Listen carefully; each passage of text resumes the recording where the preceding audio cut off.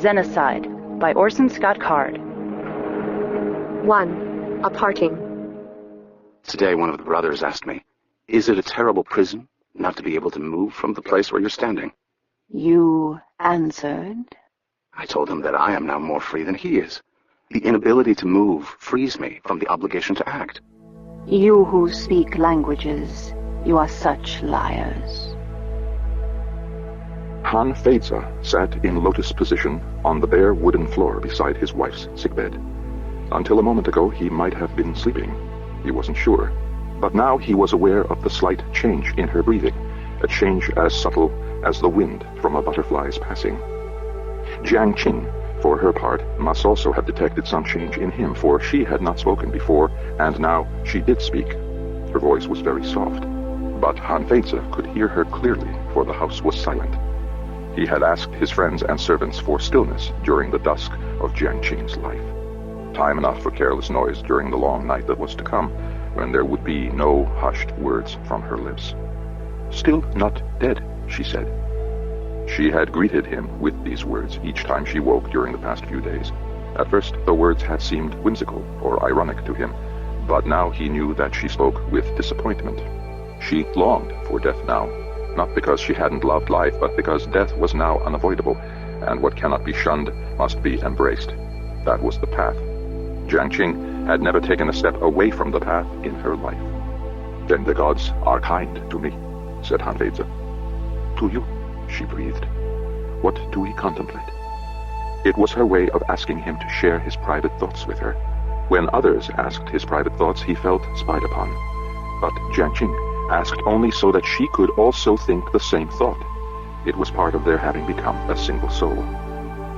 "We are contemplating the nature of desire," said Han Feiza. "Whose desire?" she asked. "And for what?"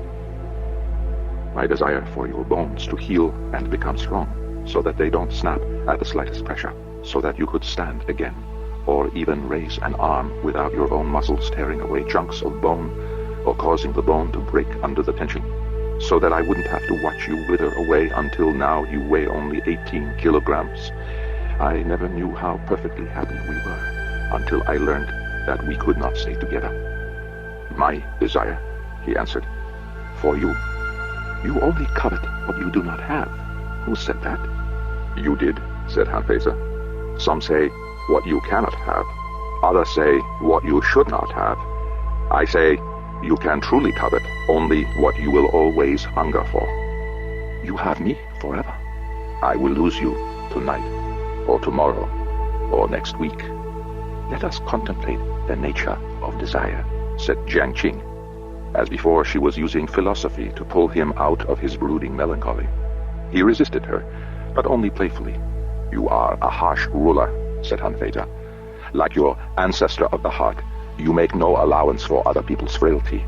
Jiang Qing was named for a revolutionary leader of the ancient past, who had tried to lead the people onto a new path, but was overthrown by weak-hearted cowards.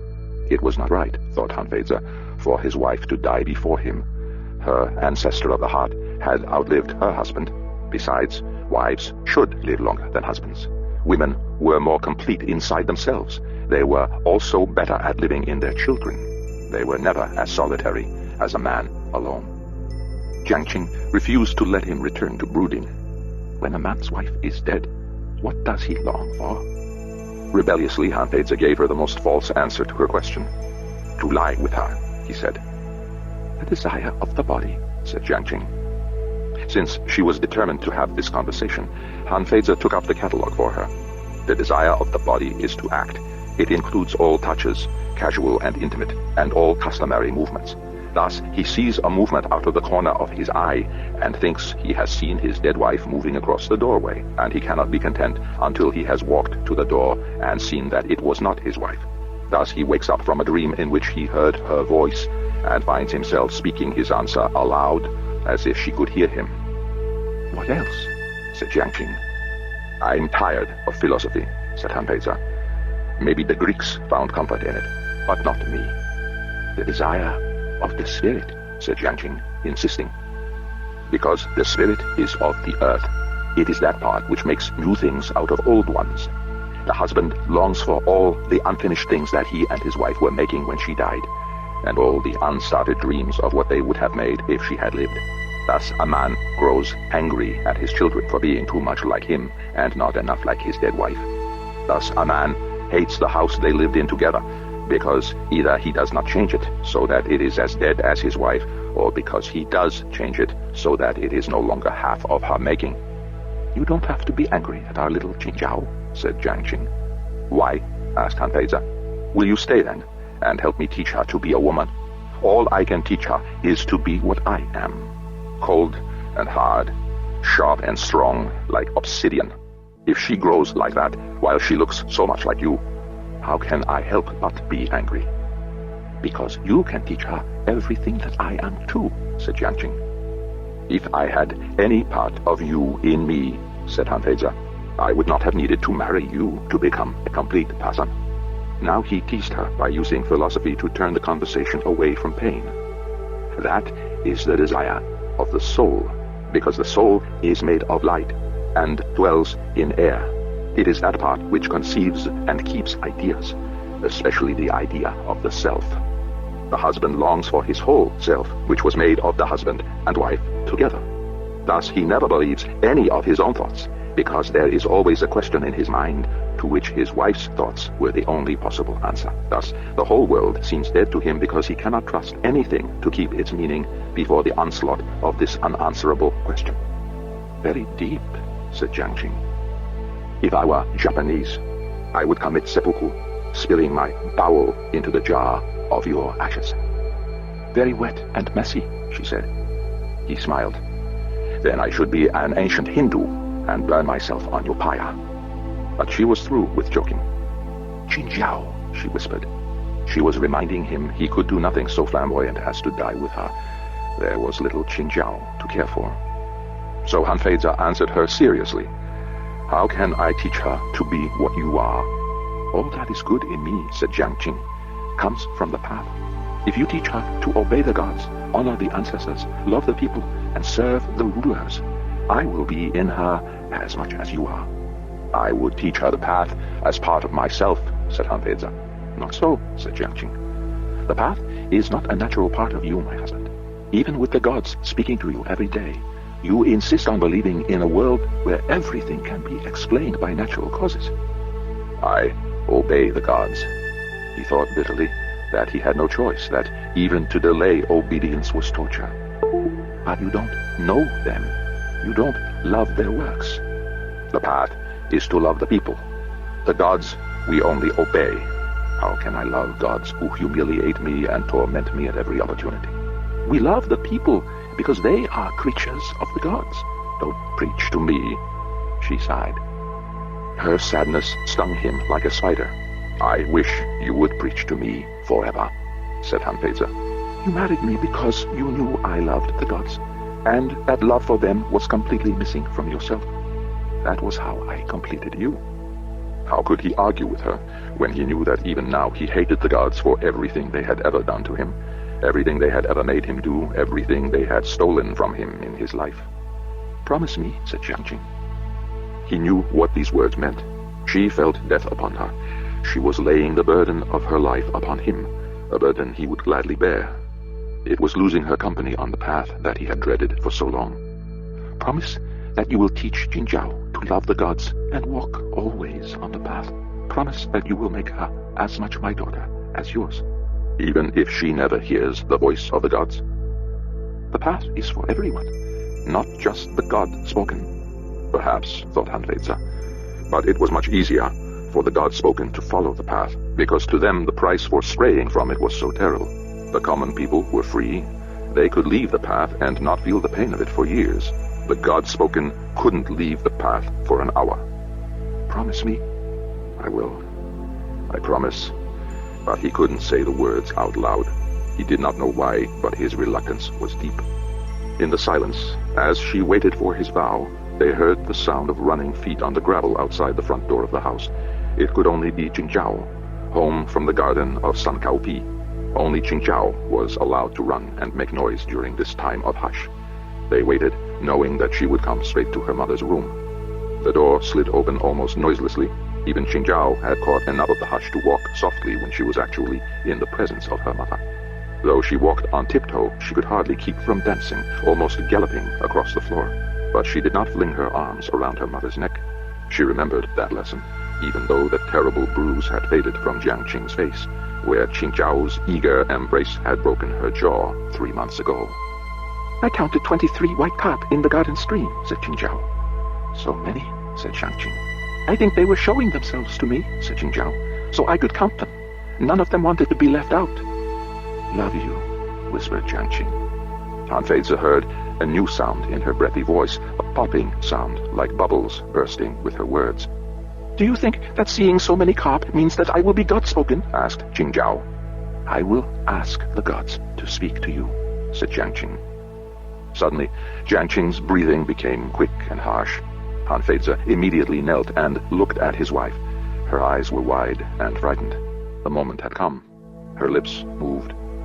Promise me, she said, though her breath could make no sound but gasping. I promise, said Hanfeize. Then her breathing stopped. What do the gods say when they talk to you? Asked Qingjiao. Your mother is very tired, said Hanfeize. You should go out now. But she didn't answer me. What do the gods say? They tell secrets, said Hanfeize. No one who hears will repeat them. Qingjiao nodded wisely. She took a step back as if to leave, but stopped. May I kiss you, Mama? Lightly on the cheek, said Hanfeize. Qingjiao, being small for a 4-year-old, did not have to bend very far at all to kiss her mother's cheek. I love you, Mama. You'd better leave now, Qingjiao, said Hanfeize. But Mama didn't say she loved me too. She did. She said it before, remember? But she's very tired and weak. Go now. He put just enough sternness in his voice that Qingjiao left without further questions.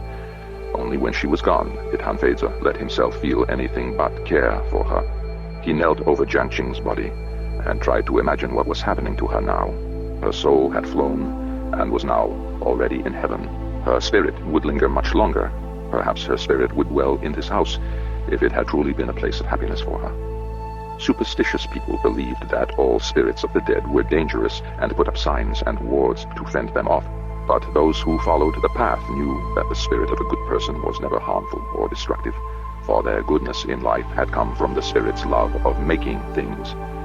Jiang Qing's spirit would be a blessing in the house for many years to come if she chose to stay.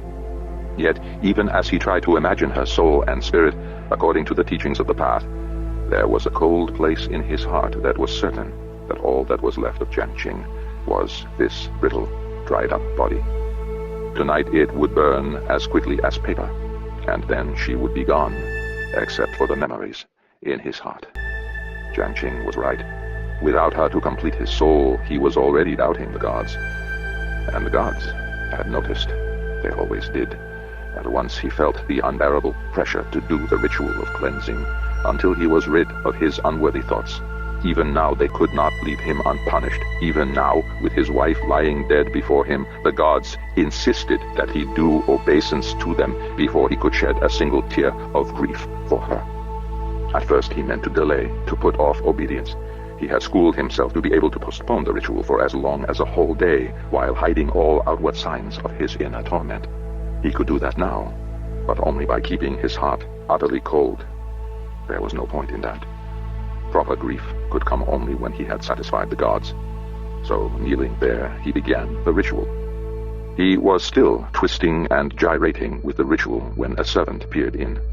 Though the servant said nothing, Hanfeize heard the faint sliding of the door and knew what the servant would assume. Jiang Qing was dead, and Hanfeize was so righteous that he was communing with the gods even before he announced her death to the household. No doubt, some would even suppose that the gods had come to take Jiang Qing, since she was known for her extraordinary holiness. No one would guess that even as Hanfeize worshipped, his heart was full of bitterness that the gods would dare demand this of him even now. Oh, gods, he thought, if I knew that by cutting off an arm, or cutting out my liver, I could be rid of you forever, I would seize the knife and relish the pain and loss, all for the sake of freedom. That thought, too, was unworthy, and required even more cleansing. It was hours before the gods at last released him, and by then he was too tired, too sick at heart to grieve. He got up and fetched the women to prepare Jiang Qing's body for the burning. At midnight, he was the last to come to the pyre, carrying a sleepy Qingzhao in his arms. She clutched in her hands the 3 papers she had written for her mother in her childish scrawl. Fish, she had written, and book, and secrets. These were the things that Qingzhao was giving to her mother to carry with her into heaven. Han Feizi had tried to guess at the thoughts in Qingzhao's mind as she wrote those words. Fish, because of the carp in the garden stream today, no doubt, and book. That was easy enough to understand, because reading aloud was one of the last things Jiang Qing could do with her daughter. But why secrets? What secrets did Qingzhao have for her mother? He could not ask. One did not discuss the paper offerings to the dead. Han Feizi set Qingzhao on her feet. She had not been deeply asleep, and so she woke at once and stood there, blinking slowly. Han Feizi whispered to her, and she rolled her papers and tucked them into her mother's sleeve. She didn't seem to mind touching her mother's cold flesh. She was too young to have learned to shudder at the touch of death. Nor did Han Feizi mind the touch of his wife's flesh as he tucked his own 3 papers into her other sleeve. What was there to fear from death now, when it had already done its worst? No one knew what was written on his papers, or they would have been horrified, for he had written, "My body, my spirit, and my soul." Thus it was that he burned himself on Jiang Qing's funeral pyre, and sent himself with her wherever it was she was going. Then Jiang Qing's secret maid, Mu Bao, laid the torch onto the sacred wood, and the pyre burst into flames. The heat of the fire was painful, and Qingzhao hid herself behind her father, only peeking around him now and then to watch her mother leave on her endless journey. Han Feizi, though, welcomed the dry heat that seared his skin and made brittle the silk of his robe. Her body had not been as dry as it seemed.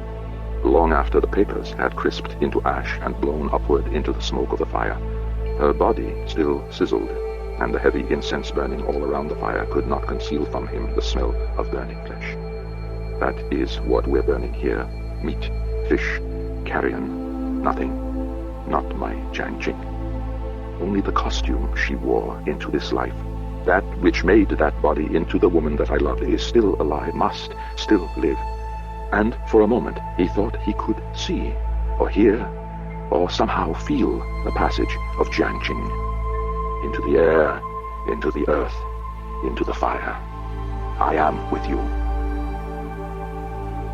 2. A meeting. The strangest thing about humans is the way they pair up, males and females, constantly at war with each other, never content to leave each other alone. They never seem to grasp the idea that males and females are separate species, with completely different needs and desires, forced to come together only to reproduce. Of course you feel that way. Your mates are nothing but mindless drones, extensions of yourself without their own identity. We know our lovers with perfect understanding. Humans invent an imaginary lover and put that mask over the face of the body in their bed. That is the tragedy of language, my friend. Those who know each other only through symbolic representations are forced to imagine each other, and because their imagination is imperfect, they are often wrong. That is the source of their misery. And some of their strength, I think. Your people and mine, each for our own evolutionary reasons, mate with vastly unequal partners. Our mates are always, hopelessly, our intellectual inferiors. Humans mate with beings who challenge their supremacy. They have conflict between mates, not because their communication is inferior to ours, but because they commune with each other at all. Valentine Wiggin read over her essay, making a few corrections here and there. When she was done, the words stood in the air over her computer terminal. She was feeling pleased with herself for having written such a deft, ironic dismemberment of the personal character of Rimus Ojman, the chairman of the cabinet of Starways Congress. Have we finished another attack on the masters of the 100 Worlds?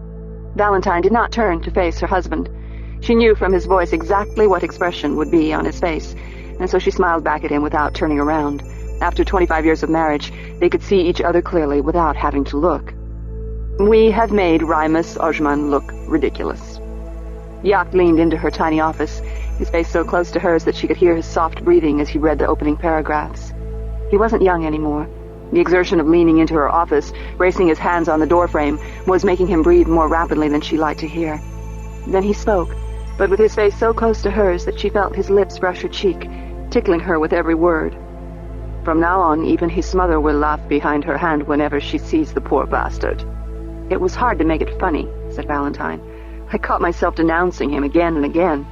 This is better. Oh, I know, if I had let my outrage show, if I had accused him of all his crimes, it would have made him seem more formidable and frightening, and the rule of law faction would have loved him all the more, while the cowards on every world would have bowed to him even lower. If they bow any lower, they'll have to buy thinner carpets, said Yacht. She laughed, but it was as much because the tickling of his lips on her cheek was becoming unbearable. It was also beginning, just a little, to tantalize her with desires that simply could not be satisfied on this voyage. The starship was too small and cramped, with all their family aboard for any real privacy. Yacht, we're almost at the midpoint. We've abstained longer than this during the Mishmish run every year of our lives. We could put a "Do Not Enter" sign on the door. Then you might just as well put out a sign that says, "Naked elderly couple reliving old memories" inside. I'm not elderly. You're over 60. If the old soldier can still stand up and salute, I say let him march in the parade. No parades till the voyage is over. It's only a couple of weeks more. We only have to complete this rendezvous with Ender's stepson, and we're back on course to Lusitania. Yacht drew away from her, pulled himself out of her doorway, and stood upright in the corridor, one of the few places on the starship where he could actually do that. He groaned as he did it, though. You creak like an old rusty door, said Valentine. I've heard you make the same sounds when you get up from your desk here. I'm not the only senile, decrepit, miserable old coot in our family. Go away and let me transmit this. I'm used to having work to do on a voyage, said Yacht. The computers do everything here, and the ship never rolls or pitches in the sea. Read a book. I worry about you. All work and no play makes Val a mean-tempered old hag. Every minute that we talk here is 8.5 hours in real time. Our time here on this starship is just as real as their time out there, said Yacht. Sometimes I wish Ender's friends hadn't figured out a way for our starship to keep up a landside link. It takes up a huge amount of computer time, said Val. Until now, only the military could communicate with starships during near light-speed flight. If Ender's friends can achieve it, then I owe it to them to use it. You're not doing all this because you owe it to somebody. That was true enough. If I write an essay every hour, Yacht, it means that to the rest of humanity, Demosthenes is publishing something only once every 3 weeks. You can't possibly write an essay every hour. You sleep, you eat. You talk, I listen. Go away, Yacht. If I'd known that saving a planet from destruction would mean my returning to a state of virginity, I'd never have agreed to it. He was only half teasing. Leaving Trondheim was a hard decision for all her family, even for her, even knowing that she was going to see Ender again. The children were all adults now, or nearly so. They saw this voyage as a great adventure. Their visions of the future were not so tied to a particular place. None of them had become a sailor like their father. All of them were becoming scholars or scientists, living the life of public discourse and private contemplation like their mother. They could live their lives, substantially unchanged anywhere, on any world. Yacht was proud of them, but disappointed that the chain of family reaching back for 7 generations on the seas of Trondheim would end with him. And now, for her sake, he had given up the sea himself. Giving up Trondheim was the hardest thing she could ever have asked of Yacht, and he had said yes without hesitation. Perhaps he would go back someday, and if he did, the oceans, the ice, the storms, the fish, the desperately sweet green meadows of summer would still be there. But his crews would be gone, were already gone. The men he had known better than his own children, better than his wife, those men were already 15 years older, and when he returned, if he returned, another 40 years would have passed. Their grandsons would be working the boats then. They wouldn't know the name of Yacht. He'd be a foreign shipowner, come from the sky, not a sailor, not a man with the stink and yellowy blood of Skrika on his hands. He would not be one of them. So when he complained that she was ignoring him, when he teased about their lack of intimacy during the voyage, there was more to it than an aging husband's playful desire. Whether he knew he was saying it or not, she understood the true meaning of his overtures. After what I've given up for you, have you nothing to give to me? And he was right. She was pushing herself harder than she needed to. She was making more sacrifices than needed to be made, requiring overmuch from him as well. It wasn't the sheer number of subversive essays that Demosthenes published during this voyage that would make the difference. What mattered was how many people read and believed what she wrote, and how many then thought and spoke and acted as enemies of Starways Congress. Perhaps more important was the hope that some within the bureaucracy of Congress itself would be moved to feel a higher allegiance to humanity and break their maddening institutional solidarity. Some would surely be changed by what she wrote. Not many, but maybe enough. And maybe it would happen in time to stop them from destroying the planet Lusitania. If not, she and Yacht and those who had given up so much to come with them on this voyage from Trondheim would reach Lusitania just in time to turn around and flee, or be destroyed along with all the others of that world. It was not unreasonable for Yacht to be tense, to want to spend more time with her. It was unreasonable for her to be so single-minded, to use every waking moment writing propaganda. You make the sign for the door, and I'll make sure you aren't alone in the room. Woman, you make my heart go flip-flop like a dying flounder, said Yacht. You are so romantic when you talk like a fisherman, said Valentine. The children will have a good laugh knowing you couldn't keep your hands off me even for the 3 weeks of this voyage. They have our genes. They should be rooting for us to stay randy till we're well into our 2nd century. I'm well into my 4th millennium. When, oh when, can I expect you in my stateroom, ancient one? When I've transmitted this essay. And how long will that be? Sometime after you go away and leave me alone. With a deep sigh that was more theater than genuine misery, he padded off down the carpeted corridor. After a moment there came a clanging sound, and she heard him yelp in pain. In mock pain, of course. He had accidentally hit the metal beam with his head on the first day of the voyage, but ever since then his collisions had been deliberate, for comic effect. No one ever laughed out loud, of course. That was a family tradition, not to laugh when Yacht pulled one of his physical gags.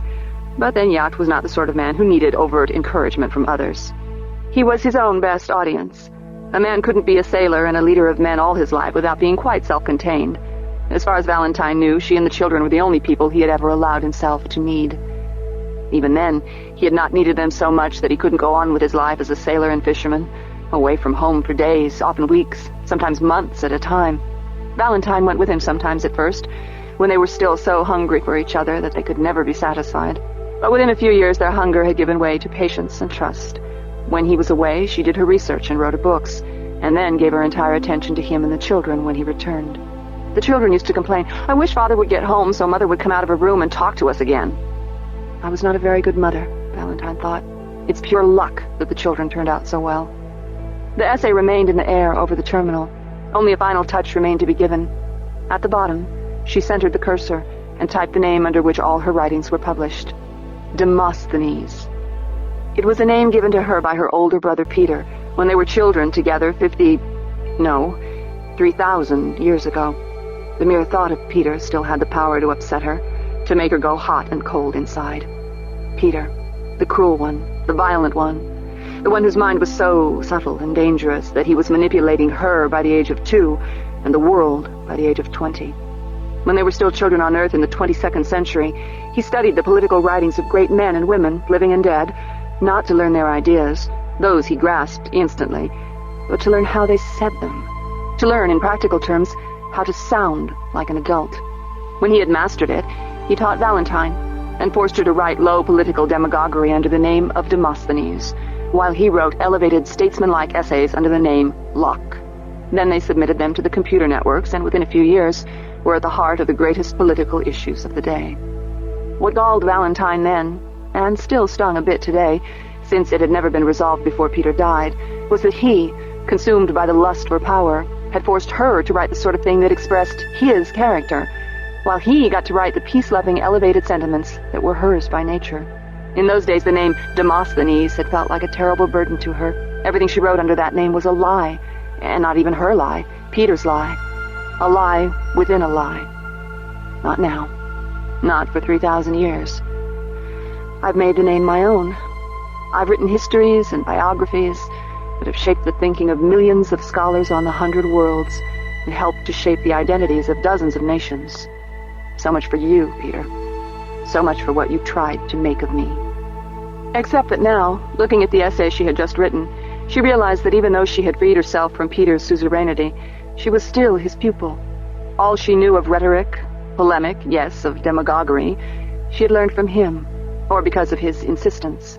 And now, though she was using it in a noble cause, she was nevertheless doing exactly the sort of political manipulation that Peter had loved so much. Peter had gone on to become hegemon, ruler of all humanity for 60 years at the beginning of the Great Expansion.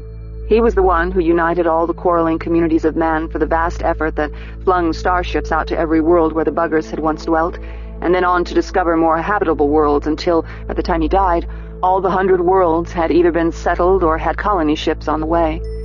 It was almost 1,000 years after that, of course, before Starways Congress once again united all of humankind under one government. But the memory of the first true hegemon, the hegemon, was at the heart of the story that made human unity possible. Out of a moral wasteland like Peter's soul came harmony and unity and peace. While Ender's legacy, as far as humanity remembered, was murder, slaughter, Xenocide. Ender, Valentine's younger brother, the man she and her family were voyaging to see, he was the tender one. The brother she loved and, in the earliest years, tried to protect. He was the good one. Oh, yes, he had a streak of ruthlessness that rivaled Peter's, but he had the decency to be appalled by his own brutality. She had loved him as fervently as she had loathed Peter, and when Peter exiled his younger brother from the Earth that Peter was determined to rule, Valentine went with Ender, her final repudiation of Peter's personal hegemony over her. And here I am again, thought Valentine, back in the business of politics. She spoke sharply in a clipped voice that told her terminal that she was giving it a command. "Transmit," she said. The word transmitting appeared in the air above her essay. Ordinarily, back when she was writing scholarly works, she would have had to specify a destination, submit the essay to a publisher through some roundabout pathway so that it could not readily be traced to Valentine Wiggin. Now, though, a subversive friend of Ender's, working under the obvious code name of Jane, was taking care of all that for her, managing the tricky business of translating an Ansible message from a ship going at near light speed to a message readable by a planet-bound Ansible for which time was passing more than 500 times faster.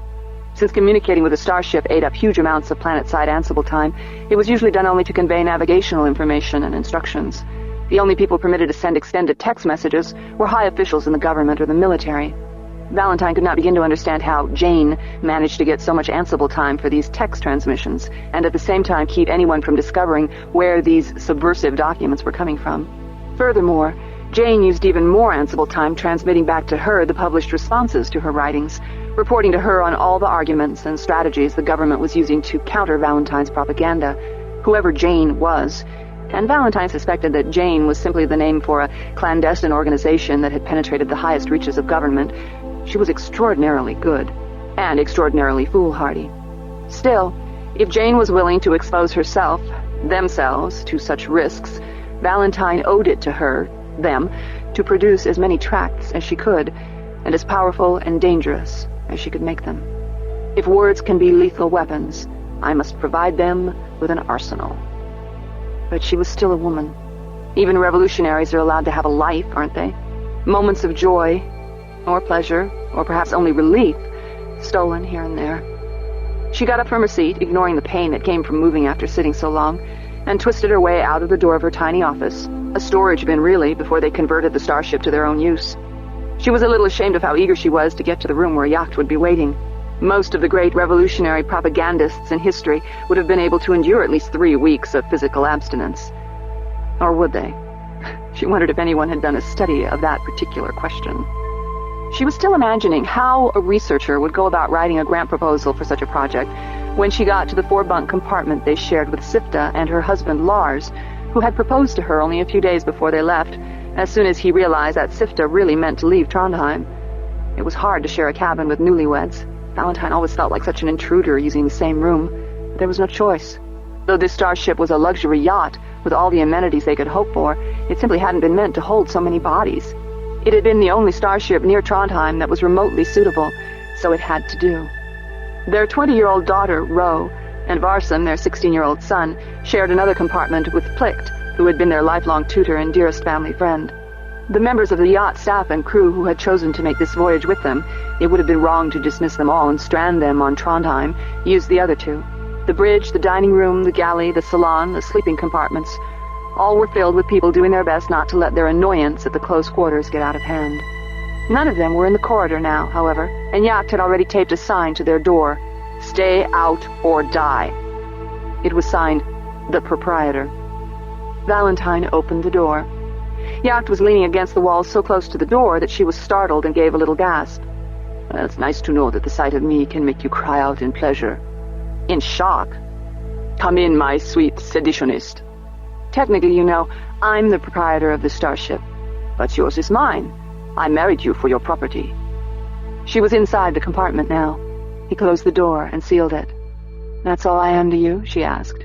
Real estate? A little plot of ground where I can plow and plant and harvest, all in their proper season. He reached out to her. She stepped into his arms. His hand slid lightly up her back, cradled her shoulders. She felt contained in his embrace, never confined. It's late in the autumn, she said, getting on toward winter. Time to harrow, perhaps, said Yacht. Or perhaps it's already time to kindle up the fire and keep the old hut warm before the snow comes. He kissed her, and it felt like the first time. If you asked me to marry you all over again today, I'd say yes, said Valentine. And if I'd only met you for the first time today, I'd ask. They had said the same words many, many times before, yet they still smiled to hear them, because they were still true. The two starships had almost completed their vast ballet, dancing through space in great leaps and delicate turns, until at last they could meet and touch. Miro Ribera had watched the whole process from the bridge of his starship, his shoulders hunched, his head leaned back on the headrest of the seat. To others, this posture always looked awkward. Back on Lusitania, whenever Mother caught him sitting that way, she would come and fuss over him, insist on bringing him a pillow so he could be comfortable. She never seemed to grasp the idea that it was only in that hunched, awkward-seeming posture that his head would remain upright without any conscious effort on his part. He would endure her ministrations because it wasn't worth the effort to argue with her. Mother was always moving and thinking so quickly, it was almost impossible for her to slow down enough to listen to him. Since the brain damage he had suffered passing through the disruptor field that separated the human colony and the piggies' forest, his speech had been unbearably slow, painful to produce, and difficult to understand. Miro's brother, Keen, the religious one, had told him that he should be grateful to God that he was able to speak at all. The first few days he had been incapable of communicating except through alphabetic scanning, spelling out messages letter by letter. In some ways, though, spelling things out had been better. At least then, Miro had been silent. He hadn't had to listen to his own voice. The thick, awkward sound, the agonizing slowness of it. Who in his family had the patience to listen to him? Even the ones who tried, his next younger sister, Ella, his friend and stepfather, Andrew Wiggin, the speaker for the dead, and King, of course. He could feel their impatience. They tended to finish his sentences for him. They needed to hurry things. So even though they said they wanted to talk with him, even though they actually sat and listened as he spoke, he still couldn't speak freely to them. He couldn't talk about ideas. He couldn't speak in long, involved sentences, because by the time he got to the end, his listeners would have lost track of the beginning. The human brain, Miro had concluded, just like a computer, can only receive data at certain speeds. If you get too slow, the listener's attention wanders and the information is lost. Not just the listeners, either. Miro had to be fair. He was as impatient with himself as they were. When he thought of the sheer effort involved in explaining a complicated idea, when he anticipated trying to form the words with lips and tongue and jaws that wouldn't obey him, when he thought of how long it would all take, he usually felt too weary to speak. His mind raced on, as fast as ever, thinking so many thoughts that at times Miro wanted his brain to shut down, to be silent and give him peace. But his thoughts remained his own, unshared. Except with Jane. He could speak to Jane. She had come to him first on his terminal at home, her face taking form on the screen. "I'm a friend of the speaker for the dead," she had told him. "I think we can get this computer to be a little more responsive." From then on, Miro had found that Jane was the only person he could talk to easily. For one thing, she was infinitely patient. She never finished his sentences. She could wait for him to finish them himself, so that he never felt rushed, never felt that he was boring her. Perhaps even more important, he didn't have to form his words as fully for her as he did for his human listeners. Andrew had given him a personal terminal, a computer transceiver encased in a jewel like the one Andrew wore in his own ear. From that vantage point, using the jewel's sensors, Jane could detect every sound he made, every motion of the muscles in his head. He didn't have to complete each sound. He had only to begin it, and she would understand. So he could be lazy. He could speak more quickly and be understood. And he could also speak silently. He could sub-vocalize. He didn't have to use that awkward, barking, yowling voice that was all his throat could produce now. so that when he was talking to Jane, he could speak quickly, naturally, without any reminder that he was crippled. With Jane, he could feel like himself. Now he sat on the bridge of the cargo ship that had brought the speaker for the dead to Lusitania only a few months ago. He dreaded the rendezvous with Valentine's ship. If he could have thought of somewhere else to go, he might have gone there. He had no desire to meet Andrew's sister Valentine or anybody else. If he could have stayed alone in the starship forever, speaking only to Jane, he would have been content. No, he wouldn't. He would never be content again. At least this Valentine and her family would be somebody new. On Lusitania, he knew everybody, or at least everybody that he valued, all the scientific community there, the people of education and understanding. He knew them all so well that he could not help but see their pity, their grief, their frustration at what had become of him. When they looked at him, all they could see was the difference between what he was before and what he was now. All they could see was loss. There was a chance that new people, Valentine and her family, would be able to look at him and see something else. Even that was unlikely, though. Strangers would look at him and see less, not more, than those who had known him before he was crippled. At least Mother and Andrew and Ella and Wanda and all the others knew that he had a mind, knew that he was capable of understanding ideas. What will new people think when they see me? They'll see a body that's already atrophying, hunched over. They'll see me walk with a shuffling gait. They'll watch me use my hands like paws, clutching a spoon like a 3-year-old. They'll hear my thick, half-intelligible speech, and they'll know that such a person cannot possibly understand anything complicated or difficult. Why did I come? I didn't come. I went. I wasn't coming here to meet these people. I was leaving there, getting away. Only I tricked myself. I thought of leaving on a 30-year voyage, which is only how it will seem to them. To me, I've been gone only a week and a half. No time at all. And already my time of solitude is over. My time of being alone with Jane, who listens to me as if I were still a human being, is done. Almost. Almost he said the words that would have aborted the rendezvous. He could have stolen Andrew's starship and taken off on a voyage that would last forever without having to face another living soul. But such a nihilistic act was not in him. Not yet. He had not yet despaired, he decided.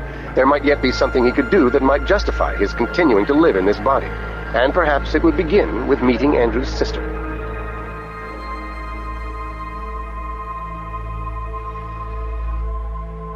The ships were now joining, the umbilicals snaking outward and searching, groping till they met each other.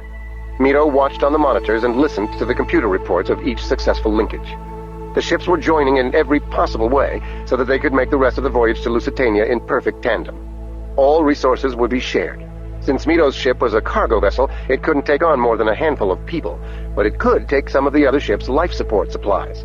Together, the two ships' computers were figuring out a perfect balance. Once they had calculated the load, they worked out exactly how fast each ship should accelerate as they made the park shift to get them both back to near light speed at exactly the same pace. It was an extremely delicate and complicated negotiation between two computers that had to know almost perfectly what their ships carried and how they could perform. It was finished before the passage tube between the ships was fully connected. Miro heard the footsteps scuffing along the corridor from the tube. He turned his chair, slowly because he did everything slowly, and saw her coming toward him. Stooped over, but not very much because she wasn't that tall to begin with. Hair mostly white with a few strands of mousy brown. When she stood, he looked at her face and judged her. Old, but not elderly. If she was nervous about this meeting, it didn't show. But then from what Andrew and Jane had told him about her, she had met a lot of people who were a good deal more fearsome than a 20-year-old cripple. "Miro?" she asked. "Who else?" he said. It took a moment, just a heartbeat, for her to process the strange sounds that came out of his mouth and recognize the words. He was used to that pause now, but he still hated it. "I'm Valentine," she said. "I know," he answered. He wasn't making this any easier with his laconic replies, but what else was there to say? This wasn't exactly a meeting between heads of state with a list of vital decisions to make. But he had to make some effort, if only not to seem hostile. "Your name, Miro, it means I look, doesn't it?" "I look closely. Maybe I pay attention." "It's really not that hard to understand you," said Valentine. He was startled that she addressed the matter so openly. "I think I'm having more problems with your Portuguese accent than with the brain damage." For a moment it felt like a hammer in his heart. She was speaking more frankly about his situation than anyone except Andrew. But then she was Andrew's sister, wasn't she? He should have expected her to be plain-spoken. "Or do you prefer that we pretend that it isn't a barrier between you and other people?" Apparently she had sensed his shock. But that was over, and now it occurred to him that he probably shouldn't be annoyed, that he should probably be glad that they wouldn't have to sidestep the issue. Yet he was annoyed, and it took him a moment to think why. Then he knew. "My brain damage isn't your problem," he said. "If it makes it hard for me to understand you, then it's a problem I have to deal with. Don't get prickly with me already, young man. I have only begun to bother you, and you have only begun to bother me. So don't get steamed up because I happened to mention your brain damage as being somehow my problem. I have no intention of watching every word I say for fear I'll offend an oversensitive young man who thinks the whole world revolves around his disappointments." Nero was furious that she had judged him already, and so harshly. It was unfair, not at all what the author of Demosthenes' hierarchy ought to be like. "I don't think the whole world revolves around my disappointments, but don't you think you can come in here and run things on my ship?" That's what annoyed him, not her words. She was right, her words were nothing. It was her attitude, her complete self-confidence. He wasn't used to people looking at him without shock or pity. She sat down in the seat next to him. He swiveled to face her. She, for her part, did not look away. Indeed, she pointedly scanned his body, head to toe, looking him over with an air of cool appraisal. "He said you were tough. He said you had been twisted, but not broken." "Are you supposed to be my therapist?" "Are you supposed to be my enemy?" "Should I be?" asked Nero. "No more than I should be your therapist. Andrew didn't have us meet so I could heal you. He had us meet so you could help me. If you're not going to, fine. If you are, fine.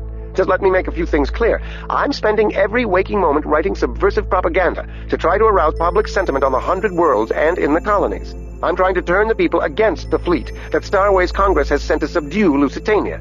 Your world, not mine, I might add." "Your brother's there." He was not about to let her claim complete altruism. "Yes, we both have family there, and we both are concerned about keeping the Pequeninos from destruction.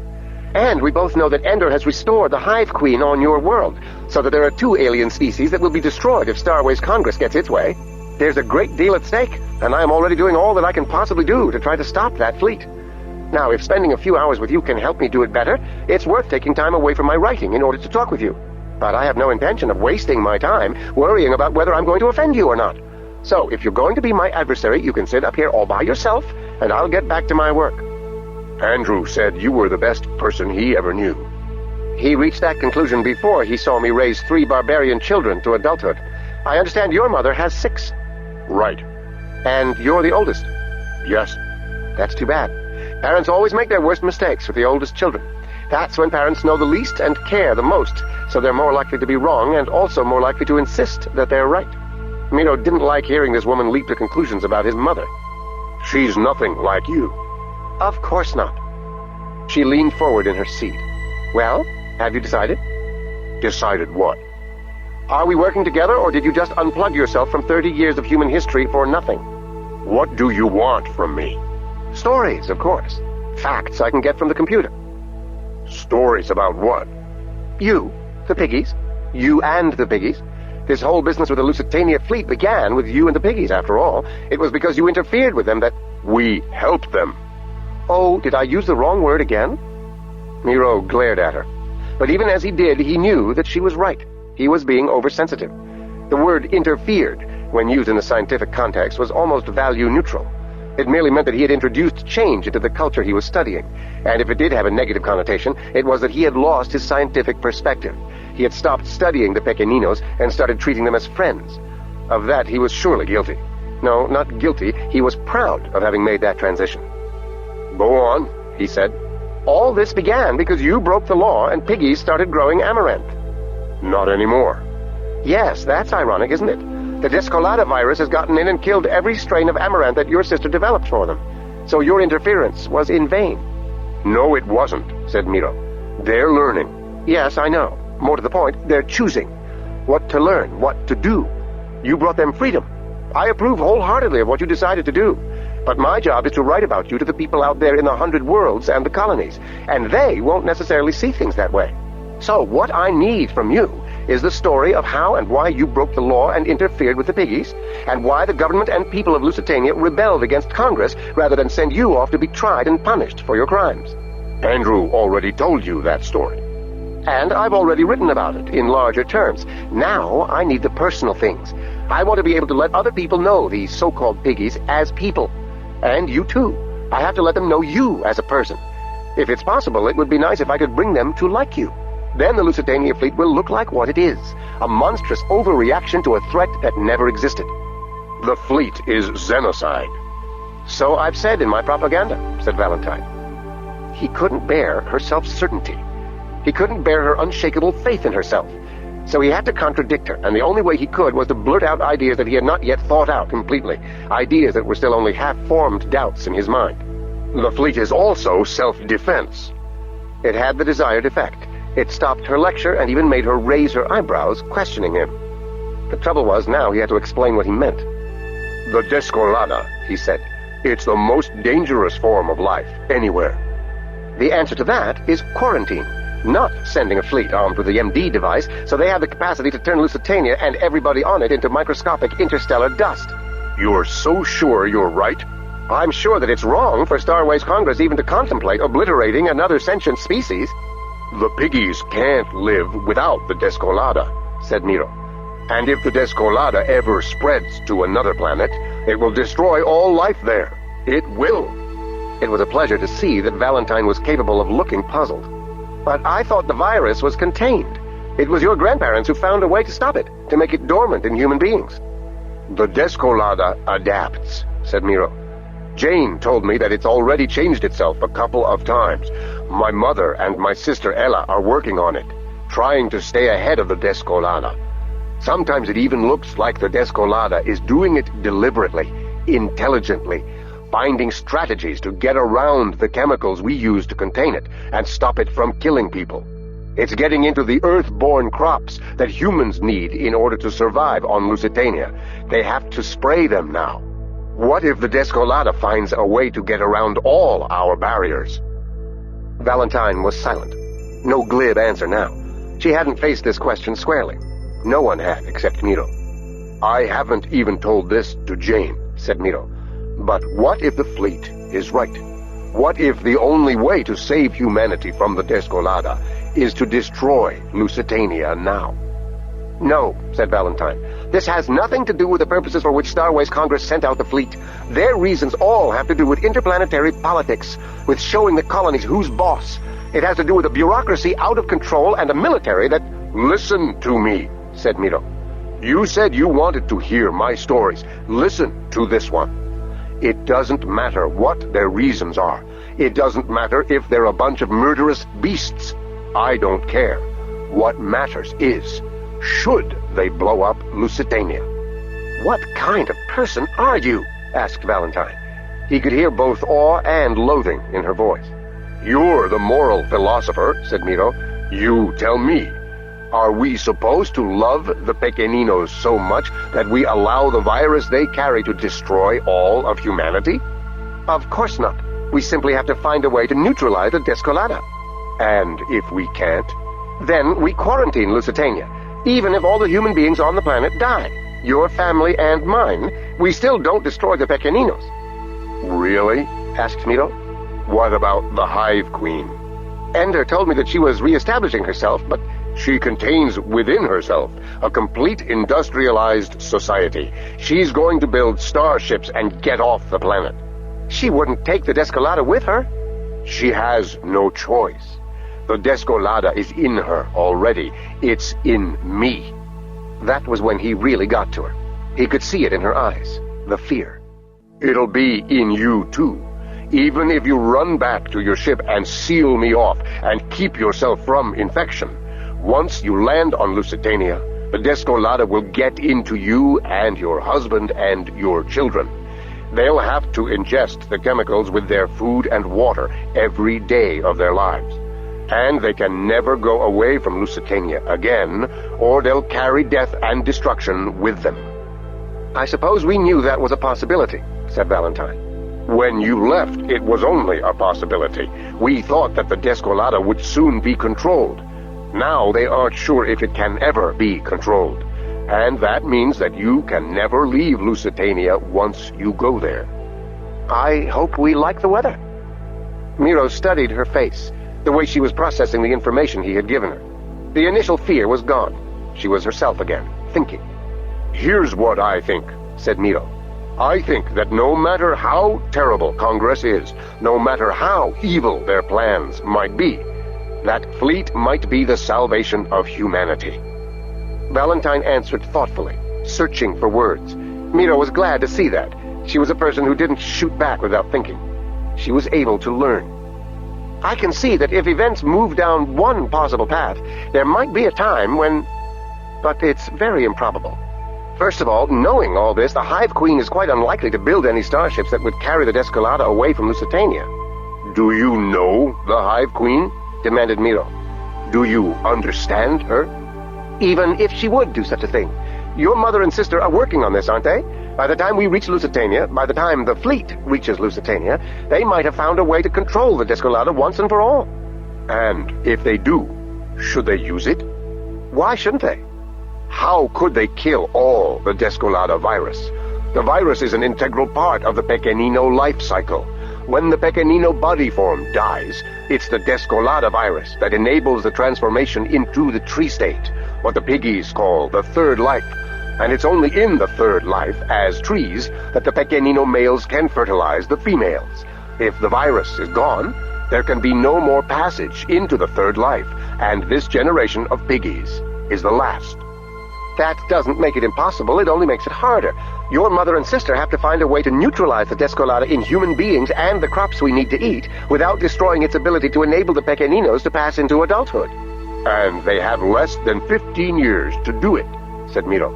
Not likely, but not impossible. Yes, there's a chance, and on the strength of that chance, you want to get rid of the fleet. The fleet is being sent to destroy Lusitania whether we control the Descolada virus or not. And I say it again, the motive of the senders is irrelevant. No matter what the reason, the destruction of Lusitania may be the only sure protection for all the rest of humanity. And I say you're wrong. You're Demosthenes, aren't you? Andrew said you were. Yes. So you thought up the hierarchy of foreignness. Utlannings are strangers from our own world. Frumlings are strangers of our own species, but from another world. Ramen are strangers of another species, but capable of communication with us, capable of coexistence with humanity. Last are Varelze. And what are they? The Pequeninos are not Varelze, neither is the Hive Queen. But the Descolada is Varelze, an alien life form that's capable of destroying all of humanity. Unless we can tame it. Yet which we cannot possibly communicate with. An alien species that we cannot live with. You're the one who said that in that case, war is unavoidable.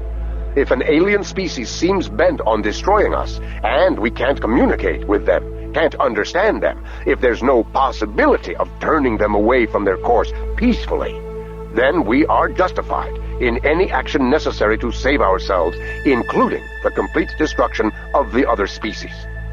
Yes, said Valentine. But what if we must destroy the Descolada, and yet we can't destroy the Descolada without also destroying every living Pequenino, the Hive Queen, and every human being on Lusitania?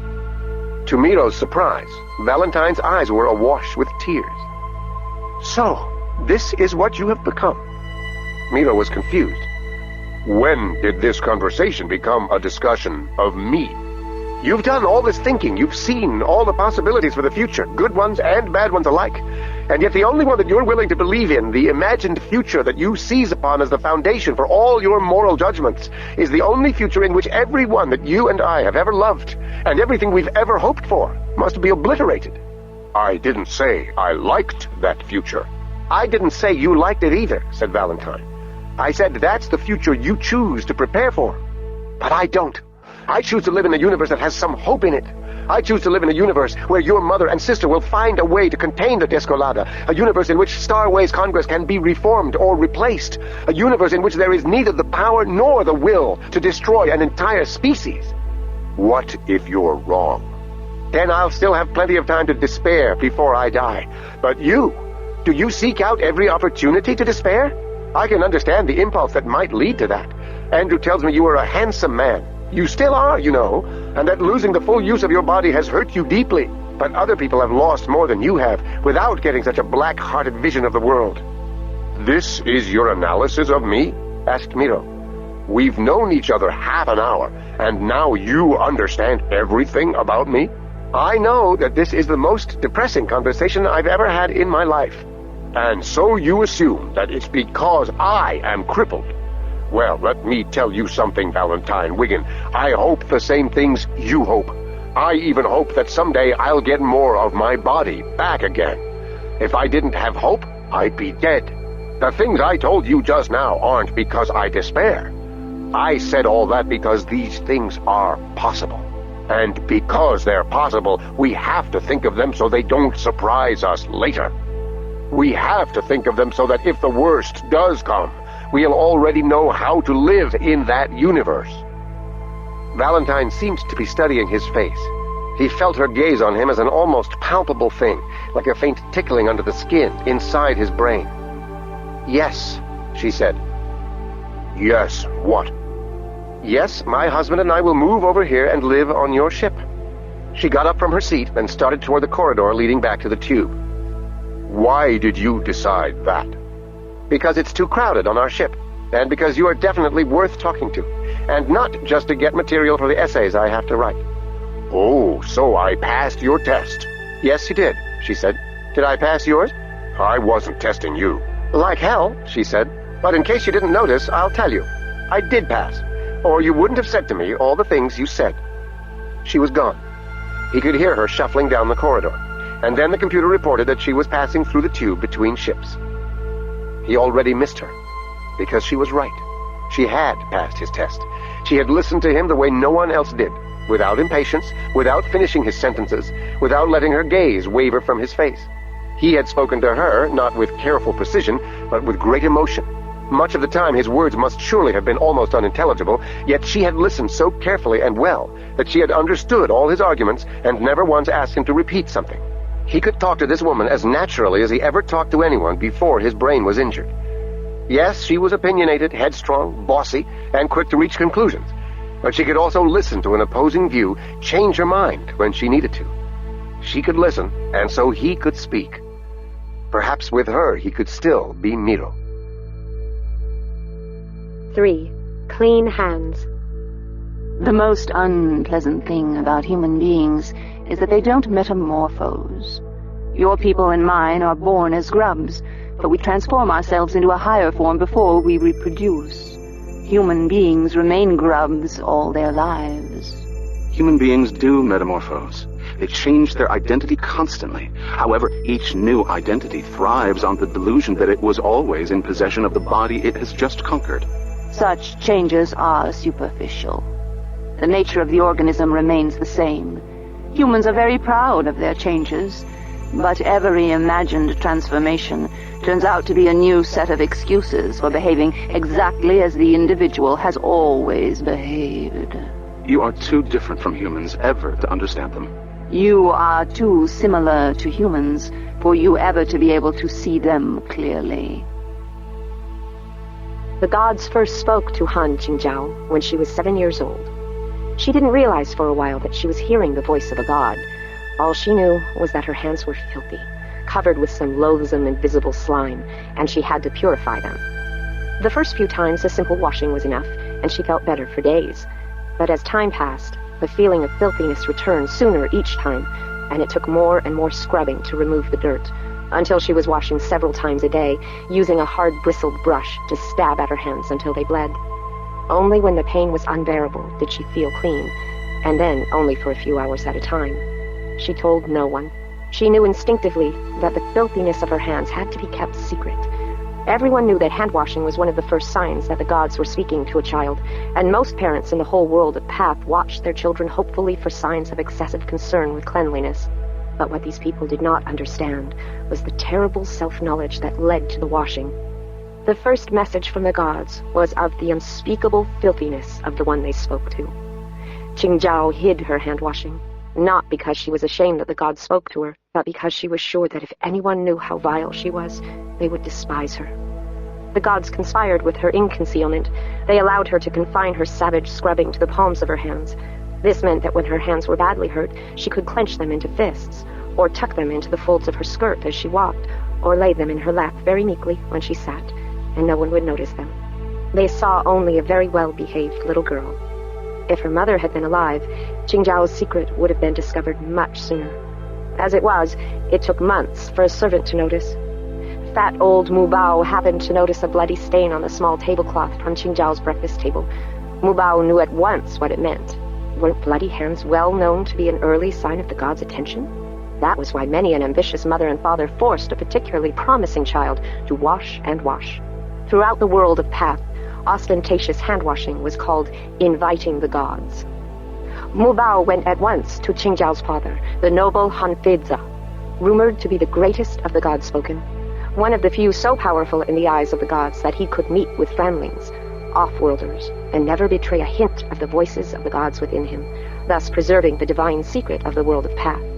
He would be grateful to hear the news, and Mu Bao would be honored for having been the first to see the gods in Qingzhao. Within an hour, Han Feizi had gathered up his beloved little Qingzhao, and together they rode in a sedan chair to the temple at Rockfall.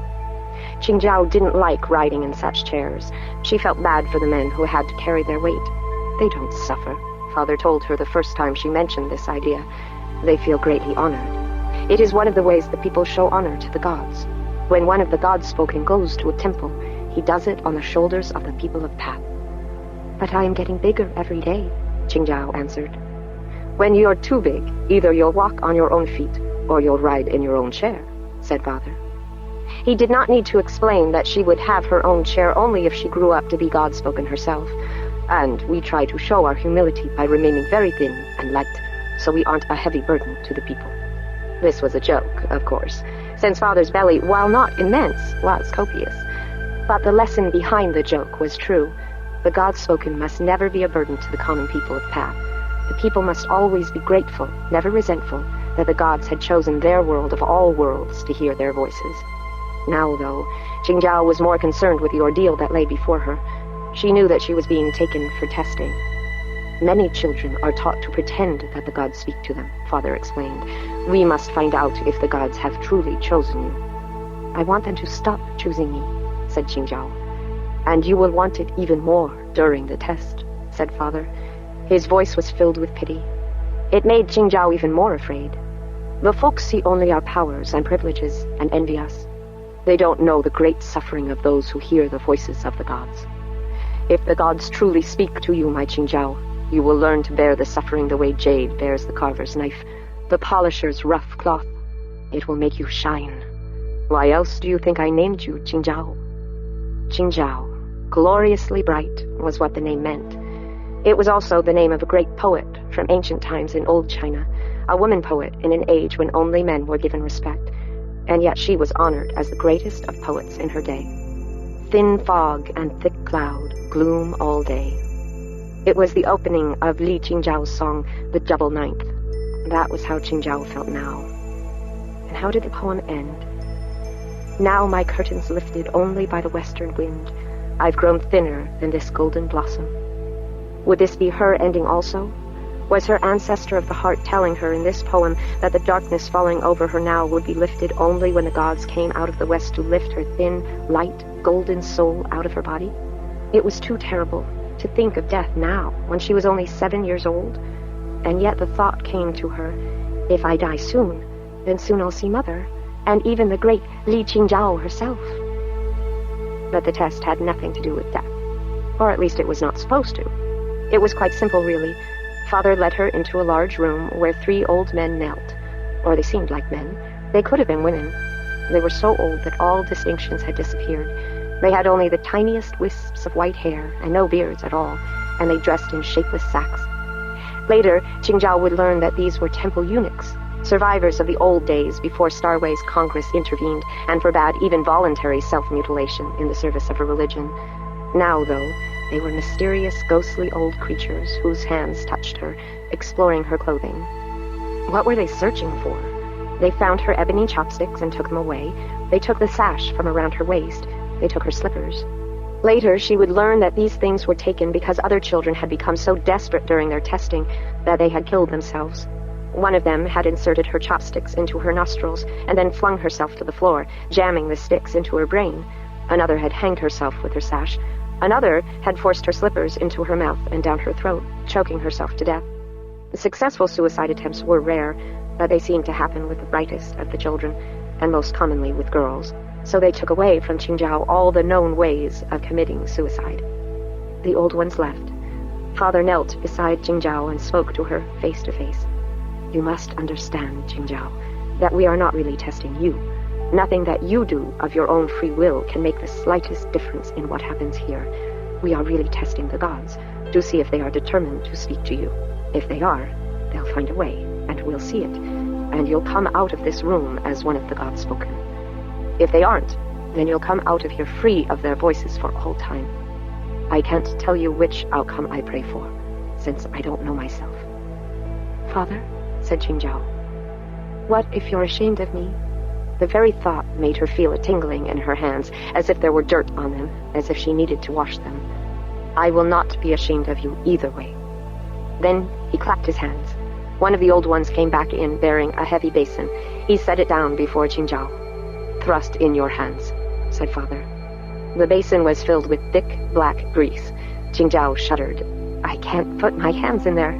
Father reached out, took her by the forearms, and forced her hands down into the muck. Jingzhao cried out. Her father had never used force with her before, and when he let go of her arms, her hands were covered with clammy slime.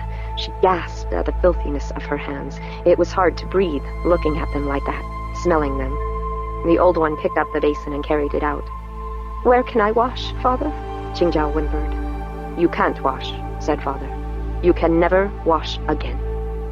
And because Jingzhao was a child, she believed him, not guessing that his words were part of the test.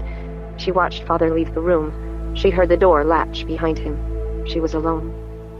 At first, she simply held her hands out in front of her, making sure they didn't touch any part of her clothing. She searched desperately for somewhere to wash, but there was no water, nor even a cloth.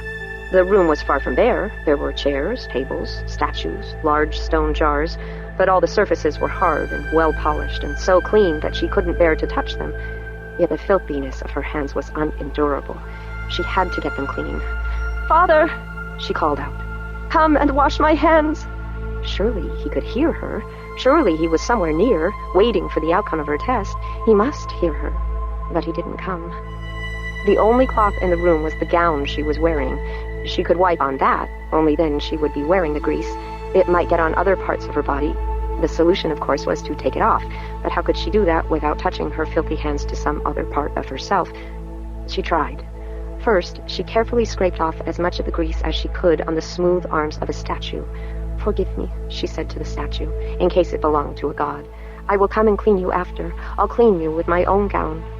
Then she reached back over her shoulders and gathered the cloth on her back, pulling up on the gown to draw it over her head. Her greasy fingers slipped on the silk. She could feel the slime cold on her bare back as it penetrated the silk. I'll clean it after, she thought. At last she got a firm enough grasp of the fabric that she could pull off the gown. It slid over her head, but even before it was completely off, she knew that things were worse than ever, for some of the grease was in her long hair, and that hair had fallen onto her face, and now she had filth not just on her hands, but also on her back, in her hair, on her face. Still she tried. She got the gown the rest of the way off, then carefully wiped her hands on one small part of the fabric. Then she wiped her face on another, but it was no good. Some of the grease clung to her no matter what she did. Her face felt as if the silk of her gown had only smeared the grease around instead of lifting it away. She had never been so hopelessly grimy in her life. It was unbearable, and yet she couldn't get rid of it. Father, come take me away. I don't want to be God-spoken. He didn't come. She began to cry. The trouble with crying was that it didn't work. The more she cried, the filthier she felt. The desperate need to be clean overpowered even her weeping.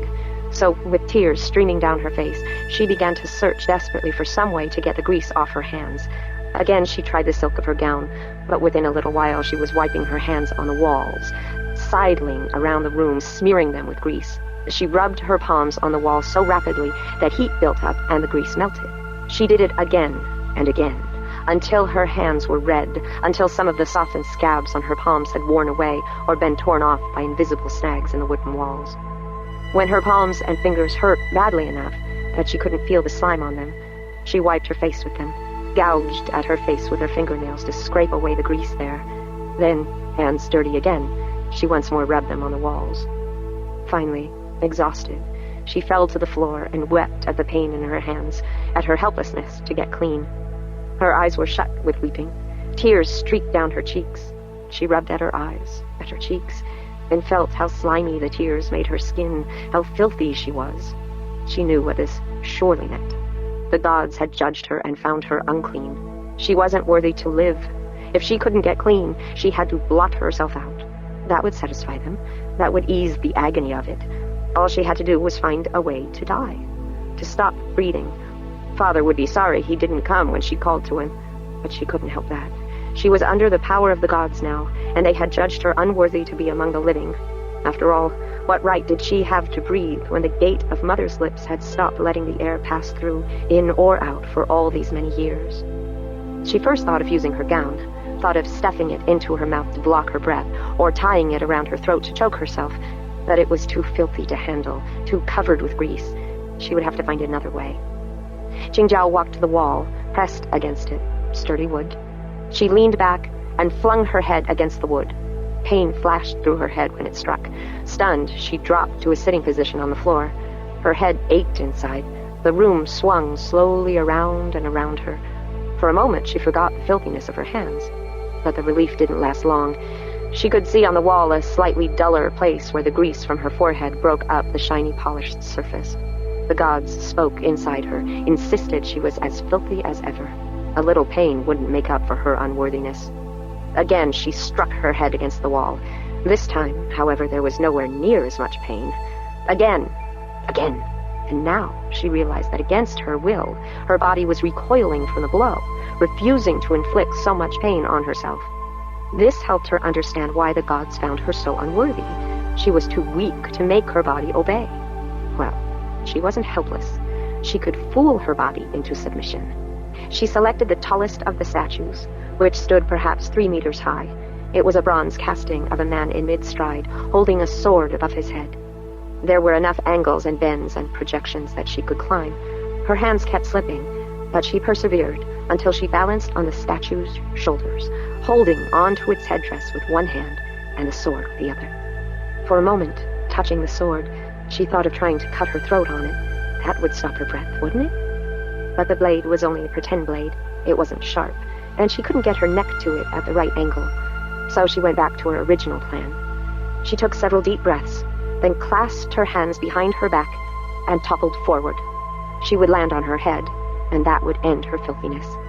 As the floor rushed upward, however, she lost control of herself. She screamed.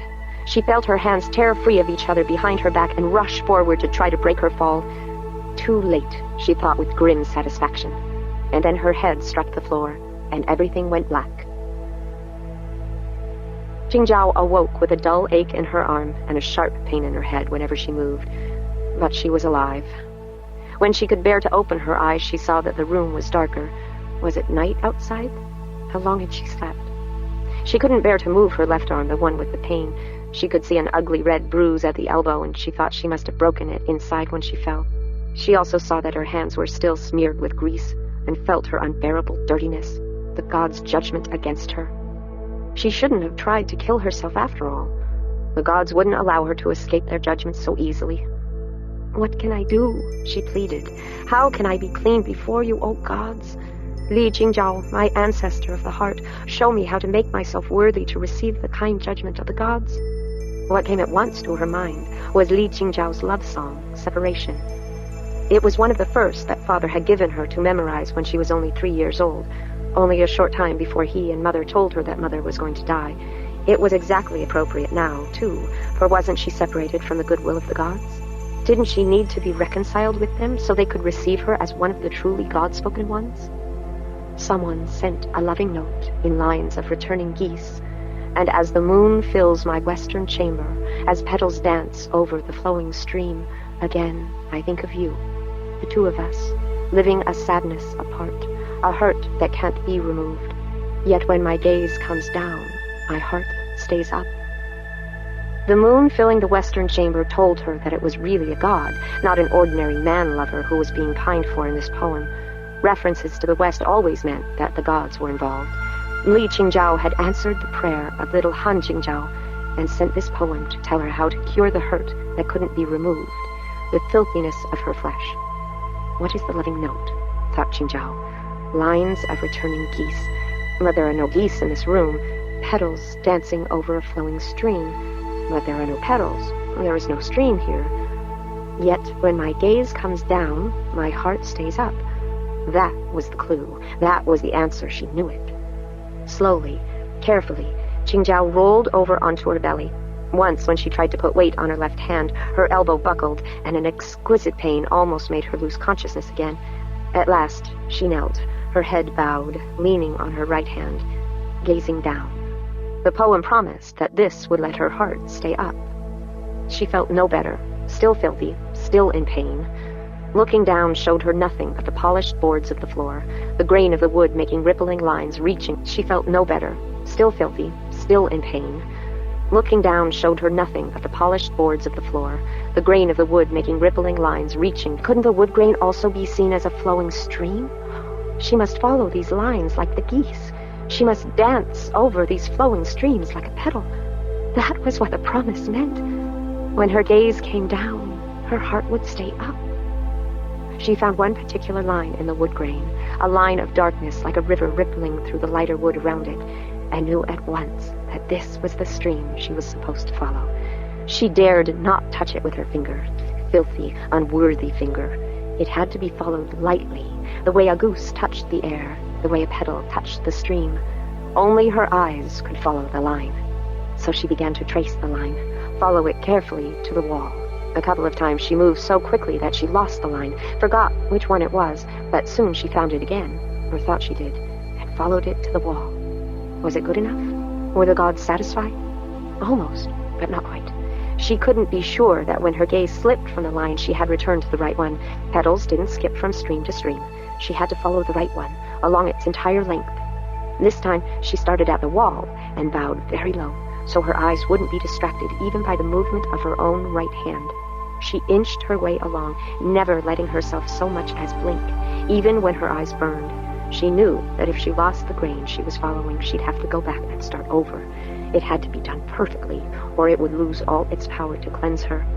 It took forever. She did blink, but not haphazardly, by accident. When her eyes burned too much, she would bow down until her left eye was directly over the grain. Then she would close the other eye for a moment. Her right eye relieved, she would open it, then put that eye directly over the line in the wood and close the left. This way, she was able to make it halfway across the room until the board ended, butting up against another. She wasn't sure whether that was good enough, whether it was enough to finish the board, or if she needed to find another wood grain line to follow. She made as if to get up, testing the gods, to see if they were satisfied. She half rose, felt nothing. She stood, and still she was at ease. They were satisfied. They were pleased with her. Now the grease on her skin felt like nothing more than a little oil. There was no need for washing, not at this moment, for she had found another way to cleanse herself, another way for the gods to discipline her. Slowly, she lay back on the floor, smiling, weeping softly in joy.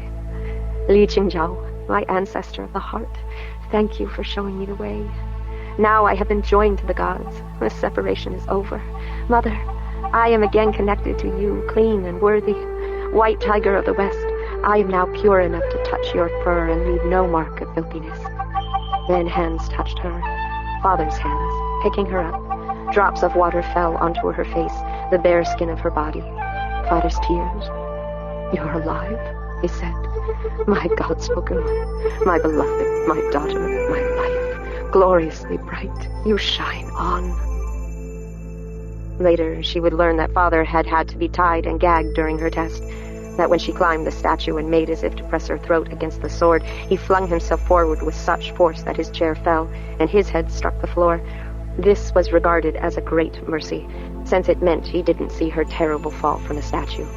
He wept for her all the time she lay unconscious, and then, when she rose to her knees and began to trace the wood grains on the floor, he was the one who realized what it meant. Look, he whispered.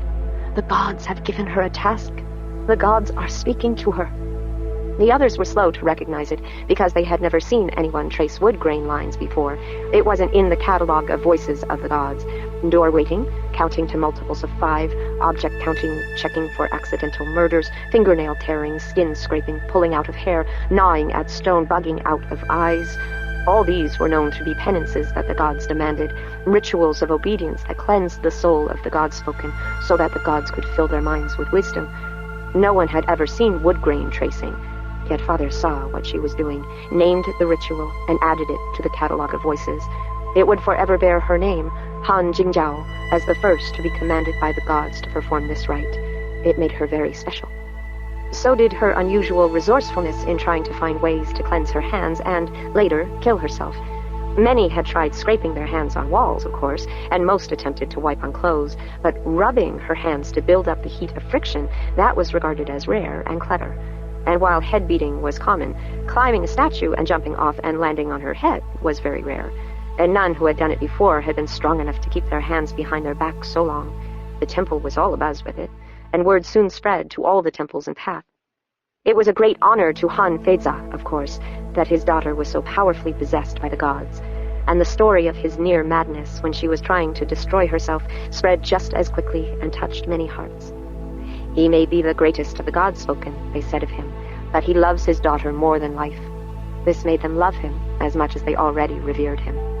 It was then that the people began whispering about the possible godhood of Han Feiza. He is great and strong enough that the gods will listen to him, said the people who favored him. Yet he is so affectionate that he will always love the people of the planet Path and try to do good for us. Isn't this what the god of a world ought to be? Of course, it was impossible to decide now. A man could not be chosen to be god of a village, let alone of a whole world, until he died. How could you judge what sort of god he'd be until his whole life, from beginning to end, was known? These whispers came to Jingjiao's ears many times as she grew older, and the knowledge that her father might well be chosen god of Path became one of the beacons of her life. But at the time, and forever in her memory, she remembered that his hands were the ones that carried her bruised and twisted body to the bed of healing. His eyes were the ones that dropped warm tears onto her cold skin. His voice was the one that whispered, in the beautiful, passionate tones of the old language, "My beloved, my gloriously bright, never take your light from my life. Whatever happens, never harm yourself, or I will surely die." 4. Jane. So many of your people are becoming Christians, believing in the God these humans brought with them. You don't believe in God? The question never came up. We have always remembered how we began. You evolved. We were created. By a virus. By a virus that God created in order to create us. So you, too, are a believer? I understand belief. No. You desire belief. I desire it enough to act as if I believed. Maybe that's what faith is. Or deliberate insanity. It turned out not to be just Valentine and Yacht who came over to Miro's ship. Plicht also came, without invitation, and installed herself in a miserable little cubicle where there wasn't even room to stretch out completely. She was the anomaly on the voyage. Not family, not crew, but a friend. Plicht had been a student of Ender's when he was on Trondheim as a speaker for the dead. She had figured out, quite independently, that Andrew Wiggin was the speaker for the dead, and that he was also the Ender Wiggin.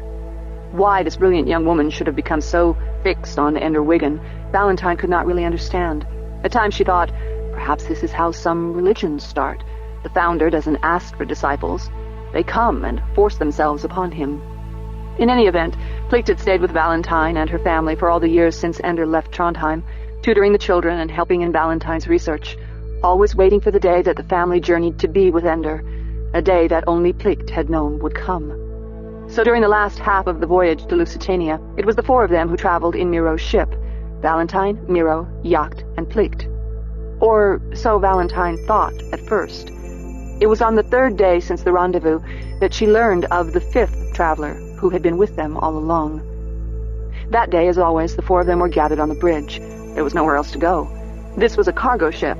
Besides the bridge and the sleeping quarters, there was only a tiny galley and the toilet. All the other space was designed to hold cargo, not people, not in any kind of reasonable comfort. Valentine didn't mind the loss of privacy, though. She was slacking off now on her output of subversive essays.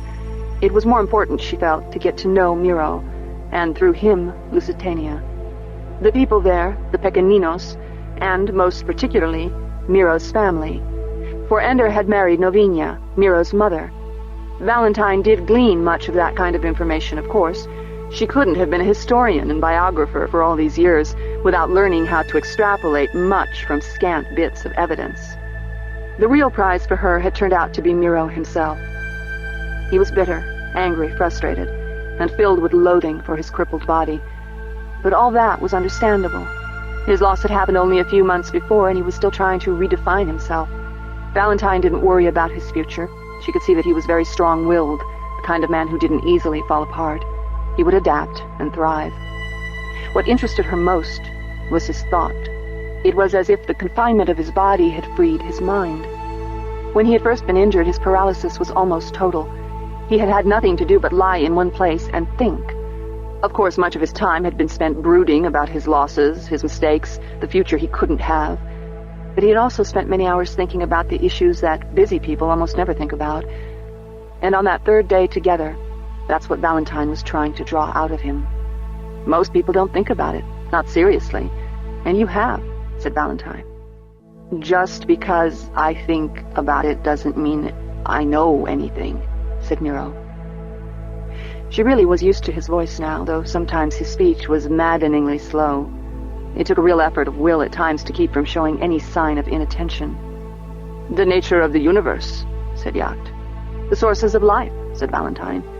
You said you had thought about what it means to be alive, and I want to know what you thought. How the universe works and why we all are in it. Miro laughed. It's pretty crazy stuff. I've been trapped alone in an ice floe, in a fishing boat for 2 weeks in a blizzard with no heat, said Yacht. I doubt you've come up with anything that'll sound crazy to me. Valentine smiled. Yacht was no scholar, and his philosophy was generally confined to holding his crew together and catching a lot of fish. But he knew that Valentine wanted to draw Miro out, and so he helped put the young man at ease, helped him know that he'd been taken seriously. And it was important for Yacht to be the one who did that, because Valentine had seen, and so had Yacht, how Miro watched him. Yacht might be old, but his arms and legs and back were still those of a fisherman, and every movement revealed the suppleness of his body. Miro even commented on it once, obliquely, admiringly, "You've got the build of a 20-year-old. Valentine heard the ironic corollary that must have been in Miro's mind, while I, who am young, have the body of an arthritic 90-year-old. So Yacht meant something to Miro. He represented the future that Miro could never have. Admiration and resentment. It would have been hard for Miro to speak openly in front of Yacht if Yacht had not taken care to make sure Miro heard nothing but respect and interest from him. Plicht, of course, sat in her place, silent, withdrawn, effectively invisible. "All right," said Miro. "Speculations on the nature of reality and the soul." "Theology or metaphysics?" asked Valentine. "Metaphysics, mostly," said Miro. "And physics. Neither one is my specialty, and this isn't the kind of story you said you needed me for. I don't always know exactly what I'll need." "All right," said Miro. He took a couple of breaths as if he were trying to decide where to begin. "You know about philotic twining." "I know what everybody knows," said Valentine. "And I know that it hasn't led anywhere in the last 2,500 years because it can't really be experimented with." It was an old discovery, from the days when scientists were struggling to catch up with technology. Teenage physics students memorized a few wise sayings. "Philotes are the fundamental building blocks of all matter and energy. Philotes have neither mass nor inertia. Philotes have only location, duration, and connection." And everybody knew that it was philotic connections, the twining of philotic rays, that made Ansible's work, allowing instantaneous communication between worlds and starships many light years apart. But no one knew why it worked, and because philotes could not be handled, it was almost impossible to experiment with them. They could only be observed, and then only through their connections. "Philotics," said Yacht. "Ansibles, a byproduct," said Miro. "What does it have to do with the soul?" asked Valentine. Miro was about to answer, but he grew frustrated, apparently at the thought of trying to give a long speech through his sluggish, resisting mouth. His jaw was working, his lips moving slightly. Then he said aloud, "I can't do it." "We'll listen," said Valentine. She understood his reluctance to try extended discourse with the limitations of his speech, but she also knew he had to do it anyway. "No," said Miro. Valentine would have tried further persuasion, but she saw his lips were still moving, though little sound came out. Was he muttering? Cursing? No. She knew it wasn't that at all. It took a moment for her to realize why she was so sure. It was because she had seen Ender do exactly the same thing, moving his lips and jaw, when he was issuing sub-vocalized commands to the computer terminal built into the jewel he wore in his ear. Of course. Miro has the same computer hookup Ender has, so he'll speak to it the same way. In a moment it became clear what command Miro had given to his jewel. It must have been tied into the ship's computer, because immediately afterward one of the display screens cleared, and then showed Miro's face. Only there was none of the slackness that marred his face in person. Valentine realized. It was Miro's face as it used to be. And when the computer image spoke, the sound coming from the speakers was surely Miro's voice as it used to be. Clear, forceful, intelligent, quick. You know that when phylotes combine to make a durable structure, a meson, a neutron, an atom, a molecule, an organism, a planet, they twine up. "What is this?" demanded Yacht. He hadn't yet figured out why the computer was doing the talking. The computer image of Miro froze on the screen and fell silent. Miro himself answered, "I've been playing with this," he said. "I tell it things, and it remembers and speaks for me." Valentine tried to imagine Miro experimenting until the computer program got his face and voice just right. How exhilarating it must have been to recreate himself as he ought to be. And also how agonizing to see what he could have been and know that it could never be real. "What a clever idea," said Valentine. "Sort of a prosthesis for the personality." Miro laughed, a single ha. "Go ahead," said Valentine. "Whether you speak for yourself or the computer speaks for you, we'll listen." The computer image came back to life and spoke again in Miro's strong, imaginary voice. "Phylotes are the smallest building blocks of matter and energy. They have no mass or dimension. Each phylote connects itself to the rest of the universe along a single ray, a one-dimensional line that connects it to all the other phylotes in its smallest immediate structure, a meson. All those strands from the phylotes in that structure are twined into a single phylotic thread that connects the meson to the next larger structure, a neutron, for instance. The threads in the neutron twine into a yarn connecting it to all the other particles of the atom, and then the yarns of the atom twine into the rope of the molecule. This has nothing to do with nuclear forces or gravity, nothing to do with chemical bonds. As far as we can tell, the phylotic connections don't do anything. They're just there. But the individual rays are always there, present in the twines, said Valentine. Yes, each ray goes on forever, answered the screen. It surprised her, and Yacht too, judging from the way his eyes widened, that the computer was able to respond immediately to what Valentine said. It wasn't just a preset lecture. This had to be a sophisticated program anyway, to simulate Miro's face and voice so well. But now, to have it responding as if it were simulating Miro's personality? Or had Miro given some cue to the program? Had he sub-vocalized the response? Valentine didn't know. She had been watching the screen. She would stop doing that now. She would watch Miro himself. "We don't know if the ray is infinite," said Valentine. "We only know that we haven't found where the ray ends. They twine together, a whole planetful, and each planet's phylotic twine reaches to its star, and each star to the center of the galaxy." "And where does the galactic twine go?" said Yacht. It was an old question. School children asked it when they first got into phylotics in high school. Like the old speculation that maybe galaxies were really neutrons or mesons inside a far vaster universe, or the old question, if the universe isn't infinite, what is beyond the edge? Yes, said Miro. This time, though, he spoke from his own mouth. "But that's not where I'm going. I want to talk about life." The computerized voice, the voice of the brilliant young man, took over. "The phylotic twines from substances like rock or sand all connect directly from each molecule to the center of the planet. But when a molecule is incorporated into a living organism, its ray shifts. Instead of reaching to the planet, it gets twined in with the individual cell. And the rays from the cells are all twined together, so that each organism sends a single fiber of phylotic connections to twine up with the central phylotic rope of the planet. Which shows that individual lives have some meaning at the level of physics," said Valentine. She had written an essay about it once, trying to dispel some of the mysticism that had grown up about philotics, while at the same time using it to suggest a view of community formation. But there's no practical effect from it, Miro, nothing you can do with it. The philotic twining of living organisms simply is. Every phylote is connected to something, and through that to something else, and through that to something else. Living cells and organisms are simply two of the levels where those connections can be made. Yes, said Miro. That which lives twines. Valentine shrugged, nodded. It probably couldn't be proven, but if Miro wanted that as a premise in his speculations, that was fine. The computer Miro took over again. What I've been thinking about is the endurance of the twining. When a twined structure is broken, as when a molecule breaks apart, the old philotic twining remains for a time.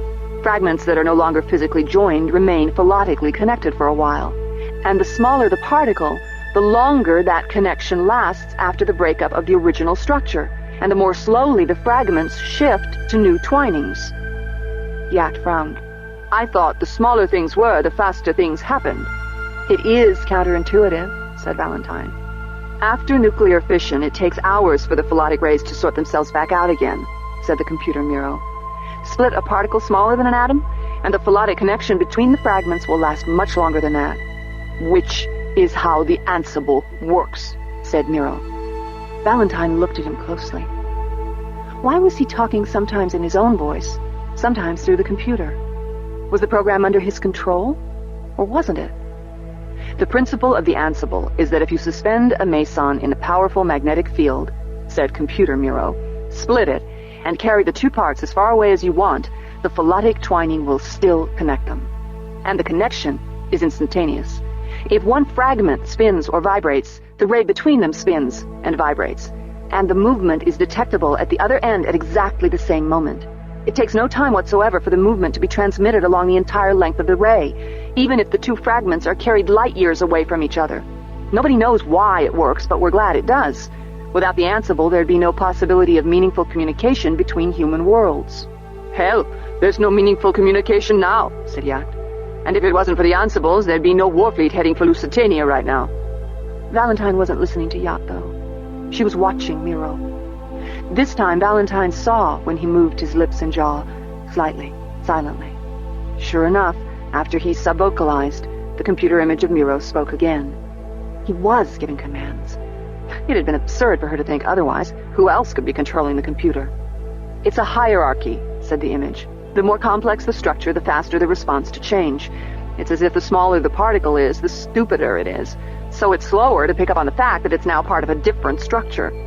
Well, now you're anthropomorphizing, said Valentine. Maybe, said Miro. Maybe not. Human beings are organisms, said the image. But human philotic twinings go way beyond those of any other life form. Well, now you're talking about that stuff that came from Ganges 1,000 years ago, said Valentine. Nobody's been able to get consistent results from those experiments.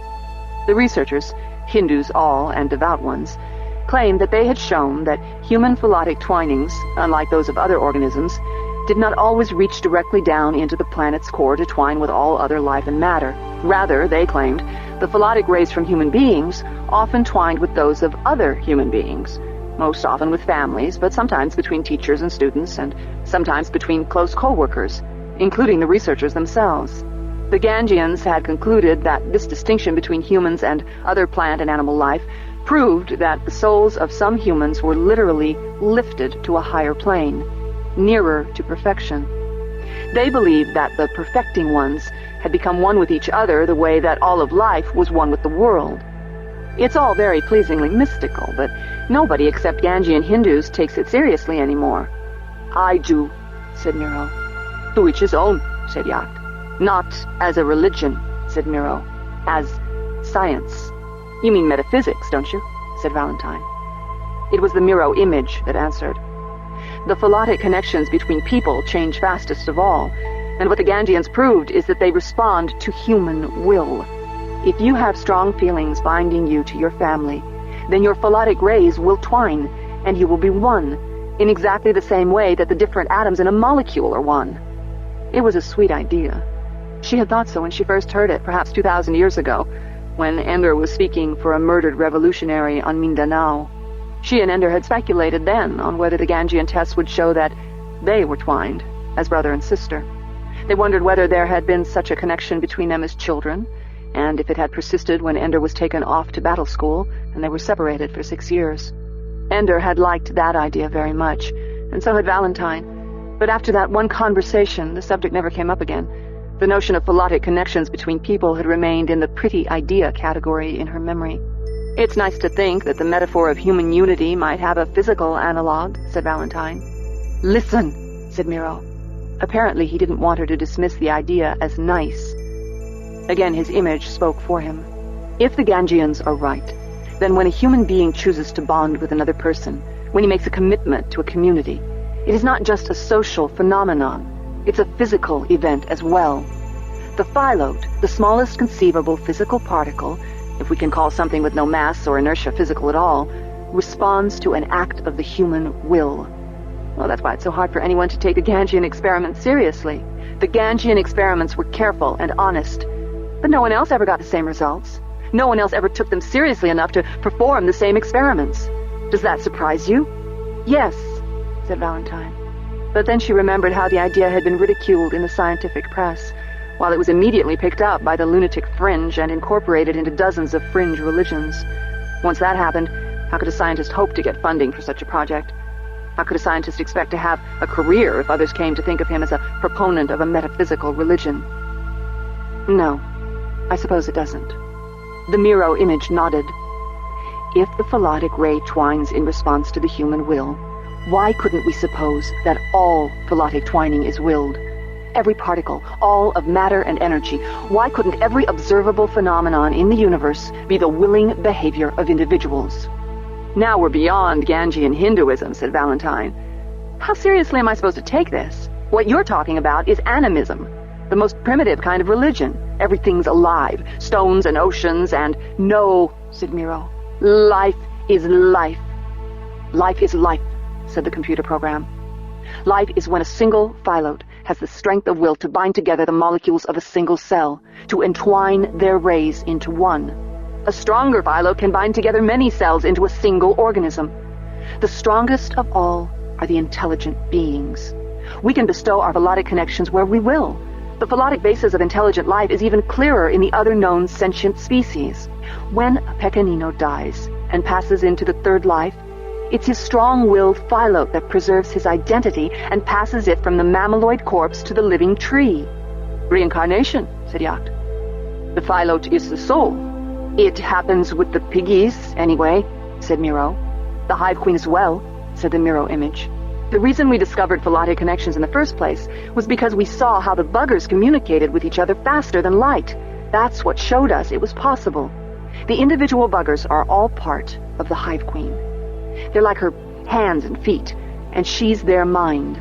One vast organism with thousands or millions of bodies.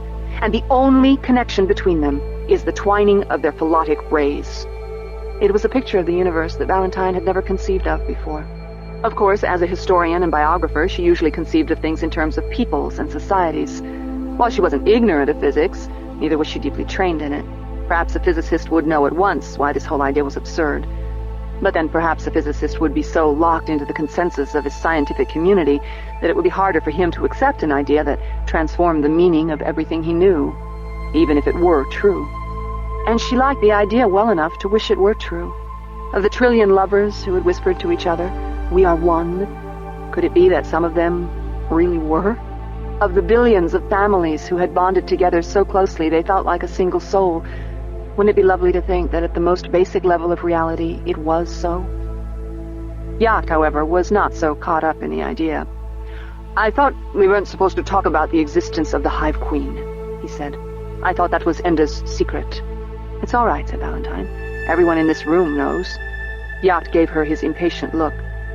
"I thought we were coming to Lusitania to help in the struggle against Starways Congress. What does any of this have to do with the real world?" "Well, maybe nothing," said Valentine. "Maybe everything." Yacht buried his face in his hands for a moment, then looked back up at her with a smile that wasn't really a smile. "I haven't heard you say anything so transcendental since your brother left Trondheim." That stung her, particularly because she knew it was meant to. After all these years, was Yacht still jealous of her connection with Ender? Did he still resent the fact that she could care about things that meant nothing to him? "When he went," said Valentine, "I stayed." She was really saying, "I passed the only test that mattered. Why should you doubt me now?" Yacht was abashed. It was one of the best things about him, that when he realized he was wrong, he backed down at once. "And when you went," said Yacht, "I came with you."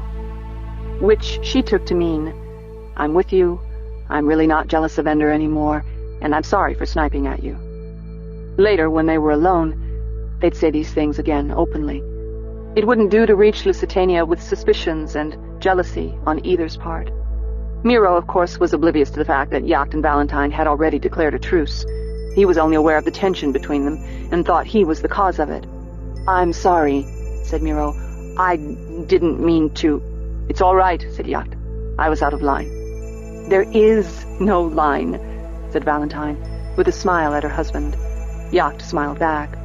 That was what Miro needed to see. He visibly relaxed. "Go on," said Valentine. "Take all that as a given," said the Miro image. Valentine couldn't help it. She laughed out loud. Partly she laughed because this mystical Gangian Philot as soul business was such an absurdly large premise to swallow. Partly she laughed to release the tension between her and Yacht. "I'm sorry," she said. "That's an awfully big given. If that's the preamble, I can't wait to hear the conclusion." Miro, understanding her laughter now, smiled back. "I've had a lot of time to think," he said.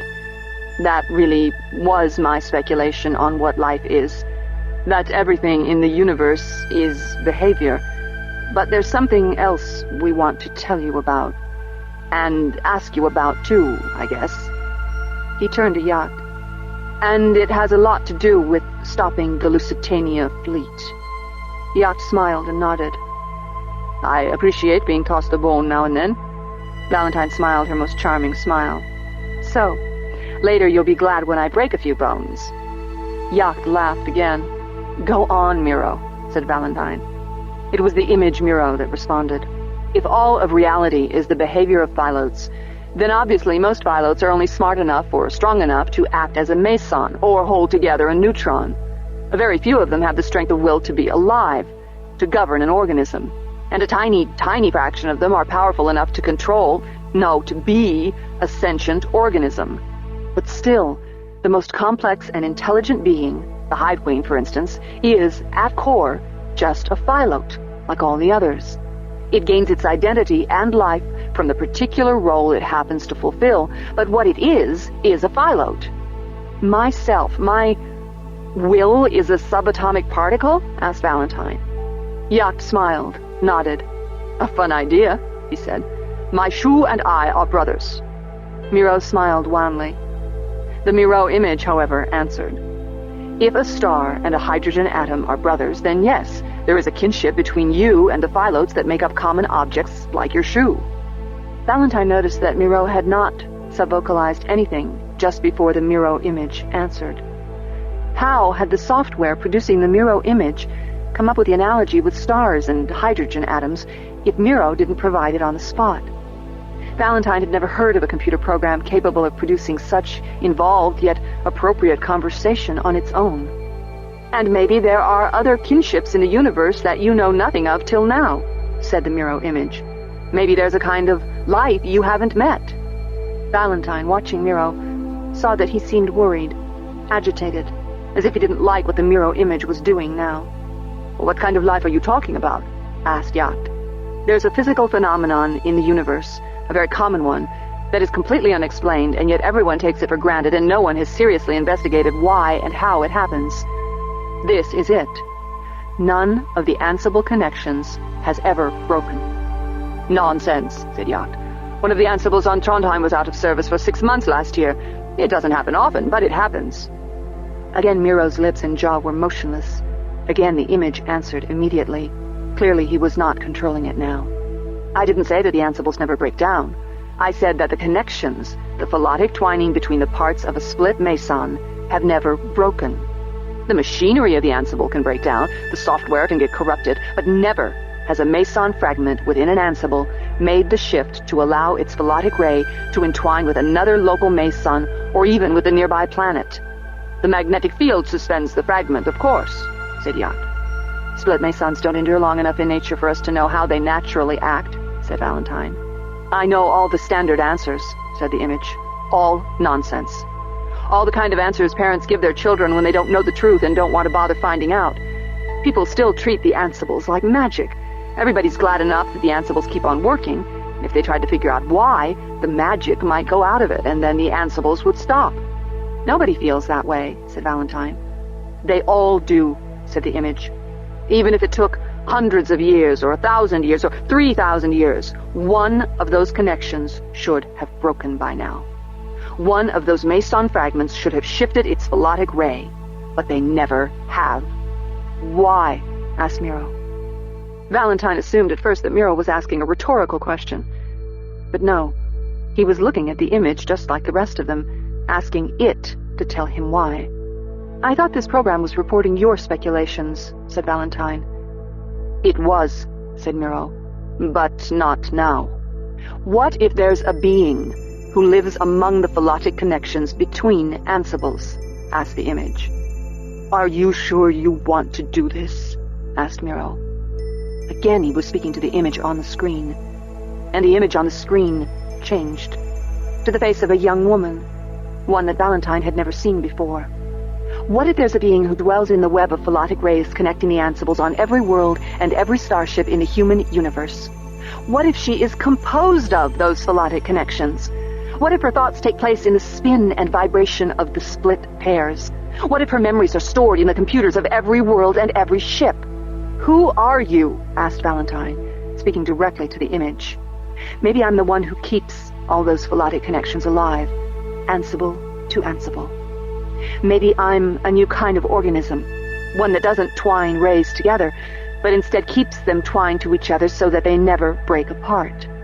And if that's true, then if those connections ever broke, if the Ansibles ever stopped moving, if the Ansibles ever fell silent, then I would die. Who are you? Asked Valentine again. Valentine, I'd like you to meet Jane, said Miro. Ender's friend, and mine. Jane. So Jane wasn't the code name of a subversive group within the Starways Congress bureaucracy. Jane was a computer program, a piece of software. No. If what she had just suggested was true, then Jane was more than a program. She was a being who dwelt in the web of philotic rays, who stored her memories in the computers of every world. If she was right, then the philotic web, the network of crisscrossing philotic rays that connected Ansible to Ansible on every world, was her body, her substance. And the philotic links continued working with never a breakdown because she willed it so. So now I ask the great Demosthenes, said Jane.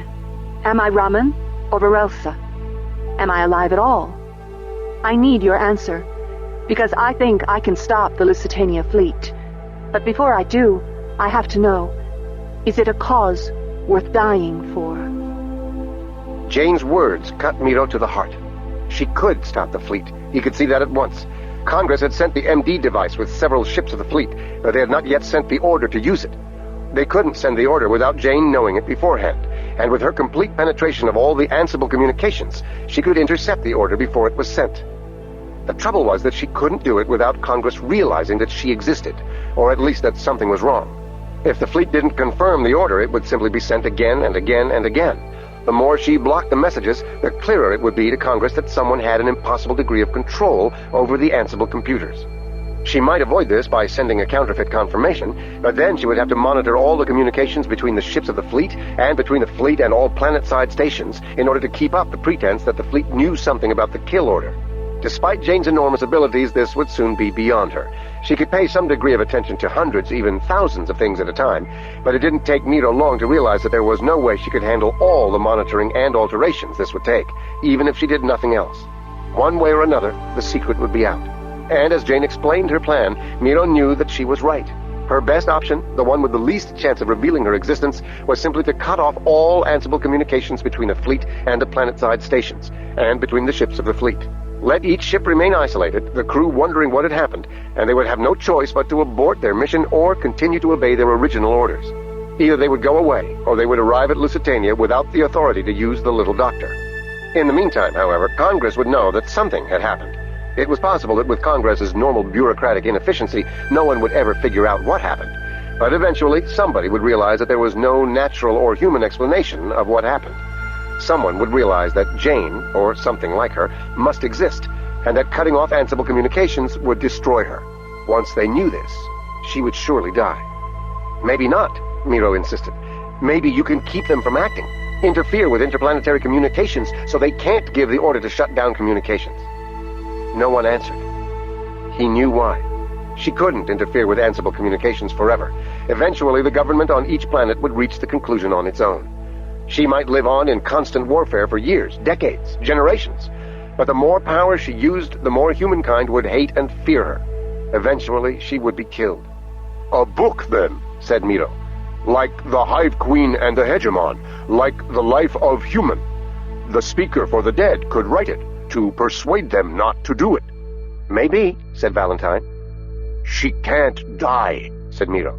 "I know that we can't ask her to take that chance," said Valentine, "but if it's the only way to save the Hive Queen and the Pequeninos..." Miro was furious. "You can talk about her dying. What is Jane to you? A program, a piece of software. But she's not. She's real. She's as real as the Hive Queen. She's as real as any of the piggies." "More real to you, I think," said Valentine. "As real," said Miro. "You forget. I know the piggies like my own brothers." "But you're able to contemplate the possibility that destroying them may be morally necessary." "Don't twist my words." "I'm untwisting them," said Valentine. "You can contemplate losing them, because they're already lost to you. Losing Jane, though." "Because she's my friend, does that mean I can't plead for her? Can life and death decisions only be made by strangers?" Yacht's voice, quiet and deep, interrupted the argument. "Calm down, both of you. It isn't your decision. It's Jane's. She has the right to determine the value of her own life. I'm no philosopher, but I know that." "Well said," Valentine answered. Miro knew that Yacht was right, that it was Jane's choice. But he couldn't bear that because he also knew what she would decide. Leaving the choice up to Jane was identical to asking her to do it, and yet in the end, the choice would be up to her anyway. He didn't even have to ask her what she would decide. Time passed so quickly for her, especially since they were already traveling at near light speed, that she had probably decided already. It was too much to bear. To lose Jane now would be unbearable. Just thinking of it threatened Miro's composure. He didn't want to show such weakness in front of these people. Good people. They were good people, but he didn't want them to see him lose control of himself. So Miro leaned forward, found his balance, and precariously lifted himself from his seat. It was hard, since only a few of his muscles responded to his will, and it took all his concentration just to walk from the bridge to his compartment. No one followed him or even spoke to him. He was glad of that. Alone in his room, he laid down on his bunk and called to her. But not aloud. He sub-vocalized, because that was his custom when he talked to her. Even though the others on this ship now knew of her existence, he had no intention of losing the habits that had kept her concealed till now. "Jane," he said silently. "Yes," said the voice in his ear. He imagined, as always, that her soft voice came from a woman just out of sight, but close, very close. He shut his eyes so he could imagine her better, her breath on his cheek, her hair dangling over his face as she spoke to him softly, as he answered in silence. "Talk to Ender before you decide," he said. "I already did. Just now while you were thinking about this." "What did he say?" "To do nothing. To decide nothing until the order is actually sent." "That's right. Maybe they won't do it." "Maybe. Maybe a new group with different policies will come into power.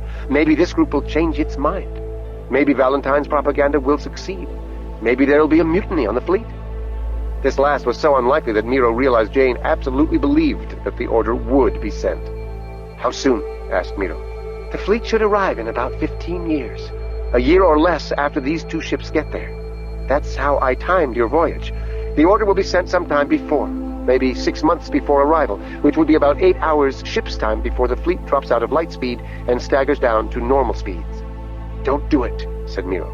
"I haven't decided." "Yes, you have. You've decided to do it." She said nothing. "Don't leave me," he said. "I don't leave my friends if I don't have to," she said. "Some people do, but I don't." "Just don't," he said again. He was crying. Could she see that? Sense it somehow through the jewel in his ear? I'll try. Find another way. Find another way to stop them. Find some way to put yourself outside the philotic net so they can't kill you. That's what Ender said. Then do it. I can search for such a way, but who knows if it exists? It has to. This is why I wonder sometimes whether I'm alive or not. You living creatures, you think that because you want something very much, it has to happen. That wishing something with all your heart will make it so. How can you search for something if you don't believe that it exists? Either I search or I don't, said Jane. I don't get distracted or bored like humans do. I'll try to think of something else. Think of this too, said Miro. Think of who you are, of how your mind works. You can't possibly find a way of saving your life until you understand how you came to life in the first place. And once you understand yourself, then maybe I can make a copy and store it somewhere. Maybe. Maybe, she echoed. But he knew she didn't believe it, and neither did he. She existed in the philotic network of the Ansibles. She could store her memories in the network of computers on every world and every ship in space, but there was nowhere that she could put herself, not if it required a network of philotic links. Unless. What about the father trees on Lusitania? They communicate philotically, don't they? It's not the same thing, said Jane. It isn't digital. It isn't coded the way the Ansibles are. It may not be digital, but the information gets transferred somehow. It works philotically, and the Hive Queen, too. She communicates with the buggers that way. No chance of that, said Jane. The structure's too simple. Her communication with them isn't a network. They're all connected only to her. How do you know it won't work when you don't even know for sure how you function? All right, I'll think about it. Think hard, he said. I only know one way to think, said Jane. I mean, pay attention to it. She could follow many trains of thought at once, but her thoughts were prioritized with many different levels of attention. Mito didn't want her relegating her self-investigation to some low order of attention. I'll pay attention, she said. Then you'll think of something, he said. You will. She didn't answer for a while. He thought this meant that the conversation was over. His thoughts began to wander, to try to imagine what life would be like, still in this body, only without Jane. It could happen before he even arrived on Lusitania. And if it did, this voyage would have been the most terrible mistake of his life. By traveling at light speed, he was skipping 30 years of real time. 30 years that might have been spent with Jane. He might be able to deal with losing her then, but losing her now, only a few weeks into knowing her. He knew that his tears arose from self-pity, but he shed them all the same. Mito, she said. What? He asked. How can I think of something that's never been thought of before? For a moment he didn't understand. Mito, how can I figure out something that isn't just a logical conclusion of things that human beings have already figured out and written somewhere? You think of things all the time, said Mito. I'm trying to conceive of something inconceivable. I'm trying to find answers to questions that human beings have never even tried to ask. Can't you do that? If I can't think original thoughts, does that mean that I'm nothing but a computer program that got out of hand? Hell, Jane, most people never have an original thought in their lives. He laughed softly. Does that mean that they're just ground-dwelling apes that got out of hand? You were crying, she said. Yes. You don't think I can think of a way out of this. You think I'm going to die. I believe you can think of a way. I really do, but that doesn't stop me from being afraid. Afraid that I'll die. Afraid that I'll lose you. Would that be so terrible? To lose me? Oh, God, he whispered. Would you miss me for an hour? She insisted. For a day? For a year? What did she want from him? Assurance that when she was gone she'd be remembered? That someone would yearn for her? Why would she doubt that? Didn't she know him yet? Maybe she was human enough that she simply needed reassurance of things she already knew.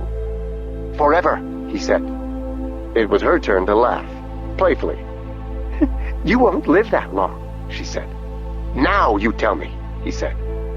This time when she fell silent, she didn't come back, and Miro was left alone with his thoughts. Valentine Yacht and Plicht had remained together on the bridge, talking through the things they had learned, trying to decide what they might mean, what might happen. The only conclusion they reached was that while the future couldn't be known, it would probably be a good deal better than their worst fears, and nowhere near as good as their best hopes. Wasn't that how the world always worked? Yes, said Plicht. Except for the exceptions. That was Plicht's way. Except when she was teaching, she said little, but when she did speak, it had a way of ending the conversation. Plick got up to leave the bridge, headed for her miserably uncomfortable bed. As usual, Valentine tried to persuade her to go back to the other starship. "Barsam and Roe don't want me in their room," said Plicht. "Oh, they don't mind a bit." "Valentine," said Yacht. "Plicht doesn't want to go back to the other ship because she doesn't want to miss anything." "Oh," said Valentine. Plicht grinned. "Good night." Soon after, Yacht also left the bridge. His hand rested on Valentine's shoulder for a moment as he left. "I'll be there soon," she said. And she meant it at the moment, meant to follow him almost at once. Instead, she remained on the bridge, thinking, brooding, trying to make sense of a universe that would put all the non-human species ever known to man at risk of extinction, all at once. The Hive Queen, the Pequeninos, and now Jane, the only one of her kind, perhaps the only one that ever could exist. A veritable profusion of intelligent life, and yet known only to a few, and all of them in line to be snuffed out. At least Ender will realize at last that this is the natural order of things, that he might not be as responsible for the destruction of the buggers 3,000 years ago as he had always thought. Xenocide must be built into the universe. No mercy, not even for the greatest players in the game. How could she have ever thought otherwise? Why should intelligent species be immune to the threat of extinction that looms over every species that ever came to be? It must have been an hour after Yacht left the bridge before Valentine finally turned off her terminal and stood up to go to bed. On a whim, though, she paused before leaving and spoke into the air. "Jane?" she said. "Jane?" No answer. There was no reason for her to expect one. It was Miro who wore the jewel in his ear. Miro and Ender both. How many people did she think Jane could monitor at one time? Maybe 2 was the most she could handle. Or maybe 2,000. Or 2 million. What did Valentine know of the limitations of a being who existed as a phantom in the philotic web? Even if Jane heard her, Valentine had no right to expect that she would answer her call. Valentine stopped in the corridor, directly between Miro's door and the door to the room she shared with Yacht. The doors were not soundproof. She could hear Yacht's soft snoring inside their compartment. She also heard another sound, Miro's breath. He wasn't sleeping. He might be crying. She hadn't raised 3 children without being able to recognize that ragged, heavy breathing. "He's not my child. I shouldn't meddle." She pushed open the door.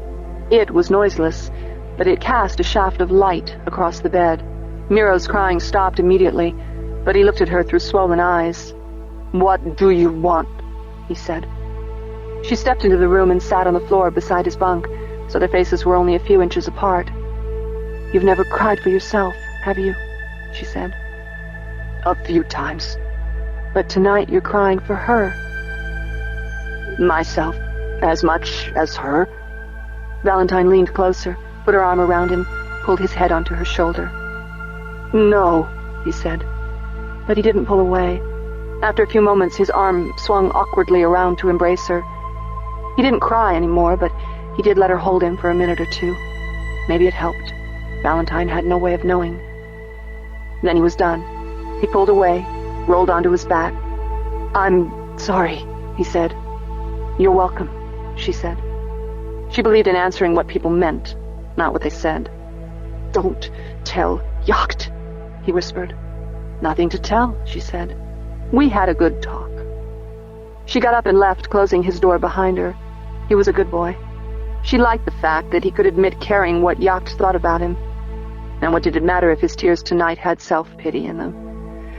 She had shed a few like that herself.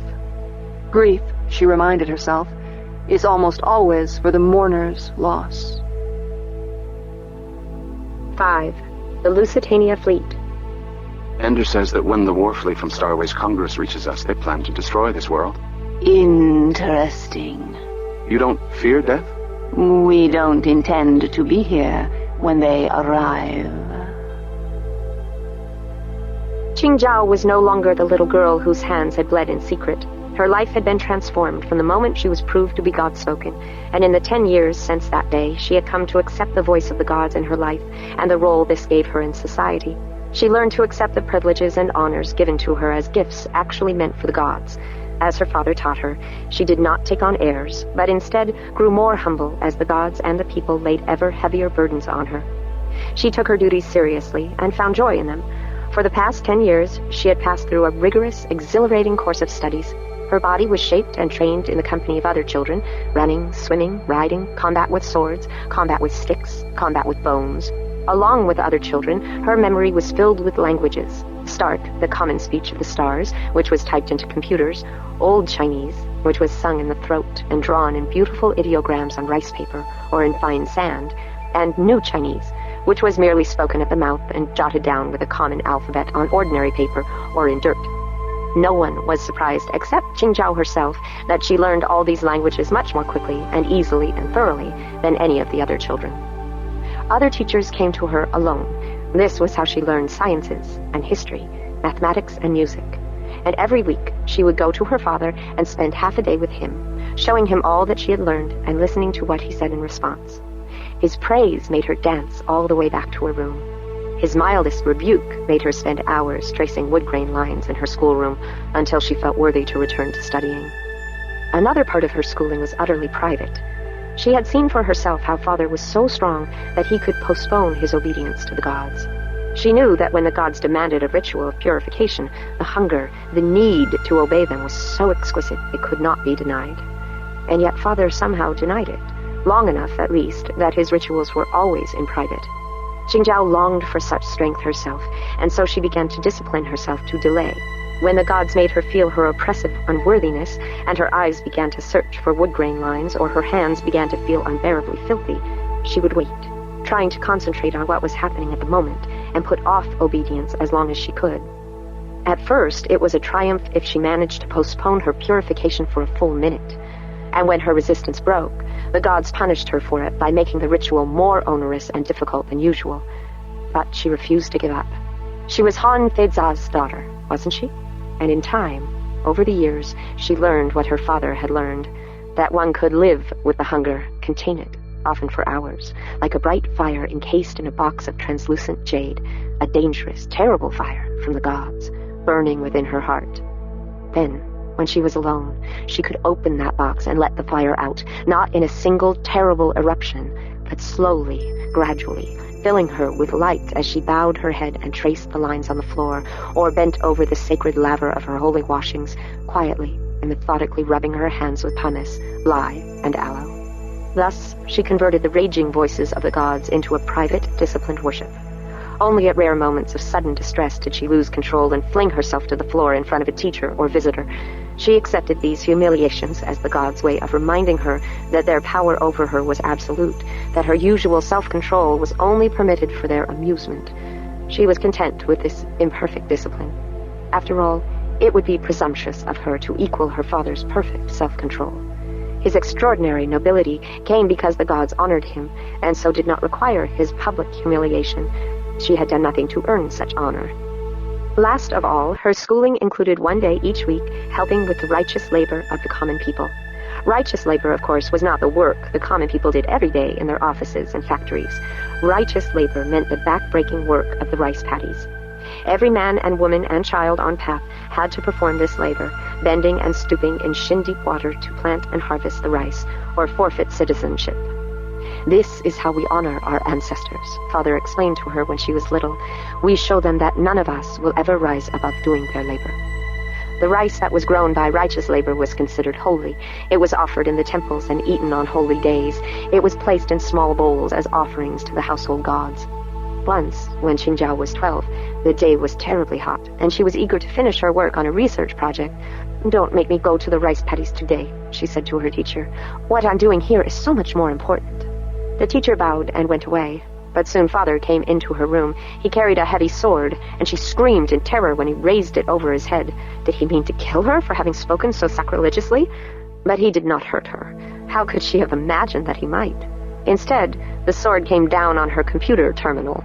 The metal parts twisted, the plastic shattered and flew. The machine was destroyed. Father did not raise his voice. It was in the faintest whisper that he said, "First, the gods. Second, the ancestors. Third, the people. Fourth, the rulers. Last, the self." It was the clearest expression of the path.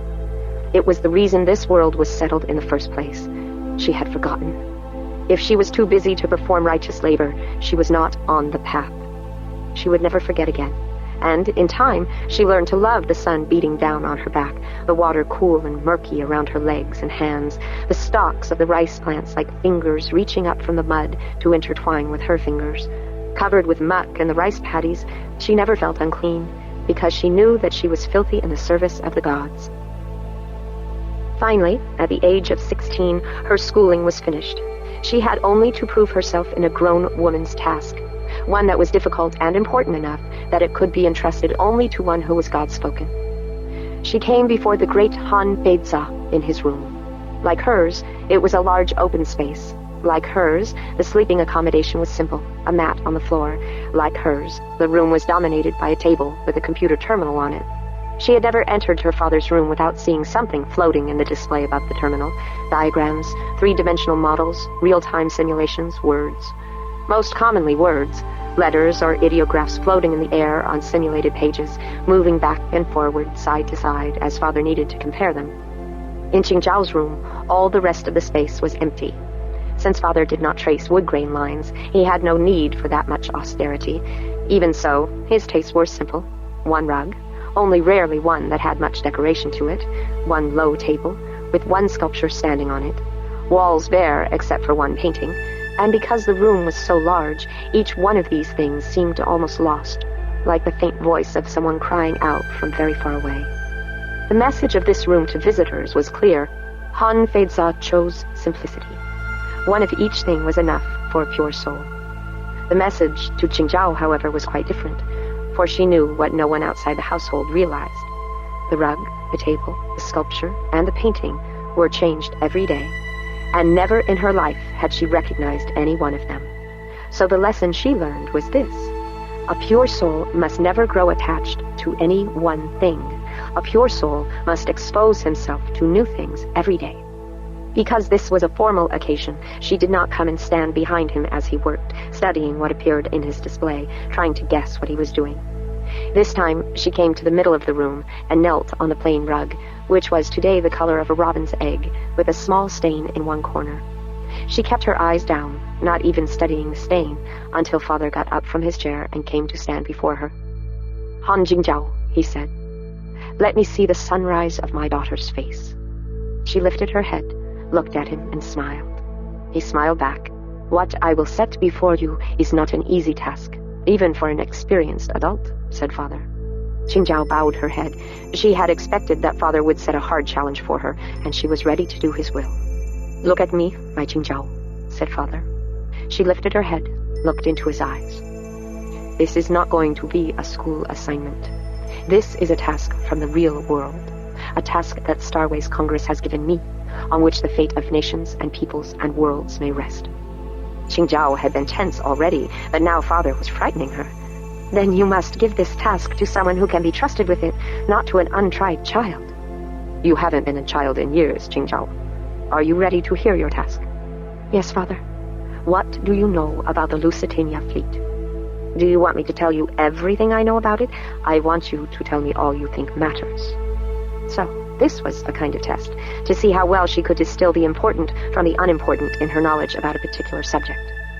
The fleet was sent to subdue a rebellious colony on Lusitania, where laws concerning non-interference in the only known alien species had been defiantly broken. Was that enough? No. Father was still waiting. "There was controversy right from the start," she said. "Essays attributed to a person called Demosthenes stirred up trouble."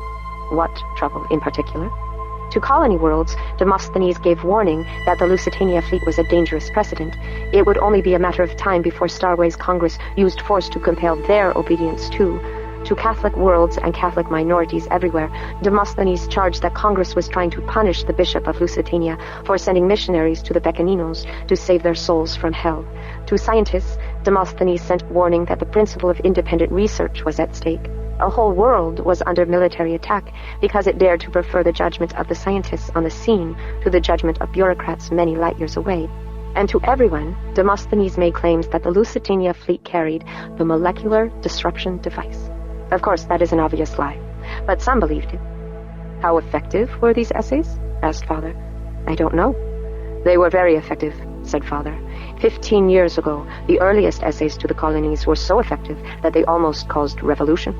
A near rebellion in the colonies? 15 years ago? Qingzhao knew of only one such event, but she had never realized it had anything to do with Demosthenes' essays. She blushed.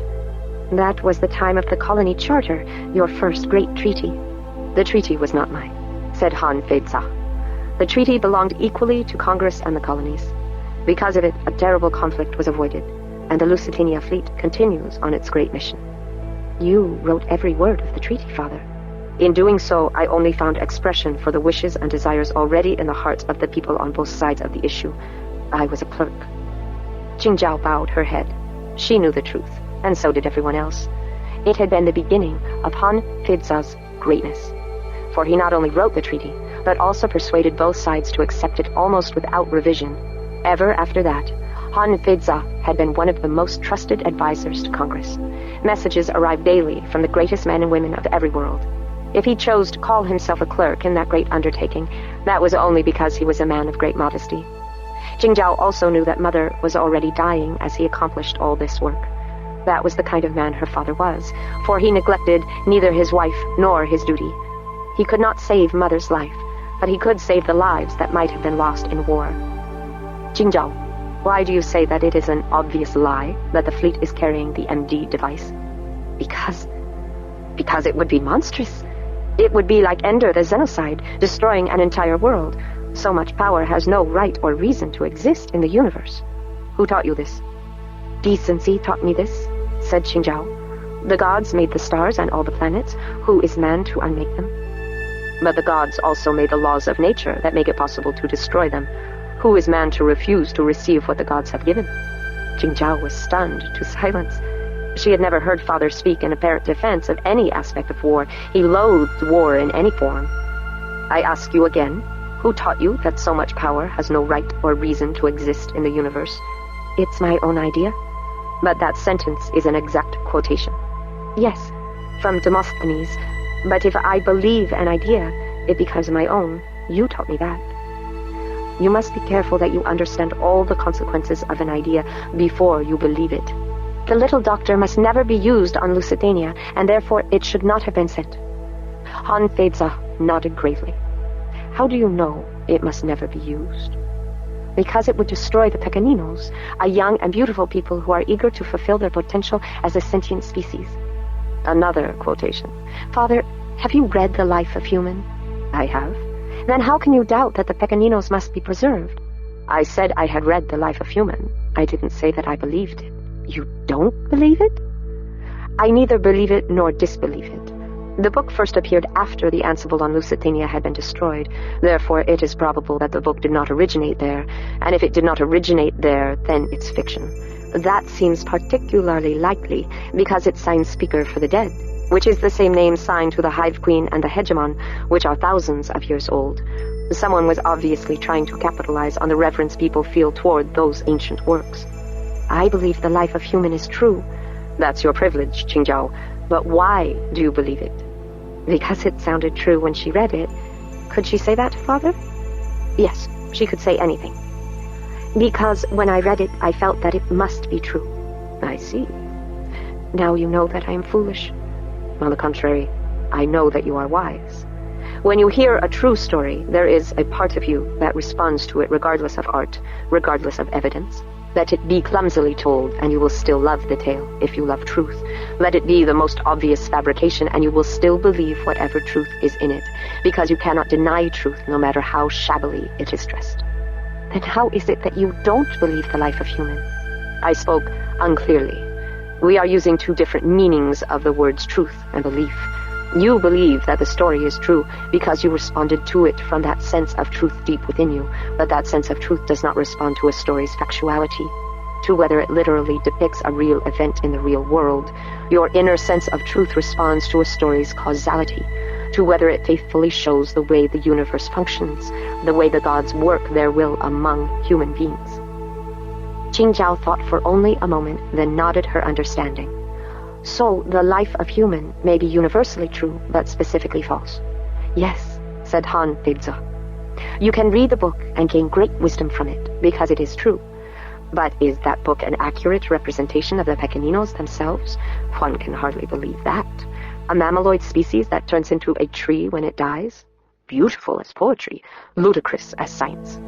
But can you know that either, Father? I can't be sure, no. Nature has done many strange things, and there is a chance that the life of human is genuine and true. Thus, I neither believe it nor disbelieve it. I hold it in abeyance. I wait. Yet, while I'm waiting, I don't expect Congress to treat Lusitania as if it were populated by the fanciful creatures from the life of human. For all we know, the Pequeninos may be deadly dangerous to us. They are aliens. Ramen, in the story. But Ramen or Varelsa, we do not know what they are. The fleet carries the little doctor because it might be necessary to save mankind from unspeakable peril. It is not up to us to decide whether or not it should be used. Congress will decide. It is not up to us to decide whether it should have been sent. Congress has sent it. And it is certainly not up to us to decide whether it should exist. The gods have decreed that such a thing is possible and can exist. So, Demosthenes was right. The empty device is with the fleet. Yes. And the government files that Demosthenes published, they were genuine? Yes. But Father, you joined many others in claiming that they were forgeries. Just as the gods speak only to a chosen few, so the secrets of the rulers must be known only to those who will use the knowledge properly. Demosthenes was giving powerful secrets to people who were not fit to use them wisely. And so, for the good of the people, those secrets had to be withdrawn. The only way to retrieve a secret once it is known is to replace it with a lie. Then the knowledge of the truth is once again your secret. You're telling me that Demosthenes is not a liar, and Congress is? I am telling you that Demosthenes is the enemy of the gods. A wise ruler would never have sent the Lusitania fleet without giving it the possibility of responding to any circumstance. But Demosthenes has used his knowledge that the little doctor is with the fleet in order to try to force Congress to withdraw the fleet. Thus he wishes to take power out of the hands of those whom the gods have ordained to rule humankind. What would happen to the people if they rejected the rulers given them by the gods? Chaos and suffering, said Qingzhao. History was full of times of chaos and suffering, until the gods sent strong rulers and institutions to keep order. So Demosthenes told the truth about the little doctor. Did you think the enemies of the gods could never speak the truth? I wish it were so. It would make them much easier to identify. If we can lie in the service of the gods, what other crimes can we commit? What is a crime? An act that's against the law. What law? I see. Congress makes the law, so the law is whatever Congress says, but Congress is composed of men and women who may do good and evil. Now you're nearer the truth. We can't do crimes in the service of Congress because Congress makes the laws. But if Congress ever became evil, then in obeying them, we might also be doing evil.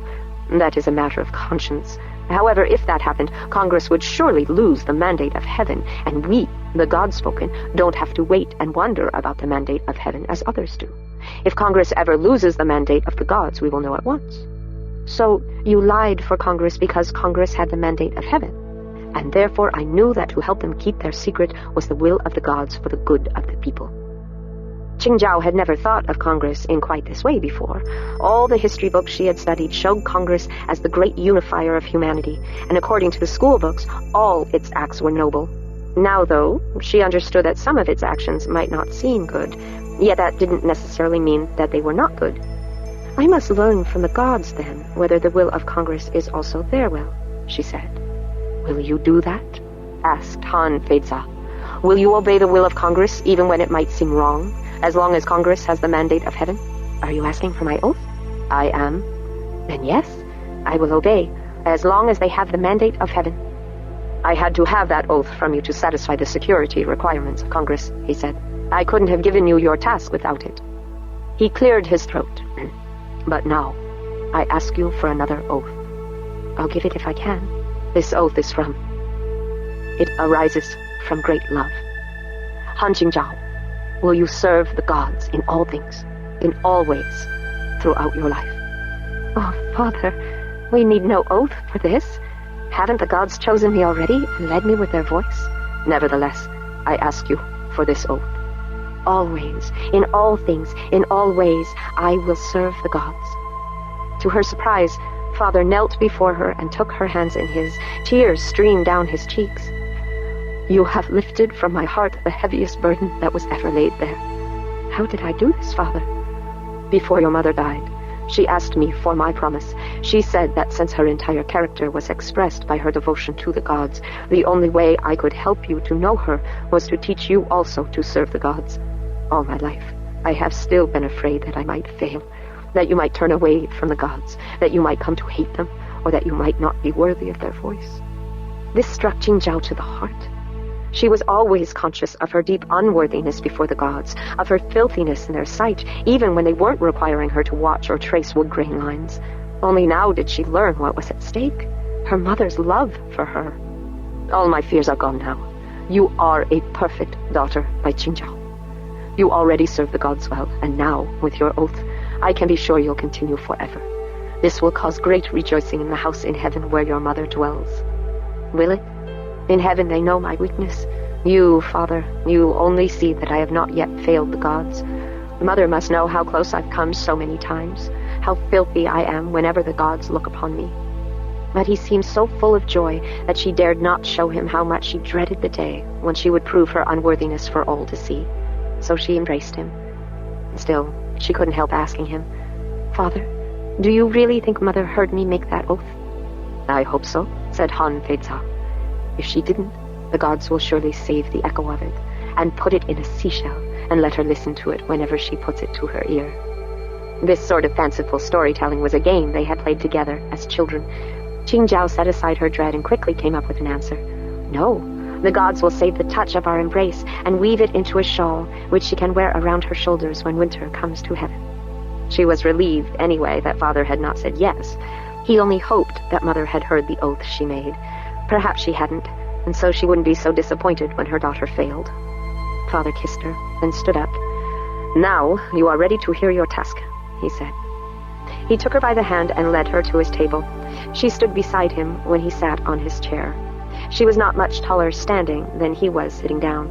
Probably she had not yet reached her adult height, but she hoped she wouldn't grow much more. She didn't want to become one of those large, hulking women who carried heavy burdens in the fields. Better to be a mouse than a hog. That's what Mubao had told her years ago. Father brought a star map up into the display. She recognized the area immediately. It centered on the Lusitania star system, though the scale was too small for individual planets to be visible. Lusitania is in the center, she said. Father nodded. He typed a few more commands. Now, watch this, he said. Not the display, my fingers. This, plus your voice identification, is the password that will allow you to access the information you'll need. She watched him type 4GANG. She recognized the reference at once. Her mother's ancestor of the heart had been Changqing, the widow of the first communist emperor, Mao Zedong. When Changqing and her allies were driven from power, the conspiracy of cowards vilified them under the name Gang of Four. Jingzhao's mother had been a true daughter of the heart to that great martyred woman of the past. And now Jingzhao would be able to do further honor to her mother's ancestor of the heart every time she typed the access code. It was a gracious thing for her father to arrange. In the display, there appeared many green dots. She quickly counted almost without thinking. There were 19 of them, clustered at some distance from Lusitania, but surrounding it in most directions. Is that the Lusitania fleet? Those were their positions 5 months ago. He typed again. The green dots all disappeared. And those are their positions today. She looked for them. She couldn't find a green dot anywhere, yet Father clearly expected her to see something. Are they already at Lusitania? The ships are where you see them, said Father. 5 months ago, the fleet disappeared. Where did it go? No one knows. Was it a mutiny? No one knows. The whole fleet? Every ship. When you say they disappeared, what do you mean? Father glanced at her with a smile. Well done, Jingzhao. You've asked the right question. No one saw them. They were all in deep space, so they didn't physically disappear. As far as we know, they may be moving along, still on course. They only disappeared in the sense that we lost all contact with them. The Ansibles? Silent. All within the same 3-minute period. No transmissions were interrupted. One would end, and then the next one never came. Every ship's connection with every planet-side Ansible everywhere? That's impossible. even an explosion, if there could be one so large, but it couldn't be a single event anyway because they were so widely distributed around Lusitania. Well, it could be, Qingzhao. If you can imagine an event so cataclysmic, it could be that Lusitania's star became a supernova. It would be decades before we saw the flash even on the closest worlds. The trouble is that it would be the most unlikely supernova in history. Not impossible, but unlikely. And there would have been some advance indications, some changes in the star's condition. Didn't the ship's instruments detect something? No. That's why we don't think it was any known astronomical phenomenon. Scientists can't think of anything to explain it. So we've tried investigating it as sabotage. We've searched for penetrations of the Ansible computers. We've raked over all the personnel files from every ship, searching for some possible conspiracy among the shipboard crews. There's been crypto-analysis of every communication by every ship, searching for some kind of messages among conspirators. The military and the government have analyzed everything they can think of to analyze. The police on every planet have conducted inquiries. We've checked the background on every Ansible operator. Even though no messages are being sent, are the Ansibles still connected? What do you think? Qingzhao blushed. Of course they would be, even if an MD device had been used against the fleet, because the Ansibles are linked by fragments of subatomic particles. They'd still be there, even if the whole starship were blown to dust. Don't be embarrassed, Qingzhao. The wise are not wise because they make no mistakes. They are wise because they correct their mistakes as soon as they recognize them. However, Qingzhao was blushing now for another reason. The hot blood was pounding in her head because it had only now dawned on her what Father's assignment for her was going to be. But that was impossible. He couldn't give to her a task that thousands of wiser, older people had already failed at. Father, she whispered, what is my task? She still hoped that it was some minor problem involved with the disappearance of the fleet, but she knew that her hope was in vain even before he spoke. You must discover every possible explanation for the disappearance of the fleet, he said, and calculate the likelihood of each one. Starways Congress must be able to tell how this happened, and how to make sure it will never happen again. But, Father, said Qingzhao, I'm only 16. Aren't there many others who are wiser than I am? Perhaps they are all too wise to attempt the task, he said. But you are young enough not to fancy yourself wise. You are young enough to think of impossible things and discover why they might be possible. Above all, the gods speak to you with extraordinary clarity, my brilliant child, my gloriously bright. That was what she was afraid of. That Father expected her to succeed because of the favor of the gods. He didn't understand how unworthy the gods found her, how little they liked her. And there was another problem. What if I succeed? What if I find out where the Lusitania fleet is and restore communications? Wouldn't it then be my fault if the fleet destroyed Lusitania? It is good that your first thought is compassion for the people of Lusitania. I assure you that Starways Congress has promised not to use the MD device unless it proves absolutely unavoidable, and that is so unlikely that I can't believe it would happen. Even if it did, though, it's Congress that must decide. As my ancestor of the heart said, though the wise man's punishments may be light, this is not due to his compassion. Though his penalties may be severe, this is not because he is cruel. He simply follows the custom appropriate to the time. Circumstances change according to the age, and ways of dealing with them change with the circumstances. You may be sure that Starways Congress will deal with Lusitania not according to kindness or cruelty, but according to what is necessary for the good of all humanity. And that is why we serve the rulers, because they serve the people who serve the ancestors who serve the gods. Father, I was unworthy even to think otherwise, said Qingzhao. She felt her filthiness now, instead of just knowing it in her mind. She needed to wash her hands. She needed to trace a line, but she contained it. She would wait. Whatever I do, she thought, there will be a terrible consequence. If I fail, then Father will lose honor before Congress, and therefore before all the world of Path. That would prove to many that Father isn't worthy to be chosen god of Path when he dies. Yet, if I succeed, the result might be Xenocide. Even though the choice belongs to Congress, I would still know that I had made such a thing possible. The responsibility would be partly mine. No matter what I do, I will be covered with failure and smeared with unworthiness. Then Father spoke to her as if the gods had shown him her heart. Yes, you were unworthy, he said, and you continue to be unworthy in your thoughts even now. Qingzhao blushed and bowed her head, ashamed. Not that her thoughts had been so plainly visible to her father, but that she had had such disobedient thoughts at all. Father touched her shoulder gently with his hand. "But I believe the gods will make you worthy," said Father. "Starways Congress has the mandate of heaven, but you are also chosen to walk your own path. You can succeed in this great work. Will you try?" "I will try." "I will also fail, but that will surprise no one, least of all the gods, who know my unworthiness. All the pertinent archives have been opened up to your searching when you speak your name and type the password. If you need help, let me know." She left Father's room with dignity and forced herself to walk slowly up the stairs to her room. Only when she was inside with the door closed did she throw herself to her knees and creep along the floor. She traced wood grain lines until she could hardly see. Her unworthiness was so great that even then she didn't quite feel clean. She went to the lavatory and scrubbed her hands until she knew the gods were satisfied. Twice the servants tried to interrupt her with meals or messages, she cared little which, but when they saw that she was communing with the gods, they bowed and quietly slipped away. It was not the washing of her hands, though, that finally made her clean. It was the moment when she drove the last vestige of uncertainty from her heart. Starways Congress had the mandate of heaven. She must purge herself of all doubt.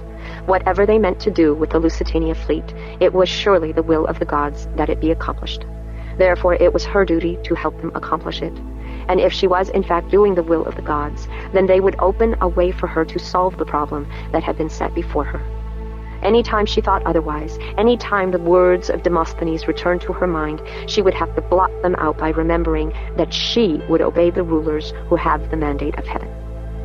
By the time her mind was calm, her palms were raw and dotted with blood seeping up from the layers of living skin that were now so close to the surface. "This is how my understanding of the truth arises," she told herself. "If I wash away enough of my mortality, then the truth of the gods will seep upward into the light." She was clean at last. The hour was late and her eyes were tired. Nevertheless, she sat down before her terminal and began the work. "Show me summaries of all the research that has been conducted so far on the disappearance of the Lusitania fleet," she said, starting with the most recent. Almost at once, words started appearing in the air above her terminal, page upon page, lined up like soldiers marching to the front. She would read one, then scroll it out of the way, only to have the page behind it move to the front for her to read it. 7 hours she read, until she could read no more. Then she fell asleep before the terminal.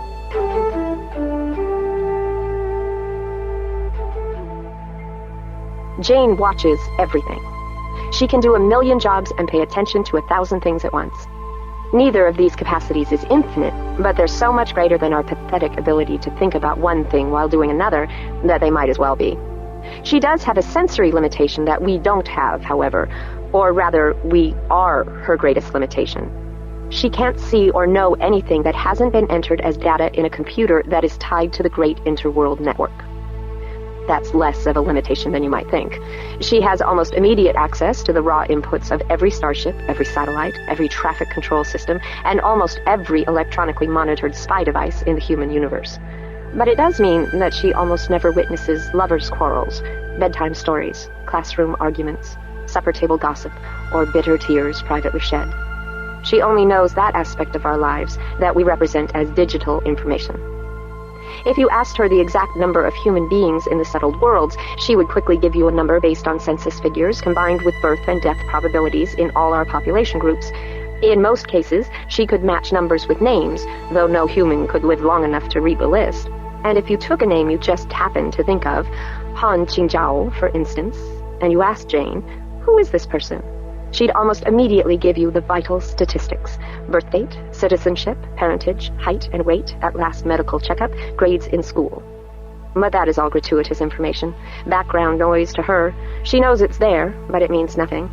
To ask her about Han Qingzhao would be something like asking her a question about a certain molecule of water vapor in a distant cloud. The molecule is certainly there, but there's nothing special to differentiate it from the millions of others in its immediate vicinity.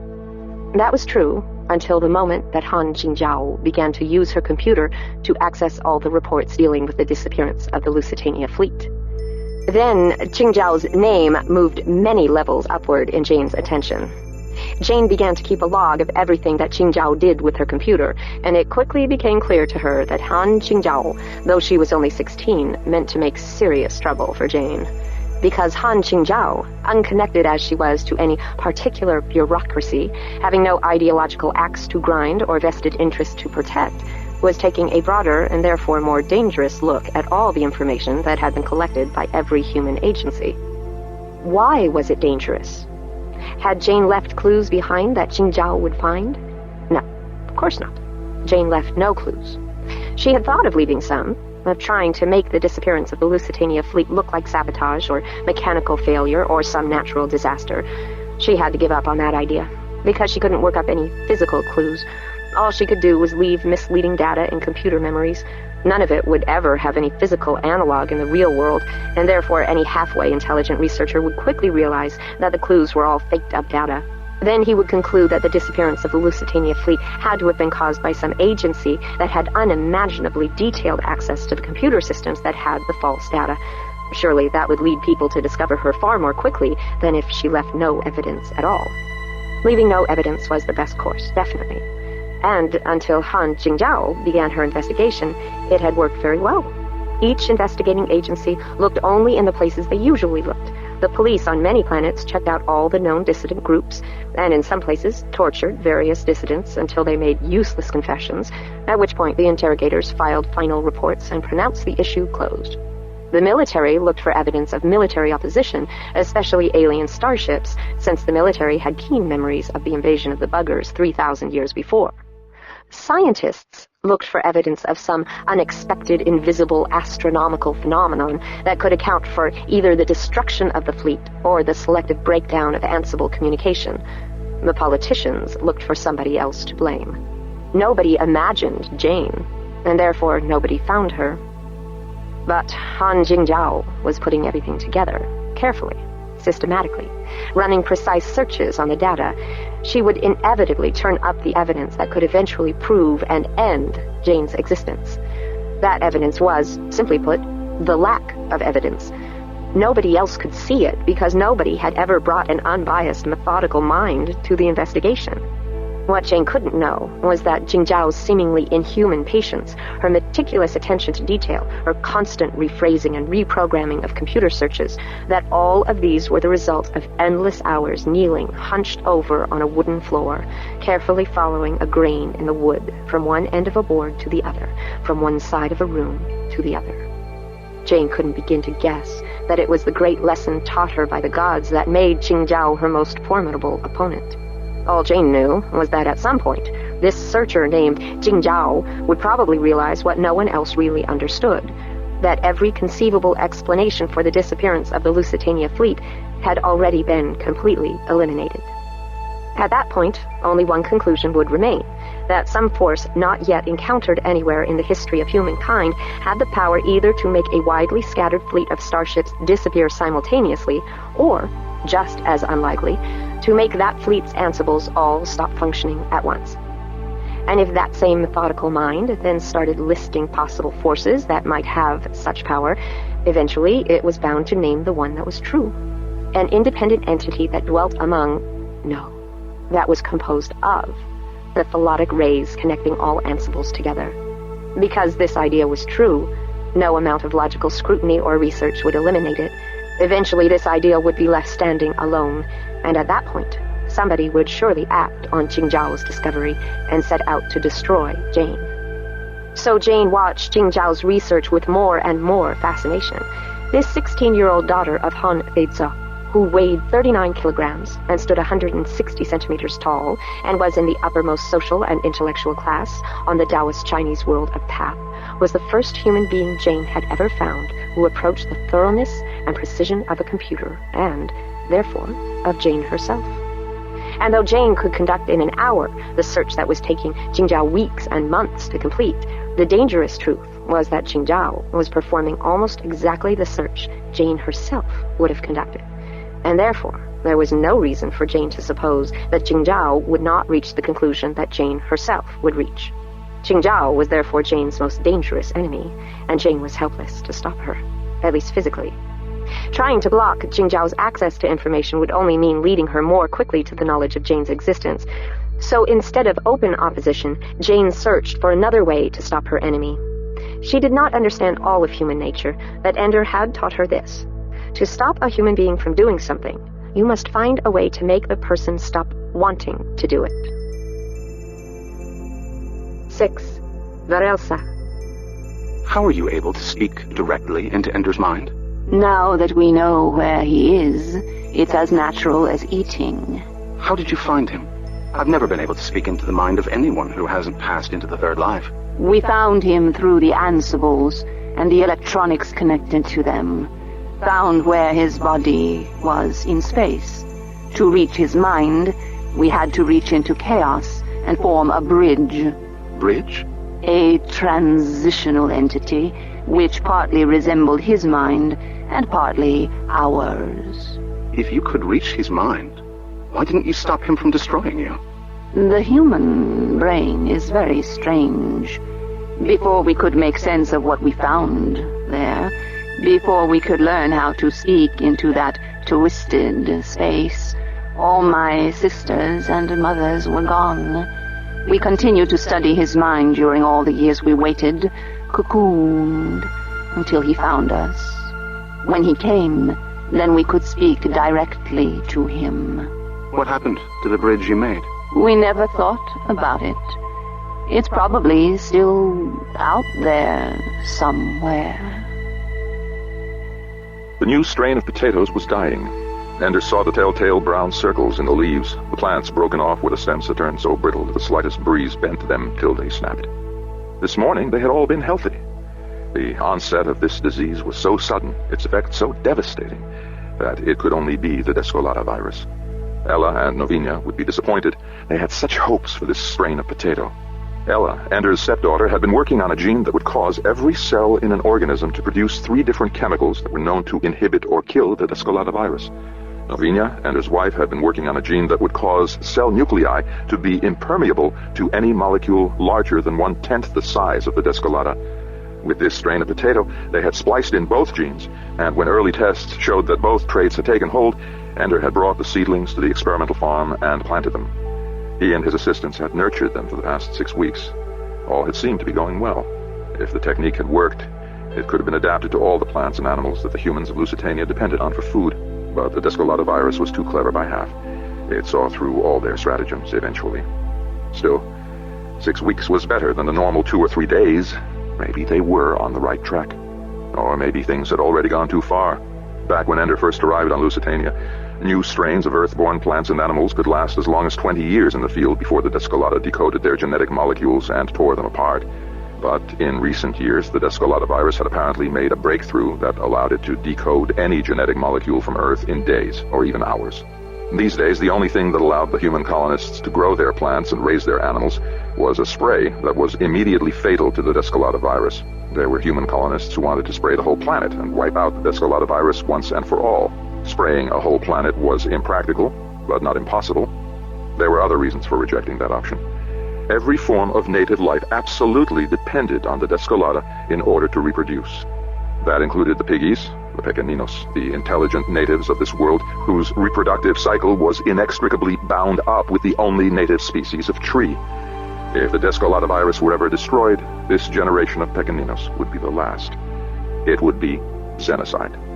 So far, the idea of doing anything that would wipe out the piggies would be immediately rejected by most of the people of Milagre, the village of humans. So far. But Ender knew that many minds would change if a few more facts were widely known. For instance, only a handful of people knew that twice already the Descolata had adapted itself to the chemical they were using to kill it. Ella and Novinia had already developed several new versions of the chemical, so that the next time the Descolata adapted to one virus side, they could switch immediately to another. Likewise, they had once had to change the Descolata inhibitor that kept human beings from dying of the Descolata viruses that dwelt in every human in the colony. The inhibitor was added to all the colony's food so that every human being ingested it with every meal. However, all the inhibitors and virucides worked on the same basic principles. Someday, just as the Descolata virus had learned how to adapt to Earth-born genes in general, it would also learn how to handle each class of chemicals, and then it wouldn't matter how many new versions they had. The Descolata would exhaust their resources in days. Only a few people knew how precarious Milagre's survival really was. Only a few people understood how much was riding on the work that Ella and Novinia, as Lusitania's xenobiologists, were doing, how close their contest was with the Descolada, how devastating the consequences would be if they ever fell behind. Just as well, if the colonists did understand, there would be many who would say, if it's inevitable that someday the Descolada will overwhelm us, then let's wipe it out now. If that kills all the piggies, then we're sorry, but if it's us or them, we choose us. It was fine for Ender to take the long view, the philosophical perspective, and say, better for one small human colony to perish than to wipe out an entire sentient species. He knew this argument would carry no water with the humans of Lusitania. Their own lives were at stake here, and the lives of their children. It would be absurd to expect them to be willing to die for the sake of another species that they didn't understand and that few of them even liked. It would make no sense genetically. Evolution encourages only creatures who are serious about protecting their own genes. Even if the bishop himself declared it to be the will of God that the human beings of Lusitania lay down their lives for the piggies, there would be precious few who would obey. I'm not sure I could make such a sacrifice myself, thought Ender. Even though I have no children of my own, even though I have already lived through the destruction of a sentient species, even though I triggered that destruction myself, and I know what a terrible moral burden that is to bear, I'm not sure I could let my fellow human beings die, either by starvation because their food crops have been destroyed, or far more painfully by the return of the Descolada as a disease with the power to consume the human body in days. And yet, could I consent to the destruction of the Pequeninos? Could I permit another Xenocide? He picked up one of the broken potato stems with its blotchy leaves. He would have to take this to Novinia, of course. Novinia would examine it, or Ella would, and they'd confirm what was already obvious, another failure. He put the potato stem into a sterile pouch. Speaker! It was Planter, Ender's assistant and his closest friend among the piggies. Planter was a son of the Pequenino named Human, whom Ender had taken into the third life, the tree stage of the Pequenino life cycle. Ender held up the transparent plastic pouch for Planter to see the leaves inside. Very dead indeed, Speaker, said Planter, with no discernible emotion. That had been the most disconcerting thing about working with Pequeninos at first. They didn't show emotions in ways that humans could easily, habitually interpret. It was one of the greatest barriers to their acceptance by most of the colonists.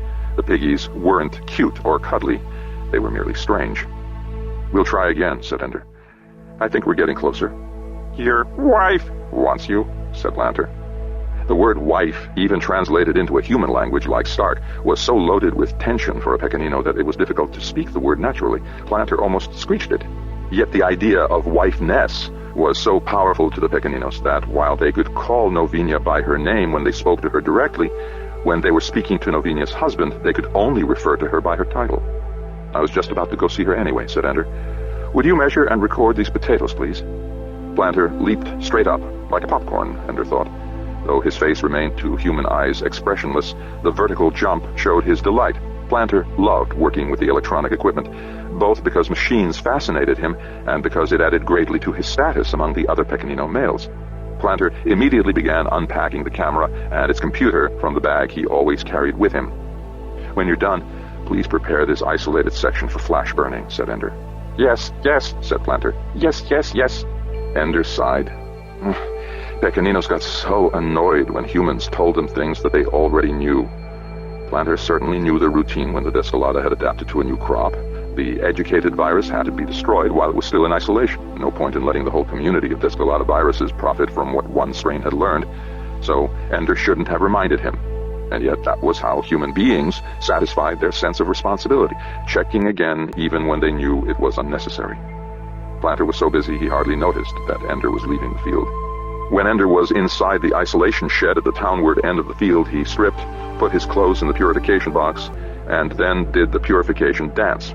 Hands up high, arms rotating at the shoulder, turning in a circle, squatting and standing again so that no part of his body was missed by the combination of radiation and gases that filled the shed. He breathed deeply through mouth and nose, then coughed, as always, because the gases were barely within the limits of human tolerance. 3 full minutes with burning eyes and wheezing lungs while waving his arms and squatting and standing. Our ritual of obeisance to the almighty Descolada. Thus we humiliate ourselves before the undisputed master of life on this planet. Finally it was done. I've been roasted to a turn, he thought. As fresh air finally rushed into the shed, he took his clothes out of the box and put them on, still hot. As soon as he left the shed, it would be heated so that every surface was far over the proven heat tolerance of the Descolata virus. Nothing could live in that shed during this final step of purification. Next time someone came to the shed, it would be absolutely sterile. Yet Ender couldn't help but think that somehow the Descolata virus would find a way through, if not through the shed, then through the mild disruption barrier that surrounded the experimental crop area like an invisible fortress wall. Officially, no molecule larger than 100 atoms could pass through that barrier without being broken up. Fences on either side of the barrier kept humans and piggies from straying into the fatal area. But Ender had often imagined what it would be like for someone to pass through the disruption field. Every cell in the body would be killed instantly as the nucleic acids broke apart. Perhaps the body would hold together physically, but in Ender's imagination he always saw the body crumbling into dust on the other side of the barrier, the breeze carrying it away like smoke before it could hit the ground. What made Ender most uncomfortable about the disruption barrier was that it was based on the same principle as the molecular disruption device, designed to be used against starships and missiles. It was Ender who turned it against the home planet of the Buggers when he commanded the human war fleet 3,000 years ago. And it was the same weapon that was now on its way from Starways Congress to Lusitania. According to Jane, Starways Congress had already attempted to send the order to use it. She had blocked that by cutting off Ansible communications between the fleet and the rest of humanity, but there was no telling whether some overwrought ship's captain who panicked because his Ansible wasn't working might still use it on Lusitania when he got here. Oh, it was unthinkable, but they had done it. Congress had sent the order to destroy a world, to commit Xenocide. Had Ender written the Hive Queen in vain? Had they already forgotten? But it wasn't already to them. It was 3,000 years to most people. And even though Ender had written The Life of Human, it wasn't believed widely enough yet. It hadn't been embraced by the people to such a degree that Congress wouldn't dare to act against the Pequeninos. Why had they decided to do it? Probably for exactly the same purpose as the xenobiologists' disruption barrier, to isolate a dangerous infection so it couldn't spread into the wider population. Congress was probably worried about containing the plague of planetary revolt. But when the fleet reached here, with or without orders, they might be as likely to use the little doctor as the final solution to the Descolata problem. If there were no planet Lusitania, there would be no self-mutating, half-intelligent virus itching for a chance to wipe out humanity and all its works. It wasn't that long a walk from the experimental fields to the new xenobiology station. The path wound over a low hill, skirting the edge of the wood that provided father, mother, and living cemetery to this tribe of Pequeninos, and then on to the north gate in the fence that surrounded the human colony. The fence was a sore point with Ender. There was no reason for it to exist anymore, now that the policy of minimal contact between humans and Pequeninos had broken down, and both species passed freely through the gate. When Ender arrived on Lusitania, the fence was charged with a field that caused any person entering it to suffer excruciating pain. During the struggle to win the right to communicate freely with the Pequeninos, Ender's oldest stepson, Miro, was trapped in the field for several minutes, causing irreversible brain damage.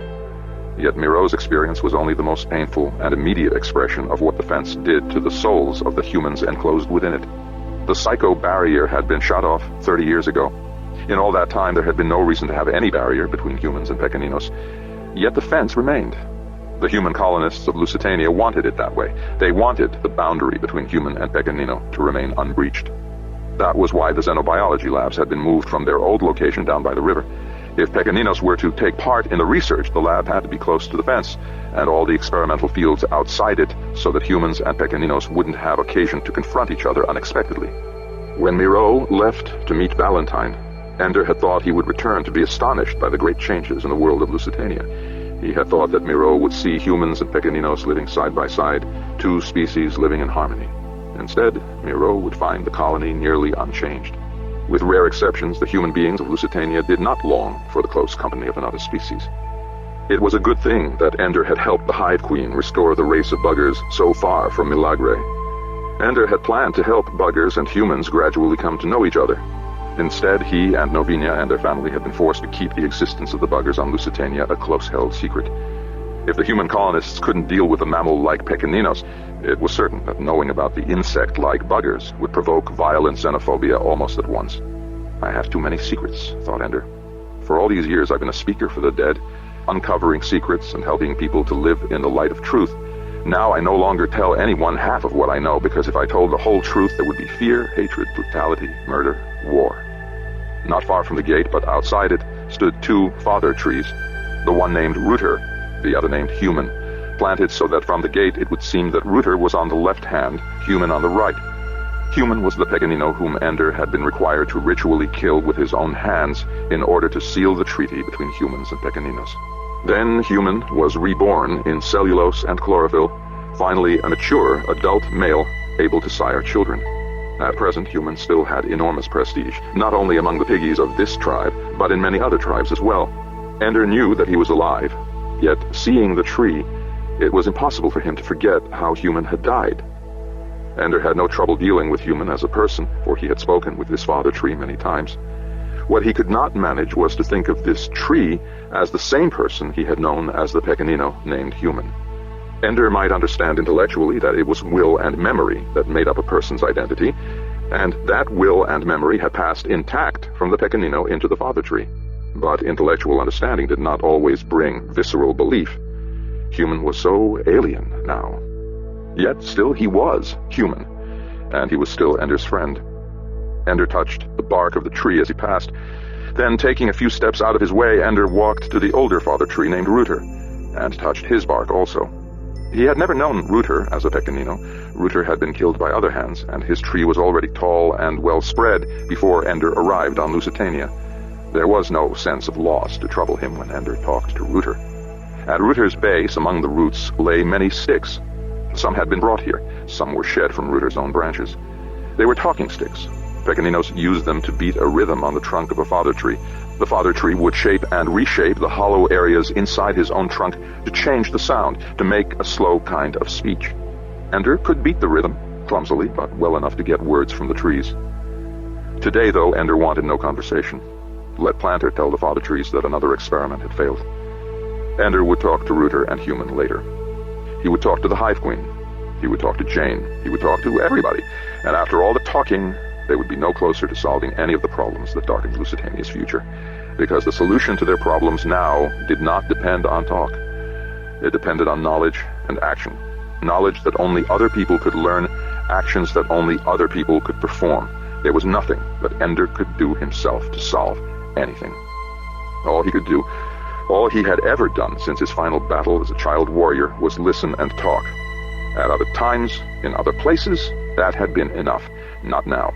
Many different kinds of destruction loomed over Lusitania, some of them set in motion by Ender himself, and yet not one of them could now be solved by any act or word or thought of Andrew Wiggin. Like all the other citizens of Lusitania, his future was in the hands of other people. The difference between him and them was that Ender knew all the danger, all the possible consequences of every failure or mistake. Who was more cursed? The one who died, unknowing until the very moment of his death, or the one who watched his destruction as it approached, step by step, for days and weeks and years? Ender left the father trees and walked on down the well-beaten path toward the human colony, through the gate, through the door of the xenobiology lab. The Pequenino who served as Ella's most trusted assistant, named Deaf, though he was definitely not hard of hearing, led him at once to Novinia's office, where Ella, Novinia, Quara, and Grego were already waiting. Ender held up the pouch containing the fragment of potato plant. Ella shook her head. Novinia sighed. But they didn't seem half as disappointed as Ender had expected. Clearly there was something else on their minds. "I guess we expected that," said Novinia. "We still had to try," said Ella. "Why did we have to try?" demanded Grego. Novinia's youngest son, and therefore Ender's stepson, was in his mid-30s now, a brilliant scientist in his own right. But he did seem to relish his role as devil's advocate in all the family's discussions, whether they dealt with xenobiology or the color to paint the walls. "All we're doing by introducing these strains is teaching the Descolada how to get around every strategy we have for killing it. If we don't wipe it out soon, it'll wipe us out. And once the Descolada is gone, we can grow regular old potatoes without any of this nonsense." "We can't!" shouted Quara. Her vehemence surprised Ender. Quara was reluctant to speak out at the best of times. For her to speak so loudly now was out of character.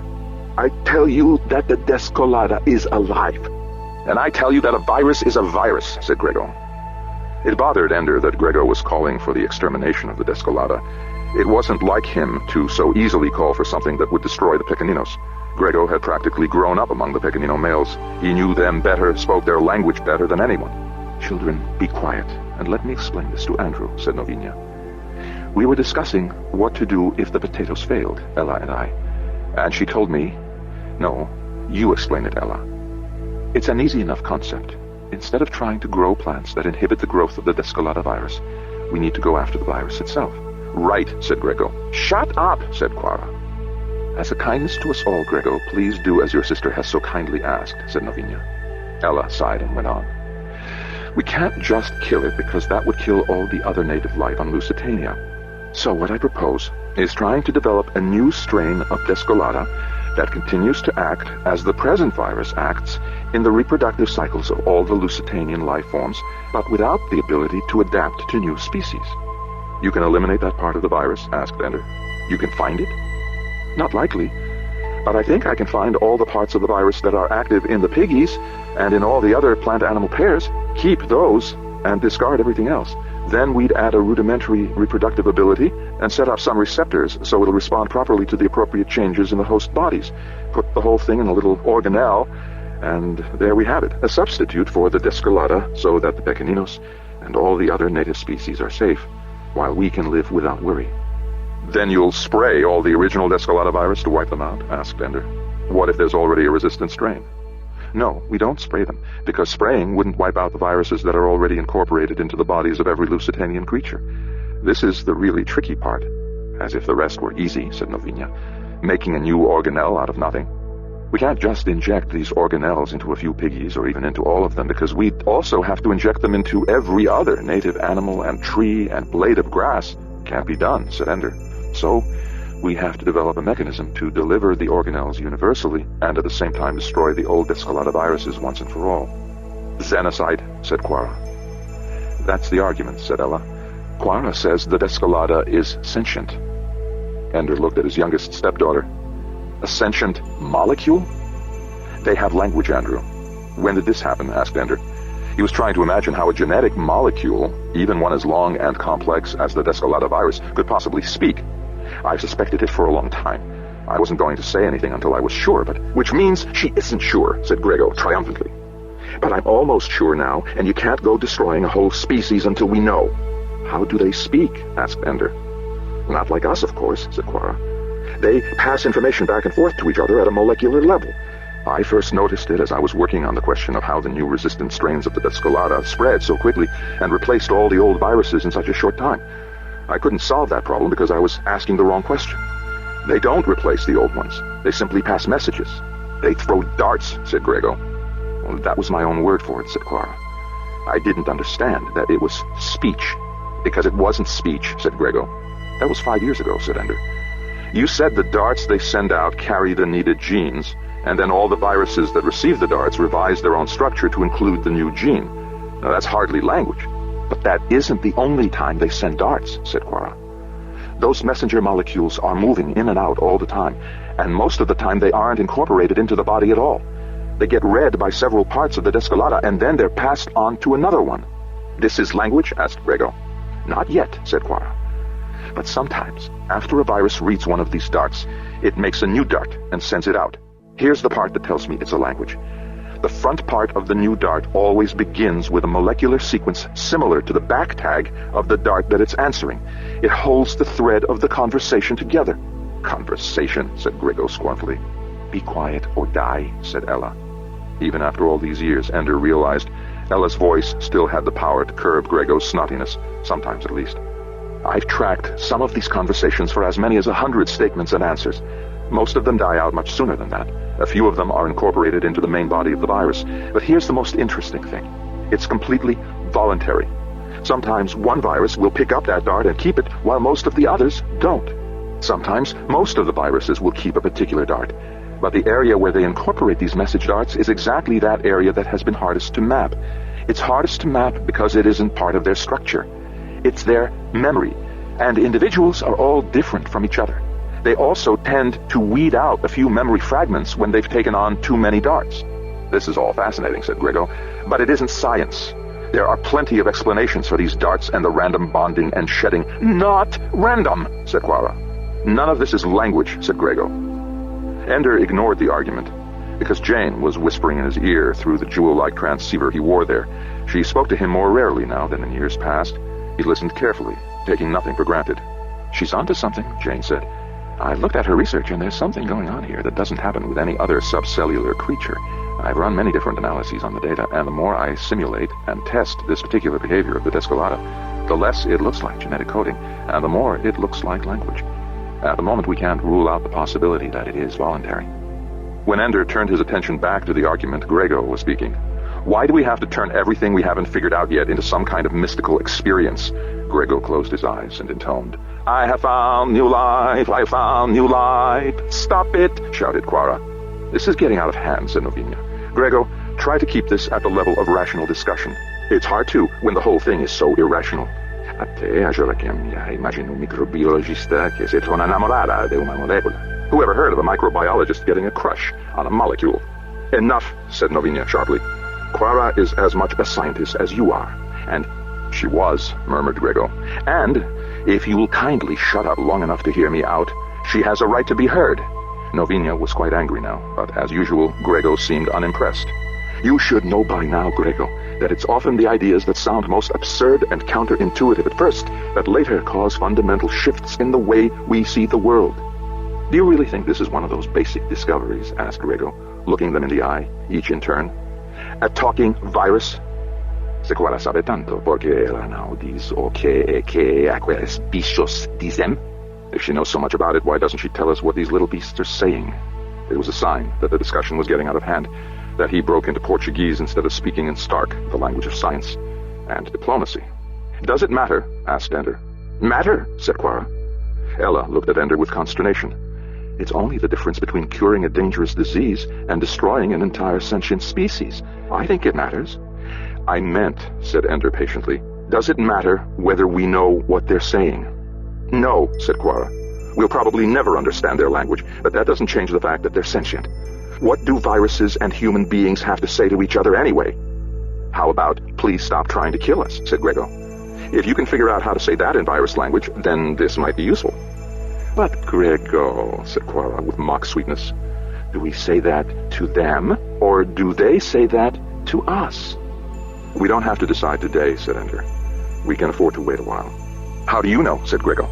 How do you know that tomorrow afternoon we won't all wake up itching and hurting and puking and burning up with fever and finally dying because overnight the Descolata virus figured out how to wipe us out once and for all? It's us or them. I think Grego just showed us why we have to wait, said Ender. Did you hear how he talked about the Descolata? It figures out how to wipe us out. Even he thinks the Descolata has a will and makes decisions. That's just a figure of speech, said Grego. We've all been talking that way, said Ender. And thinking that way, too, because we all feel it, that we're at war with the Descolata, that it's more than just fighting off a disease. It's like we have an intelligent, resourceful enemy who keeps countering all our moves. In all the history of medical research, no one has ever fought a disease that had so many ways to defeat the strategies used against it. Only because nobody's been fighting a germ with such an oversized and complex genetic molecule, said Grego. Exactly, said Ender. This is a one-of-a-kind virus, and so it may have abilities we've never imagined in any species less structurally complex than a vertebrate. For a moment, Ender's words hung in the air, answered by silence. For a moment, Ender imagined that he might have served a useful function in this meeting after all, that as a mere talker he might have won some kind of agreement. Grego soon disabused him of this idea. Even if Quara's right, even if she's dead on, and the Descolata viruses all have doctorates of philosophy and keep publishing dissertations on screwing up humans till they're dead, what then? Do we all roll over and play dead because the virus that's trying to kill us all is so damn smart? Novinia answered calmly. I think Quara needs to continue with her research, and we need to give her more resources to do it, while Ella continues with hers. It was Quara who objected this time. Why should I bother trying to understand them if the rest of you are still working on ways to kill them? That's a good question, Quara, said Novinia. On the other hand, why should you bother trying to understand them if they suddenly figure out a way to get past all our chemical barriers and kill us all? Us or them, muttered Grego. Novinia had made a good decision, Ender knew. Keep both lines of research open, and decide later when they knew more. In the meantime, Quara and Grego were both missing the point, both assuming that everything hinged on whether or not the Descolata was sentient. Even if they're sentient, said Ender, that doesn't mean they're sacrosanct. It all depends whether they're Raman or Verosa. If they're Raman, if we can understand them and they can understand us well enough to work out a way of living together, then fine. We'll be safe, they'll be safe. The great peacemaker plans to sign a treaty with a molecule? Asked Grego. Ender ignored his mocking tone. On the other hand, If they're trying to destroy us, and we can't find a way to communicate with them, then they're Varelsa, sentient aliens, but implacably hostile and dangerous. Varelsa are aliens we can't live with. Varelsa are aliens with whom we are naturally and permanently engaged in a war to the death, and at that time our only moral choice is to do all that's necessary to win. Right, said Grego. Despite her brother's triumphant tone, Quara had listened to Ender's words, weighed them, and now gave a tentative nod. As long as we don't start from the assumption that they're Varelsa, said Quara. And even then, maybe there's a middle way, said Ender. Maybe Ella can find a way to replace all the Descolata viruses without destroying this memory and language thing. No, said Quara, once again fervent. You can't. You don't even have the right to leave them their memories and take away their ability to adapt. That would be like them giving all of us frontal lobotomies. If it's war, then it's war. Kill them, but don't leave them their memories while stealing their will. It doesn't matter, said Ella. It can't be done. As it is, I think I've set myself an impossible task. Operating on the Descolata isn't easy, not like examining and operating on an animal. How do I anesthetize the molecule so that it doesn't heal itself while I'm halfway through the amputation? Maybe the Descolata isn't much on physics, but it's a hell of a lot better than I am at molecular surgery. So far, said Ender. So far, we don't know anything, said Grego. Except that the Descolata is trying as hard as it can to kill us all, while we're still trying to figure out whether we ought to fight back. I'll sit tight for a while longer, but not forever. What about the piggies? Asked Quara. Don't they have a right to vote on whether we transform the molecule that not only allows them to reproduce, but probably created them as a sentient species in the first place? This thing is trying to kill us, said Ender. As long as the solution Ella comes up with can wipe out the virus without interfering with the reproductive cycle of the piggies, then I don't think they have any right to object. Maybe they'd feel different about that. Then maybe they'd better not find out what we're doing, said Grego. We don't tell people, human or Pequenino, about the research we're doing here, said Novinia sharply. It could cause terrible misunderstandings that could lead to violence and death. So we humans are the judges of all other creatures, said Quara. No, Quara. We scientists are gathering information, said Novinia. Until we've gathered enough, nobody can judge anything. So the secrecy rule goes for everybody here, Quara and Grego both. You tell no one until I say so, and I won't say so until we know more. Until you say so? Asked Grego impudently. Or until the speaker for the dead says so. I'm the head xenobiologist, said Novinia. The decision on when we know enough is mine alone. Is that understood? She waited for everyone there to assent. They all did. Novinia stood up. The meeting was over. Quara and Grego left almost immediately. Novinia gave Ender a kiss on the cheek and then ushered him and Ella out of her office. Ender lingered in the lab to talk to Ella. Is there a way to spread your replacement virus throughout the entire population of every native species on Lusitania? I don't know, said Ella. That's less of a problem than how to get it to every cell of an individual organism fast enough that the Descolata can't adapt or escape. I'll have to create some kind of carrier virus, and I'll probably have to model it partly on the Descolata itself. The Descolata is the only parasite I've seen that invades a host as quickly and thoroughly as I need the carrier virus to do it. Ironic. I'll learn how to replace the Descolata by stealing techniques from the virus itself. It's not ironic, said Ender. It's the way the world works. Someone once told me that the only teacher who's worth anything to you is your enemy. Then Quara and Grego must be giving each other advanced degrees, said Ella. Their argument is healthy, said Ender. It forces us to weigh every aspect of what we're doing. It'll stop being healthy if one of them decides to bring it up outside the family, said Ella. This family doesn't tell its business to strangers, said Ender. I of all people should know that. On the contrary, Ender, you of all people should know how eager we are to talk to a stranger when we think our need is great enough to justify it. Ender had to admit that she was right. Getting Quara and Grego, Miro and King and Oliado to trust him enough to speak to him, that had been hard when Ender first came to Lusitania. But Ella had spoken to him from the start, and so had all of Novinia's other children. So in the end had Novinia herself. The family was intensely loyal, but they were also strong-willed and opinionated, and there wasn't a one of them who didn't trust his own judgment above anyone else's. Grego or Quara, either one of them, might well decide that telling somebody else was in the best interests of Lusitania or humanity or science, and there would go the rule of secrecy. Just the way the rule of non-interference with piggies had been broken before Ender ever got here. How nice, thought Ender. One more possible source of disaster that is completely out of my power to control. Leaving the lab, Ender wished, as he had many times before, that Valentine were here. She was the one who was good at sorting out ethical dilemmas. She'd be here soon, but soon enough? Ender understood and mostly agreed with the viewpoints put forward by Quara and Grego both. What stung most was the need for such secrecy that Ender couldn't even speak to the Pequeninos, not even Human himself, about a decision that would affect them as much as it would affect any colonist from Earth. And yet Novinia was right. To bring the matter out into the open now, before they even knew what was possible, that would lead to confusion at best, anarchy and bloodshed at worst. The Pequeninos were peaceful now, but the species' history was bloody with war. As Ender emerged from the gate heading back toward the experimental fields, he saw Quara standing beside the father tree Human, sticks in her hand, engaged in conversation. She hadn't actually beat on his trunk, or Ender would have heard it, so she must want privacy. That was all right. Ender would take a longer way around, so he wouldn't come close enough to overhear. But when she saw Ender looking her way, Quara immediately ended her conversation with Human and took off at a brisk walk down the path toward the gate. Of course, this led her right by Ender. "Telling secrets?" asked Ender. He had meant his remark as mere banter. Only when the words came out of his mouth and Quara got such a furtive look on her face did Ender realize exactly what secret it might have been that Quara had been telling. And her words confirmed his suspicion. "Mother's idea of fairness isn't always mine," said Quara. "Neither is yours for that matter."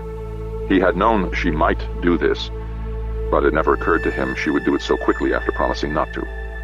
"But is fairness always the most important consideration?" asked Ender. "It is to me," said Quara. She tried to turn away and go on through the gate, but Ender caught her arm. "Let go of me." "Telling Human is one thing," said Ender. "He's very wise. But don't tell anybody else.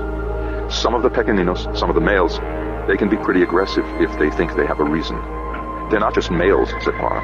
"They call themselves husbands. Maybe we should call them men." She smiled at Ender in triumph. "You're not half so open-minded as you like to think." Then she brushed past him and went on through the gate into Milagre. Ender walked up to Human and stood before him. "What did she tell you, Human? Did she tell you that I'll die before I let anyone wipe out the Descolada if doing so would hurt you and your people?" Of course, Human had no immediate answer for him, for Ender had no intention of starting to beat on his trunk with the talking sticks used to produce father tongue. If he did, the Pequenino males would hear and come running.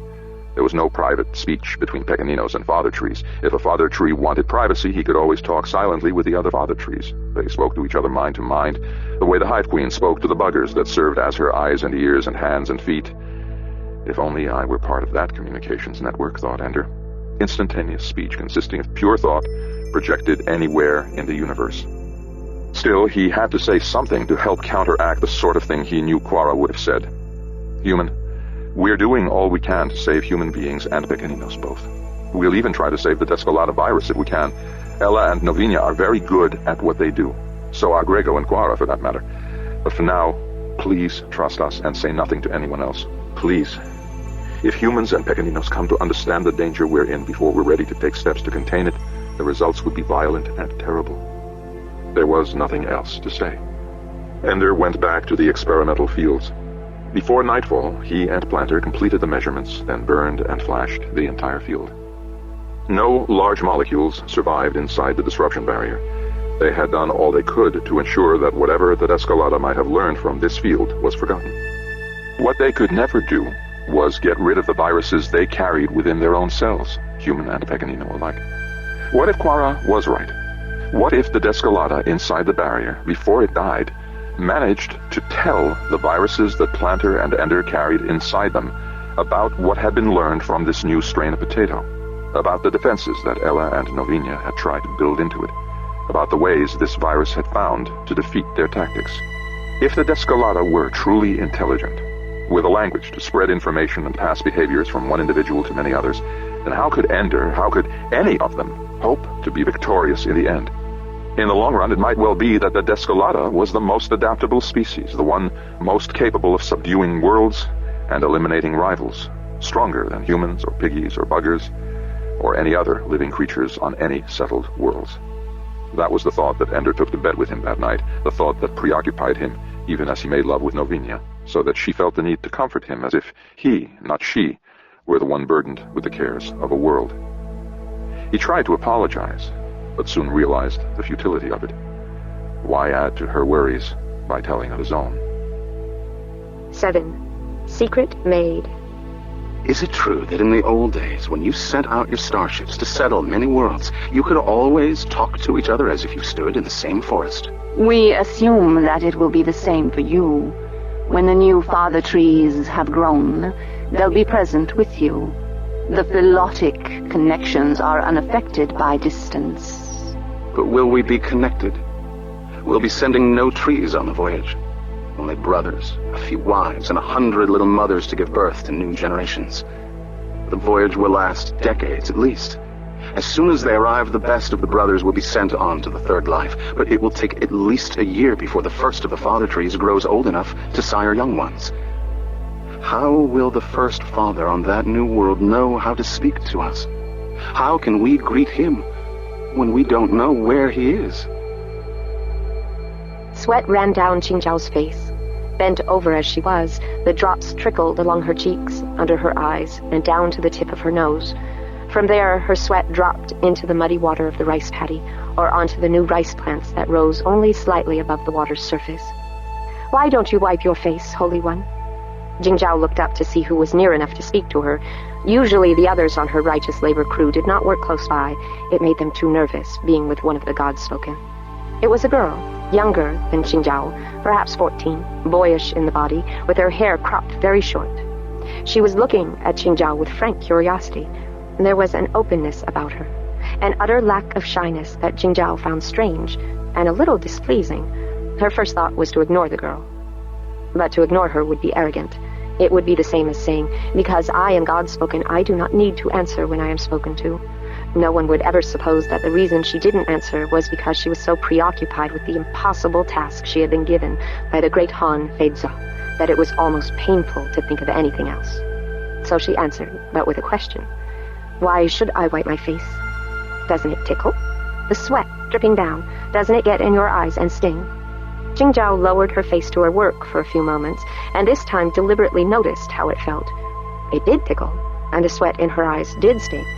In fact, it was quite uncomfortable and annoying. Carefully, Qingzhao unbent herself to stand straight, and now she noticed the pain of it, the way her back protested against the change of posture. "Yes," she said to the girl, "it tickles and stings." "Then wipe it," the girl said, "with your sleeve." Qingzhao looked at her sleeve. It was already soaked with the sweat of her arms. "Does wiping help?" she asked. Now it was the girl's turn to discover something she hadn't thought about. For a moment she looked thoughtful. Then she wiped her forehead with her sleeve. She grinned. "No, Holy One, it doesn't help a bit." Qingzhao nodded gravely and bent down again to her work. Only now the tickling of the sweat, the stinging of her eyes, the pain in her back, it all bothered her very much. Her discomfort took her mind off her thoughts, instead of the other way around. This girl, whoever she was, had just added to her misery by pointing it out, and yet, ironically, by making Qingzhao aware of the misery of her body, she had freed her from the hammering of the questions in her mind. Qingzhao began to laugh. "Are you laughing at me, Holy One?" asked the girl. "I'm thanking you in my own way," said Qingzhao. "You've lifted a great burden from my heart, even if only for a moment. You're laughing at me for telling you to wipe your forehead even though it doesn't help. I say that is not why I'm laughing," said Qingzhao. She stood again and looked the girl in the eye. "I don't lie." The girl looked abashed, but not half so much as she should have. When the God-spoken used the tone of voice Qingzhao had just used, others immediately bowed and showed respect. But this girl only listened, sized up Qingzhao's words, and then nodded. There was only one conclusion Qingzhao could reach. "Are you also God-spoken?" she asked. The girl's eyes went wide. "Me?" she said. "My parents are both very low people. My father spreads manure in the fields, and my mother washes up in a restaurant." Of course, that was no answer at all. Though the gods most often chose the children of the God-spoken, they had been known to speak to some whose parents had never heard the voice of the gods. Yet it was a common belief that if your parents were very low status, the gods would have no interest in you. And in fact, it was very rare for the gods to speak to those whose parents were not well educated. "What's your name?" asked Qingzhao. "Si Wangmu," said the girl. Qingzhao gasped and covered her mouth to forbid herself from laughing. But Wangmu did not look angry. She only grimaced and looked impatient. "I'm sorry," said Qingzhao, when she could speak, "but that is the name of the Royal Mother of the West," said Wangmu. "Can I help it that my parents chose such a name for me?"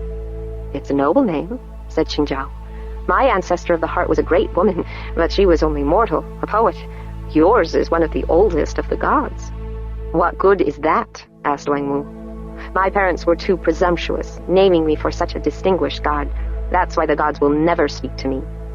It made Qingzhao sad to hear Wang Mu speak with such bitterness. If only she knew how eagerly Qingzhao would trade places with her, to be free of the voice of the gods, never to have to bow to the floor and trace the grain of the wood, never to wash her hands except when they got dirty. Yet Qingzhao couldn't explain this to the girl. How could she understand? To Wang Mu, the gods spoken were the privileged elite, infinitely wise and unapproachable. It would sound like a lie if Qingzhao explained that the burdens of the gods spoken were far greater than the rewards. Except that to Wang Mu, the gods spoken had not been unapproachable. She had spoken to Qingzhao, hadn't she? So Qingzhao decided to say what was in her heart after all. "See, Wang Mu, I would gladly live the rest of my life blind, if only I could be free of the voice of the gods." Wang Mu's mouth opened in shock. Her eyes widened. It had been a mistake to speak. Qingzhao regretted it at once. "I was joking," said Qingzhao. "No," said Wang Mu. "Now you're lying. Then you were telling the truth."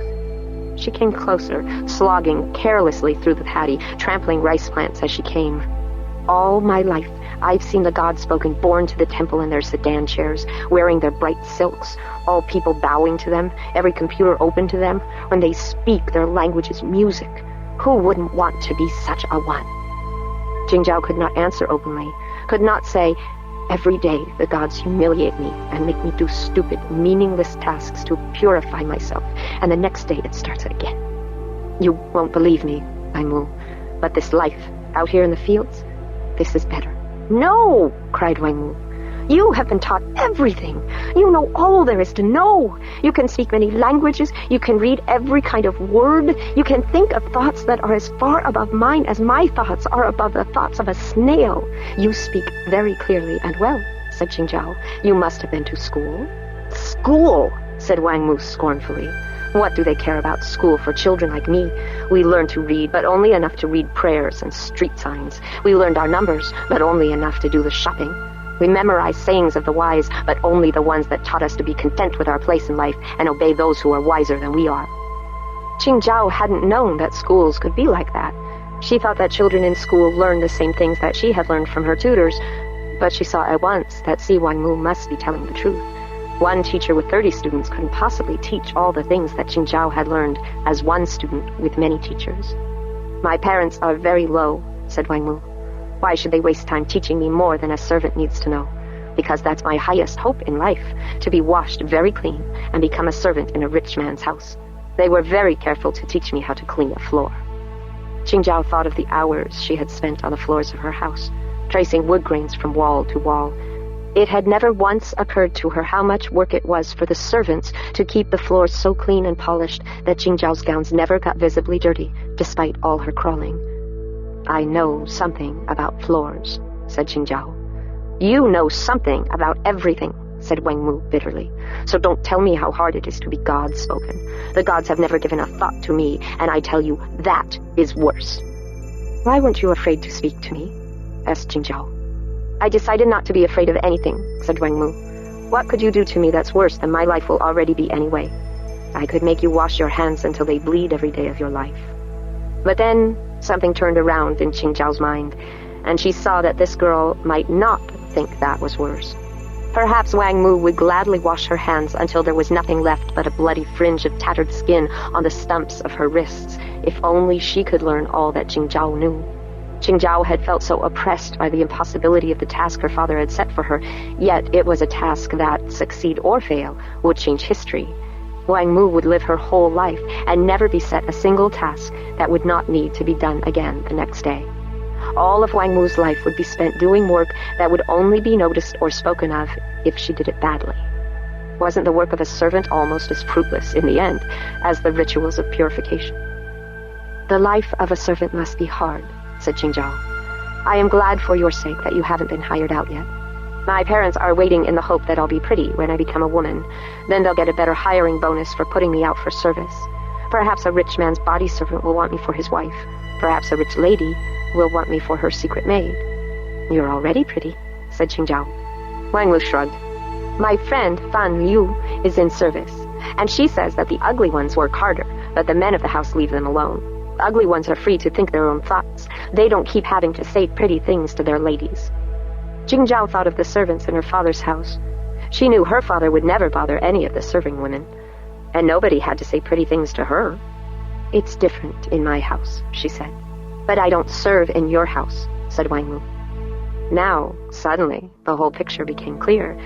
Wang Mu had not spoken to her by impulse. Wang Mu had spoken to her in hopes of being offered a place as a servant in the house of a God-spoken lady. For all she knew, the gossip in the town was all about the young God-spoken lady Han Jingzhao, who was through with her tutors and had embarked on her first adult task, and how she still had neither a husband nor a secret maid.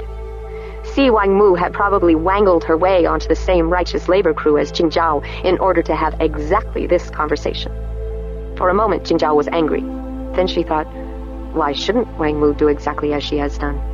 The worst that could happen to her is that I guess what she was doing, become angry and not hire her. Then she'd be no worse off than before. And if I didn't guess what she was doing, and so started to like her and hired her, she'd be secret maid to a God-spoken lady. If I were in her place, wouldn't I do the same? Do you think you can fool me? Asked Jingzhao. Do you think I don't know that you want me to hire you for my servant? Wang Mu looked flustered, angry, afraid. Wisely, though, she said nothing. Why don't you answer me with anger? Asked Jingzhao. Why don't you deny that you spoke to me only so I'd hire you? Because it's true, said Wang Mu. I'll leave you alone now. That was what Jingzhao hoped to hear, an honest answer. She had no intention of letting Wang Mu go. How much of what you told me is true, about wanting a good education, wanting to do something better in your life than serving work? All of it, Wang Mu said, and there was passion in her voice. But what is that to you? You bear the terrible burden of the voice of the gods. Wang Mu spoke her last sentence with such contemptuous sarcasm that Jingzhao almost laughed aloud. But she contained her laughter. There was no reason to make Wang Mu any angrier than she already was. See, Wang Mu, daughter of the heart to the royal mother of the West, I will hire you as my secret maid, but only if you agree to the following conditions. First, you will let me be your teacher and study all the lessons I assign to you. Second, you will always speak to me as an equal and never bow to me or call me Holy One. And third, how could I do that? Said Wang Mu. If I don't treat you with respect, others will say I'm unworthy. They'd punish me when you weren't looking. It would disgrace us both. Of course, you'll use respect when others can see us, said Jingzhao. But when we're alone, just you and me, we'll treat each other as equals, or I'll send you away. The third condition? You'll never tell another soul a single word I say to you. Wang Mu's face showed her anger plainly. A secret maid never tells. Barriers are placed in our minds. The barriers help you remember not to tell, said Jingzhao. But if you want to tell, you can get around them. And there are those who will try to persuade you to tell. Jingzhao thought of her father's career, of all the secrets of Congress that he held in his head. He told no one. He had no one he could speak to except sometimes Jingzhao. If Wang Mu turned out to be trustworthy, Jingzhao would have someone. She would never be as lonely as her father was. Don't you understand me? Jingzhao asked. Others will think I'm hiring you as a secret maid, but you and I will know that you're really coming to be my student, and I'm really bringing you to be my friend. Wang Mu looked at her in wonder. Why would you do this, when the gods have already told you how I bribed the foreman to let me be on your crew and not to interrupt us while I talked to you? The gods had told her no such thing, of course, but Jingzhao only smiled. Why doesn't it occur to you that maybe the gods want us to be friends? Abashed, Wang Mu clasped her hands together and laughed nervously. Jingzhao took the girl's hands in hers and found that Wang Mu was trembling, so she wasn't as bold as she seemed. Wang Mu looked down at their hands, and Jingzhao followed her gaze. They were covered with dirt and muck, dried on now because they had been standing so long, their hands out of the water. We're so dirty, said Wang Mu. Jingzhao had long since learned to disregard the dirtiness of righteous labor, for which no penance was required. My hands have been much filthier than this, said Jingzhao. Come with me when our righteous labor is finished. I will tell our plan to my father, and he will decide if you can be my secret maid. Wang Mu's expression soured. Jingzhao was glad that her face was so easy to read. What's wrong? Said Jingzhao. Fathers always decide everything, said Wang Mu. Jingzhao nodded, wondering why Wang Mu would bother to say something so obvious. "That's the beginning of wisdom," said Jingzhao. "Besides, my mother is dead." Righteous labor always ended early in the afternoon. Officially, this was to give people who lived far from the fields time to return to their homes. Actually, though, it was in recognition of the custom of making a party at the end of righteous labor. Because they had worked right through the afternoon nap, many people felt giddy after righteous labor, as if they had stayed up all night. Others felt sluggish and surly. Either one was an excuse for drinking and dining with friends, and then collapsing into bed hours early to make up for the lost sleep and the hard labor of the day. Jingzhao was of the kind who felt out of sorts. Wang Mu was obviously of the giddy kind. Or perhaps it was simply the fact that the Lusitania fleet weighed heavily on Jingzhao's mind, while Wang Mu had just been accepted as secret maid by a God-spoken girl.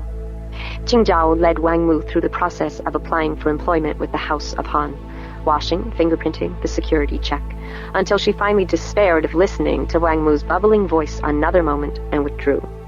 As she walked up the stairs to her room, Jingzhao could hear Wang Mu asking fearfully, "Have I made my new mistress angry?"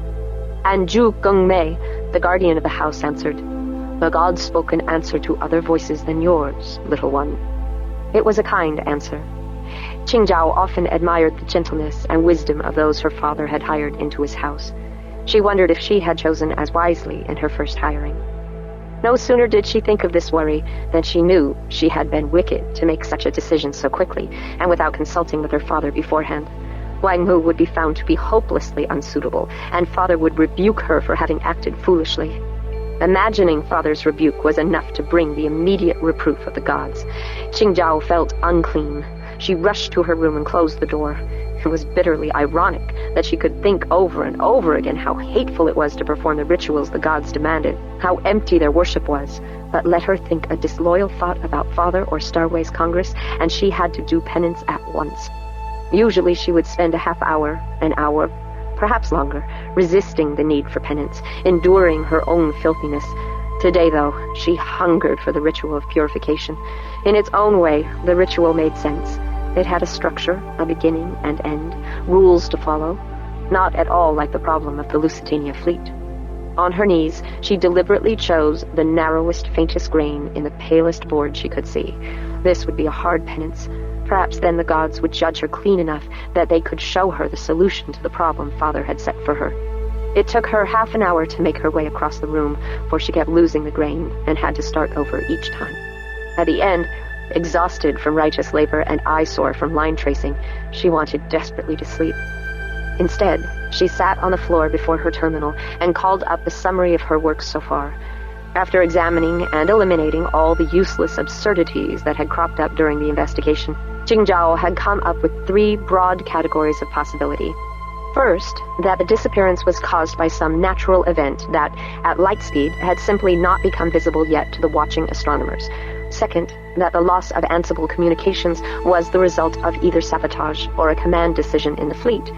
Third, that the loss of Ansible communications was caused by some planet-side conspiracy. The first category was virtually eliminated by the way the fleet was traveling. The starships were simply not close enough to each other for any known natural phenomenon to destroy them all at once. The fleet had not rendezvoused before setting out. The Ansible made such things a waste of time. Instead, all of the ships were moving toward Lusitania from wherever they happened to be when they were assigned to the fleet.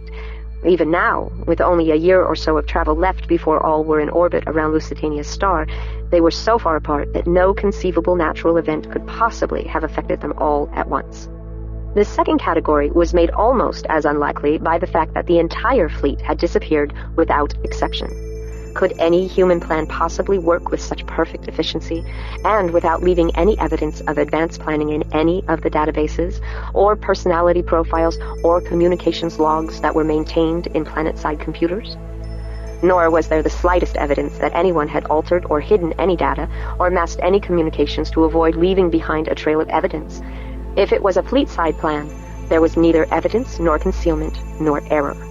The same lack of evidence made the idea of a planet-side conspiracy even more unlikely. And making all these possibilities still less possible was the sheer simultaneity of it. As near as anyone could determine, every single ship had broken off Ansible communications at almost exactly the same time. There might have been a time lag of seconds, perhaps even minutes, but never as long as 5 minutes.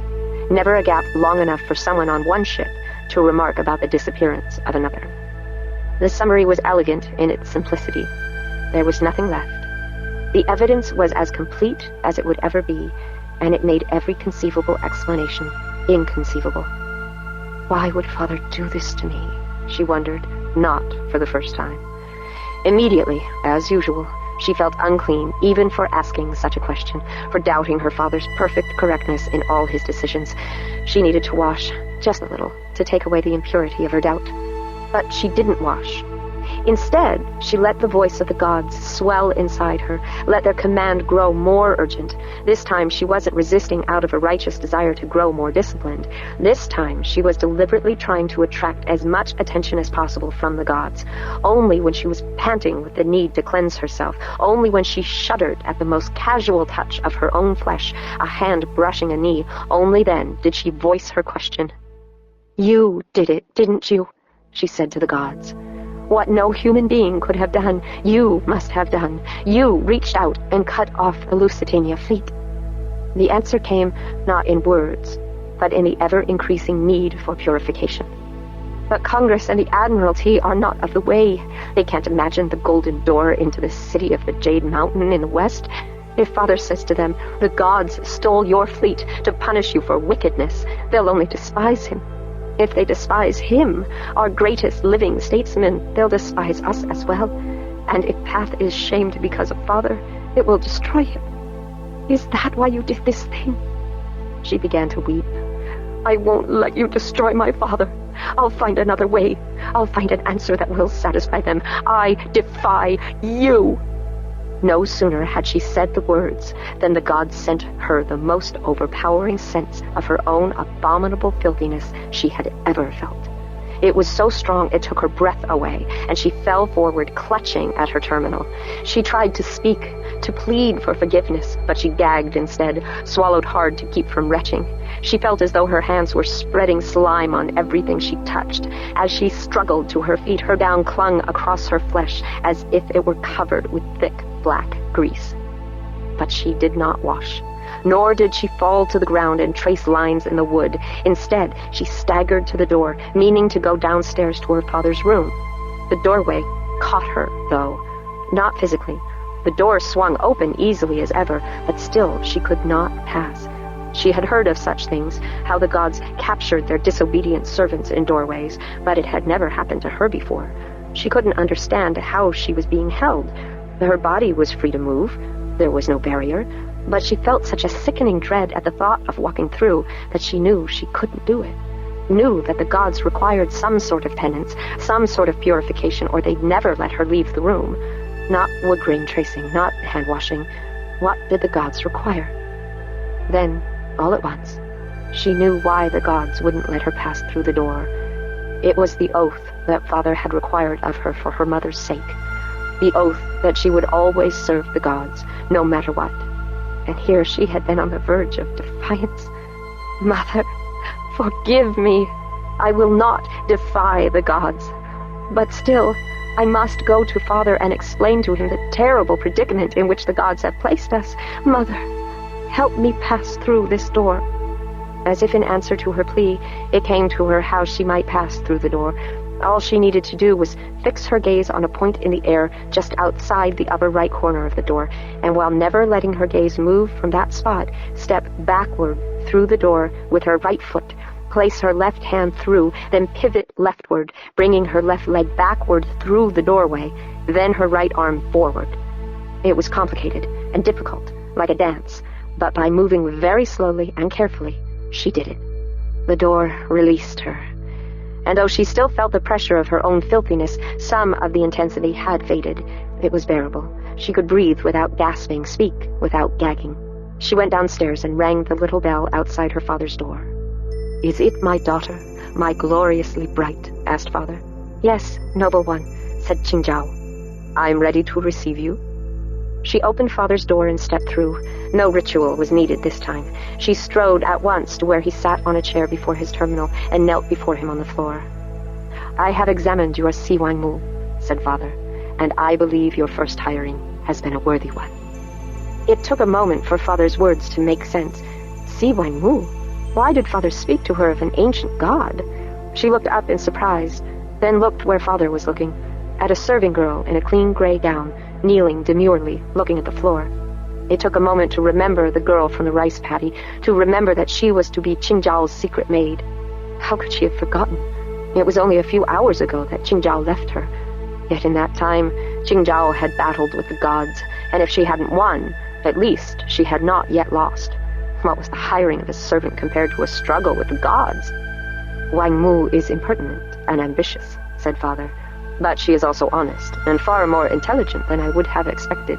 I assume from her bright mind and sharp ambition that you both intend for her to be your student, as well as your secret maid. Wang Mu gasped, and when Qingzhao glanced over at her, she saw how horrified the girl looked. Oh, yes, she must think that I think that she told Father of our secret plan. Don't worry, Wang Mu, said Qingzhao. Father almost always guesses secrets. I know you didn't tell. I wish more secrets were as easy as this one, said Father. My daughter, I commend you for your worthy generosity. The gods will honor you for it, as I do also. The words of praise came like unguent to a stinging wound.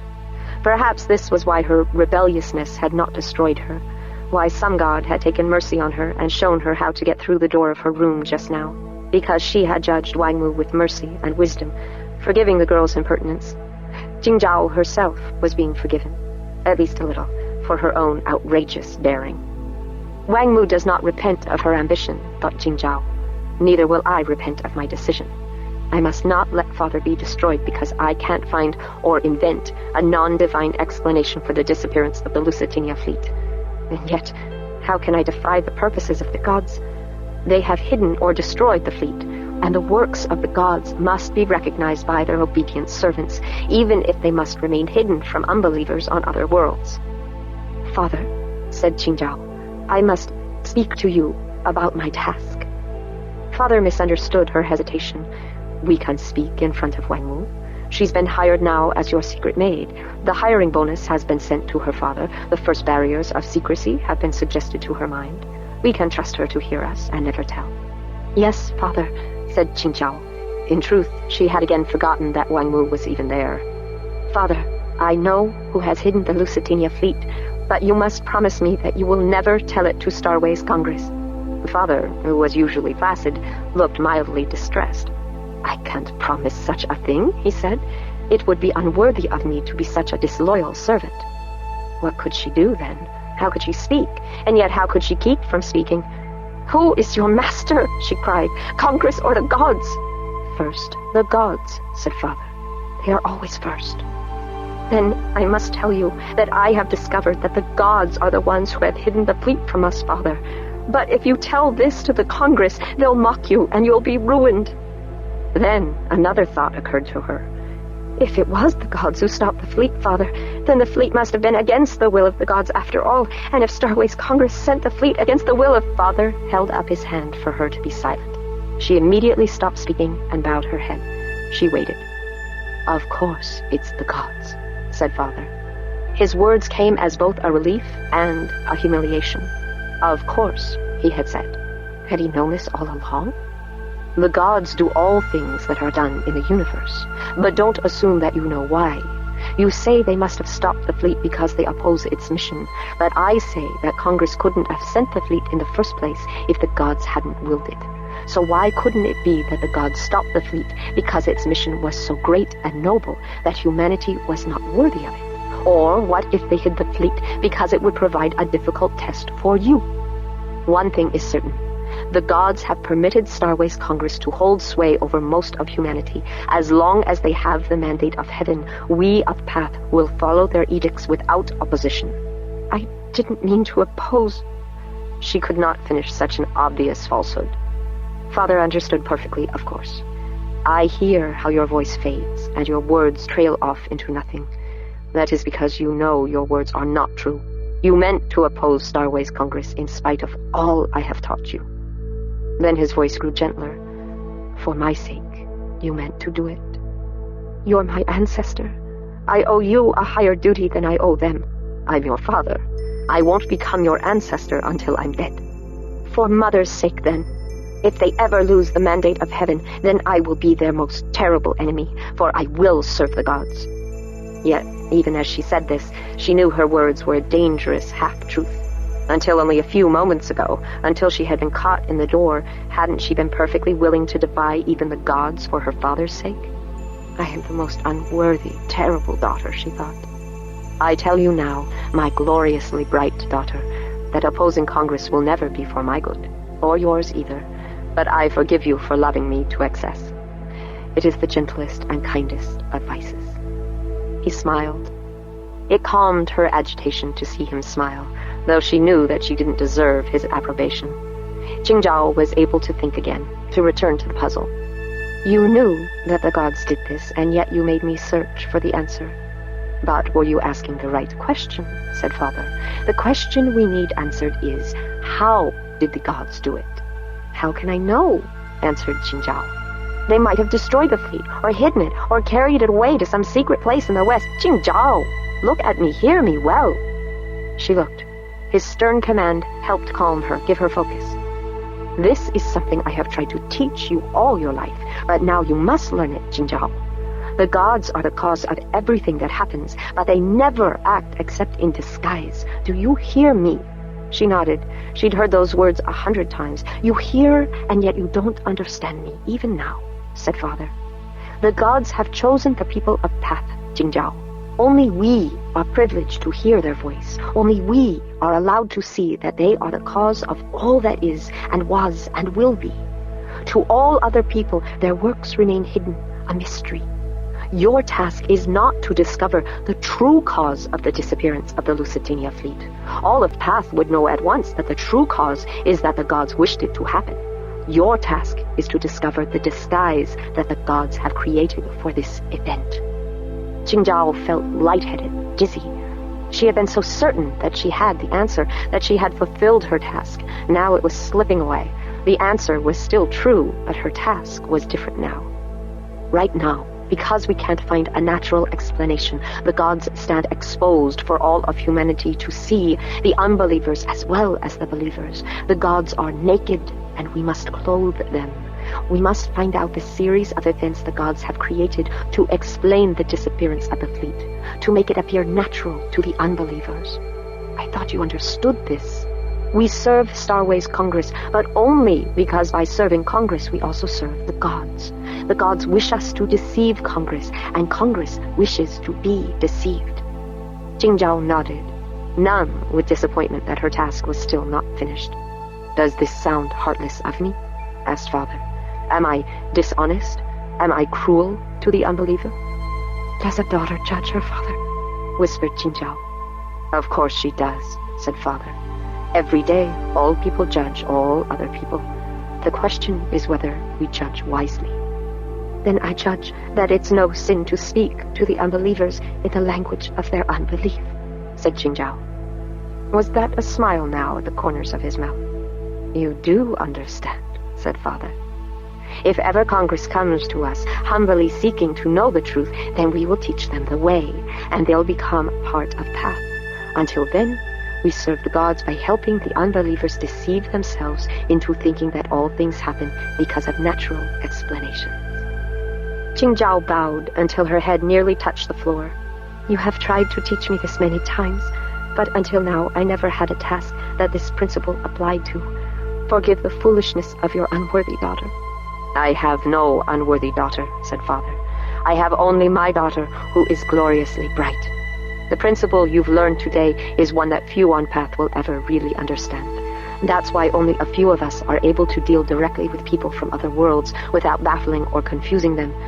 You have surprised me today, daughter, not because you hadn't yet understood it, but because you have come to understand it so young. I was nearly 10 years older than you before I discovered it. How can I learn something before you did, Father? The idea of surpassing one of his achievements was almost unthinkable. Because you had me to teach you, said Father, while I had to discover it for myself. But I see that it frightened you to think that perhaps you learned something younger than I did. Do you think it would dishonor me if my daughter surpassed me? On the contrary, there can be no greater honor to a parent than to have a child who is greater. I can never be greater than you, Father, In a sense, that's true, Qingzhao. Because you are my child, all your works are included within mine, as a subset of mine, just as all of us are a subset of our ancestors. But you have so much potential for greatness inside you that I believe there'll come a time when I will be counted greater because of your works than because of my own. If ever the people of Path judge me worthy of some singular honor, it will be at least as much because of your achievements as my own. With that, Father bowed to her, not a courteous bow of dismissal, but a deep bow of respect, his head almost touching the floor, not quite, for that would be outrageous, almost a mockery, if he actually touched his head to the floor in honor to his own daughter. But he came as close as dignity allowed. It confused her for a moment, frightened her. Then she understood. When he implied that his chance of being chosen god of Path depended on her greatness, he wasn't speaking of some vague future event. He was speaking of the here and now. He was speaking of her task.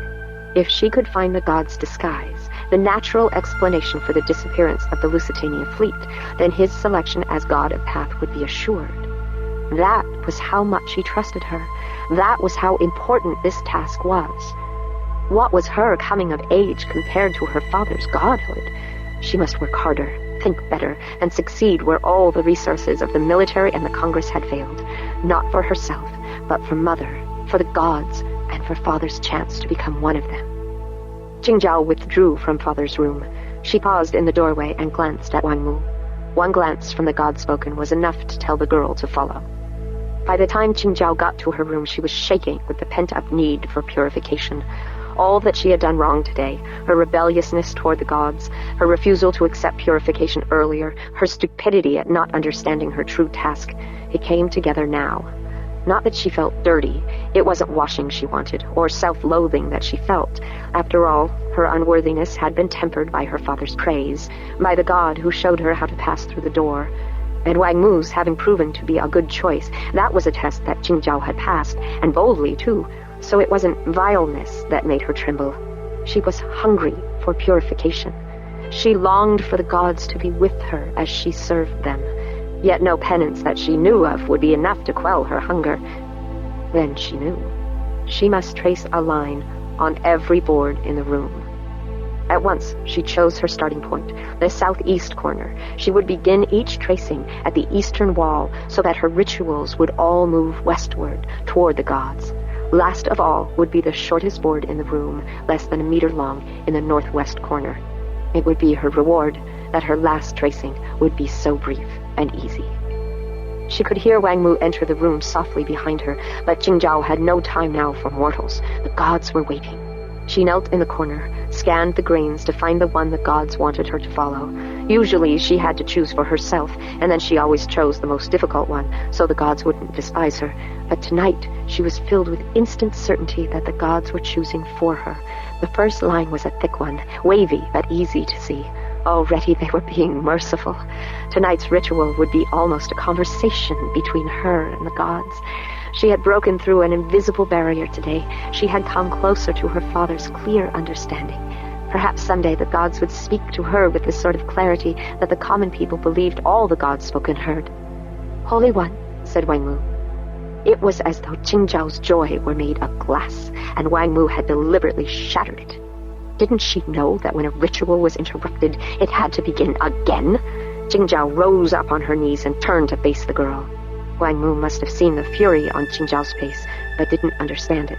"Oh, I'm sorry," she said at once, falling to her knees and bowing her head to the floor. "I forgot that I'm not to call you Holy One. I only meant to ask you what you were looking for so I could help you search." It almost made Qingzhao laugh that Wang Mu was so mistaken. Of course, Wang Mu had no notion that Qingzhao was being spoken to by the gods, and now her anger interrupted. Qingzhao was ashamed to see how Wang Mu feared her anger. It felt wrong for the girl to be touching her head to the floor. Qingzhao didn't like seeing another person so humiliated. How did I frighten her so much? I was filled with joy, because the gods were speaking so clearly to me. But my joy was so selfish that when she innocently interrupted me, I turned a face of hate to her. Is this how I answer the gods? They show me a face of love, and I translate it into hatred toward the people, especially one who is in my power? Oh, once again the gods have found a way to show me my unworthiness. Wang Mu, you mustn't interrupt me when you find me bowed down on the floor like that. And she explained to Wang Mu about the ritual of purification that the gods required of her. Must I do this also? Said Wang Mu. Not unless the gods tell you to. How will I know? If it hasn't happened to you at your age, Wang Mu, it probably never will. But if it did happen, you'd know, because you wouldn't have the power to resist the voice of the gods in your mind. Wang Mu nodded gravely. How can I help you? Qingzhao. She tried out her mistress's name carefully, reverently. For the first time, Qingzhao realized that her name, which sounded sweetly affectionate when her father said it, could sound exalted when it was spoken with such awe. To be called gloriously bright at a moment when Qingzhao was keenly aware of her lack of luster was almost painful. But she would not forbid Wang Mu to use her name. The girl had to have something to call her, and Wang Mu's reverent tone would serve Qingzhao as a constant, ironic reminder of how little she deserved it. You can help me by not interrupting, said Qingzhao. Should I leave then? Qingzhao almost said yes, but then realized that for some reason the gods wanted Wang Mu to be part of this penance.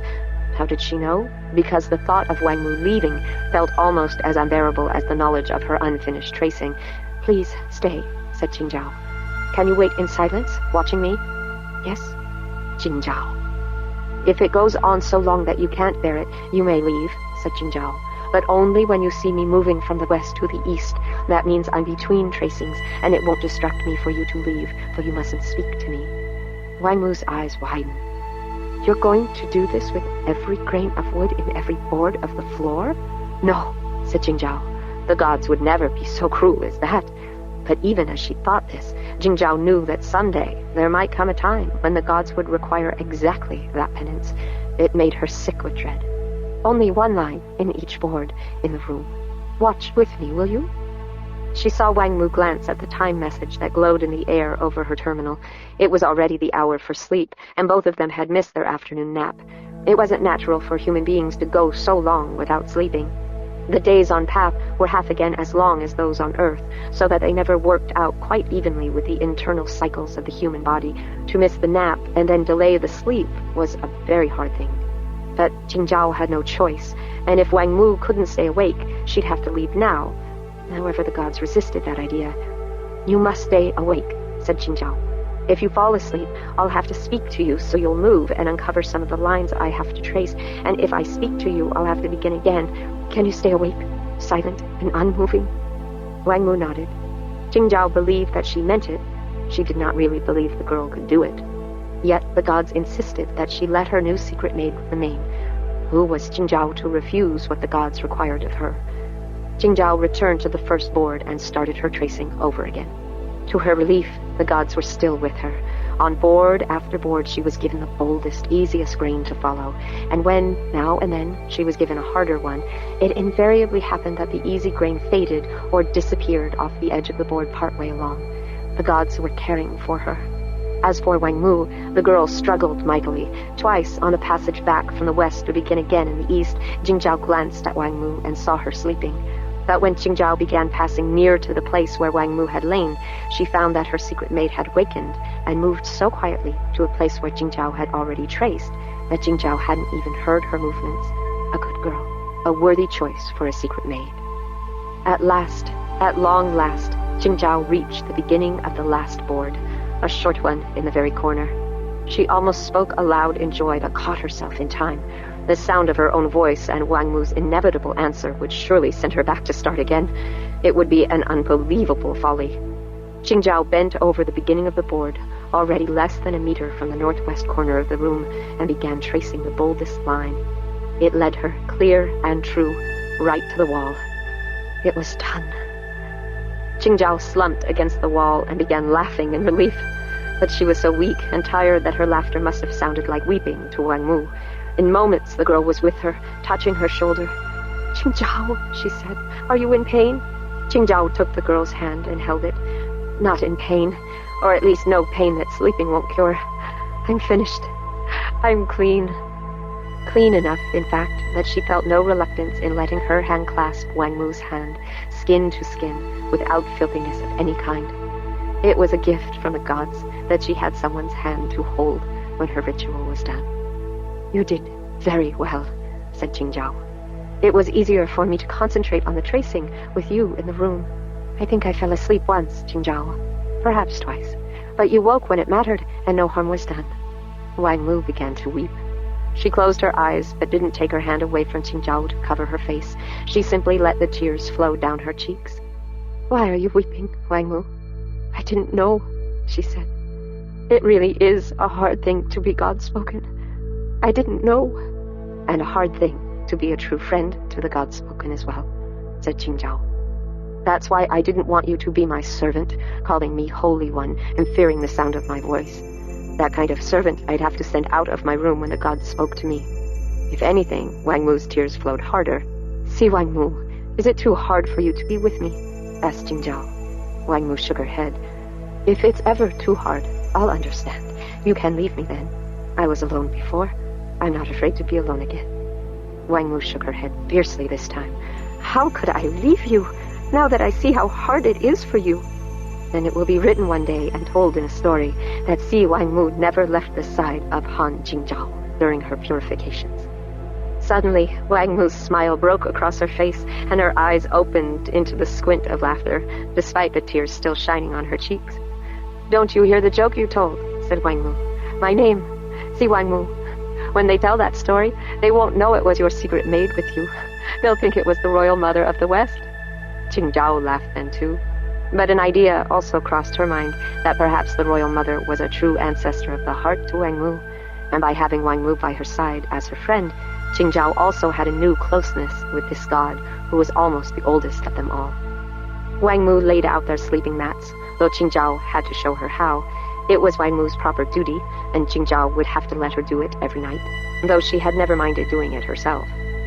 As they lay down, their mats touching edge to edge, so that no wood-grain lines showed between them, Qingzhao noticed that there was gray light shining through the slats of the windows. They had stayed awake together all through the day, and now all through the night. Wang Mu's sacrifice was a noble one. She would be a true friend. A few minutes later, though, when Wang Mu was asleep and Qingzhao was on the brink of dozing, it occurred to Qingzhao to wonder exactly how it was that Wang Mu, a girl with no money, had managed to bribe the foreman of the righteous labor crew to let her speak to Qingzhao today without interruption. Could some spy have paid the bribe for her so she could infiltrate the house of Han Feize? No. Zhu Gongmei, the guardian of the House of Han, would have found out about such a spy, and Wang Mu would never have been hired. Wang Mu's bribe wouldn't have been paid in money. She was only 14, but Si Wang Mu was already a very pretty girl. Qingzhao had read enough of history and biography to know how women were usually required to pay such bribes. Grimly, Qingzhao decided that the matter must be discreetly investigated, and the foreman dismissed in unnamed disgrace if it were found to be true. Through the investigation, Wang Mu's name would never be mentioned in public, so that she would be protected from all harm. Qingzhao had only to mention it to Zhu Gongmei, and he'd see that it was done. Qingzhao looked at the sweet face of her sleeping servant, her worthy new friend, and felt overcome by sadness.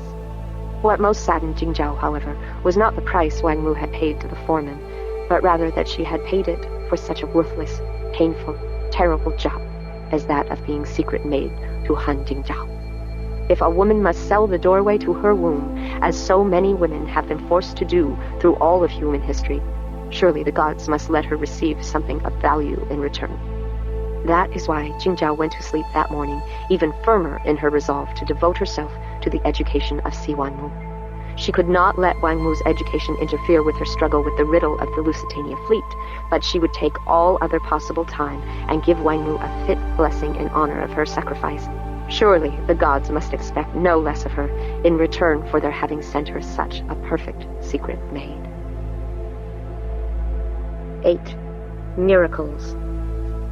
Ender has been plaguing us lately, insisting that we think of a way to travel faster than light. You said it couldn't be done. That's what we think. That's what human scientists think, but Ender insists that if ansibles can transmit information, we should be able to transmit matter at the same velocity. Of course, that's nonsense. There's no comparison between information and physical reality. Why does he want so badly to travel faster than light? It's a silly idea, isn't it? To arrive somewhere before your image does. Like stepping through a mirror in order to try to meet yourself on the other side. Ender and Ruder have talked about this a lot. I've heard them. Ender thinks that perhaps matter and energy are composed of nothing but information. That physical reality is nothing but the message that phylons are transmitting to each other. What does Ruder say? He says that Ender is half right. Ruder says that physical reality is a message, and the message is a question that the phylons are continually asking God. What is the question?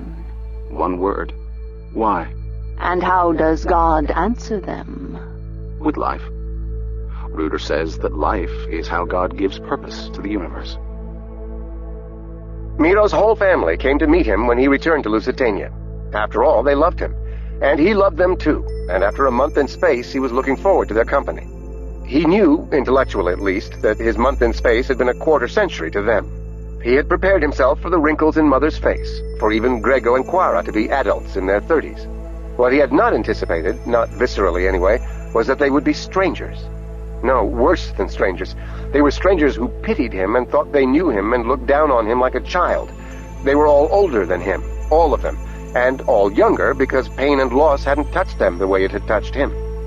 Ella was the best of them as usual. She embraced him, kissed him, and said, "You make me feel so mortal, but I'm glad to see you young." At least she had the courage to admit that there was an immediate barrier between them, even though she pretended that the barrier was his youth. True, Miro was exactly as they remembered him. His face, at least.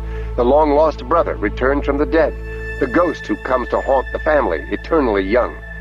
But the real barrier was the way he moved, the way he spoke. They had obviously forgotten how disabled he was, how badly his body responded to his damaged brain. The shuffling step, the twisted, difficult speech. Their memories had excised all that unpleasantness and had remembered him the way he was before his accident. After all, he had only been disabled for a few months before leaving on his time-dilating voyage. It was easy to forget that, and recall instead the Miro they had known for so many years before. Strong, healthy, the only one able to stand up to the man they had called father. They couldn't conceal their shock. He could see it in their hesitations, their darting glances, the attempt to ignore the fact that his speech was so hard to understand, that he walked so slowly. He could sense their impatience. Within minutes he could see how some, at least, were maneuvering to get away. So much to do this afternoon. See you at dinner. This whole thing was making them so uncomfortable they had to escape. Take time to assimilate this version of Miro who had just returned to them, or perhaps plot how to avoid him as much as possible in the future. Grego and Quara were the worst, the most eager to get away, which stung him. Once they had worshipped him. Of course, he understood that this was why it was so hard for them to deal with the broken Miro that stood before them. Their vision of the old Miro was the most naive, and therefore the most painfully contradicted. "We thought of a big family dinner," said Ella. "Mother wanted to, but I thought we should wait, give you some time." "Hope you haven't been waiting dinner all this time for me," said Miro. Only Ella and Valentine seemed to realize he was joking. They were the only ones to respond naturally with a mild chuckle. The others, for all Miro knew, they hadn't even understood his words at all. They stood in the tall grass beside the landing field, all his family. Mother, now in her 60s, hair steely gray, her face grim with intensity, the way it had always been. Only now the expression was etched deep in the lines of her forehead, the creases beside her mouth. Her neck was a ruin. He realized that she would die someday. Not for 30 or 40 years, probably, but someday. Had he ever realized how beautiful she was before? He had thought somehow that marrying the Speaker for the Dead would soften her, would make her young again. And maybe it had. Maybe Andrew Wiggin had made her young at heart. But the body was still what time had made it. She was old. Ella in her 40s. No husband with her, but maybe she was married and he simply hadn't come. More likely not. Was she married to her work? She seemed to be so genuinely glad to see him, but even she couldn't hide the look of pity and concern. What, had she expected that a month of light-speed travel would somehow heal him? Had she thought he would stride off the shuttle as strong and bold as a spacefaring god from some romance? Keen, now in priestly robes. Jane had told Miro that his next younger brother was a great missionary. He had converted more than a dozen forests of Pequeninos, had baptized them, and under authority from Bishop Peregrino, ordained priests from among them to administer the sacraments to their own people. They baptized all the Pequeninos that emerged from the mother trees, all the mothers before they died, all the sterile wives who tended the little mothers and their younglings, all the brothers searching for a glorious death, and all the trees. However, only the wives and brothers could take communion. And as for marriage, it was difficult to think of a meaningful way to perform such a rite between a father tree and the blind, mindless slugs who were mated with them. Yet Miro could see in King's eyes a kind of exaltation. It was the glow of power well used. Alone of the Hibera family, King had known all his life what he wanted to do. Now he was doing it. Never mind the theological difficulties, he was St. Paul to the piggies, and it filled him with constant joy. You served God, little brother, and God has made you his man. Oliado, his silver eyes gleaming, his arm around a beautiful woman, surrounded by 6 children, the youngest a toddler, the oldest in her teens. Though the children all watched with natural eyes, they still had picked up their father's detached expression. They didn't watch, they simply gazed. With Oliado, that had been natural. It disturbed Miro to think that perhaps Oliado had spawned a family of observers, walking recorders, taking up experience to play it back later, but never quite involved. But no, that had to be a delusion. Miro had never been comfortable with Oliado, and so whatever resemblance Oliado's children had to their father was bound to make Miro just as uncomfortable with them, too. The mother was pretty enough. Probably not 40 yet. How old had she been when Oliado married her? What kind of woman was she to accept a man with artificial eyes? Did Oliado record their lovemaking and play back images for her of how she looked in his eyes? Miro was immediately ashamed of the thought. Is that all I can think of when I look at Oliado? His deformity? After all the years I knew him? Then how can I expect them to see anything but my deformities when they look at me? Leaving here was a good idea. I'm glad Andrew Wiggin suggested it. The only part that makes no sense is coming back. Why am I here? Almost against his will, Miro turned to face Valentine. She smiled at him, put her arm around him, hugged him. It's not so bad, she said. Not so bad as what?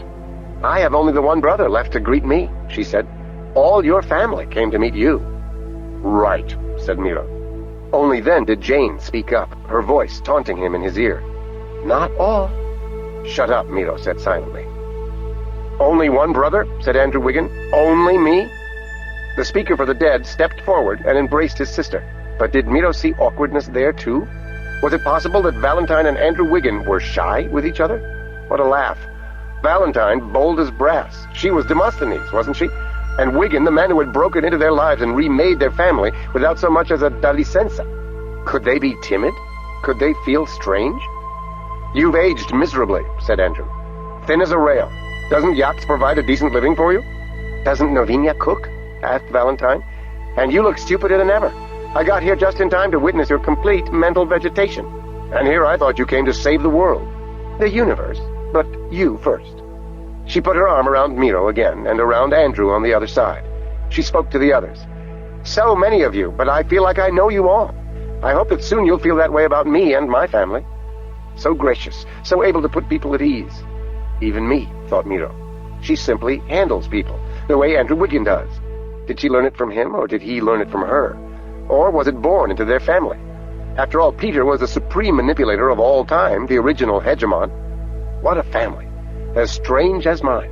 Only theirs is strange because of genius, while mine is strange because of the pain we shared for so many years, because of the twisting of our souls. And I, the strangest, the most damaged one of all. Andrew Wiggin came to heal the wounds between us, and did it well. But the inner twisting, can that ever be healed? How about a picnic? Asked Miro. This time they all laughed. How was that, Andrew, Valentine? Did I put them at their ease? Did I help things go smoothly? Have I helped everyone pretend that they're glad to see me, that they have some idea of who I am? She wanted to come, said Jane in Miro's ear. Shut up, said Miro again. I didn't want her to come anyway. But she'll see you later. No, she's married. She has 4 children. That's nothing to me now. She hasn't called out your name in her sleep for years. I thought you were my friend. I am. I can read your mind. You're a meddling old bitch and you can't read anything. She'll come to you tomorrow morning at your mother's house. I won't be there. You think you can run away from this? During his conversation with Jane, Miro hadn't heard anything that the others around him were saying, but it didn't matter.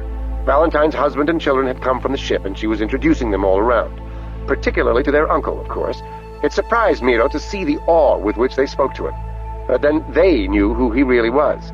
Ender, the Xenocide, yes, but also the speaker for the dead. the one who wrote the Hive Queen and the Hegemon. Miro knew that now, of course, but when he had first met Wiggin, it was with hostility. He was just an itinerant speaker for the dead, a minister of a humanist religion who seemed determined to turn Miro's family inside out, which he had done. I think I was luckier than they are, thought Miro. I got to know him as a person before I ever knew him as a great figure in human history. They'll probably never know him as I do. And I don't really know him at all. I don't know anybody, and nobody knows me. We spend our lives guessing at what's going on inside everybody else, and when we happen to get lucky and guess right, we think we understand. Such nonsense. Even a monkey at a computer will type a word now and then. You don't know me, none of you, he said silently. Least of all the meddling old bitch who lives in my ear. You hear that? All that high-pitched whining, how can I miss it? Andrew was putting luggage onto the car. There'd be room for only a couple of passengers. Miro, you want to ride with Novinia and me? Before he could answer, Valentine had taken his arm. Oh, don't do that, said Valentine. Walk with Yacht and me. We've all been cooped up on the ship for so long. That's right, said Andrew. His mother hasn't seen him in 25 years, but you want him to take a stroll. You're the soul of thoughtfulness. Andrew and Valentine were keeping up the bantering tone they had established from the first, so that no matter which way Miro decided, they would laughingly turn it into a choice between the two Wiggins. At no point would he have to say, I need to ride because I'm a cripple, nor would he have any excuse to take offense because somebody had singled him out for special treatment. It was so gracefully done that Miro wondered if Valentine and Andrew had discussed it in advance. Maybe they didn't have to discuss things like this. Maybe they had spent so many years together that they knew how to cooperate, to smooth things for other people without even thinking about it. Like actors who have performed the same roles together so often that they can improvise without the slightest confusion. I'll walk, said Miro. I'll take the long way. The rest of you go on ahead. Novinia and Ella started to protest, but Miro saw Andrew put his hand on Novinia's arm, and as for Ella, she was silenced by Keen's arm around her shoulder. Come straight home, said Ella. However long it takes you, do come home. Where else? asked Miro. Valentine didn't know what to make of Ender. It was only her second day on Lusitania, but already she was sure that something was wrong. Not that there weren't grounds for Ender to be worried, distracted. He had filled her in on the problems the xenobiologists were having with the Discolata, the tensions between Grego and Quara, and of course there was always the Congress fleet, death looming over them from every sky. But Ender had faced worries and tensions before, many times in his years as a speaker for the dead. He had plunged into the problems of nations and families, communities and individuals, struggling to understand and then to purge and heal the diseases of the heart. Never had he responded the way he was acting now. Or perhaps he had. Once. When they were children, and Ender was being groomed to command the fleets being sent against all the bugger worlds, they had brought Ender back to Earth for a season, the lull before the final storm, as it turned out. Ender and Valentine had been apart since he was 5 years old, not allowed so much as an unsupervised letter between them. Then, suddenly, they changed their policy and brought Valentine to him. He was being kept at a large private estate near their hometown, spending his days swimming and, more often, floating in utter languor on a private lake. At first, Valentine had thought all was well, and she was merely glad to see him at last. But soon she understood that something was deeply wrong. Only in those days she hadn't known Ender so well. After all, he'd been apart from her for more than half his life. Yet she knew that it was wrong for him to seem so preoccupied. No, that wasn't really it. He wasn't preoccupied. He was unoccupied. He had detached himself from the world, and her job was to reconnect him, to bring him back and show him his place in the web of humanity. Because she succeeded, he was able to go back into space and command the fleets that utterly destroyed the buggers. Ever since that time, his connection with the rest of humanity seemed secure. Now again she had been apart from him for half a lifetime. 25 years for her, 30 for him. And again he seemed to be detached. She studied him as he took her and Miro and Plict out by car, skimming over the endless prairies of Capine. We're like a little boat on the ocean, said Ender. Not really, she said, remembering the time that Yacht had taken her out on one of the small net-laying launches. The 3-meter waves that lifted them high, then plunged them down into the trench between. On the large fishing boat, those waves had barely jostled them as they nestled comfortably in the sea, but in the tiny launch, the waves were overwhelming, literally breathtaking. She had to slide down from her seat onto the deck, embracing the plank bench with both arms before she could catch her breath. There was no comparison between the heaving, pitching ocean and this placid, grassy plain.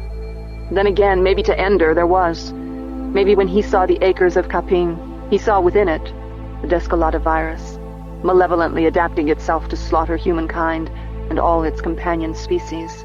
Maybe to him this prairie rolled and shrugged every bit as brutally as the ocean.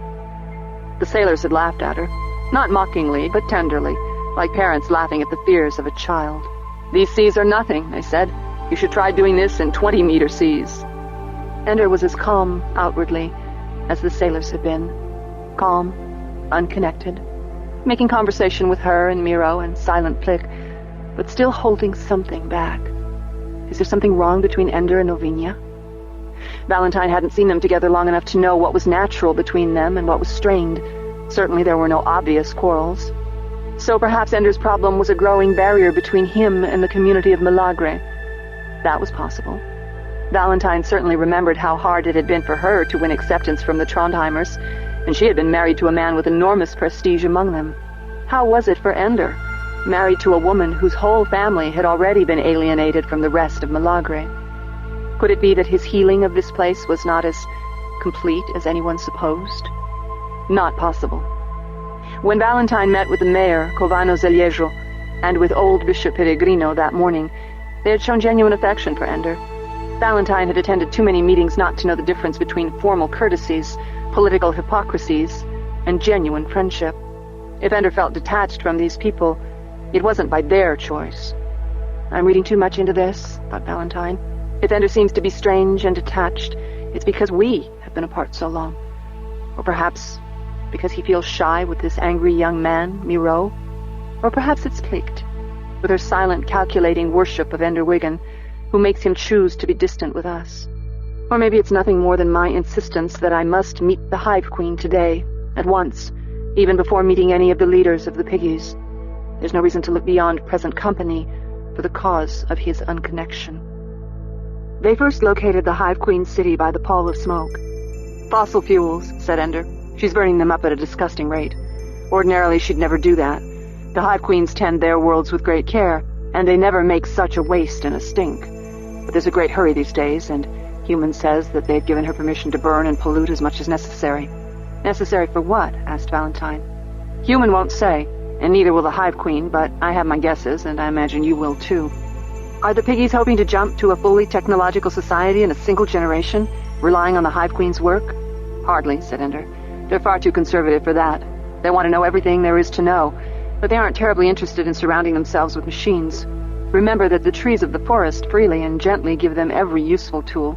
What we call industry still looks like brutality to them." "What then? Why all this smoke?" "Ask her," said Ender. "Maybe she'll be honest with you." "Will we actually see her?" asked Miro. "Oh yes," said Ender. "Or at least, we'll be in her presence. She may even touch us, but perhaps the less we see, the better. It's usually dark where she lives, unless she's near to egg-laying. At that time she needs to see, and the workers open tunnels to bring in daylight." "They don't have artificial light?" asked Miro. "They never used it," said Ender. "Even on the starships that came to Sol System back during the Bugger Wars. They see heat the way we see light. Any source of warmth is clearly visible to them. I think they even arranged their heat sources in patterns that could only be interpreted aesthetically. Thermal painting." "So why do they use light for egg-laying?" asked Valentine. "I'd hesitate to call it a ritual. The Hive Queen has such scorn for human religion. Let's just say it's part of their genetic heritage. Without sunlight, there's no egg-laying." Then they were in the Bugger City. Valentine wasn't surprised at what they found. After all, when they were young, she and Ender had been with the first colony on Rove, a former Bugger world. But she knew that the experience would be surprising and alien to Miro and Plicht, and in fact, some of the old disorientation came back to her, too. Not that there was anything obviously strange about the city. There were buildings, most of them low, but based on the same structural principles as any human buildings. The strangeness came in the careless way they were arranged. There were no roads and streets, no attempt to line up the buildings to face the same way, nor did buildings rise out of the ground to any common height. Some were nothing but a roof resting on the ground. Others rose to a great height. Paint seemed to be used only as a preservative. There was no decoration. Ender had suggested that heat might be used aesthetically. It was a sure thing that nothing else was. "It makes no sense," said Miro. Not from the surface, said Valentine, remembering Rove. But if you could travel the tunnels, you'd realize that it all makes sense underground. They follow the natural seams and textures of the rock. There's a rhythm to geology, and the buggers are sensitive to it. What about the tall buildings? Asked Miro. The water table is their downward limit. If they need greater height, they have to go up. What are they doing that requires a building so tall? Asked Miro. I don't know, said Valentine. They were skirting a building that was at least 300 meters high. In the near distance, they could see more than a dozen others. For the first time on this excursion, Plicht spoke up. Rockets, she said. Valentine caught a glimpse of Ender smiling a bit and nodding slightly. So Plicht had confirmed his own suspicions. What for? Asked Miro. Valentine almost said, to get into space, of course. But that wasn't fair. Miro had never lived on a world that was struggling to get into space for the first time. To him, going off-planet meant taking the shuttle to the orbiting station. But the single shuttle used by the humans of Lusitania would hardly do for transporting material outward for any kind of major deep space construction program. And even if it could do the job, the Hive Queen was unlikely to ask for human help. What's she building? A space station? Asked Valentine.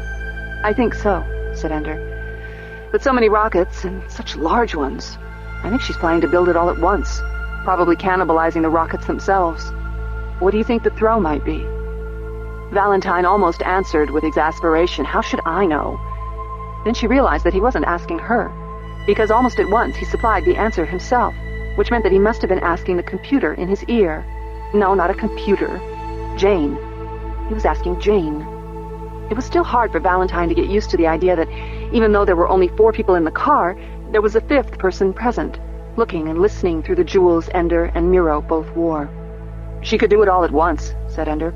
In fact, given what's known about the chemical emissions here, the Hive Queen has smelted enough metal to construct not only a space station, but also 2 small long-range starships of the sort that the first bugger expedition brought. Their version of a colony ship. Before the fleet arrives, said Valentine. She understood at once. The Hive Queen was preparing to emigrate. She had no intention of letting her species be trapped on a single planet when the little doctor came again. You see the problem, said Ender. She won't tell us what she's doing, so we have to rely on what Jane observes and what we can guess. And what I'm guessing isn't a very pretty picture. What's wrong with the buggers getting off planet? Asked Valentine. Not just the buggers, said Miro. Valentine made the second connection. That's why the Pequeninos had given permission for the Hive Queen to pollute so badly. That's why there were 2 ships planned right from the first. A ship for the Hive Queen and a ship for the Pequeninos. That's what they intend, said Ender. But the way I see it is 2 ships for the Descolada. Nossa Senora, whispered Miro. Valentine felt a chill go through her. It was one thing for the Hive Queen to seek the salvation of her species, but it was quite another thing for her to carry the deadly self-adapting virus to other worlds. You see my quandary, said Ender. You see why she won't tell me directly what she's doing. But you couldn't stop her anyway, could you? Asked Valentine. He could warn the Congress fleet, said Miro. That's right. Dozens of heavily armed starships, converging on Lusitania from every direction. If they were warned about 2 starships leaving Lusitania, if they were given their original trajectories, they could intercept them, destroy them. You can't, said Valentine. I can't stop them, and I can't let them go, said Ender. To stop them would be to risk destroying the buggers and the pickies alike. To let them go would be to risk destroying all of humanity. You have to talk to them. You have to reach some kind of agreement. What would an agreement with us be worth? Asked Ender. We don't speak for humanity in general, and if we make threats, the Hive Queen will simply destroy all our satellites and probably our Ansible as well. She may do that anyway, just to be safe. Then we'd really be cut off, said Miro. From everything, said Ender. It took Valentine a moment to realize that they were thinking of Jane. Without an Ansible, they couldn't speak to her anymore, and without the satellites that orbited Lusitania, Jane's eyes in space would be blinded. Ender, I don't understand, said Valentine. Is the Hive Queen our enemy? That's the question, isn't it? Asked Ender. That's the trouble with restoring her species. Now that she has her freedom again, now that she's not bundled up in a cocoon hidden in a bag under my bed, the Hive Queen will act in the best interest of her species, whatever she thinks that is. But Ender, it can't be that there has to be war between humans and buggers again. If there were no human fleet heading toward Lusitania, the question wouldn't come up. But Jane has disrupted their communications, said Valentine. They can't receive the order to use the little doctor. For now, said Ender. But Valentine, why do you think Jane risked her own life in order to cut off their communications? Because the order was sent. Starways Congress sent the order to destroy this planet. And now that Jane has revealed her power, they'll be all the more determined to destroy us. Once they find a way to get Jane out of the way, they'll be even more certain to act against this world. Have you told the Hive Queen? Not yet. But then, I'm not sure how much she can learn from my mind without my wanting her to. It's not exactly a means of communication that I know how to control. Valentine put her hand on Ender's shoulder. Was this why you tried to persuade me not to come to see the Hive Queen? Because you didn't want her to learn the real danger? I just don't want to face her again, said Ender. Because I love her and I fear her. Because I'm not sure whether I should help her or try to destroy her. And because once she gets those rockets into space, which could be any day now, she could take away our power to stop her. Take away our connection with the rest of humanity. And again, what he didn't say, she could cut Ender and Miro off from Jane. I think we definitely need to have a talk with her, said Valentine. Either that or kill her, said Miro. Now you understand my problem, said Ender. They rode on in silence. The entrance to the Hive Queen's burrow was a building that looked like any other. There was no special guard. Indeed, in their whole excursion, they hadn't seen a single bugger. Valentine remembered when she was young, on her first colony world, trying to imagine what the bugger cities had looked like when they were fully inhabited. Now she knew they looked exactly the way they did when they were dead. No scurrying buggers like ants swarming over the hills. Somewhere, she knew, there were fields and orchards being tended under the open sun, but none of that was visible from here. Why did this make her feel so relieved? She knew the answer to the question even as she asked it. She had spent her childhood on Earth during the Bugger Wars. The insectoid aliens had haunted her nightmares, as they had terrified every other child on Earth. Only a handful of human beings, however, had ever seen a bugger in person, and few of those were still alive when she was a child. Even in her first colony, where the ruins of bugger civilization surrounded her, they had found not even one desiccated corpse. All her visual images of the buggers were the horrifying images from the vids. Yet wasn't she the first person to have read Ender's book, The Hive Queen? Wasn't she the first, besides Ender, to come to think of the Hive Queen as a person of alien grace and beauty? She was the first, yes, but that meant little. Everyone else alive today had grown up in a moral universe shaped in part by the Hive Queen and the Hegemon, while she and Ender were the only two left alive who had grown up with the steady campaign of loathing toward the buggers. Of course, she felt irrational relief at not having to see the buggers. To Miro and Plick, the first sight of the Hive Queen and her workers wouldn't have the same emotional tension that it had for her. I am Demosthenes, she reminded herself. I'm the theorist who insisted that the buggers were Ramen, aliens who could be understood and accepted. I must simply do my best to overcome the prejudices of my childhood. In due time, all of humanity will know of the reemergence of the Hive Queen. It would be shameful if Demosthenes were the one person who could not receive the Hive Queen as Ramen. Ender took the car in a circle around a smallish building. This is the right place, he said.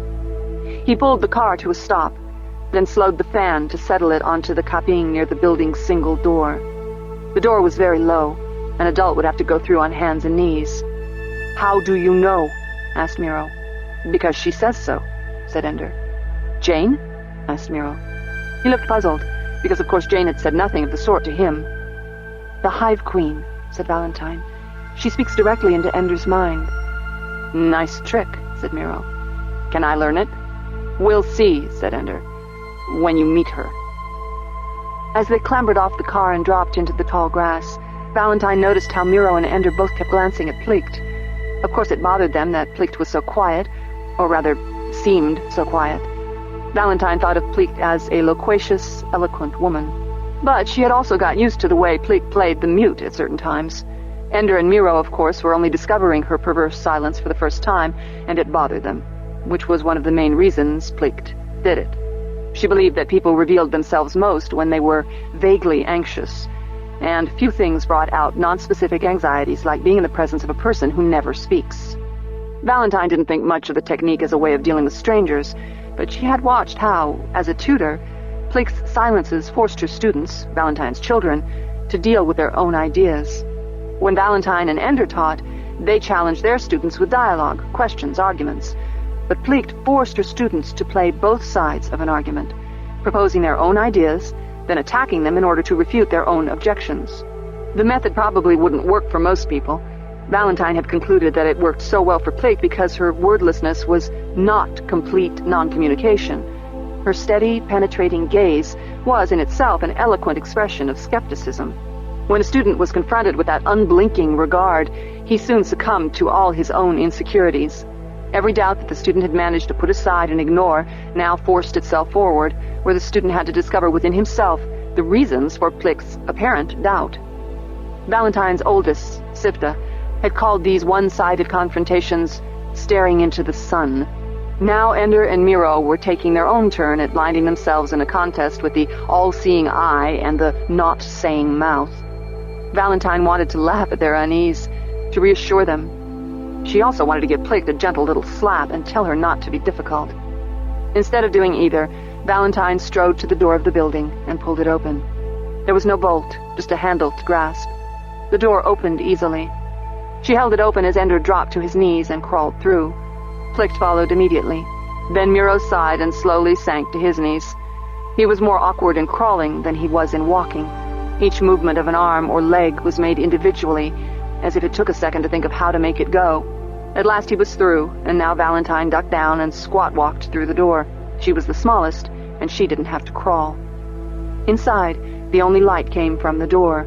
The room was featureless, with a dirt floor. Only as Valentine's eyes became used to the darkness did she realize that the darkest shadow was a tunnel sloping down into the earth. "There aren't any lights down in the tunnels," Ender said. "She'll direct me. You'll have to hold on to each other's hands. Valentine, you go last, all right?" "Can we go down standing up?" asked Miro. The question clearly mattered. "Yes," said Ender. "That's why she chose this entrance." They joined hands, Plicht holding Ender's hand, Miro between the two women. Ender led them a few steps down the slope into the tunnel. It was steep, and the utter blackness ahead was daunting. But Ender stopped before the darkness became absolute. "What are we waiting for?" asked Valentine. "Our guide," said Ender. At that moment, the guide arrived. In the darkness, Valentine could barely see the black reed arm with a single finger and thumb as it nudged Ender's hand.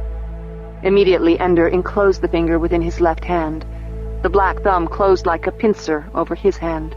Looking up the arm, Valentine tried to see the bugger it belonged to.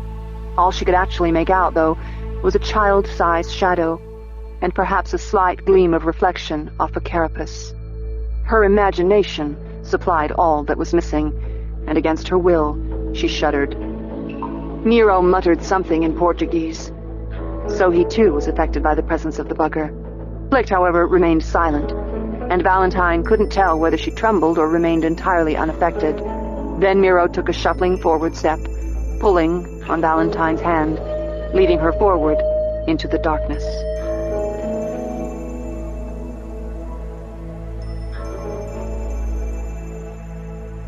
Ender knew how hard this passage would be for the others. So far, only he, Novinia, and Ella had ever visited the Hive Queen, and Novinia had come only the once. The darkness was too unnerving to move endlessly downward without help of eyes, knowing from small sounds that there was life and movement, invisible but nearby. "Can we talk?" asked Valentine. Her voice sounded very small. "It's a good idea," said Ender. "You won't bother them. They don't take much notice of sound." Miro said something. Without being able to see his lips move, Ender found it harder to understand Miro's speech. "What?" asked Ender. "We both want to know how far it is," Valentine said. "I don't know," said Ender. "From here, anyway. And she might be almost anywhere down here. There are dozens of nurseries. But don't worry, I'm pretty sure I could find my way out." "So could I," said Valentine. "With a flashlight, anyway." "No light," said Ender. "The egg-laying requires sunlight, but after that, light only retards the development of the eggs. And at one stage, it can kill the larvae." "But you could find your way out of this nightmare in the dark?" asked Valentine. "Probably," said Ender. "There are patterns, like spider webs. When you sense the overall structure, each section of tunnel makes more sense." "These tunnels aren't random?" Valentine sounded skeptical. "It's like the tunneling on Eros," said Ender. He really hadn't had that much chance to explore when he lived on Eros as a child soldier, The asteroid had been honeycombed by the buggers when they made it their forward base in the Sol system. It became fleet headquarters for the human allies after it was captured during the First Bugger War. During his months there, Ender had devoted most of his time and attention to learning to control fleets of starships in space. Yet he must have noticed much more about the tunnels than he realized at the time, because the first time the Hive Queen brought him into her burrows on Lusitania, Ender found that the bends and turns never seemed to take him by surprise. They felt right. No, they felt inevitable. "What's Eros?" asked Miro. "An asteroid near Earth," said Valentine, "the place where Ender lost his mind." Ender tried to explain to them something about the way the tunnel system was organized, but it was too complicated. Like fractals, there were too many possible exceptions to grasp the system in detail. It kept eluding comprehension the more closely you pursued it. Yet to Ender, it always seemed the same, a pattern that repeated over and over. Or maybe it was just that Ender had got inside the Hive mind somehow when he was studying them in order to defeat them. Maybe he had simply learned to think like a bugger. In which case Valentine was right. He had lost part of his human mind, or at least added onto it a bit of the Hive mind. Finally, when they turned a corner, there came a glimmer of light. "Gracias a Dios," whispered Miro. Ender noted with satisfaction that Plicht, this stone woman who could not possibly be the same person as the brilliant student he remembered, also let out a sigh of relief. Maybe there was some light in her after all. "Almost there," said Ender. "And since she's laying, she'll be in a good mood." "Doesn't she want privacy?" asked Miro. "It's like a minor sexual climax that goes on for several hours," said Ender. "It makes her pretty cheerful. The Hive Queens are usually surrounded only by workers and drones that function as part of themselves. They never learn shyness. In his mind, though, he could feel the intensity of her presence. She could communicate with him any time, of course, but when he was close, it was as if she were breathing into his brain pan. It became heavy, oppressive. Did the others feel it? Would she be able to speak to them? With Ella, there had been nothing. Ella never caught a glimmer of the silent conversation. As for Novinia, she refused to speak of it and denied having heard anything, but Ender suspected that she had simply rejected the alien presence. The Hive Queen said she could hear both their minds clearly enough as long as they were present, but couldn't make herself heard. Would it be the same with these today? It would be such a good thing if the Hive Queen could speak to another human. She claimed to be able to do it, but Ender had learned over the past 30 years that the Hive Queen was unable to distinguish between her confident assessments of the future and her sure memories of the past. She seemed to trust her guesses every bit as much as she trusted her memories, and yet when her guesses turned out wrong, she seemed not to remember that she had ever expected a different future from the one that now was past. It was one of the quirks of her alien mind that disturbed Ender most. Ender had grown up in a culture that judged people's maturity and social fitness by their ability to anticipate the results of their choices. In some ways, the Hive Queen seemed markedly deficient in this area. For all her great wisdom and experience, she seemed as boldly and unjustifiably confident as a small child. That was one of the things that frightened Ender about dealing with her. Could she keep a promise? If she failed to keep one, would she even realize what she had done? Valentine tried to concentrate on what the others were saying, but she couldn't take her eyes off the silhouette of the bugger leading them. It was smaller than she had ever imagined. No taller than 1.5 meters, probably less. Looking past the others, she could only glimpse parts of the bugger, but that was almost worse than seeing it whole. She couldn't keep herself from thinking that this shiny black enemy had a death grip on Ender's hand. Not a death grip. Not an enemy. Not even a creature in itself. It had as much individual identity as an ear or a toe. Each bugger was just another of the Hive Queen's organs of action and sensation. In a sense, the Hive Queen was already present with them, was present wherever one of her workers or drones might be, even hundreds of light years away. This is not a monster. This is the very Hive Queen written of in Ender's book. This is the one he carried with him and nurtured during all our years together, though I didn't know it. I have nothing to fear. Valentine had tried suppressing her fear, but it wasn't working. She was sweating. She could feel her hand slipping in Miro's palsied grip. As they got closer and closer to the Hive Queen's lair, no, her home, her nursery, she could feel herself getting more and more frightened. If she couldn't handle it alone, there was no choice but to reach out for help. Where was Yacht? Someone else would have to do. "I'm sorry, Miro," she whispered. "I think I've got the sweats." "You?" he said. "I thought it was my sweat." That was good. He laughed. She laughed with him, or at least giggled nervously. The tunnel suddenly opened wide, and now they stood blinking in a large chamber with a shaft of bright sunlight stabbing through a hole in the vault of the ceiling. The Hive Queen was smack in the center of the light. There were workers all around, but now, in the light, in the presence of the Queen, they all looked so small and fragile. Most of them were closer to 1 meter than 1.5 meters in height, while the Queen herself was surely 3 meters long. And height wasn't the half of it. Her wing covers looked vast, heavy, almost metallic, with a rainbow of colors reflecting sunlight. Her abdomen was long and thick enough to contain the corpse of an entire human, yet it narrowed, funnel-like, to an ovipositor at the quivering tip, glistening with a yellowish translucent fluid, gluey, stringy.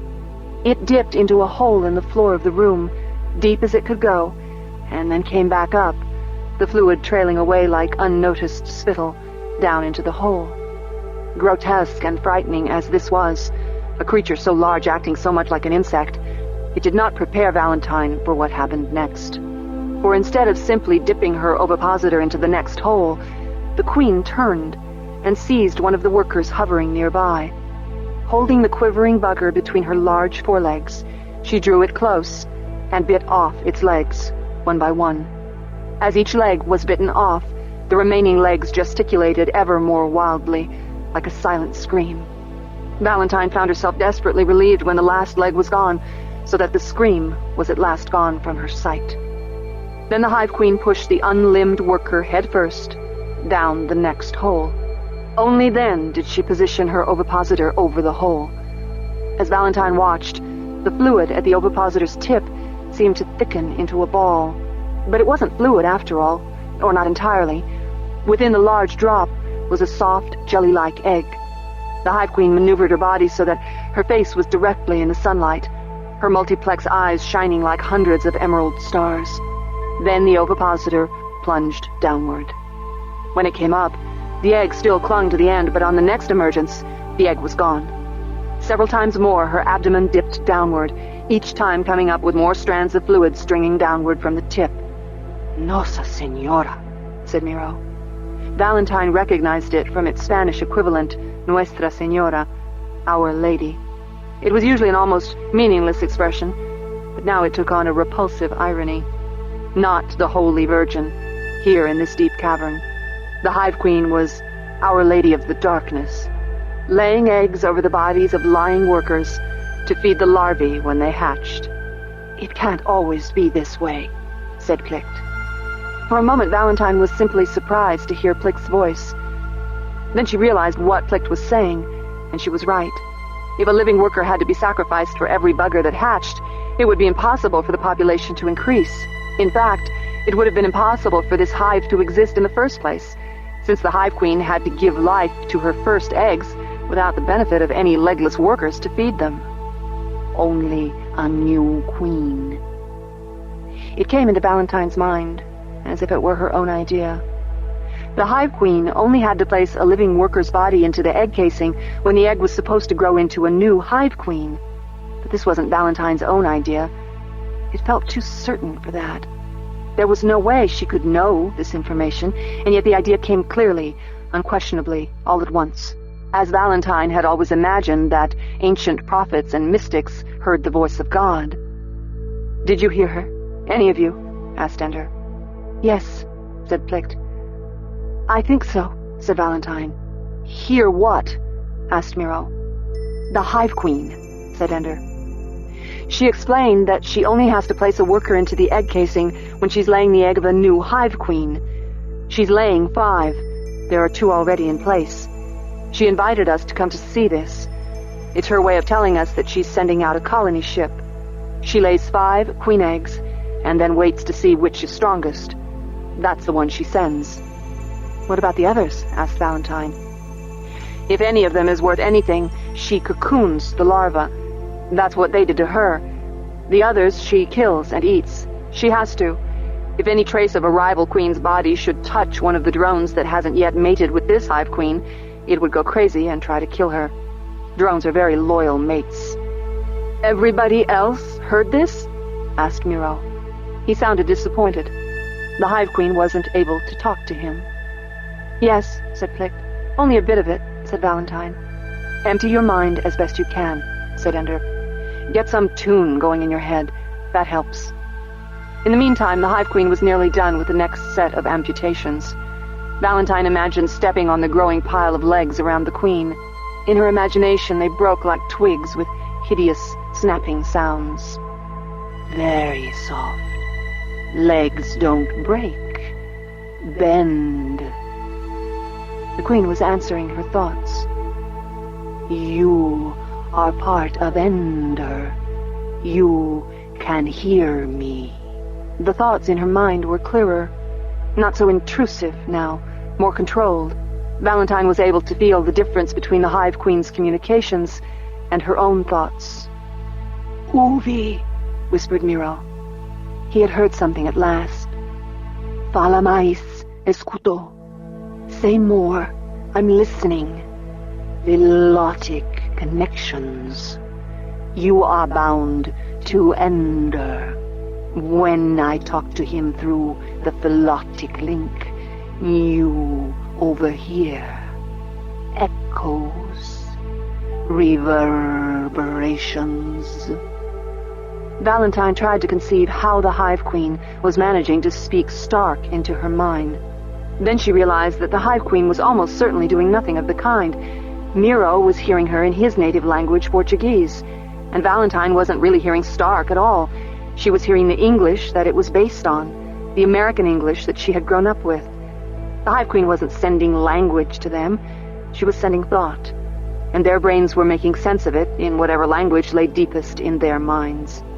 When Valentine heard the word echoes, followed by reverberations, it wasn't the Hive Queen struggling for the right word.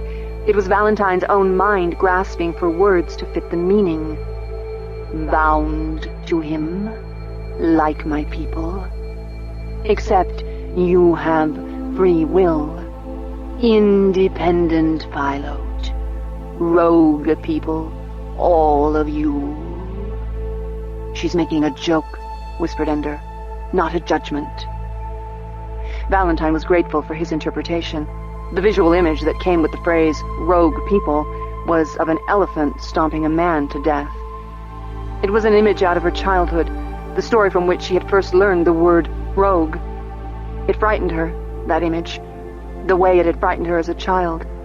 She already hated the Hive Queen's presence in her mind, hated the way she could dredge up forgotten nightmares.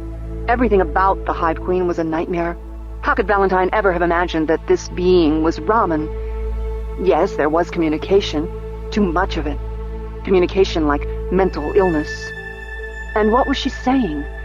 That they heard her so well because they were philotically connected to Ender? Valentine thought back to what Miro and Jane had said during the voyage. Was it possible that her philotic strand was twined into Ender, and through him to the Hive Queen? But how could such a thing have happened? How could Ender ever have become bound to the Hive Queen in the first place?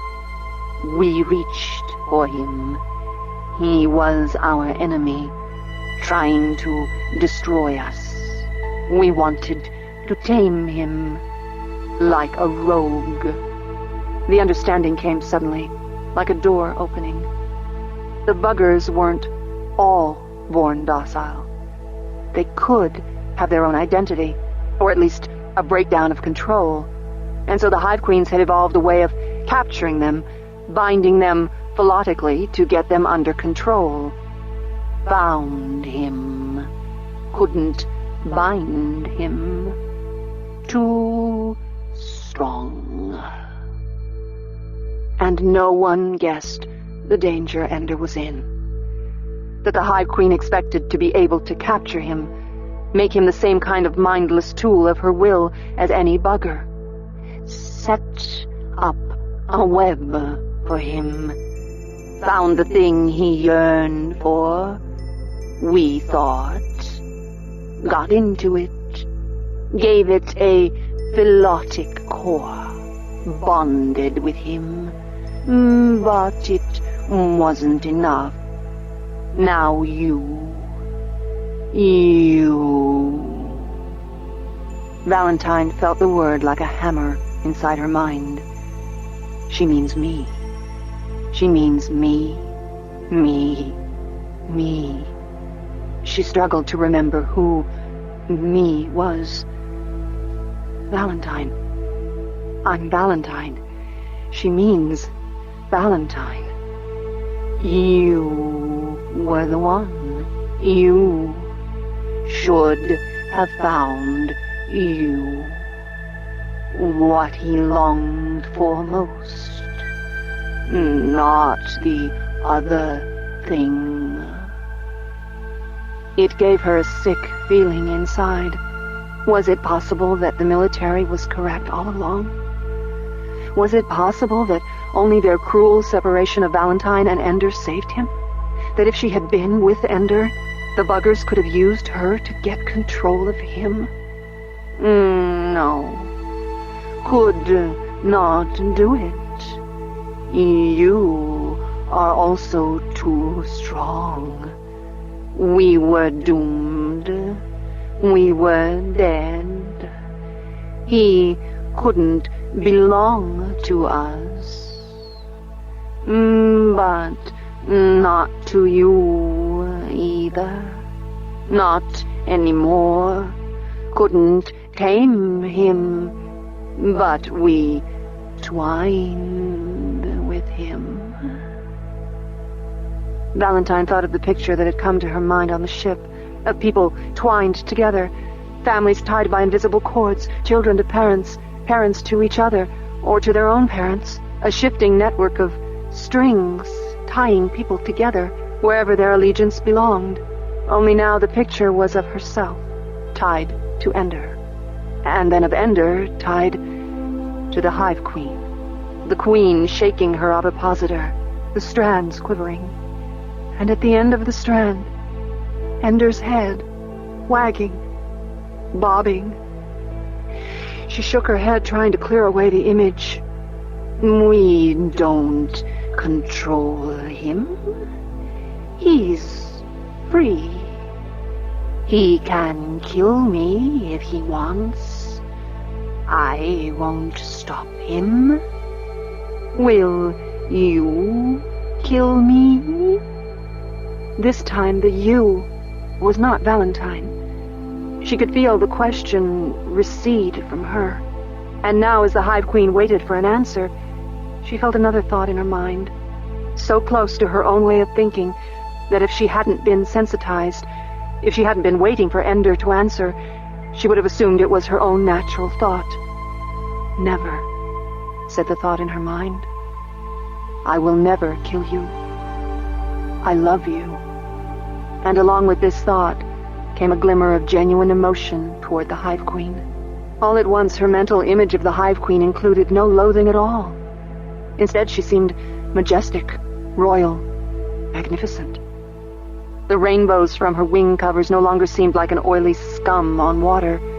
The light reflecting from her eyes was like a halo. The glistening fluids at the tip of her abdomen were the threads of life, like milk at the nipple of a woman's breast, stringing with saliva to her baby's suckling mouth. Valentine had been fighting nausea till now, yet suddenly she almost worshipped the Hive Queen. Oh, it was Ender's thought in her mind. She knew that. Well, that's why the thoughts felt so much like her own. And with his vision of the Hive Queen, she knew at once that she had been right all along when she wrote as Demosthenes so many years before.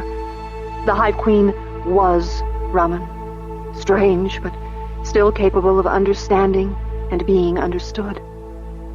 As the vision faded, Valentine could hear someone weeping. Plict.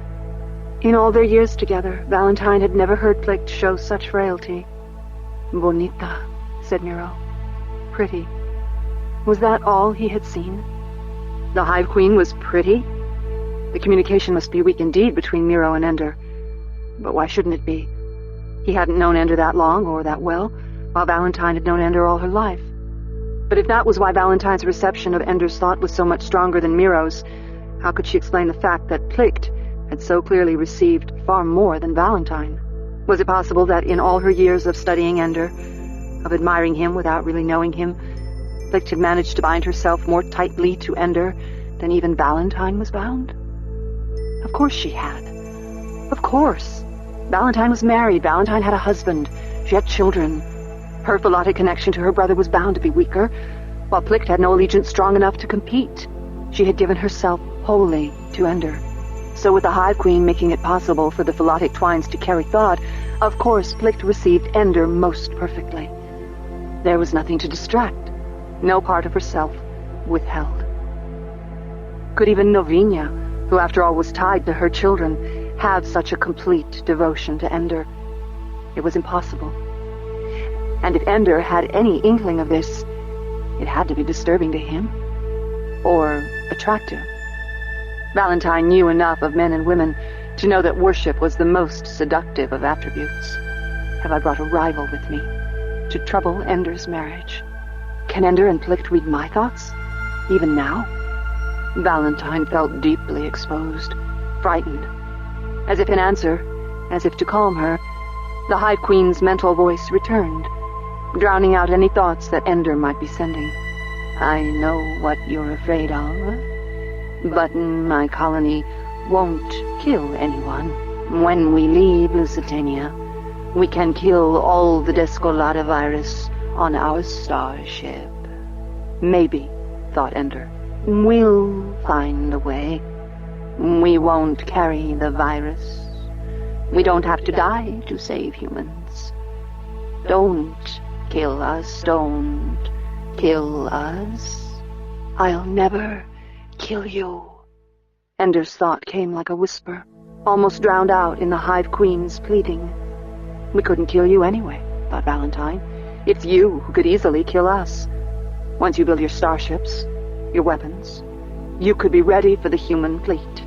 Ender isn't commanding them this time. Never kill anybody. Never. We promised. Peace, came Ender's whisper. Peace. Be at peace. Calm. Quiet. Rest. Fear nothing. Fear no man. Don't build a ship for the piggies, thought Valentine. Build a ship for yourself, because you can kill the Descolata you carry, but not for them. The Hive Queen's thoughts abruptly changed from pleading to harsh rebuke. Don't they also have a right to live? I promised them a ship. I promised you never to kill. Do you want me to break promises? No, thought Valentine. She was already ashamed of herself for having suggested such a betrayal. Or were those the Hive Queen's feelings? Or Ender's? Was she really sure which thoughts and feelings were her own, and which were someone else's? The fear she felt, it was her own. She was almost certain of that. Please, she said, I want to leave. Eu também, said Miro. Ender took a single step toward the Hive Queen, reached out a hand toward her. She didn't extend her arms. She was using them to jam the last of her sacrifices into the egg chamber. Instead, the Queen raised a wing cover, rotated it, moved it toward Ender, until at last his hand rested on the black rainbow surface. Don't touch it, cried Valentine silently. She'll capture you. She wants to tame you. Hush, said Ender aloud. Valentine wasn't sure whether he was speaking in answer to her silent cries, or was trying to silence something the Hive Queen was saying only to him. It didn't matter. Within moments, Ender had hold of a bugger's finger and was leading them back into the dark tunnel. This time he had Valentine second, Miro third, and Plict bringing up the rear, so that it was Plict who cast the last look backward toward the Hive Queen. It was Plict who raised her hand in farewell. All the way up to the surface, Valentine struggled to make sense of what had happened. She had always thought that if only people could communicate mind to mind, eliminating the ambiguities of language, then understanding would be perfect, and there'd be no more needless conflicts. Instead, she had discovered that rather than magnifying differences between people, language might just as easily soften them, minimize them, smooth things over so that people could get along even though they really didn't understand each other. The illusion of comprehension allowed people to think they were more alike than they really were. Maybe language was better. They crawled out of the building into the sunlight, blinking, laughing in relief, all of them. Not fun, said Ender. But you insisted, Val. Had to see her right away. So I'm a fool, said Valentine. Is that news? It was beautiful, said Plict. Miro only lay on his back in the kaping and covered his eyes with his arm. Valentine looked at him lying there and caught a glimpse of the man he used to be, the body he used to have. Lying there, he didn't stagger. Silent, there was no halting in his speech. No wonder his fellow xenologer had fallen in love with him. Wanda. So tragic to discover that her father was also his father. That was the worst thing revealed when Ender spoke for the dead in Lusitania 30 years ago. This was the man that Wanda had lost. And Miro had also lost this man that he was. No wonder he had risked death crossing the fence to help the piggies. Having lost his sweetheart, he counted his life as worthless. His only regret was that he hadn't died after all.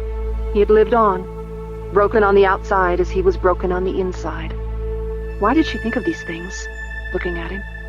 Why did it suddenly seem so real to her? Was it because this was how he was thinking of himself right now? Was she capturing his image of himself? Was there some lingering connection between their minds? Ender, she said, what happened down there? Better than I hoped, said Ender. What was? The link between us. You expected that? Wanted it. Ender sat on the side of the car, his feet dangling in the tall grass. She was hot today, wasn't she? Was she? I wouldn't know how to compare. Sometimes she's so intellectual. It's like doing higher mathematics in my head just talking to her. This time, like a child. Of course, I've never been with her when she was laying queen eggs. I think she may have told us more than she meant to. You mean she didn't mean her promise? No, Val, no, she always means her promises. She doesn't know how to lie. Then what did you mean? I was talking about the link between me and her. How they tried to tame me. That was really something, wasn't it? She was furious there for a moment, when she thought that you might have been the link they needed. You know what that would have meant to them? They wouldn't have been destroyed. They might even have used me to communicate with the human governments. Shared the galaxy with us. Such a lost opportunity. You would have been like a bugger, a slave to them. Sure, I wouldn't have liked it, but all the lives that would have been saved. I was a soldier, wasn't I? If one soldier dying can save the lives of billions, but it couldn't have worked. You have an independent will, said Valentine. Sure, said Ender. Or at least more independent than the Hive Queen can deal with. You too. Comforting, isn't it? I don't feel very comforted right now, said Valentine. You were inside my head down there. And the Hive Queen, I feel so violated. Ender looked surprised. It never feels that way to me. Well, it's not just that, said Valentine. It was exhilarating, too. And frightening. She's so large inside my head. Like I'm trying to contain someone bigger than myself. I guess, said Ender. He turned to Plicht. Was it like that for you, too?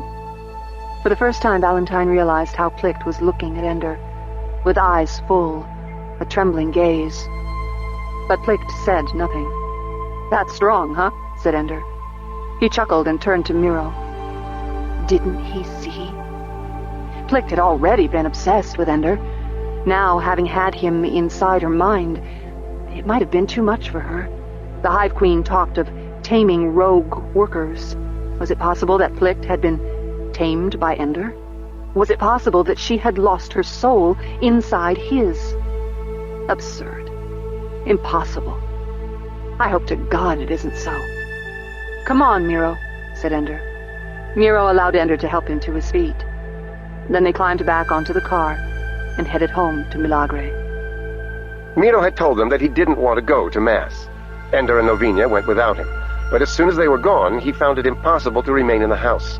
He kept getting the feeling that someone was just outside his range of vision. In the shadows, a smallish figure watching him. Encased in smooth, hard armor, only 2 claw-like fingers on its slender arms. Arms that could be bitten off and cast down like brittle kindling wood. Yesterday's visit to the Hive Queen had bothered him more than he dreamed possible. I'm a xenologer, he reminded himself. My life has been devoted to dealing with aliens. I stood and watched as Ender flayed Human's mammaloid body, and I didn't even flinch, because I'm a dispassionate scientist. Sometimes maybe I identify too much with my subjects, but I don't have nightmares about them. I don't start seeing them in shadows. Yet here he was, standing outside the door of his mother's house, because in the grassy fields, in the bright sunlight of a Sunday morning, there were no shadows where a bugger could wait to spring. Am I the only one who feels this way? The Hive Queen isn't an insect. She and her people are warm-blooded, just like the Pequeninos. They respirate, they sweat like mammals. They may carry with them the structural echoes of their evolutionary link with insects, just as we have our resemblances to lemurs and shrews and rats. But they created a bright and beautiful civilization. Or at least a dark and beautiful one. I should see them the way Ender does, with respect, with awe, with affection. And all I managed, barely, was endurance. There's no doubt that the Hive Queen is Raman, capable of comprehending and tolerating us. The question is whether I am capable of comprehending and tolerating her. And I can't be the only one. Ender was so right to keep the knowledge of the Hive Queen from most of the people of Lusitania. If they once saw what I saw, or even caught a glimpse of a single bugger, the fear would spread. Each one's terror would feed on everyone else's dread until something bad, something monstrous. Maybe we're the Varelsa. Maybe Xenocide is built into the human psyche as into no other species. Maybe the best thing that could happen for the moral good of the universe is for the Descolada to get loose, to spread throughout the human universe and break us down to nothing. Maybe the Descolada is God's answer to our unworthiness. Miro found himself at the door of the cathedral. In the cool morning air, it stood open. Inside, they had not yet come to the Eucharist. He shuffled in, took his place near the back. He had no desire to commune with Christ today. He simply needed the sight of other people.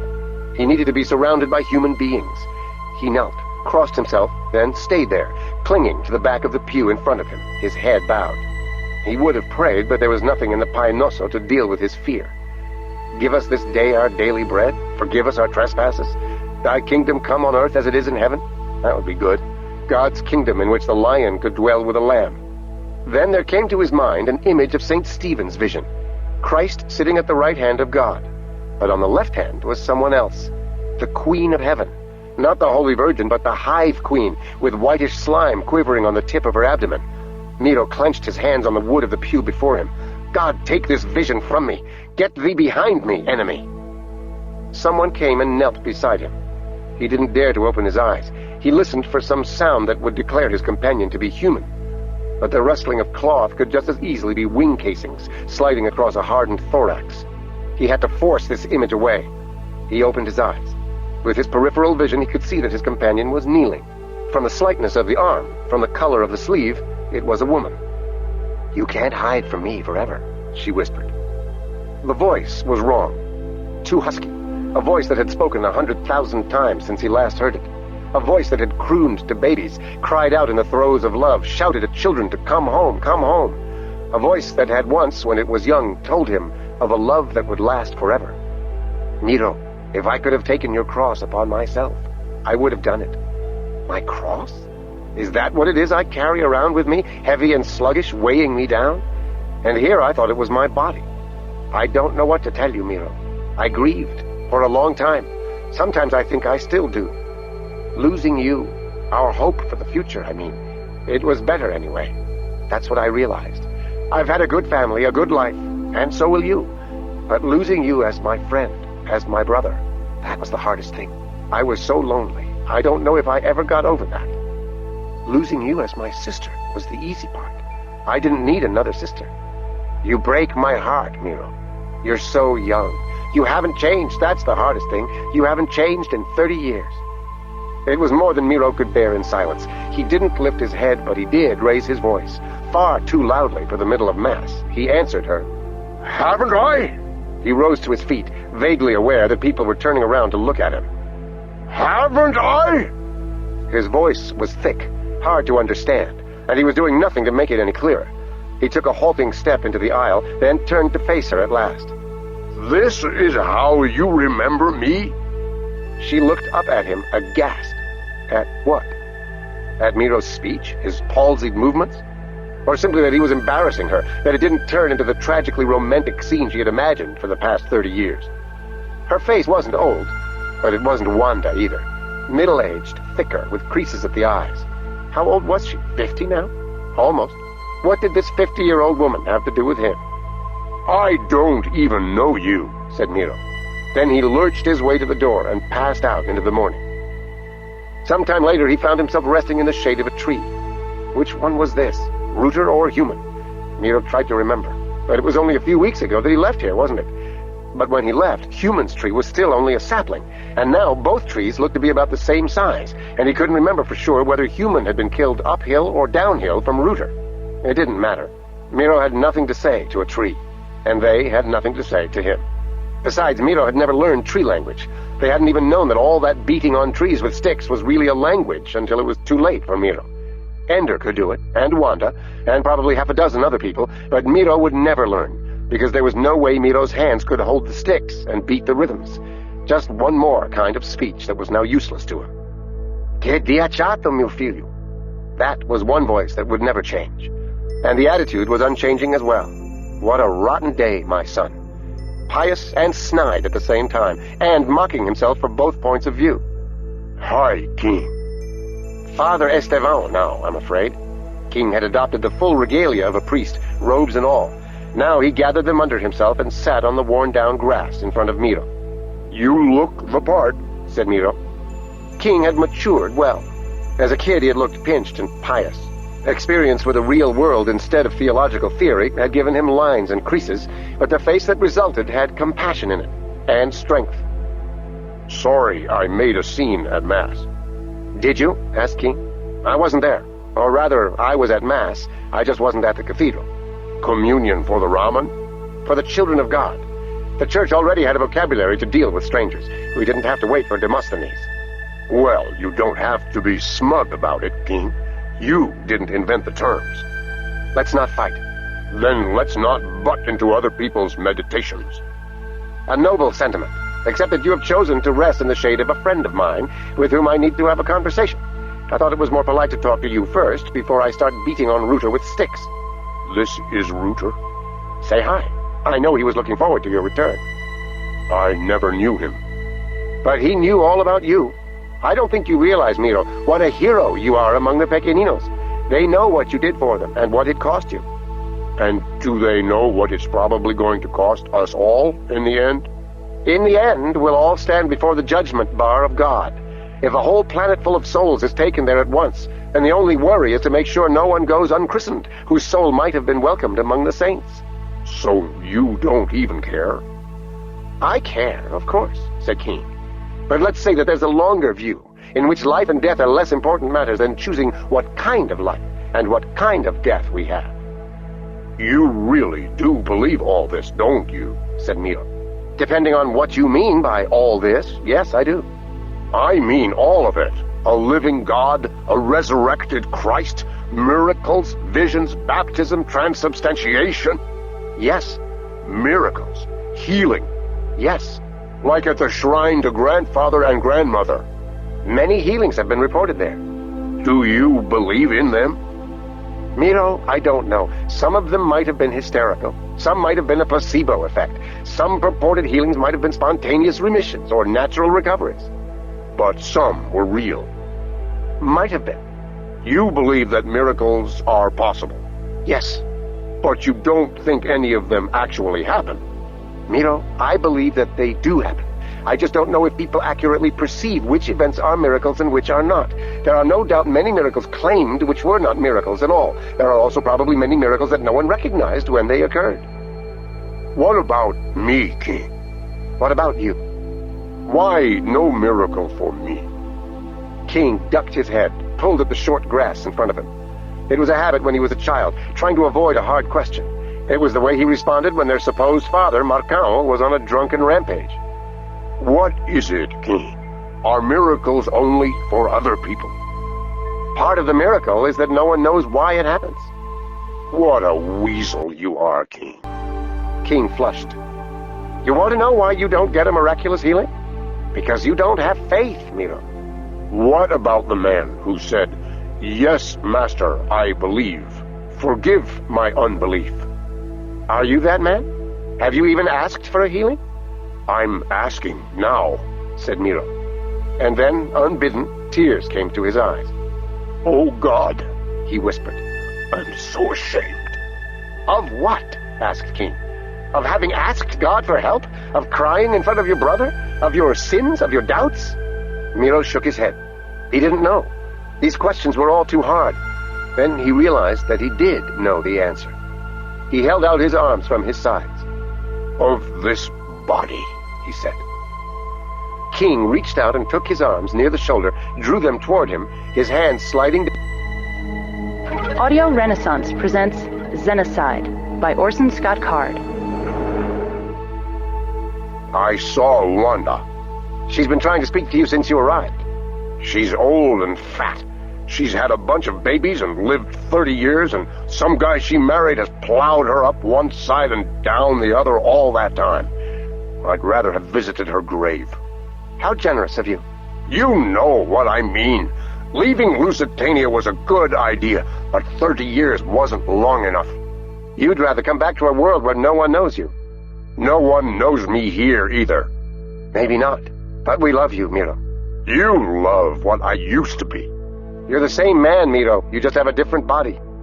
Miro struggled to his feet, leaning against Rooter for support as he got up. Talk to your tree friend, King. You've got nothing to say that I want to hear. So you think, said King. You know what's worse than an asshole, King? Sure, said King. A hostile, bitter, self-pitying, abusive, miserable, useless asshole who has far too high an opinion of the importance of his own suffering. It was more than Miro could bear. He screamed in fury and threw himself at King, knocking him to the ground. Of course, Miro lost his own balance and fell on top of his brother, then got tangled in King's robes. But that was all right.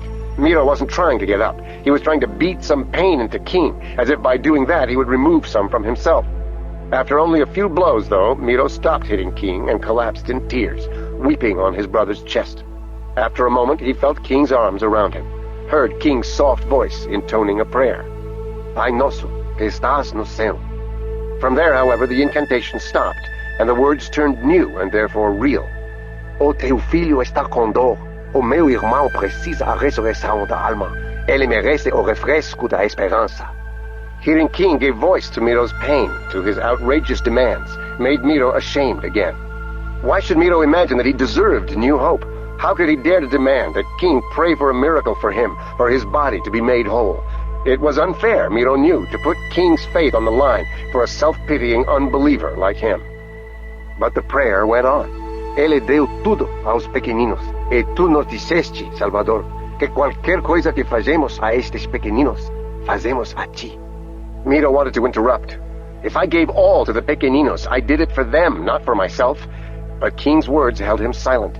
You told us, Savior, that whatever we do to these little ones, we do to you. It was as if King were demanding that God hold up his end of a bargain. It was a strange sort of relationship that King must have with God, as if he had a right to call God to account. Ele não é como João, perfeito na coração. No, I'm not as perfect as Job. But I've lost everything, just as Job did. Another man fathered my children on the woman who should have been my wife. Others have accomplished my accomplishments. And where Job had boils, I have this lurching half-paralysis. Would Job trade with me? Restabelece ele, como restabeleceste, João, em nome do Pai, e do Filho, e do Espírito Santo. Amém. Restore him as you restored Job. Miro felt his brother's arms release him. And as if it were those arms, not gravity, that held him on his brother's chest, Miro rose up at once and stood looking down on his brother. A bruise was growing on King's cheek. His lip was bleeding. I hurt you, said Miro. I'm sorry. Yes, said King. You did hurt me, and I hurt you. It's a popular pastime here. Help me up. For a moment, just one fleeting moment, Miro forgot that he was crippled, that he could barely maintain his balance himself. For just that moment, he began to reach out a hand to his brother. But then he staggered as his balance slipped, and he remembered. I can't, he said. Oh, shut up about being crippled and give me a hand. So Miro positioned his legs far apart and bent down over his brother. His younger brother, who now was nearly 3 decades his senior, and older still in wisdom and compassion. Miro reached out his hand. King gripped it, and with Miro's help, rose up from the ground. The effort was exhausting for Miro. He hadn't the strength for this, and King wasn't faking it. He was relying on Miro to lift him. They ended up facing each other, shoulder to shoulder, hands still together. You're a good priest, said Miro. Yeah, said King, and if I ever need a sparring partner, you'll get a call. Will God answer your prayer? Of course. God answers all prayers. It took only a moment for Miro to realize what King meant. I mean, will he say yes? Ah, that's the part I'm never sure about. Tell me later if he did. King walked, rather stiffly, limping, to the tree. He bent over and picked up a couple of talking sticks from the ground. What are you talking to Rooter about? He sent word that I need to talk to him. There's some kind of heresy in one of the forests a long way from here. You convert them and then they go crazy, huh? Said Miro. No, actually, said King. This is a group that I never preached to. The father trees all talk to each other, so the ideas of Christianity are already everywhere in the world. As usual, heresy seems to spread faster than truth. And Rooter's feeling guilty because it's based on a speculation of his. I guess that's a serious business for you, said Miro. King winced. Not just for me. I'm sorry, I meant for the church, for believers. Nothing so parochial as that, Miro. These Pequeninos have come up with a really interesting heresy. Once, not long ago, Rooter speculated that just as Christ came to human beings, the Holy Ghost might someday come to the Pequeninos. It's a gross misinterpretation of the Holy Trinity, but this one forest took it quite seriously. Sounds pretty parochial to me. Me too. Till Rooter told me the specifics. You see, they're convinced that the Descolada virus is the incarnation of the Holy Ghost. It makes a perverse kind of sense. Since the Holy Ghost has always dwelt everywhere, in all God's creations, it's appropriate for its incarnation to be the Descolada virus, which also penetrates into every part of every living thing. They worship the virus? Oh, yes. After all, didn't you scientists discover that the Pequeninos were created as sentient beings by the Descolada virus? So the virus is imbued with a creative power, which means it has a divine nature. I guess there's as much literal evidence for that as for the incarnation of God in Christ. No, there's a lot more. But if that were all, Miro, I'd regard it as a church matter. Complicated, difficult, but, as you said, parochial. So what is it? The Descolada is the second baptism, by fire. Only the Pequeninos can endure that baptism, and it carries them into the third life. They are clearly closer to God than humans, who have been denied the third life. The mythology of superiority. We could expect that, I guess, said Miro.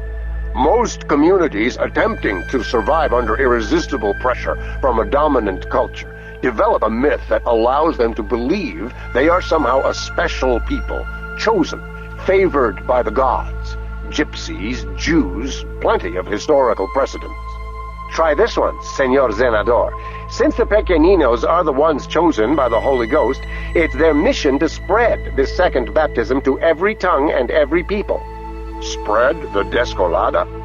To every world. Sort of a portable judgment day. They arrive, the Descolada spreads, adapts, kills, and everybody goes to meet their maker. God help us. So we hope. Then Miro made a connection with something he had learned only the day before. King, the buggers are building a ship for the Pequeninos. So Ender told me. And when I confronted Father Daymaker about it... He's a Pequenino? One of human's children. He said, of course, as if everyone knew about it. Maybe that's what he thought, that if the Pequeninos know it, then it's known. He also told me that this heretic group is angling to try to get command of the ship. Why? So they can take it to an inhabited world, of course, instead of finding an uninhabited planet to terraform and colonize. I think we'd have to call it luciforming. Funny. King wasn't laughing, though. They might get their way. This idea of Pequeninos being a superior species is popular, especially among non-Christian Pequeninos. Most of them aren't very sophisticated. They don't catch on to the fact that they're talking about Xenocide, about wiping out the human race. How could they miss a little fact like that? Because the heretics are stressing the fact that God loves the humans so much that he sent his only beloved Son. You remember the scripture. Whoever believes in him will not perish. Exactly. Those who believe will have eternal life, as they see it, the third life. So those who die must have been the unbelievers. Not all the Pequeninos are lining up to volunteer for service as itinerant destroying angels, but enough of them are that it has to be stopped, not just for the sake of Mother Church. Mother Earth. So you see, Miro, sometimes a missionary like me takes on a great deal of importance in the world. Somehow I have to persuade these poor heretics of the error of their ways and get them to accept the doctrine of the Church. Why are you talking to Rooter now? To get the one piece of information the Pequeninos never give us. What's that? Addresses. There are thousands of Pequenino forests on Lusitania. Which one is the heretic community? Their starship will be long gone before I find it by random forest hopping on my own. You're going alone? I always do. I can't take any of the little brothers with me, Miro. Until a forest has been converted, they have a tendency to kill Pequenino strangers. One case where it's better to be Raman than Utlani. Does Mother know you're going? Please be practical, Miro. I have no fear of Satan. But Mother... Does Andrew know? Of course. He insists on going with me. The Speaker for the Dead has enormous prestige, and he thinks he could help me. So you won't be alone? Of course I will. When has a man clothed in the whole armor of God ever needed the help of a humanist? Andrew's a Catholic. He goes to Mass, he takes communion, he confesses regularly, but he's still a speaker for the dead, and I don't think he really believes in God. I'll go alone. Miro looked at King with new admiration. You're one tough son of a bitch, aren't you? Welders and smiths are tough. Sons of bitches have problems of their own. I'm just a servant of God and of the church, with a job to do. I think recent evidence suggests that I'm in more danger from my brother than I am among the most heretical of Pequeninos. Since the death of Human, the Pequeninos have kept the worldwide oath. Not one has ever raised a hand in violence against a human being. They may be heretics, but they're still Pequeninos. They'll keep the oath. I'm sorry I hit you. I received it as if it were an embrace, my son. I wish it had been one, Father Esteban. Then it was. King turned to the tree and began to beat out a tattoo. Almost at once, the sound began to shift, changing in pitch and tone as the hollow spaces within the tree changed shape. Miro waited a few moments, listening, even though he didn't understand the language of the father trees. Rooter was speaking with the only audible voice the father trees had. Once he had spoken with a voice. Once had articulated with lips and tongue and teeth. There was more than one way to lose your body. Miro had passed through an experience that should have killed him. He had come out of it crippled, but he could still move, however clumsily, could still speak, however slowly. He thought he was suffering like Job. Rooter and Human, far more crippled than he, thought they had received eternal life. Pretty ugly situation, said Jane in his ear. Yes, said Miro silently. Father Esteban shouldn't go alone, she said. The Pequeninos used to be devastatingly effective warriors. They haven't forgotten how. So tell Ender, said Miro. I don't have any power here. Bravely spoken, my hero, said Jane. I'll talk to Ender while you wait around here for your miracle. Miro sighed and walked back down the hill and through the gate. 9. Pinehead. I've been talking to Ender and his sister Valentine. She's a historian. Explain this? She searches through the books to find out the stories of humans, and then writes stories about what she finds and gives them to all the other humans. If the stories are already written down, why does she write them again? Because they aren't well understood. She helps people understand them. If the people closer to that time didn't understand them, how can she, coming later, understand them better? I asked this myself, and Valentine said that she doesn't always understand them better. But the old writers understood what the stories meant to the people of their time, and she understands what the stories mean to people of her time. So, the story changes. Yes. And yet, each time, they still think of the story as a true memory? Valentine explained something about some stories being true and others being truthful. I didn't understand any of it. Why don't they just remember their stories accurately in the first place? Then they wouldn't have to keep lying to each other. Qingzhao sat before her terminal, her eyes closed, thinking. Wang Mu was brushing Qingzhao's hair. The tugs, the strokes, the very breath of the girl was a comfort to her. This was a time when Wang Mu could speak freely, without fear of interrupting her, and because Wang Mu was Wang Mu, she used hairbrushing time for questions. She had so many questions. The first few days her questions had all been about the speaking of the gods. Of course, Wang Mu had been greatly relieved to learn that almost always tracing a single wood grain line was enough. She had been afraid after that first time that Qingzhao would have to trace the whole floor every day. But she still had questions about everything to do with purification. Why don't you just get up and trace a line every morning and have done with it? Why don't you just have the floor covered in carpet? It was so hard to explain that the gods can't be fooled by silly stratagems like that. What if there were no wood at all in the whole world? Would the gods burn you up like paper? Would a dragon come and carry you off? Qingzhao couldn't answer Wang Mu's questions except to say that this is what the gods required of her. If there were no wood grain, the gods wouldn't require her to trace it. To which Wang Mu replied that they should make a law against wooden floors then, so that Qingzhao could be shut of the whole business. Those who hadn't heard the voice of the gods simply couldn't understand. Today, though, Wang Mu's questions had nothing to do with the gods, or at least had nothing to do with them at first. "What is it that finally stopped the Lusitania fleet?" asked Wang Mu. Almost, Qingzhao simply took the question in stride. Almost, she answered with a laugh. "If I knew that, I could rest." But then she realized that Wang Mu probably shouldn't even know that the Lusitania fleet had disappeared. "How would you know anything about the Lusitania fleet?" "I can read, can't I?" said Wang Mu, perhaps a little too proudly. But why shouldn't she be proud? Qingzhao had told her truthfully that Wang Mu learned very quickly indeed, and figured out many things for herself. She was very intelligent, and Qingzhao knew she shouldn't be surprised if Wang Mu understood more than was told to her directly. "I can see what you have on your terminal," said Wang Mu, "and it always has to do with the Lusitania fleet. Also, you discussed it with your father the first day I was here. I didn't understand most of what you said, but I knew it had to do with the Lusitania fleet." Wang Mu's voice was suddenly filled with loathing. May the gods piss in the face of the man who launched that fleet. Her vehemence was shocking enough. The fact that Wang Mu was speaking against Starways Congress was unbelievable. "Do you know who it was that launched the fleet?" asked Qingzhao. Of course. It was the selfish politicians in Starways Congress trying to destroy any hope that a colony world could win its independence. So Wang Mu knew she was speaking treasonously. Qingzhao remembered her own similar words long ago with loathing. To have them said again in her presence and by her own secret maid was outrageous. "What do you know of these things? These are matters for Congress, and here you are speaking of independence and colonies," and Wang Mu was on her knees, head bowed to the floor. Qingzhao was at once ashamed for speaking so harshly. "Oh, get up, Wang Mu. You're angry with me? I'm shocked to hear you talk like that, that's all. Where did you hear such nonsense?" "Everybody says it," said Wang Mu. "Not everybody," said Qingzhao. "Father never said it. On the other hand, Demosthenes says that sort of thing all the time." Qingzhao remembered how she had felt when she first read the words of Demosthenes, how logical and right and fair he had sounded.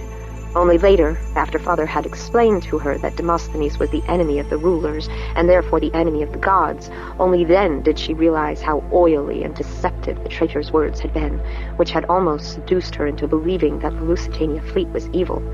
If Demosthenes had been able to come so close to fooling an educated, God-spoken girl like Qingzhao, no wonder that she was hearing his words repeated like truth in the mouth of a common girl. "Who is Demosthenes?" asked Wang Mu. "A traitor who is apparently succeeding better than anyone thought."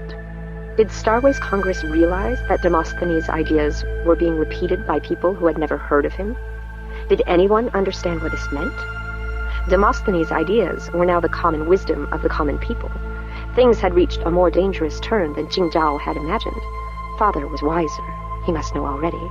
"Never mind," said Qingzhao. "Tell me about the Lusitania fleet." "How can I when it will make you angry?" Qingzhao waited patiently. "All right then," said Wang Mu, but she still looked wary. "Father says, and so does Pang Gu Wei, his very wise friend, who once took the examination for the civil service and came very, very close to passing. What do they say? That it is a very bad thing for Congress to send a huge fleet, and so huge, all to attack the tiniest colony simply because they refuse to send away 2 of their citizens for trial on another world. They say that justice is completely on the side of Lusitania, because to send people from one planet to another against their will is to take them away from family and friends forever. That's like sentencing them before the trial. What if they're guilty? That's for the courts to decide on their own world, where people know them and can measure their crime fairly, not for Congress to decide from far away where they know nothing and understand less." Wang Mu ducked her head. "That's what Pang Guwei says." Qingzhao stilled her own revulsion at Wang Mu's traitorous words. It was important to know what the common people thought, even if the very hearing of it made Qingzhao sure the gods would be angry with her for such disloyalty. "So, you think that the Lusitania fleet should never have been sent? If they can send a fleet against Lusitania for no good reason, what's to stop them from sending a fleet against Path? We're also a colony, not one of the 100 worlds, not a member of Starways Congress. What's to stop them from declaring that Hanfedza is a traitor and making him travel to some faraway planet and never come back for 60 years? The thought was a terrible one, and it was presumptuous of Wang Mu to bring her father into the discussion, not because she was a servant, but because it would be presumptuous of anyone to imagine the great Hanfedza being convicted of a crime. Qingzhao's composure failed her for a moment, and she spoke her outrage. Starways Congress would never treat my father like a criminal. Forgive me, Qingzhao. You told me to repeat what my father said. You mean your father spoke of Hanfedza? All the people of Zhanlei know that Hanfedza is the most honorable man of Path. It is our greatest pride that the House of Han is part of our city. So, thought Qingzhao, you knew exactly how ambitious you were being when you set out to become his daughter's maid. I meant no disrespect, nor did they. But isn't it true that if Starways Congress wanted to, they could order Path to send your father to another world to stand trial? They would never, but could they? Insisted Wang Mu. Path is a colony, said Qingzhao. The law allows it, but Starways Congress would never. But if they did it to Lusitania, why wouldn't they do it to Path? Because the xenologers on Lusitania were guilty of crimes that the people of Lusitania didn't think so.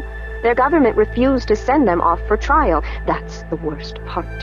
How can a planetary government dare to think they know better than Congress? But they knew everything, said Wang Mu, as if this idea were so natural that everyone must know it. They knew those people, those xenologers. If Starways Congress ordered Path to send Hanfedza to go stand trial on another world for a crime we know he didn't commit, don't you think we would also rebel rather than send such a great man? And then they would send a fleet against us. Starways Congress is the source of all justice in the 100 worlds. Qingzhao spoke with finality. The discussion was over. Impudently, Wang Mu didn't fall silent. But Path isn't one of the 100 worlds yet, is it? She said. We're just a colony. They can do what they want, and that's not right. Wang Mu nodded her head at the end, as if she thought she had utterly prevailed. Qingzhao almost laughed. She would have laughed, in fact, if she hadn't been so angry. Partly she was angry because Wang Mu had interrupted her many times and had even contradicted her, something that her teachers had always been very careful not to do. Still, Wang Mu's audacity was probably a good thing, and Qingzhao's anger was a sign that she had become too used to the undeserved respect people showed to her ideas simply because they fell from the lips of the gods spoken. Wang Mu must be encouraged to speak to her like this. That part of Qingzhao's anger was wrong, and she must get rid of it. But much of Qingzhao's anger was because of the way Wang Mu had spoken about Starways Congress. It was as if Wang Mu didn't think of Congress as the supreme authority over all of humanity, as if Wang Mu imagined that Path was more important than the collective will of all the worlds. Even if the inconceivable happened, and Hanfedza were ordered to stand trial on a world 100 light years away, he would do it without murmur. And he would be furious if anyone on Path made the slightest resistance. To rebel like Lusitania? Unthinkable. It made Qingzhao feel dirty just to think of it. Dirty. Impure. To hold such a rebellious thought made her start searching for a wood grain line to trace. "Qingzhao!" cried Wang Mu, as soon as Qingzhao knelt and bowed over the floor. "Please tell me that the gods aren't punishing you for hearing the words I said." "They aren't punishing me," said Qingzhao. "They're purifying me." "But they weren't even my words, Qingzhao. They were the words of people who aren't even here. They were impure words, whoever said them. But that's not fair, to make you cleanse yourself for ideas that you never even thought of or believed in. Worse and worse. Would Wang Mu never stop? Now must I hear you tell me that the gods themselves are unfair? They are! If they punish you for other people's words." The girl was outrageous. "Now you are wiser than the gods. They might as well punish you for being pulled on by gravity or being fallen on by rain." "If they tell me to purify myself for such things, then I'll do it and call it justice," said Qingzhao. "Then justice has no meaning," cried Wang Mu. "When you say the word, you mean whatever the gods happen to decide. But when I say the word, I mean fairness. I mean people being punished only for what they did on purpose. I mean it's what the gods mean by justice that I must listen to. Justice is justice, whatever the gods might say." Almost, Qingzhao rose up from the floor and slapped her secret maid. It would have been her right, for Wang Mu was causing her as much pain as if she had struck her. But it was not Qingzhao's way to strike a person who was not free to strike back. Besides, there was a far more interesting puzzle here. After all, the gods had sent Wang Mu to her. Qingzhao was already sure of that.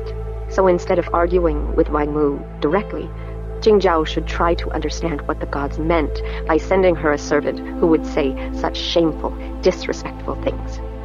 The gods had caused Wang Mu to say that it was unjust to punish Qingzhao for simply hearing another person's disrespectful opinions. Perhaps Wang Mu's statement was true. But it was also true that the gods could not be unjust. Therefore, it must be that Qingzhao was not being punished for simply hearing the treasonous opinions of the people. No. Qingzhao had to purify herself because in her heart of hearts, some part of her must believe those opinions. She must cleanse herself because deep inside, she still doubted the heavenly mandate of Starways Congress. She still believed they were not just. Qingzhao immediately crawled to the nearest wall and began looking for the right wood grain line to follow. Because of Wang Mu's words, Qingzhao had discovered a secret filthiness inside herself.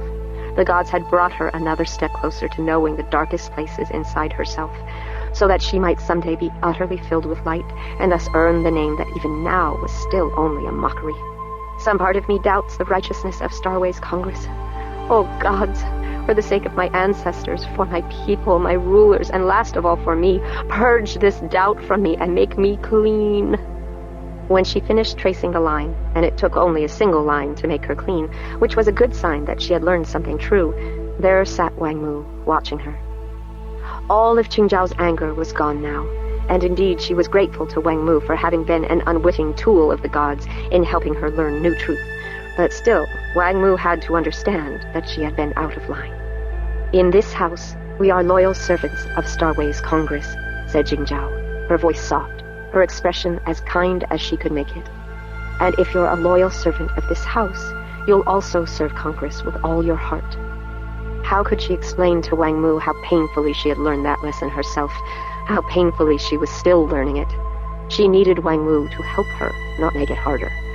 Holy One, I didn't know, said Wang Mu. I didn't guess. I had always heard the name of Han Feiza mentioned as the noblest servant of Path. I thought it was the Path that you served, not Congress, or I never would have come to work here. Never would have spoken harshly about Congress, said Wang Mu. I would serve you even if you lived in the house of a dragon. Maybe I do, thought Qingzhao. Maybe the god who purifies me is a dragon, cold and hot, terrible and beautiful. Remember, Wang Mu, that the world called Path is not the path itself, but only was named so to remind us to live the true path every day. My father and I serve Congress because they have the mandate of heaven, and so the path requires that we serve them even above the wishes or needs of the particular world called Path. Wang Mu looked at her with wide eyes, unblinking. Did she understand? Did she believe?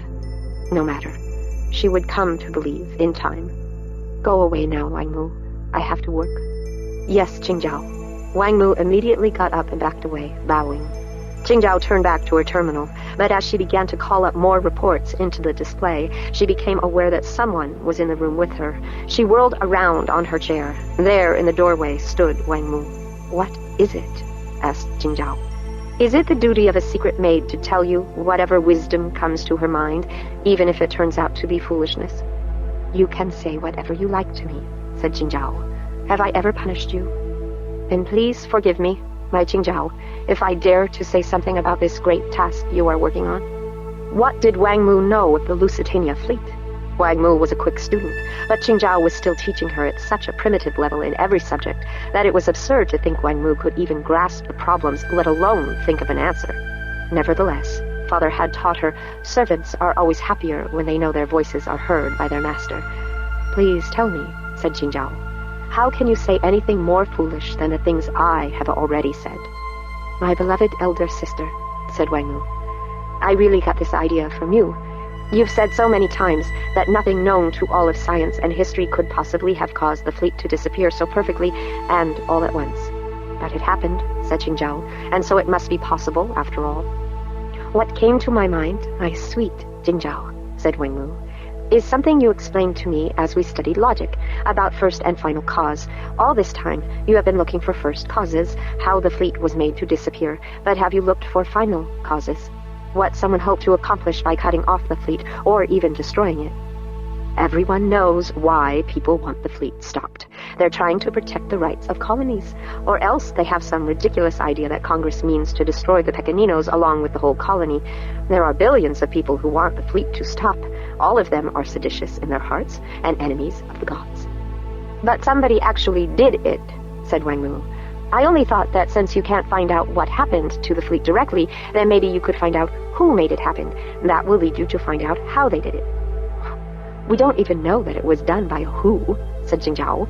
It could have been a what. Natural phenomena don't have purposes in mind, since they don't have minds. Wang Mu bowed her head. I did waste your time then, Jingzhao. Please forgive me. I should have left when you told me to go. It's all right, said Jingzhao. Wang Mu was already gone. Jingzhao didn't know whether her servant had even heard her reassurance. Never mind, thought Jingzhao. If Wang Mu was offended, I'll make it up to her later. It was sweet of the girl to think she could help me with my task. I'll make sure she knows I'm glad she has such an eager heart. With Wang Mu out of the room, Jingzhao went back to her terminal. She idly flipped the reports through her terminal's display. She had looked at all of them before, and she had found nothing useful. Why should this time be different?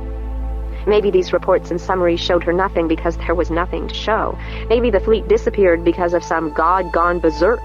There were stories of such things in ancient times. Maybe there was no evidence of human intervention because a human didn't do it. What would Father say about that, she wondered. How would Congress deal with a lunatic deity? They couldn't even track down that seditious writer Demosthenes. What hope did they have of tracking and trapping a god? Whoever Demosthenes is, he's laughing right now, thought Jingzhao. All his work to persuade people that the government was wrong to send the Lusitania fleet, and now the fleet has stopped, just as Demosthenes wanted. Just as Demosthenes wanted. For the first time, Jingzhao made a mental connection that was so obvious she couldn't believe she hadn't thought of it before. It was so obvious, in fact, that the police in many a city had assumed that those who were already known to follow Demosthenes must surely have been involved in making the fleet disappear. They had rounded up everyone suspected of sedition and tried to force confessions out of them. But of course they hadn't actually questioned Demosthenes because nobody knew who he was. Demosthenes. So clever he has evaded discovery for years, despite all the searching of the Congress police. Demosthenes, who is every bit as elusive as the cause of the disappearance of the fleet. If he could work the one trick, why not the other? Maybe if I find Demosthenes, I'll find out how the fleet was cut off. Not that I have any idea even where to start looking, but at least it's a different avenue of approach. At least it won't mean reading the same empty, useless reports over and over again. Suddenly, Jingzhao remembered who had said almost exactly the same thing, only moments before. She felt herself blushing, the blood hot in her cheeks. How arrogant I was, to condescend to Wang Mu, to patronize her for imagining she could help me with my lofty task. And now, not 5 minutes later, the thought she planted in my mind has blossomed into a plan. Even if the plan fails, she was the one who gave it to me, or at least started me thinking of it. Thus, I was the fool to think her foolish. Tears of shame filled Jingzhao's eyes. Then she thought of some famous lines from a song by her ancestor of the heart. I want to call back the blackberry flowers that have fallen, though pear blossoms remain. The poet, Li Jingzhao, knew the pain of regretting words that have already fallen from our lips and can never be called back. But she was wise enough to remember that even though those words are gone, there are still new words waiting to be said, like the pear blossoms. To comfort herself for the shame of having been so arrogant, Jingzhao repeated all the words of the song, or at least she started to. But when she got to the line, dragon boats on the river, her mind drifted to the Lusitania fleet, imagining all those starships like riverboats, painted so fiercely, and yet drifting now with the current, so far from the shore that they can no longer be heard, no matter how loud they shout. From dragon boats, her thoughts turned to dragon kites, and now she thought of the Lusitania fleet as kites with broken wings, carried along by the wind, no longer tethered to the child who first gave them flight. How beautiful to see them free, yet how terrifying it must be for them who never wished for freedom. I did not fear the mad winds and violent rain. The words of the song came back to her again. I did not fear mad winds, violent rain. I did not fear as we drank to good fortune with warm blackberry wine, Now I cannot conceive how to retrieve that time. My ancestor of the heart could drink away her fear, thought Jingzhao, because she had someone to drink with. And even now, alone on my mat with a cup, gazing sadly into nothingness, the poet remembers her gone companion. Whom do I remember now, thought Jingzhao. Where is my tender love? What an age it must have been then, when the great Li Qingzhao was still mortal, and men and women could be together as tender friends, without any worry about who was God-spoken and who was not. Then a woman could live such a life that even in her loneliness she had memories. I can't even remember my mother's face, only the flat pictures. I can't remember seeing her face turn and move while her eyes looked at me. I have only my father, who was like a god. I can worship him and obey him and even love him, but I can never be playful with him, not really. When I tease him, I am always watching to be sure he approves of the way I tease him. And Wang Mu, I talked so firmly about how we would be friends, and yet I treat her like a servant. I never for a moment forget who is God-spoken and who is not. It is a wall that can never be crossed. I'm alone now, and I'm alone forever. A clear cold comes through the window curtains, crescent moon beyond the golden bars. She shivered. I and a moon. Didn't the Greeks think of their moon as a cold virgin, a huntress? Is that not what I am now, 16 years old and untouched? And a flute sounds as if someone were coming. I listen and listen, but never hear the melody of someone coming. No. What she heard were the distant sounds of a meal being readied, a clattering of bowls and spoons, laughter from the kitchen. Her reverie broken. She reached up and wiped the foolish tears from her cheeks. How could she think of herself as lonely when she lived in this full house where everyone had cared for her all her life? I sit here reciting to myself scraps of old poetry when I have work to do. At once, she began to call up the reports that had been made about investigations into the identity of Demosthenes. The reports made her think for a moment that this was a dead end, too. More than 36 writers on almost as many worlds had been arrested for producing seditious documents under that name. Starways Congress had reached the obvious conclusion. Demosthenes was simply the catch-all name used by any rebel who wanted to get attention. There was no real Demosthenes, not even an organized conspiracy. But Jingzhao had doubts about that conclusion. Demosthenes had been remarkably successful in stirring up trouble on every world. Could there possibly be someone of so much talent among the traitors on every planet? Not likely. Besides, thinking back to when she had read Demosthenes, Jingzhao remembered noticing the coherence of his writings, the singularity and consistency of his vision. And that was part of what made him so seductive. Everything seemed to fit, to make sense together. Hadn't Demosthenes also devised the hierarchy of foreignness? Utlanning, Framling, Ramen, Verelsa? No. That had been written many years ago. It had to be a different Demosthenes. Was it because of that earlier Demosthenes hierarchy that the traitors were using the name? They were writing in support of the independence of Lusitania, the only world where intelligent non-human life had been found. It was only appropriate to use the name of the writer who had first taught humanity to realize that the universe wasn't divided between humans and non-humans, or between intelligent and non-intelligent species. Some strangers, the earlier Demosthenes had said, were Framlings, humans from another world. Some were Ramen, of another intelligent species, yet able to communicate with human beings so that we could work out differences and make decisions together. Others were Verelsa, wise beasts, clearly intelligent, and yet completely unable to reach a common ground with humankind. Only with Verelsa would war ever be justified. With Ramen, humans could make peace and share the habitable worlds. It was an open way of thinking, full of hope that strangers might still be friends. People who thought that way could never have sent a fleet with Dr. Device to a world inhabited by an intelligent species. This was a very uncomfortable thought. That the Demosthenes of the hierarchy would also disapprove of the Lusitania fleet. Almost at once, Jingzhao had to counter it. It didn't matter what the old Demosthenes thought, did it? The new Demosthenes, the seditious one, was no wise philosopher trying to bring peoples together. Instead, he was trying to sow dissension and discontent among the worlds, provoke quarrels, perhaps even wars between Framlings. And seditious Demosthenes was not just a composite of many rebels working on different worlds. Her computer search soon confirmed it. True, Many rebels were found who had published on their own planet using the name Demosthenes, but they were always linked to small, ineffective, useless little publications, never to the really dangerous documents that seemed to turn up simultaneously on half the worlds at once.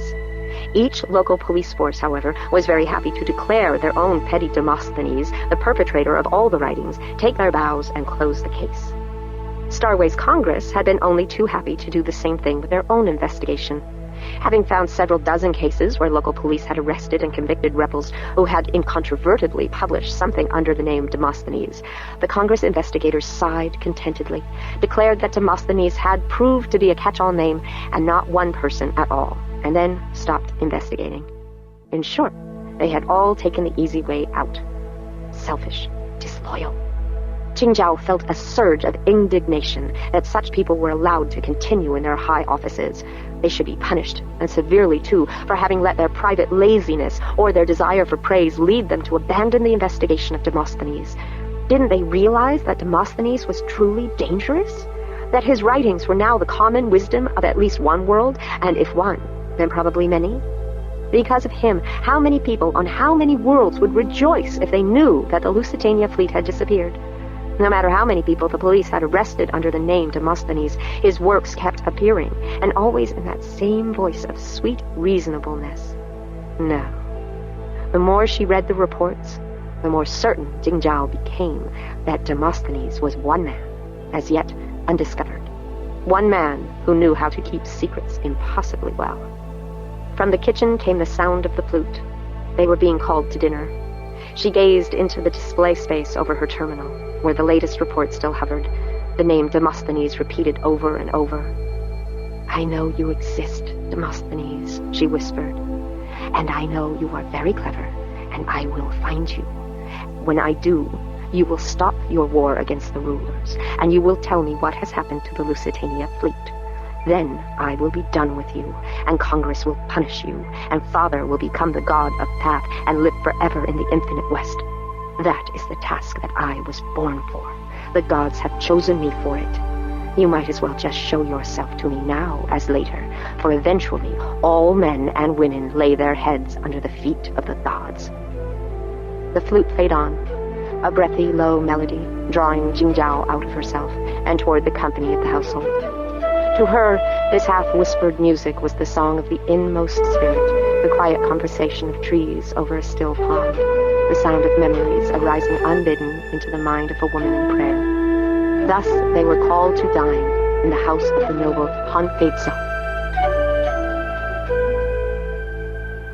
Having heard Qingzhao's challenge, Jane thought, this is what fear of death tastes like. Human beings feel this all the time, and yet somehow they go on from day to day, knowing that at any moment they may cease to be.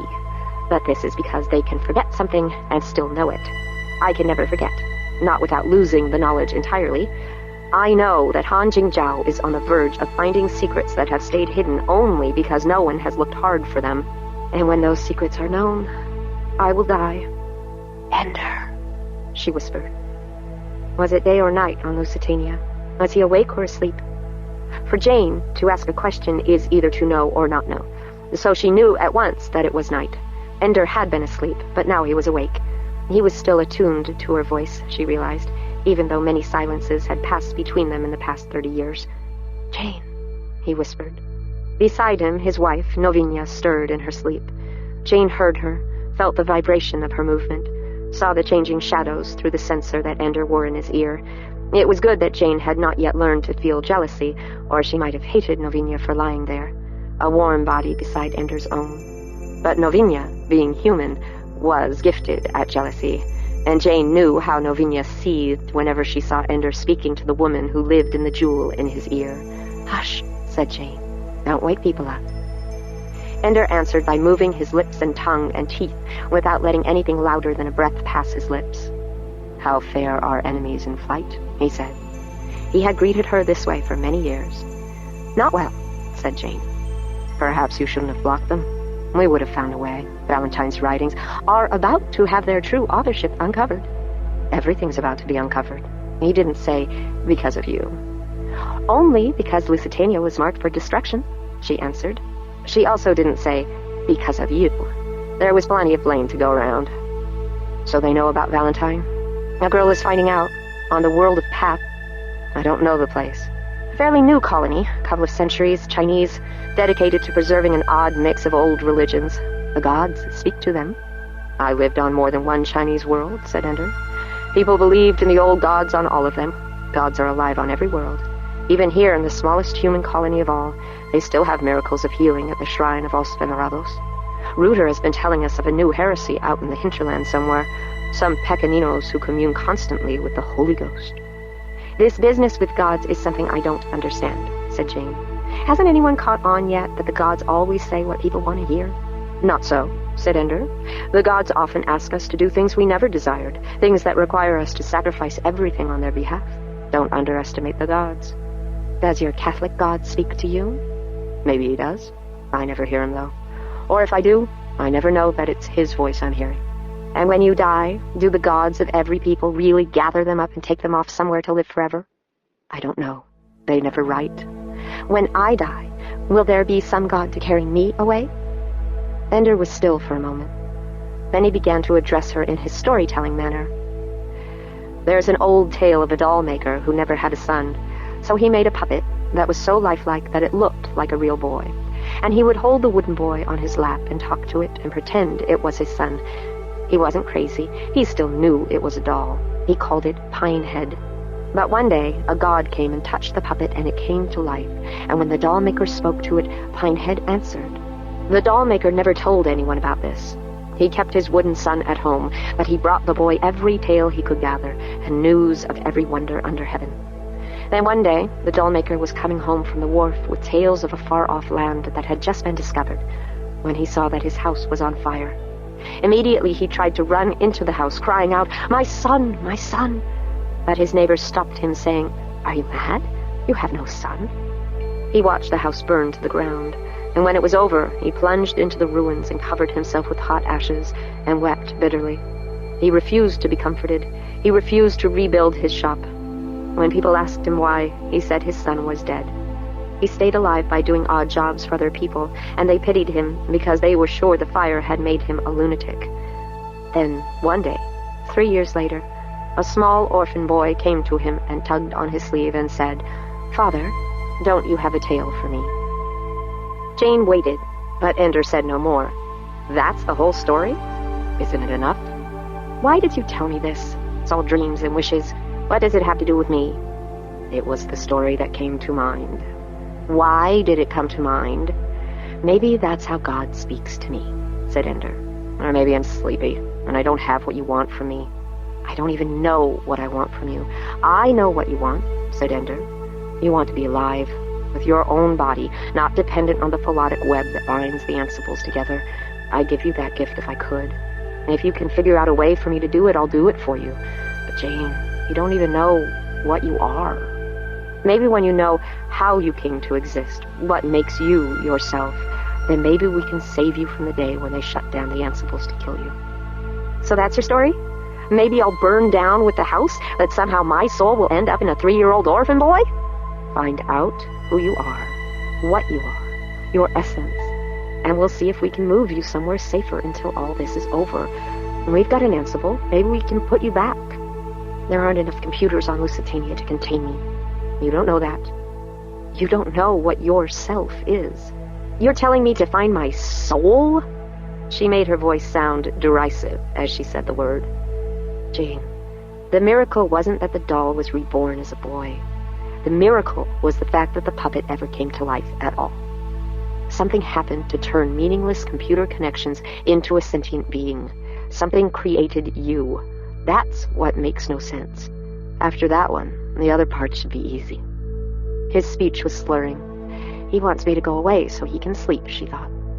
I'll work on this. Good night, he murmured. He dropped off to sleep almost at once. Jane wondered, was he ever really awake? Will he remember in the morning that we talked? Then she felt the bed shift.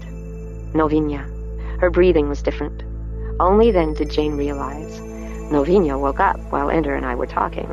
She knows what those almost inaudible clicking and smacking noises always mean, that Ender was sub-vocalizing in order to talk with me. Ender may forget that we spoke tonight, but Novinia will not, as if she caught him sharing a bed with a lover. If only she could think of me another way. As a daughter. As Ender's bastard daughter by a liaison long ago. His child by way of the fantasy game. Would she be jealous then? Am I Ender's child?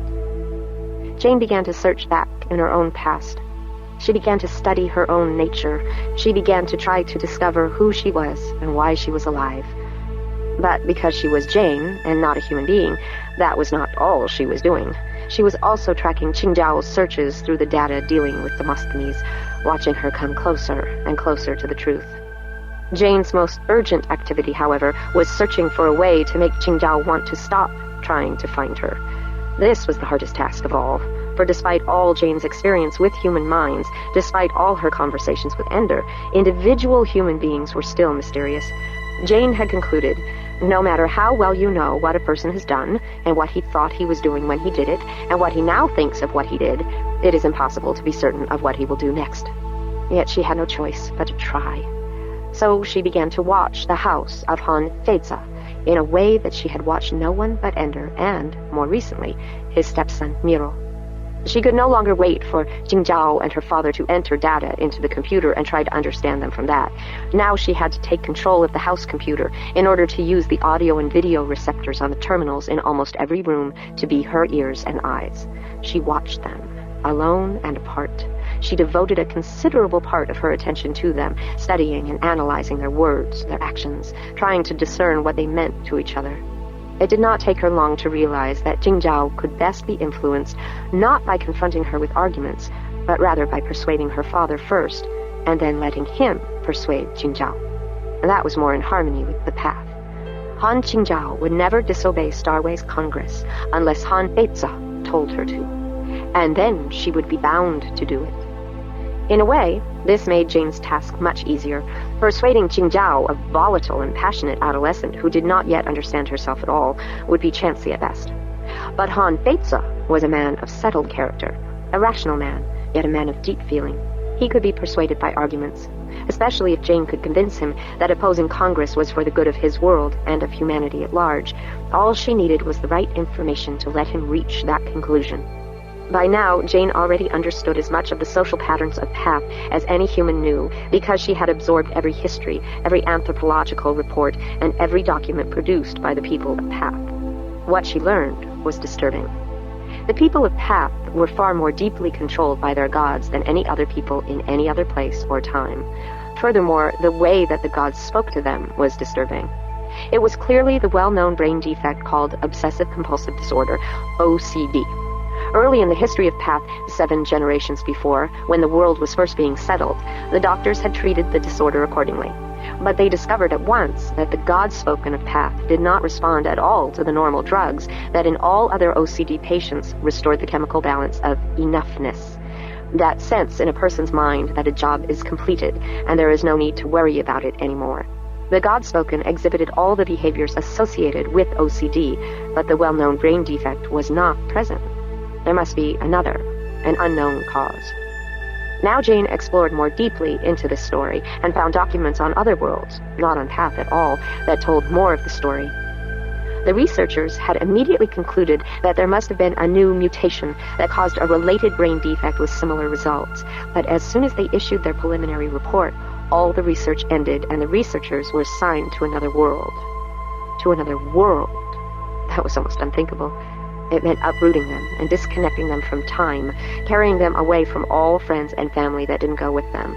And yet not one of them refused, which surely meant that enormous pressure had been brought to bear on them. They all left Path, and no one had pursued research along those lines in the years since then. Jane's first hypothesis was that one of the government agencies on Path itself had exiled them and cut off their research. After all, the followers of the Path wouldn't want their faith to be disrupted by finding the physical cause of the speaking of the gods in their own brains. But Jane found no evidence that the local government had ever been aware of the full report. The only part of it that had ever circulated on Path was the general conclusion that the speaking of the gods was definitely not the familiar and treatable OCD. The people of Path had learned only enough of the report to feel confirmed that the speaking of the gods had no known physical cause. Science had proved that the gods were real. There was no record of anyone on Path taking any action to cause further information or research to be suppressed. those decisions had all come from outside, from Congress. There had to be some key information hidden even from Jane, whose mind easily reached into every electronic memory that was connected with the Ansible network. That would only happen if those who knew the secret had feared its discovery so much they kept it completely out of even the most top-secret and restricted computers of government. Jane could not let that stop her. She would have to piece together the truth from the scraps of information that would have been left inadvertently in unrelated documents and databases. She would have to find other events that helped fill in the missing parts of the picture. In the long run, human beings could never keep secrets from someone with Jane's unlimited time and patience. She would find out what Congress was doing with Path. And when she had the information, she would use it, if she could, to turn Han Jingzhao away from her destructive course. For Jingzhao, too, was opening up secrets. Older ones.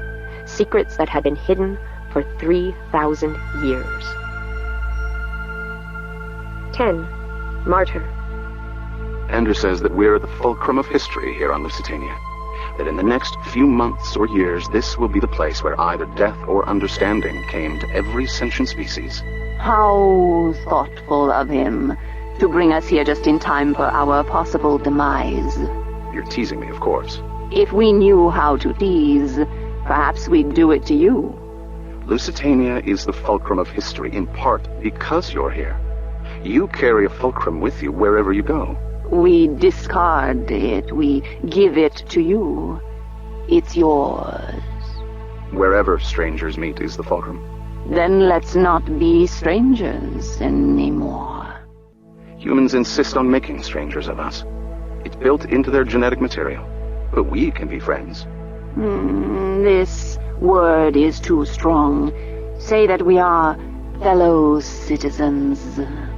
At least as long as our interests coincide. As long as the stars shine, our interests will coincide. Maybe not so long. Maybe only as long as human beings are stronger and more numerous than we are. That will do for now. King came to the meeting without protest, though it might well set him back a full day in his journey. He had learned patience long ago. No matter how urgent he felt his mission to the heretics to be, he could accomplish little in the long run if he didn't have the support of the human colony behind him. So, if Bishop Peregrino asked him to attend a meeting with Covano Zeliejo, the mayor of Milagre and governor of Lusitania, King would go. He was surprised to see that the meeting was also being attended by Wanda Saavedra, Andrew Wiggin, and most of King's own family. Mother and Ella. Their presence made sense if the meeting were being called to discuss policy concerning the heretic Pequeninos. But what were Guara and Grego doing here? There was no reason they should be involved in any serious discussions. They were too young, too ill-informed, too impetuous. From what he had seen of them, they still quarreled like little children. They weren't as mature as Ella, who was able to set aside her personal feelings in the interest of science. Of course, King worried sometimes that Ella did this far too well for her own good. But that was hardly the worry with Guara and Grego. Especially Guara. From what Ruder had said, the whole trouble with these heretics really took off when Guara told the Pequeninos about the various contingency plans for dealing with the Desolata virus. The heretics wouldn't have found so many allies in so many different forests if it weren't for the fear among the Pequeninos that the humans might unleash some virus or poison Lusitania with a chemical that would wipe out the Desolata, and with it, the Pequeninos themselves. The fact that the humans would even consider the indirect extermination of the Pequeninos made it seem like mere turnabout of the piggies to contemplate the extermination of humanity. All because Guara couldn't keep her mouth shut.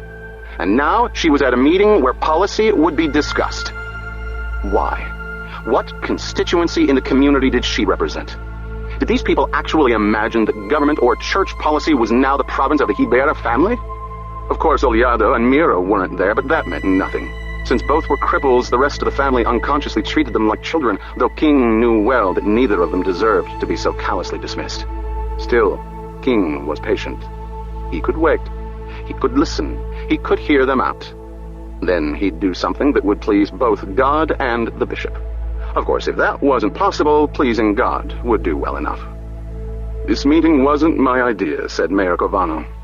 He was a good man, King knew. A better mayor than most people in Milagre realized. They kept re-electing him because he was grandfatherly and worked hard to help individuals and families who were having trouble. They didn't care much whether he also set good policies. That was too abstract for them. But it happened that he was as wise as he was politically astute, a rare combination that King was glad of. Perhaps God knew that these would be trying times and gave us a leader who might well help us get through it all without too much suffering. But I'm glad to have you all together. There's more strain in the relationship between piggies and people than ever before, or at least since the speaker here arrived and helped us make peace with them. Wiggin shook his head, but everyone knew his role in those events, and there was little point in his denying it. Even King had to admit in the end that the infidel humanist had ended up doing good works on Lusitania. King had long since shed his deep hatred of the speaker for the dead. Indeed, he sometimes suspected that he, as a missionary, was the only person in his family who really understood what it was that Wiggin had accomplished. It takes one evangelist to understand another. Of course, we owe no small part of our worries to the misbehavior of two very troublesome young hotheads, whom we have invited to this meeting so they can see some of the dangerous consequences of their stupid, self-willed behavior. King almost laughed out loud. Of course, Covano had said all this in such mild, pleasant tones that it took a moment for Grego and Guara to realize they had just been given a tongue lashing. But King understood at once. I shouldn't have doubted you, Covano. You would never have brought useless people to a meeting.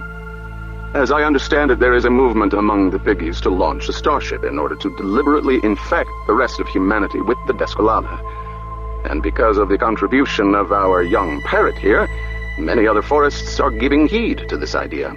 If you expect me to apologize, Guara began, I expect you to shut your mouth. Or is that impossible, even for 10 minutes?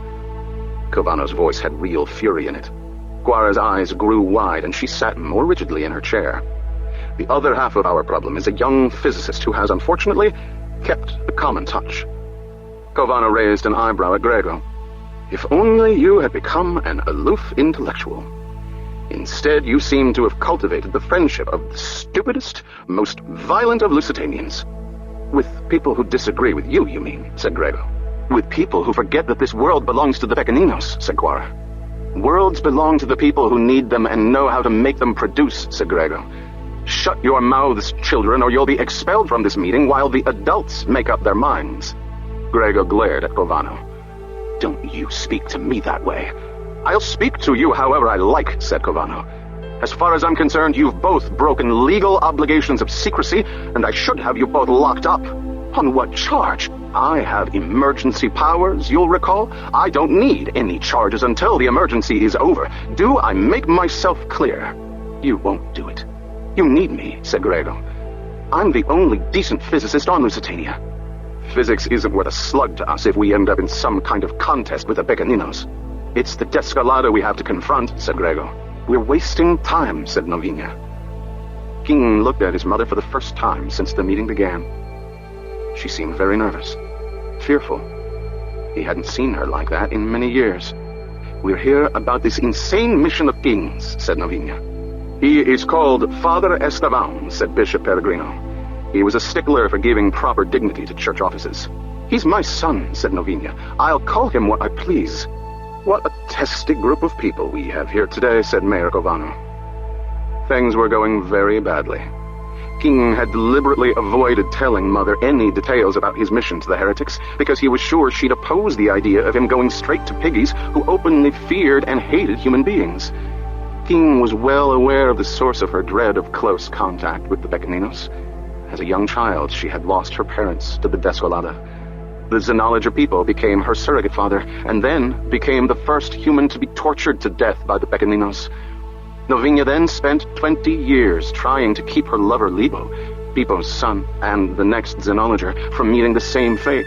She even married another man to keep Libo from getting a husband's right of access to her private computer files, where she believed the secret that had led the piggies to kill Pipo might be found. And in the end, it all came to nothing. Libo was killed just as Pipo was.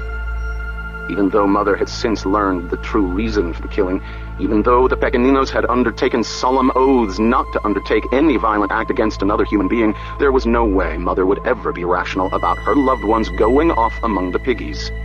And now here she was at a meeting that had obviously been called, no doubt at her instigation, to decide whether King should go on his missionary journey. It was going to be an unpleasant morning. Mother had years of practice at getting her own way. Being married to Andrew Wiggin had softened and mellowed her in many ways. when she thought one of her children was at risk, the claws came out, and no husband was going to have much gentling influence on her. Why had Mayor Govano and Bishop Peregrino allowed this meeting to take place? As if he had heard King's unspoken question, Mayor Govano began to explain. Andrew Wiggin has come to me with new information. My first thought was to keep all of it secret, send Father Esteban on his mission to the heretics, and then ask Bishop Peregrino to pray. But Andrew assured me that as our danger increases, it's all the more important that all of you act from the most complete possible information. Speakers for the dead apparently have an almost pathological reliance on the idea that people behave better when they know more. I've been a politician too long to share his confidence. But he's older than I am, he claims, and I deferred to his wisdom. King knew, of course, that Govano deferred to no one's wisdom. Andrew Wiggin had simply persuaded him. As relations between Pequeninos and humans are getting more, problematical, and as our unseeable cohabitant, the Hive Queen, apparently comes closer to launching her starships, it seems that matters off-planet are getting more urgent as well. The Speaker for the Dead informs me from his off-planet sources that someone on a world called Path is very close to discovering our allies who have managed to keep Congress from issuing orders to the fleet to destroy Lusitania. King noted with interest that Andrew had apparently not told Mayor Govano about Jane. Bishop Peregrino didn't know either. Did Grego or Guara? Did Ella? Mother certainly did. Why did Andrew tell me, if he held it back from so many others? There is a very strong chance that within the next few weeks or days, Congress will re-establish communications with the fleet. At that point, our last defense will be gone. Only a miracle will save us from annihilation. Bullshit, said Grego. If that thing out on the prairie can build a starship for the piggies, it can build some for us too. Get us off this planet before it gets blown to hell. Perhaps, said Govano. I suggested something like that, though in less colorful terms. Perhaps, Senor Wiggin, you can tell us why Grego's eloquent little plan won't work? The Hive Queen doesn't think the way we do. Despite her best efforts, she doesn't take individual lives as seriously. If Lusitania is destroyed, she and the Pequeninos will be at greatest risk. The MD device blows up the whole planet, Grego pointed out. At greatest risk of species annihilation, said Wiggin, unperturbed by Grego's interruption. She'll not waste a ship on getting humans off Lusitania, because there are trillions of humans on a couple of hundred other worlds. We're not in danger of Xenocide. We are if these heretic piggies get their way, said Grego. And that's another point, said Wiggin. If we haven't found a way to neutralize the Descolada, we can't, in good conscience, take the human population of Lusitania to another world. We'd only be doing exactly what the heretics want, forcing other humans to deal with the Descolada and probably die. Then there's no solution, said Ella. We might as well roll over and die. Not quite, said Mayor Govano. It's possible, perhaps likely, that our own village of Milagre is doomed. But we can at least try to make it so that the Pequenino colony ships don't carry the Descolada to human worlds. There seem to be two approaches. One biological, the other theological. We are so close, said Mother. It's a matter of months, or even weeks, till Ella and I have designed a replacement species for the Descolada. So you say, said Govano. He turned to Ella. What do you say? King almost groaned aloud. Ella will say that Mother's wrong, that there's no biological solution, and then Mother will say that she's trying to kill me by sending me out on my mission. This is all the family needs. Ella and Mother in open war. Thanks to Govano's Eliezer, humanitarian. But Ella's answer wasn't what King feared. It's almost designed right now. It's the only approach that we haven't already tried and failed with, but we're on the verge of having the design for a version of the Descolada virus that does everything necessary to maintain the life cycles of the indigenous species, but that is incapable of adapting to and destroying any new species. You're talking about a lobotomy for an entire species, said Guara bitterly. How would you like if somebody found a way to keep all humans alive while removing our cerebrums? Of course, Grego took up her gauntlet. When these viruses can write a poem or reason from a theorem, I'll buy all this sentimental horseshit about how we ought to keep them alive. Just because we can't read them doesn't mean they don't have their epic poems. Feshayas bocas, growled Covano. Immediately they fell silent. Nossa Senora, he said. Maybe God wants to destroy Lusitania because it's the only way he can think of to shut you two up. Bishop Peregrino cleared his throat. Or maybe not, said Covano. Far be it from me to speculate on God's motives. The bishop laughed, which allowed the others to laugh as well. The tension broke. Like an ocean wave, gone for the moment, but sure to return. So, the antivirus is almost ready? Covano asked Ella. No. Or, yes, it is. The replacement virus is almost fully designed. But there are still two problems. The first one is delivery. We have to find a way to get the new virus to attack and replace the old one. That's still a long way off. Do you mean it's a long way off, or you don't have the faintest idea how to do it? Covano was no fool. He obviously had dealt with scientists before. Somewhere between those two, said Ella. Mother shifted on her seat, visibly drawing away from Ella. My poor sister Ella, thought King. You may not be spoken to for the next several years. And the other problem? Asked Covano. It's one thing to design the replacement virus. It's something else again to produce it. These are mere details, said Mother. You're wrong, Mother, and you know it, said Ella. I can diagram what we want the new virus to be. But even working under 10 degrees absolute, we can't cut up and recombine the Descolata virus with enough precision. Either it dies because we've left out too much, or it immediately repairs itself as soon as it returns to normal temperatures because we didn't take out enough. Technical problems. Technical problems, said Ella sharply. Like building an Ansible without a phallotic link. So we conclude nothing, said Mother. We conclude, continued Covano, that our xenobiologists are in sharp disagreement about the feasibility of taming the Descolata virus itself. That brings us to the other approach, persuading the Pequeninos to send their colonies only to uninhabited worlds, where they can establish their own peculiarly poisonous ecology without killing human beings. Persuading them, said Grego, as if we could trust them to keep their promises. They've kept more promises so far than you have, said Covano, so I wouldn't take a morally superior tone if I were you. Finally, things were at a point where King felt it would be beneficial for him to speak. All of this discussion is interesting, said King. It would be a wonderful thing if my mission to the heretics could be the means of persuading the Pequeninos to refrain from causing harm to humankind. But even if we all came to agree that my mission has no chance of succeeding in that goal, I would still go. Even if we decided that there was a serious risk that my mission might make things worse, I'd go. Nice to know you plan to be cooperative, said Covano acidly. I plan to cooperate with God and the Church, said King. My mission to the heretics is not to save humankind from the Descolata, or even to try to keep the peace between humans and Pequeninos here on Lusitania. My mission to the heretics is in order to try to bring them back to faith in Christ and unity with the Church. I am going to save their souls. Well, of course, said Covano. Of course that's the reason you want to go. And it's the reason why I will go, and the only standard I'll use to determine whether or not my mission succeeds. Covano looked helplessly at Bishop Peregrino. You said that Father Esteban was cooperative. I said he was perfectly obedient to God and the Church, said the bishop. I took that to mean that you could persuade him to wait on this mission until we knew more. I could indeed persuade him. Or I could simply forbid him to go, said Bishop Peregrino. Then do it, said Mother. I will not, said the bishop. I thought you cared about the good of this colony, said Mayor Covano. I care about the good of all the Christians placed under my charge, said Bishop Peregrino. Until 30 years ago, that meant I cared only for the human beings of Lusitania. Now, however, I am equally responsible for the spiritual welfare of the Christian Pequeninos of this planet. I send Father Esteban forth on his mission exactly as a missionary named Patrick was once sent to the island of Air. He was extraordinarily successful, converting kings and nations. Unfortunately, the Irish Church didn't always act the way the Pope might have wished.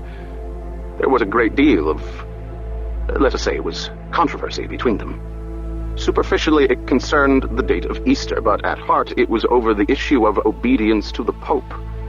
It even came to bloodshed now and then, but never for a moment did anyone imagine it would have been better if St. Patrick had never gone to Air. Never did anyone suggest that it would be better if the Irish had remained pagan. Grego stood up. We've found the finite, the true, indivisible atom. We've conquered the stars. We send messages faster than the speed of light, and yet we still live in the Dark Ages. He started for the door. Walk out that door before I tell you to, said Mayor Covano, and you won't see the sun for a year. Grego walked to the door, but instead of going through it, he leaned against it and grinned sardonically. You see how obedient I am? I won't keep you long, said Covano. Bishop Peregrino and Father Esteban speak as if they could make their decision independent of the rest of us, but of course they know they can't. If I decided that Father Esteban's mission to the piggies shouldn't happen, it wouldn't. Let us all be clear about that. I'm not afraid to put the Bishop of Lusitania under arrest if the welfare of Lusitania requires it. And as for this missionary priest, you will only go out among the Pequeninos when you have my consent. I have no doubt that you can interfere with God's work on Lusitania, said Bishop Peregrino icily. You must have no doubt that I can send you to hell for doing it. I know you can, said Covano. I wouldn't be the first political leader to end up in hell at the end of a contest with the church. Fortunately, this time it won't come to that. I've listened to all of you and reached my decision. Waiting for the new antivirus is too risky. And even if I knew absolutely that the antivirus would be ready and usable in 6 weeks, I'd still allow this mission. Our best chance right now of salvaging something from this mess is Father Esteban's mission. Andrew tells me that the Pequeninos have great respect and affection for this man, even the unbelievers. If he can persuade the Pequenino heretics to drop their plan to annihilate humanity in the name of their religion, that will remove one heavy burden from us. King nodded gravely. Mayor Covano was a man of great wisdom. It was good that they wouldn't have to struggle against each other, at least for now. In the meantime, I expect the xenobiologists to continue to work on the antivirus with all possible vigor. We'll decide when the virus exists, whether or not to use it. We'll use it, said Grego. Only if I'm dead, said Guara. I appreciate your willingness to wait until we know more before you commit yourself to any course of action, said Covano. Which brings us to you, Grego Hibera. Andrew Wiggin assures me that there is reason to believe that faster-than-light travel might be possible. Grego looked coldly at the speaker for the dead. And where did you study physics, Senor Valante? I hope to study it from you, said Wiggin. Until you've heard my evidence, I hardly know whether there's any reason to hope for such a breakthrough. King smiled to see how easily Andrew turned away the quarrel that Grego wanted to pick. Grego was no fool. He knew he was being handled. But Wiggin hadn't left him any reasonable grounds for showing his disgruntlement. It was one of the most infuriating skills of the Speaker for the Dead. If there were a way to travel between worlds at Ansible speeds, said Covano, we would need only one such ship to transport all the humans of Lusitania to another world. It's a remote chance. A foolish dream, said Grego. But we'll pursue it. We'll study it, won't we, said Covano. Or we'll find ourselves working in the foundry. I'm not afraid to work with my hands, said Grego. So don't think you can terrify me into putting my mind at your service. I stand rebuked, said Covano. It's your cooperation that I want, Grego. But if I can't have that, then I'll settle for your obedience. Apparently, Guara was feeling left out. She arose as Grego had a moment before. So you can sit here and contemplate destroying a sentient species without even thinking of a way to communicate with them. I hope you all enjoy being mass murderers. Then, like Grego, she made as if to leave. Guara, said Covano. She waited. You will study ways to talk to the Descolada, to see if you can communicate with these viruses. I know when I'm being tossed a bone, said Guara. What if I tell you that they're pleading for us not to kill them? You wouldn't believe me anyway. On the contrary, I know you're an honest woman, even if you are hopelessly indiscreet, said Covano. But I have another reason for wanting you to understand the molecular language of the Descolada. You see, Andrew Wiggin has raised a possibility that never occurred to me before. We all know that Pequeninos' sentience dates from the time when the Descolada virus first swept across this planet. But what if we've misunderstood cause and effect? Mother turned to Andrew, a bitter half-smile on her face. You think the Pequeninos caused the Descolada? No, said Andrew. But what if the Pequeninos Or the Descolata. Quara gasped. Gregor laughed. You are full of clever ideas, aren't you, Wiggin? I don't understand, said King. I just wondered, said Andrew. Quara says that the Descolata is complex enough that it might contain intelligence. What if Descolata viruses are using the bodies of the Pequeninos to express their character? What if Pequenino intelligence comes entirely from the viruses inside their bodies? For the first time, Wanda, the xenologist, spoke up. You are as ignorant of xenology as you are of physics, Mr. Wiggin, she said. Oh, much more so, said Wiggin.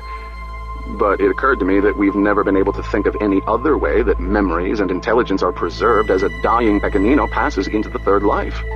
The trees don't exactly preserve the brain inside them, but if will and memory are carried by the Descolata in the first place, the death of the brain would be almost meaningless in the transmission of personality to the father tree. Even if there were a chance of this being true, said Wanda, there's no possible experiment we could decently perform to find out. Andrew Wiggin nodded ruefully. I know I couldn't think of one. I was hoping you would. Covano interrupted again. Wanda, we need you to explore this. If you don't believe it, fine. Figure out a way to prove it wrong, and you'll have done your job. Covano stood up, addressed them all. Do you all understand what I'm asking of you? We face some of the most terrible moral choices that humankind has ever faced. We run the risk of committing xenocide, or allowing it to be committed if we do nothing. Every known or suspected sentient species lives in the shadow of grave risk, and it's here, with us and with us alone, that almost all the decisions lie. Last time anything remotely similar happened, our human predecessors chose to commit xenocide in order, as they supposed, to save themselves. I am asking all of you to help us pursue every avenue, however unlikely, that shows us a glimmer of hope, that might provide us with a tiny shred of light to guide our decisions. Will you help? Even Grego and Quara and Wanda nodded their assent, however reluctantly. For the moment, at least, Covano had managed to transform all the self-willed squabblers in this room into a cooperative community. How long that would last outside the room was a matter for speculation. King decided that the spirit of cooperation would probably last until the next crisis. And maybe that would be long enough. Only one more confrontation was left. As the meeting broke up and everyone said their goodbyes or arranged one-on-one consultations, Mother came to King and looked him fiercely in the eye. Don't go. King closed his eyes. There was nothing to say to an outrageous statement like that. If you love me, she said. King remembered the story from the New Testament, when Jesus' mother and brothers came to visit him and wanted him to interrupt teaching his disciples in order to receive them. These are my mother and my brothers, murmured King. She must have understood the reference, because when he opened his eyes, she was gone. Not an hour later, King was also gone, riding on one of the colony's precious cargo trucks. He needed few supplies, and for a normal journey he would have gone on foot. But the forest he was bound for was so far away it would have taken him weeks to get there without the car, nor could he have carried food enough. This was still a hostile environment. It grew nothing edible to humans, and even if it did, King would still need the food containing the Descolata suppressants. Without it, he would die of the Descolata long before he starved to death. As the town of Milagre grew small behind him, as he hurtled deeper and deeper into the meaningless open space of the prairie, King, Father Esteban, wondered what Mayor Covano might have decided if he had known that the leader of the heretics was a father tree who had earned the name Warmaker, and that Warmaker was known to have said that the only hope for the Pequeninos was for the Holy Ghost, the Descolata virus, to destroy all human life on Lusitania. It wouldn't have mattered. God had called King to preach the gospel of Christ to every nation, kindred, tongue, and people. Even the most warlike, bloodthirsty, hate-filled people might be touched by the love of God and transformed into Christians. It had happened many times in history. Why not now? Oh, Father, do a mighty work in this world. Never did your children need miracles more than we do. Novinia wasn't speaking to Ender, and he was afraid. This wasn't petulance. He had never seen Novinia be petulant. To Ender, it seemed that her silence was not to punish him, but rather to keep from punishing him. That she was silent because if she spoke, her words would be too cruel ever to be forgiven. So at first he didn't attempt to cajole words from her. He let her move like a shadow through the house, drifting past him without eye contact. He tried to stay out of her way and didn't go to bed until she was asleep. It was King, obviously. His mission to the heretics. It was easy to understand what she feared, and even though Ender didn't share the same fears, he knew that King's journey was not without risk. Novinia was being irrational. How could Ender have stopped King? He was the one of Novinia's children over whom Ender had almost no influence. They had come to a rapprochement a few years ago, but it was a declaration of peace between equals, nothing like the fatherhood Ender had established with all the other children.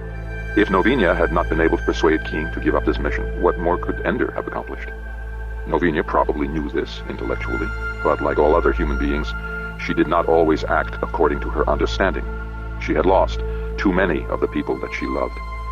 When she felt one more of them slipping away, her response was visceral, not intellectual. Ender had come into her life as a healer, a protector. It was his job to keep her from being afraid, and now she was afraid, and she was angry at him for having failed her. However, after 2 days of silence, Ender had had enough. This wasn't a good time for there to be a barrier between him and Novinia. He knew, and so did Novinia, that Valentine's coming might be a difficult time for them. He had so many old habits of communication with Valentine, so many connections with her, so many roads into her soul, that it was hard for him not to fall back into being the person he had been during the years, the millennia, that they had spent together. They had experienced 3,000 years of history, as if seeing it through the same eyes. He had been with Novinia only 30 years. That was actually longer in subjective time than he had spent with Valentine, but it was so easy to slip back into his old role as Valentine's brother, as speaker to her Demosthenes. Ender had expected Novinia to be jealous when Valentine came, and he was prepared for that. He had warned Valentine that there would probably be few opportunities for them to be together at first, and she too understood. Yacht had his worries too, and both spouses would need reassurance. It was almost silly for Yacht and Novinia to be jealous of the bonds between brother and sister. There had never been the slightest hint of sexuality in Ender's and Valentine's relationship. Anyone who understood them at all would laugh at any such notion. But it wasn't sexual unfaithfulness that Novinia and Yacht were wary of, nor was it the emotional bond they shared. Novinia had no reason to doubt Ender's love and devotion to her, and Yacht could not have asked for more than Valentine offered him, both in passion and in trust. It was deeper than any of these things. It was the fact that even now, after all these years, as soon as they were together, they once again functioned like a single person, helping each other without even having to explain what they were trying to accomplish. Yacht saw it, and even to Ender, who had never known him before, it was obvious that the man felt devastated, as if he saw his wife and her brother together and realized, this is what closeness is. This is what it means for two people to be one. He had thought that he and Valentine had been as close as husband and wife can ever be, and perhaps they were, and yet now he had to confront the fact that it was possible for two people to be even closer, to be, in some sense, the same person. Ender could see this in Yacht and could admire how well Valentine was doing at reassuring him, and at distancing herself from Ender so that her husband could grow used to the bond between them more gradually, in small doses. What Ender could not have predicted was the way Novinia had reacted. He had come to know her first as the mother of her children. He had known only the fierce, unreasonable loyalty she had for them. He had supposed that if she felt threatened, she would become possessive and controlling, the way she was with the children. He was not at all prepared for the way she had withdrawn from him. Even before this silent treatment about King's mission, she had been distant from him. In fact, now that he thought back, he realized that it had already been beginning before Valentine arrived. It was as if Novinia had already started giving in to a new rival before the rival was even there. It made sense, of course. He should have seen it coming. Novinia had lost too many strong figures in her life, too many people she had depended on. Her parents, Pipo, Libo, even Miro. She might be protective and possessive with her children, whom she thought of as needing her, but with the people she needed, she was the opposite. If she feared that they would be taken away from her, she withdrew from them. She stopped permitting herself to need them. Not them. Him. Ender. She was trying to stop needing him. And this silence, if she kept it up, would drive such a wedge between them that their marriage would never recover. If that happened, Ender didn't know what he would do. It had never occurred to him that his marriage might be threatened. He had not entered into it lightly. He intended to die married to Novinia, and all these years together had been filled with the joy that comes from utter confidence in another person. Now Novinia had lost that confidence in him. Only it wasn't right. He was still her husband, faithful to her as no other man, no other person in her life had ever been. He didn't deserve to lose her over a ridiculous misunderstanding, and if he let things go as Novinia seemed determined, however unconsciously, to make them happen, she would be utterly convinced that she could never depend on any other person. That would be tragic, because it would be false. So Ender was already planning a confrontation of some kind with Novinia when Ella accidentally set it off. "Andrew?" Ella was standing in the doorway. If she had clapped hands outside asking for admittance, Ender hadn't heard her, but then she would hardly need to clap for entrance to her mother's house. "Novinia's in our room," said Ender. "I came to talk to you," said Ella. "I'm sorry. You can't have an advance on your allowance." Ella laughed as she came to sit beside him, but the laughter died quickly. She was worried. "Quara," she said. Ender sighed and smiled. Quara was born contrary, and nothing in her life had made her more compliant. Still, Ella had always been able to get along with her better than anyone. "It's not just the normal," said Ella. "In fact, she's less trouble than usual. Not a quarrel. A dangerous sign. You know she's trying to communicate with the Descolata. Molecular language. Well, what she's doing is dangerous. And it won't establish communication, even if it succeeds, especially if it succeeds, because then there's a good chance that we'll all be dead." "What's she doing?"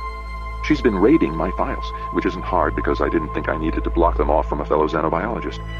She's been constructing the inhibitors I've been trying to splice into plants. Easy enough because I've laid out exactly how it's done. Only instead of splicing it into anything, she's giving it directly to the Descolata." "What do you mean, giving it?" "Those are her messages. That's what she's sending them on their precious little message carriers. Now, whether those carriers are language or not isn't going to be settled by a non-experiment like that. But sentient or not, we know that the Descolata is a hell of a good adapter, and she might well be helping them adapt to some of my best strategies for blocking them." "Treason." "Right. She's feeding our military secrets to the enemy. Have you talked to her about this?" "Sta brincando. Claro que vale. Ella quasi me mató." "You're joking. Of course I talked to her. She nearly killed me." "Has she successfully trained any viruses?" "She's not even testing for that. It's like she's run to the window and hollered, 'They're coming to kill you.' She's not doing science. She's doing interspecies politics, only we don't know that the other side even has politics. We only know that with her help it might just kill us faster than we ever imagined." "Nossa Senora," murmured Ender. "It's too dangerous. She can't play around with something like this. It may already be too late. I can't guess whether she's done damage or not. Then we've got to stop her." "How? Break her arms?" "I'll talk to her. But she's too old, or too young, to listen to reason. I'm afraid it'll end up with the mayor, not with us." Only when Novinia spoke did Ender realize that his wife had entered the room. "In other words, jail," said Novinia. "You plan to have my daughter locked up. When were you going to inform me?" "Jail didn't occur to me," said Ender.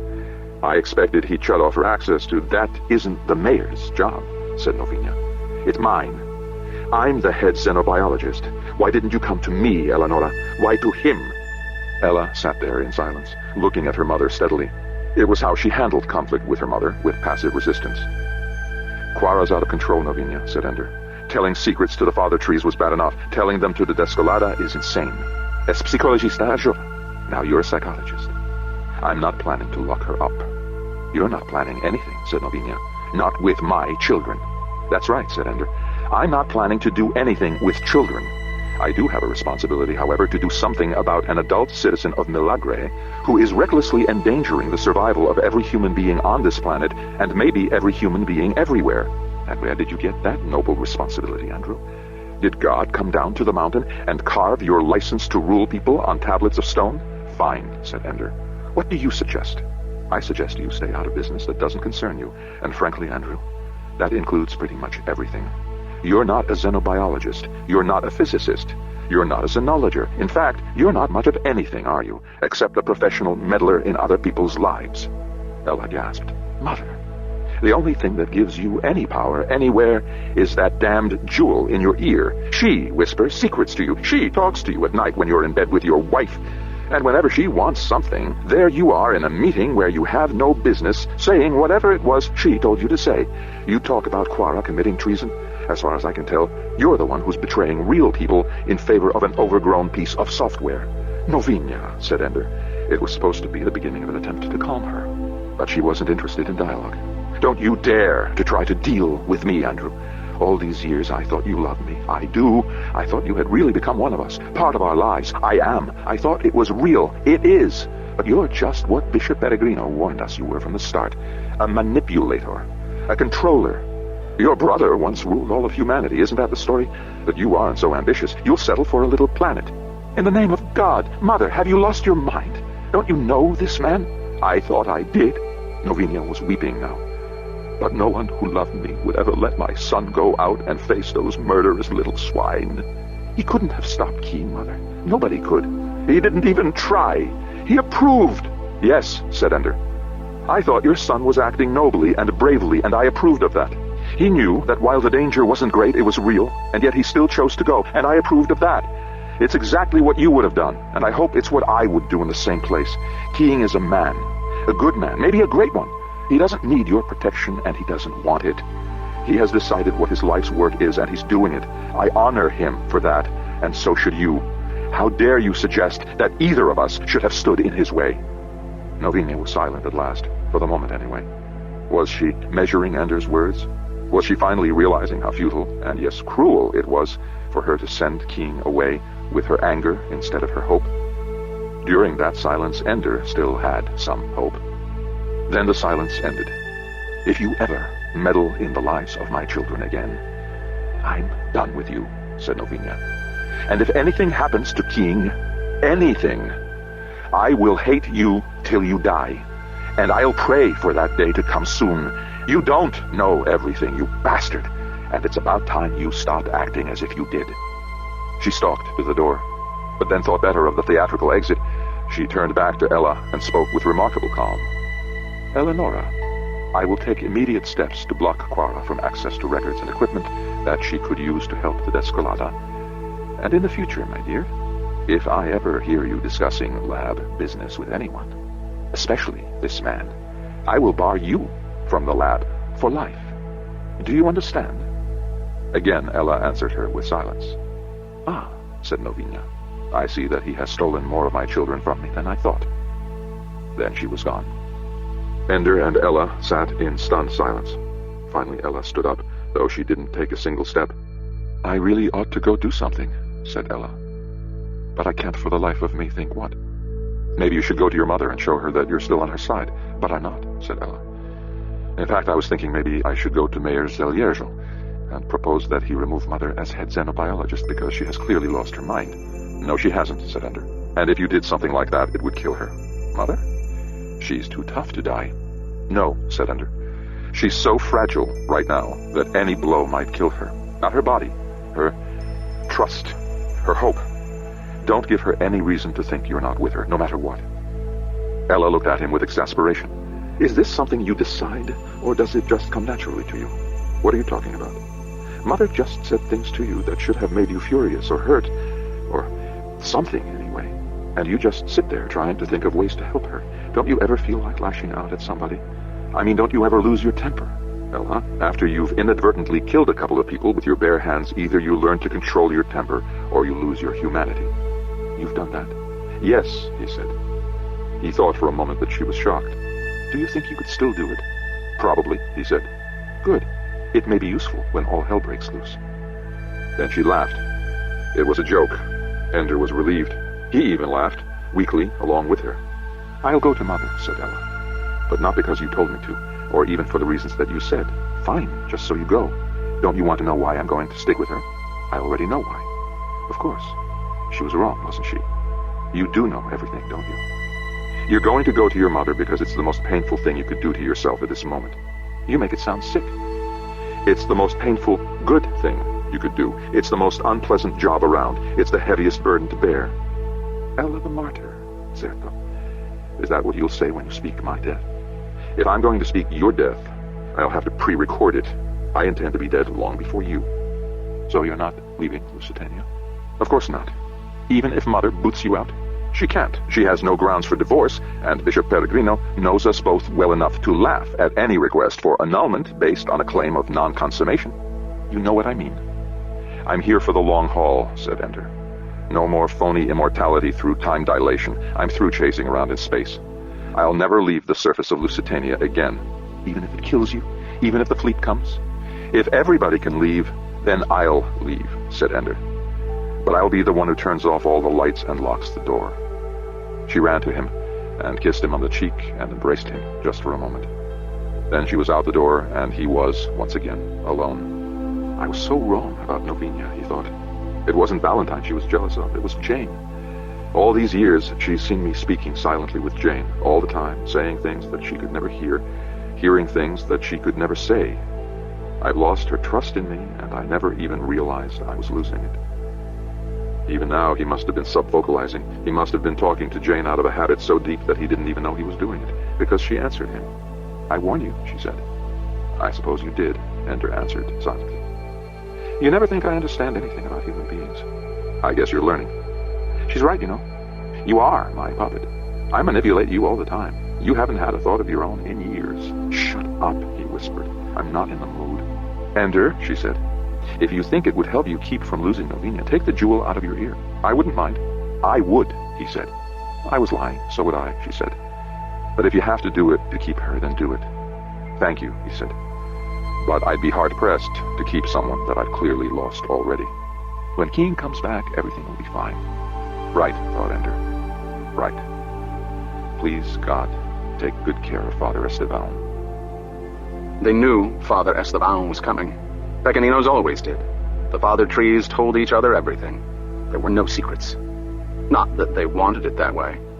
There might be one father tree that wanted to keep a secret or tell a lie, but they couldn't exactly go off by themselves. They never had private experiences, so if one father tree wanted to keep something to himself, there'd be another close by who didn't feel that way. Forests always acted in unity, but they were still made up of individuals, and so stories passed from one forest to another no matter what a few father trees might wish. That was King's protection, he knew, because even though Warmaker was a bloodthirsty son of a bitch, though that was an epithet without meaning when it came to Pequeninos, he couldn't do a thing to Father Esteban without first persuading the brothers of his forest to act as he wanted them to. And if he did that, one of the other father trees in his forest would know and would tell, would bear witness. If Warmaker broke the oath taken by all the father trees together 30 years ago, when Andrew Wiggin sent human into the third life, it could not be done secretly. The whole world would hear of it, and Warmaker would be known as an oathbreaker. It would be a shameful thing. What wife would allow the brothers to carry a mother to him then? What children would he ever have again as long as he lived? King was safe. They might not heed him, but they wouldn't harm him. Yet when he arrived at Warmaker's forest, they wasted no time listening to him. The brothers seized him, threw him to the ground, and dragged him to Warmaker. This wasn't necessary, he said. I was coming here anyway. A brother was beating on the tree with sticks. King listened to the changing music as Warmaker altered the hollows within himself, shaping the sound into words. You came because I commanded. You commanded. I came. If you want to think you caused my coming, so be it. But God's commands are the only ones I obey willingly. You're here to hear the will of God, said Warmaker. I'm here to speak the will of God, said King. The Descolada is a virus created by God in order to make the Pequeninos into worthy children. But the Holy Ghost has no incarnation. The Holy Ghost is perpetually spirit, so he can dwell in our hearts. The Descolada dwells in our hearts and gives us life. When he dwells in your heart, what does he give you?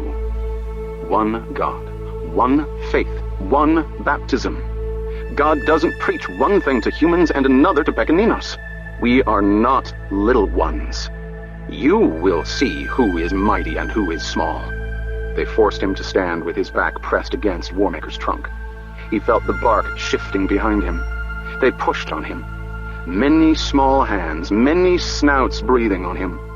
In all these years, he had never thought of such hands, such faces as belonging to enemies. And even now, King realized with relief that he didn't think of them as his own enemies. They were the enemies of God, and he pitied them. It was a great discovery for him that even when he was being pushed into the belly of a murderous father tree, he had no shred of fear or hatred in him. I really don't fear death. I never knew that. The brothers still beat on the outside of the tree with sticks. Warmaker reshaped the sound into the words of father tongue, but now King was inside the sound, inside the words. You think I'm going to break the oath, said Warmaker. It crossed my mind, said King. He was now fully pinned inside the tree, even though it remained open in front of him from head to toe. He could see. He could breathe easily. His confinement wasn't even claustrophobic, but the wood had formed so smoothly around him that he couldn't move an arm or a leg, couldn't begin to turn sideways to slide out of the gap before him. Straight is the gate, and narrow is the way that leads to salvation. We'll test, said Warmaker. It was harder to understand his words now that King was hearing them from the inside. Harder to think. Let God judge between you and me. We'll give you all you want to drink, the water from our stream. But of food, you'll have none. Starving me is starving. We have your food. We'll feed you again in 10 days. If the Holy Ghost allows you to live for 10 days, we'll feed you and set you free. We'll be believers in your doctrine then. We'll confess that we were wrong. The virus will kill me before then. The Holy Ghost will judge you and decide if you're worthy. There is a test going on here, said Ying, but not the one you think. Oh, it's the test of the Last Judgment. You stand before Christ, and he says to those on his right hand, I was a stranger, and you took me in. Hungry, and you fed me. Enter into the joy of the Lord. Then he says to those on his left hand, I was hungry, and you gave me nothing. I was a stranger, and you mistreated me. And they all say to him, Lord, when did we do these things to you? And he answers, if you did it to the least of my brothers, you did it to me. All you brothers gathered here. I am the least of your brothers. You will answer to Christ for what you do to me here. Foolish man, said Warmaker, we are doing nothing to you but holding you still. What happens to you is whatever God desires. Didn't Christ say, I do nothing but what I've seen the Father do? Didn't Christ say, I am the way, come follow me? Well, we are letting you do what Christ did. He went without bread for 40 days in the wilderness. We give you a chance to be 1/4 as holy. If God wants us to believe in your doctrine, he'll send angels to feed you. He'll turn stones into bread. You're making a mistake, said King. You made the mistake by coming here. I mean that you're making a doctrinal mistake. You've got the lines down right. Fasting in the wilderness, stones into bread, all of it. But didn't you think it might be a little too self-revelatory for you to give yourself Satan's part? That was when Warmaker flew into a rage, speaking so rapidly that the movements within the wood began to twist and press on King until he was afraid he would be torn to bits within the tree. You are Satan, trying to get us to believe your lies long enough for you humans to figure out a way to kill the Descolata and keep all the brothers from the third life forever. Do you think we don't see through you? We know all your plans, all of them. You have no secrets. And God keeps no secrets from us either. We're the ones who were given the third life, not you. If God loved you, he wouldn't make you bury your dead in the ground and then let nothing but worms come out of you. The brothers sat around the opening in the trunk, enthralled by the argument. It went on for 6 days. Doctrinal arguments worthy of any of the fathers of the church in any age. Not since the council at Nicaea were such momentous issues considered, weighed. The arguments were passed from brother to brother, from tree to tree, from forest to forest. Accounts of the dialogue between Warmaker and Father Estevan always reached Reuter and Human within a day. But the information wasn't complete. It wasn't until the 4th day that they realized that King was being held prisoner, without any of the food containing the Descolata inhibitor. Then an expedition was mounted at once. Ender and Wanda, Yacht and Lars and Varsam. Mayor Cavano sent Ender and Wanda because they were widely known and respected among the piggies, and Yacht and his son and son-in-law because they weren't native-born Lusitanians. Cavano didn't dare to send any of the native-born colonists. If word of this got out, there was no telling what would happen. The 5 of them took the fastest car and followed the directions Reuter gave them. It was a 3-day trip. On the 6th day, the dialogue ended because the Descolata had so thoroughly invaded King's body that he had no strength to speak, and was often too fevered and delirious to say anything intelligible when he did speak. On the 7th day, he looked through the gap, upward, above the heads of the brothers who were still there, still watching. I see the Savior, sitting on the right hand of God, he whispered. Then he smiled. An hour later, he was dead. Warmaker felt it and announced it triumphantly to the brothers. The Holy Ghost has judged, and Father Esteban has been rejected.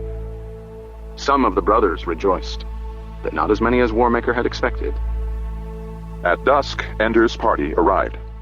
There was no question now of the piggies capturing and testing them. They were too many, and the brothers were not all of one mind now anyway. Soon they stood before the split trunk of Warmaker and saw the haggard, disease-ravaged face of Father Esteban, barely visible in the shadows. "Open up, and let my son come out to me," said Ender. The gap in the tree widened. Ender reached in and pulled out the body of Father Esteban. He was so light inside his robes that Ender thought for a moment he must be bearing some of his own weight, must be walking, but he wasn't walking. Ender laid him on the ground before the tree. A brother beat a rhythm on Warmaker's trunk. "He must belong to you indeed, speaker for the dead, because he is dead. The Holy Ghost has burned him up in the second baptism." "You broke the oath," said Ender. "You betrayed the word of the father trees." "No one harmed a hair of his head," said Warmaker. "Do you think anyone is deceived by your lies?" said Ender. "Anyone knows that to withhold medicine from a dying man is an act of violence as surely as if you stabbed him in the heart. There is his medicine. At any time you could have given it to him." "It was Warmaker," said one of the brothers, standing there. Ender turned to the brothers. "You helped Warmaker. Don't think you can give the blame to him alone. May none of you ever pass into the third life, and as for you, Warmaker, may no mother ever crawl on your bark." "No human can decide things like that," said Warmaker. "You decided it yourself when you thought you could commit murder in order to win your argument," said Ender. "And you, brothers, you decided it when you didn't stop him." "You're not our judge," cried one of the brothers. "Yes, I am," said Ender. "And so is every other inhabitant of Lusitania, human and father tree, brother and wife."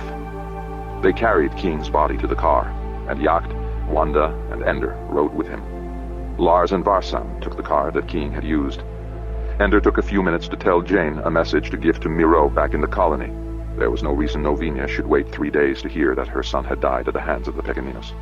And she wouldn't want to hear it from Ender's mouth, that was certain.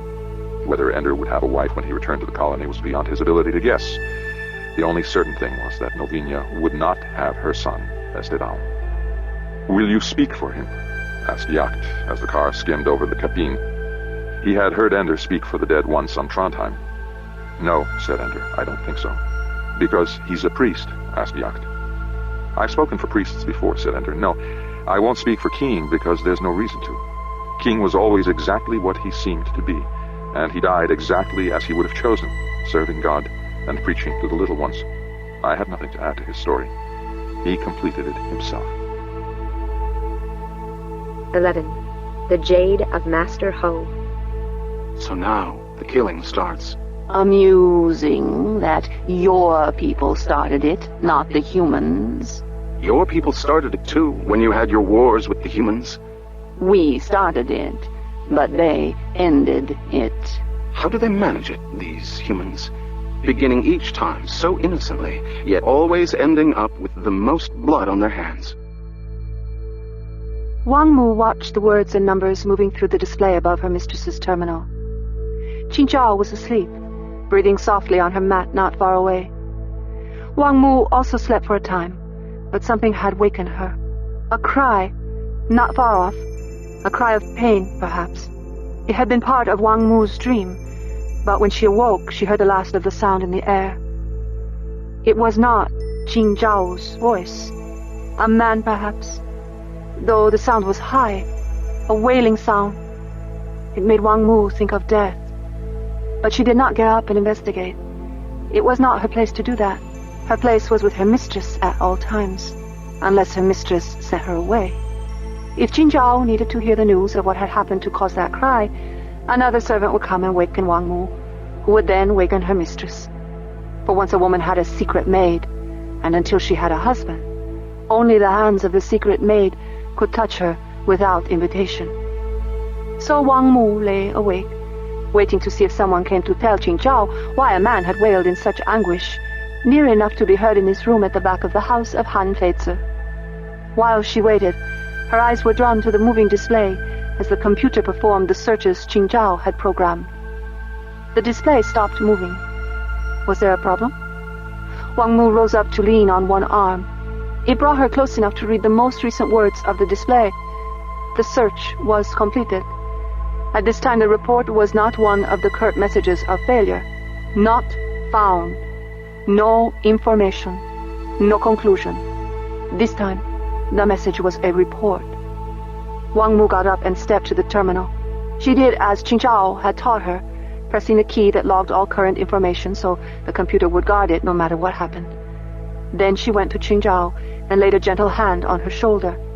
Qingzhao came awake almost at once. She slept alertly. "The search has found something," said Wang Mu.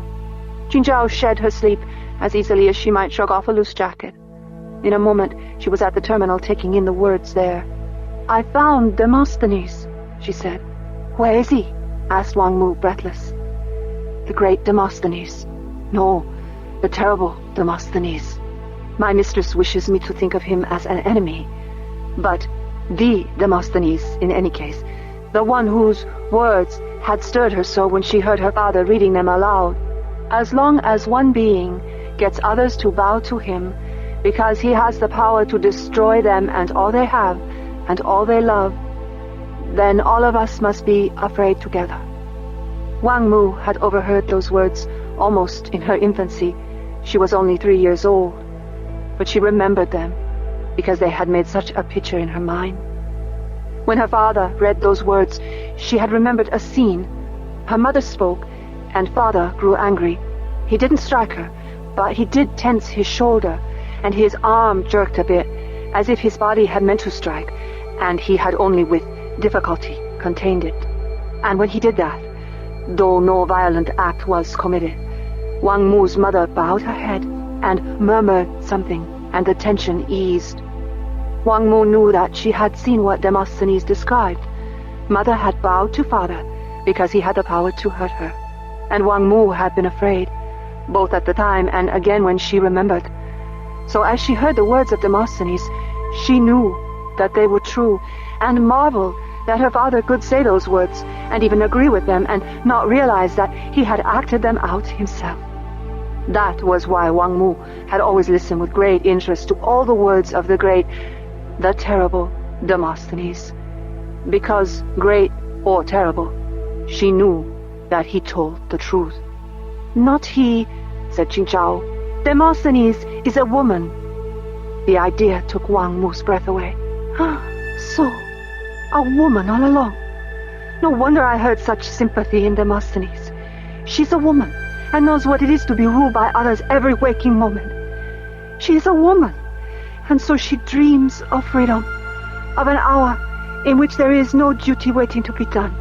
No wonder there is revolution burning in her words, and yet they remain always words, and never violence. But why doesn't Qingzhao see this? Why has Qingzhao decided we must both hate Demosthenes? "A woman named Valentine," said Qingzhao, and then, with awe in her voice, "Valentine Wiggin, born on Earth more than 3,000 years ago. Is she a god to live so long? Journeys. She travels from world to world, never staying anywhere more than a few months. Long enough to write a book. All the great histories under the name Demosthenes were written by that same woman, and yet nobody knows it. How can she not be famous?" "She must want to hide," said Wang Mu, understanding very well why a woman might want to hide behind a man's name. "I'd do it too if I could, so that I could also journey from world to world and see 1,000 places and live 10,000 years.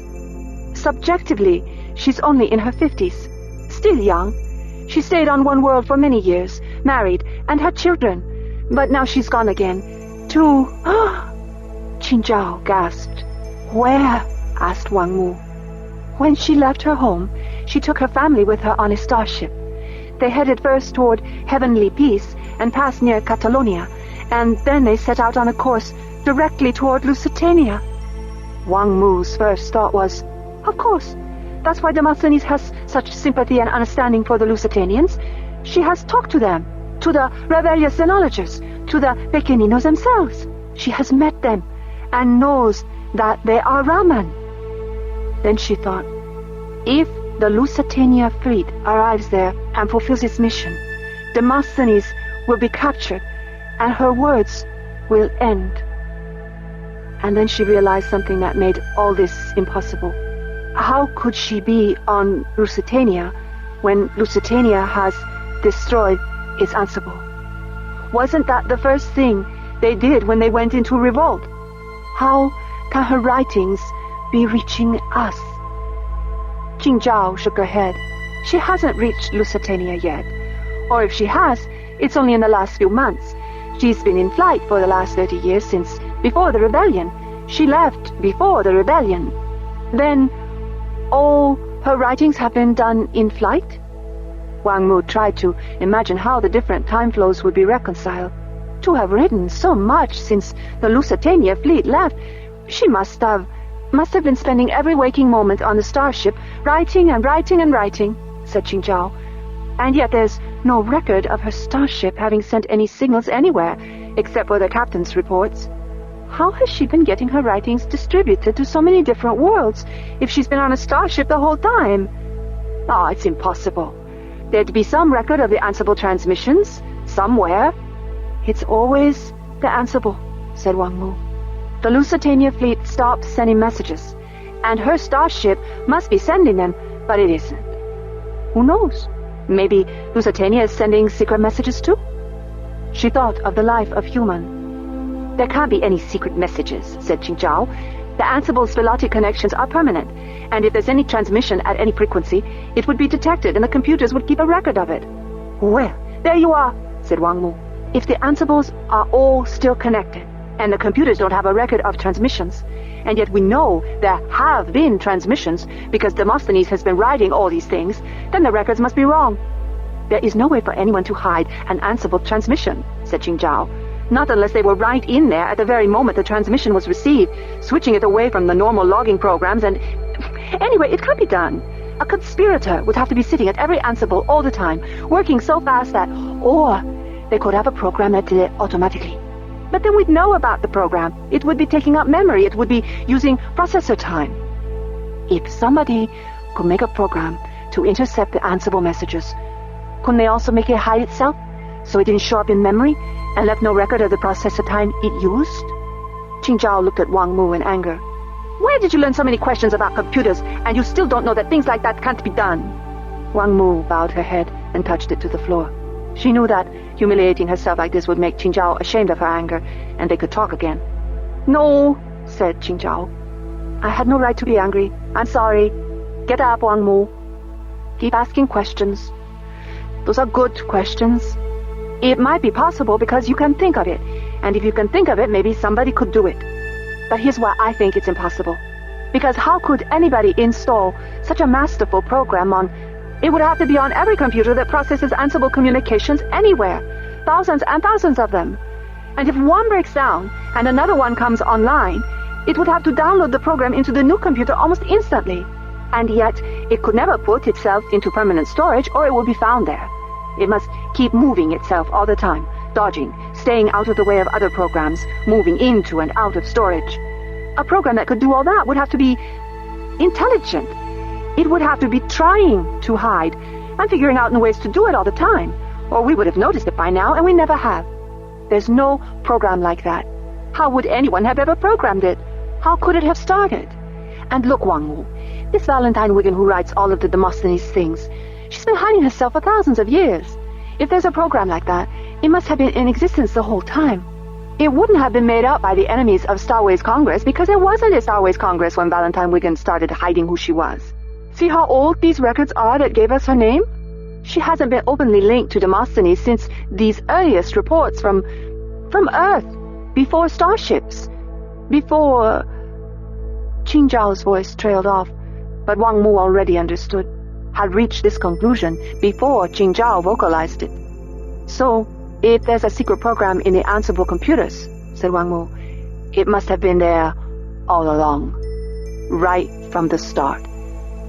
Impossible, whispered Qingzhao. But since everything else was impossible too, Wang Mu knew that Qingzhao loved this idea, that she wanted to believe it, because even though it was impossible, at least it was conceivable. It could be imagined, and therefore it might just be real. And I conceived of it, thought Wang Mu. I may not be God-spoken, but I'm intelligent too. I understand things. Everybody treats me like a foolish child, even Qingzhao, even though Qingzhao knows how quickly I learn, even though she knows that I think of ideas that other people don't think of. Even she despises me. But I am as smart as anyone, mistress. I'm as smart as you, even though you never notice that, even though you will think you thought of this all by yourself. Oh, you'll give me credit for it, but it will be like this. Wang Mu said something, and it got me thinking, and then I realized the important idea. It will never be Wang Mu was the one who understood this, and explained it to me, so I finally understood it. Always as if I were a stupid dog who happens to bark or yip or scratch or snap or leap just by coincidence, and it happens to turn your mind toward the truth. I am not a dog. I understood. When I asked you those questions, it was because I already realized the implications, and I realize even more than you have said so far. But I must tell you this by asking, by pretending not to understand, because you are God-spoken, and a mere servant could never give ideas to one who hears the voices of the gods. Mistress, whoever controls this program has enormous power, and yet we've never heard of them, and they've never used this power until now.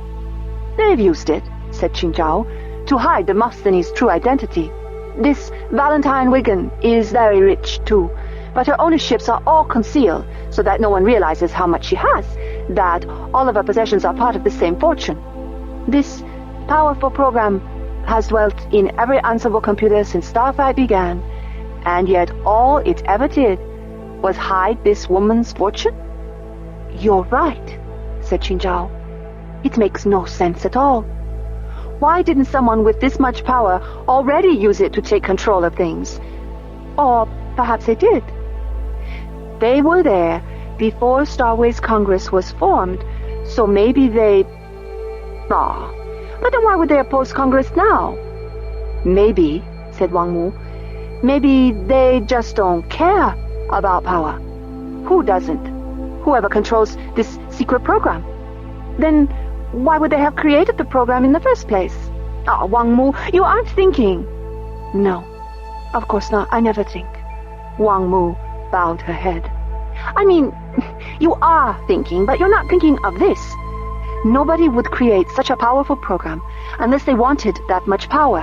I mean, think of what this program does, what it can do. Intercept every message from the fleet and make it look like none were ever sent? Bring Demosthenes' writing to every settled planet and yet hide the fact that those messages were sent? They could do anything. They could alter any message. They could spread confusion everywhere, or fool people into thinking there's a war, or give them orders to do anything. How would anybody know that it wasn't true? If they really had so much power, they'd use it. They would. Unless maybe the programs don't want to be used that way.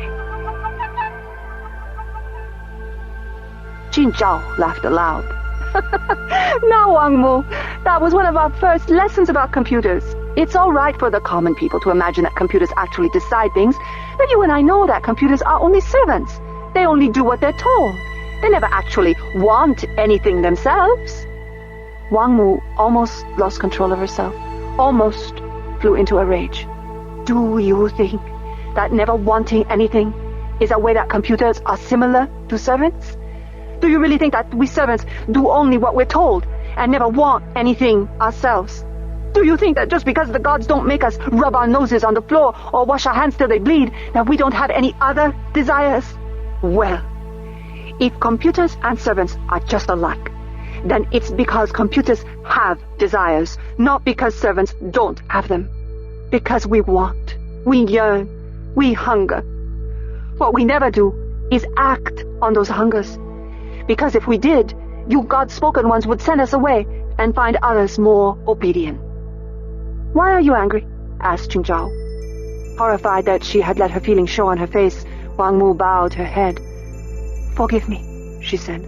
Of course I forgive you. I just want to understand you as well, said Qingzhao. Were you angry because I laughed at you? I'm sorry, I shouldn't have. You've only been studying with me for these few months, so of course you sometimes forget and slip back into the beliefs you grew up with, and it's wrong of me to laugh. Please, forgive me for that. Oh, mistress, it's not my place to forgive you. You must forgive me. No, I was wrong, I know it. The gods have shown me my unworthiness for laughing at you. Then the gods are very stupid if they think that it was your laughter that made me angry. Either that or they're lying to you. I hate your gods, and how they humiliate you without ever telling you a single thing worth knowing. So let them strike me dead for thinking that thought. But Wang Mu knew that wouldn't happen. The gods would never lift a finger against Wang Mu herself. They'd only make Qingzhao, who was her friend in spite of everything, they'd make Qingzhao bow down and trace the floor until Wang Mu felt so ashamed that she wanted to die. Mistress, said Wang Mu, you did nothing wrong, and I was never offended. It was no use. Qingzhao was on the floor. Wang Mu turned away, buried her face in her hands, but kept silent, refusing to make a sound even in her weeping, because that would force Qingzhao to start over again, or it would convince her that she had hurt Wang Mu so badly that she had to trace 2 lines or 3, or let the gods not require it, the whole floor again. Someday, thought Wang Mu, the gods will tell Qingzhao to trace every line on every board in every room in the house, and she'll die of thirst or go mad trying to do it. To stop herself from weeping in frustration, Wang Mu forced herself to look at the terminal and read the report that Qingzhao had read. Valentine Wiggin was born on Earth during the Bugger Wars.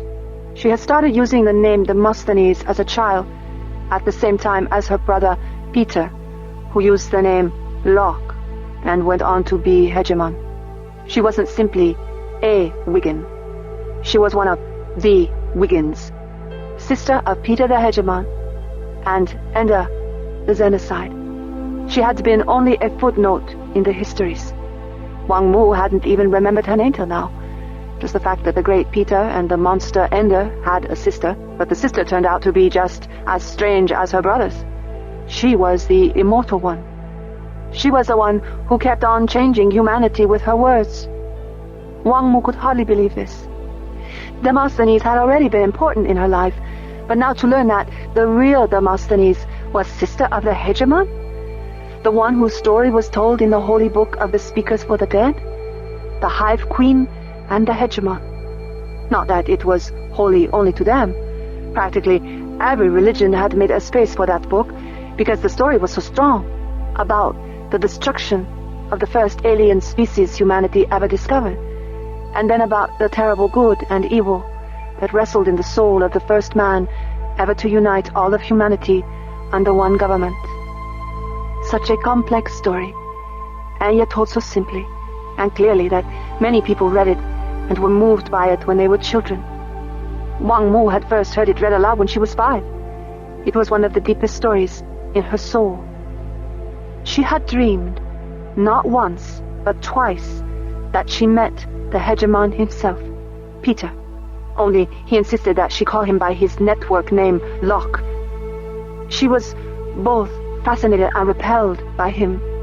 She could not look away. Then he reached out his hand and said, "See, Wang Mu, Royal Mother of the West, only you are a fit consort for the ruler of all humanity." And he took her and married her, and she sat beside him on his throne. Now, of course she knew that almost every poor girl had dreams of marrying a rich man, or finding out she was really the child of a rich family, or some other such nonsense.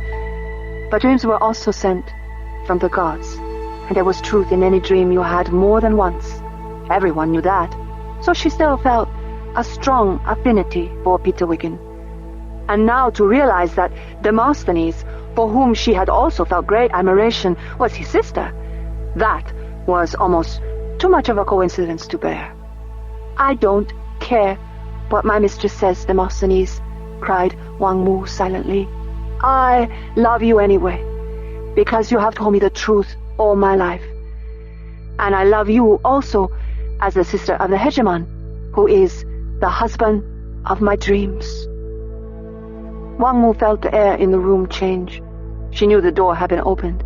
She looked, and there stood Mu Pao, the ancient and most dreaded housekeeper herself, the terror of all servants, including Wang Mu, even though Mu Pao had relatively little power over secret maid. At once Wang Mu moved to the door, as silently as possible, so as not to interrupt Qing Zhao's purification. Out in the hall, Mu Pao closed the door to the room so Qing Zhao wouldn't hear. "The master calls for his daughter. He's very agitated. He cried out a while ago and frightened everyone."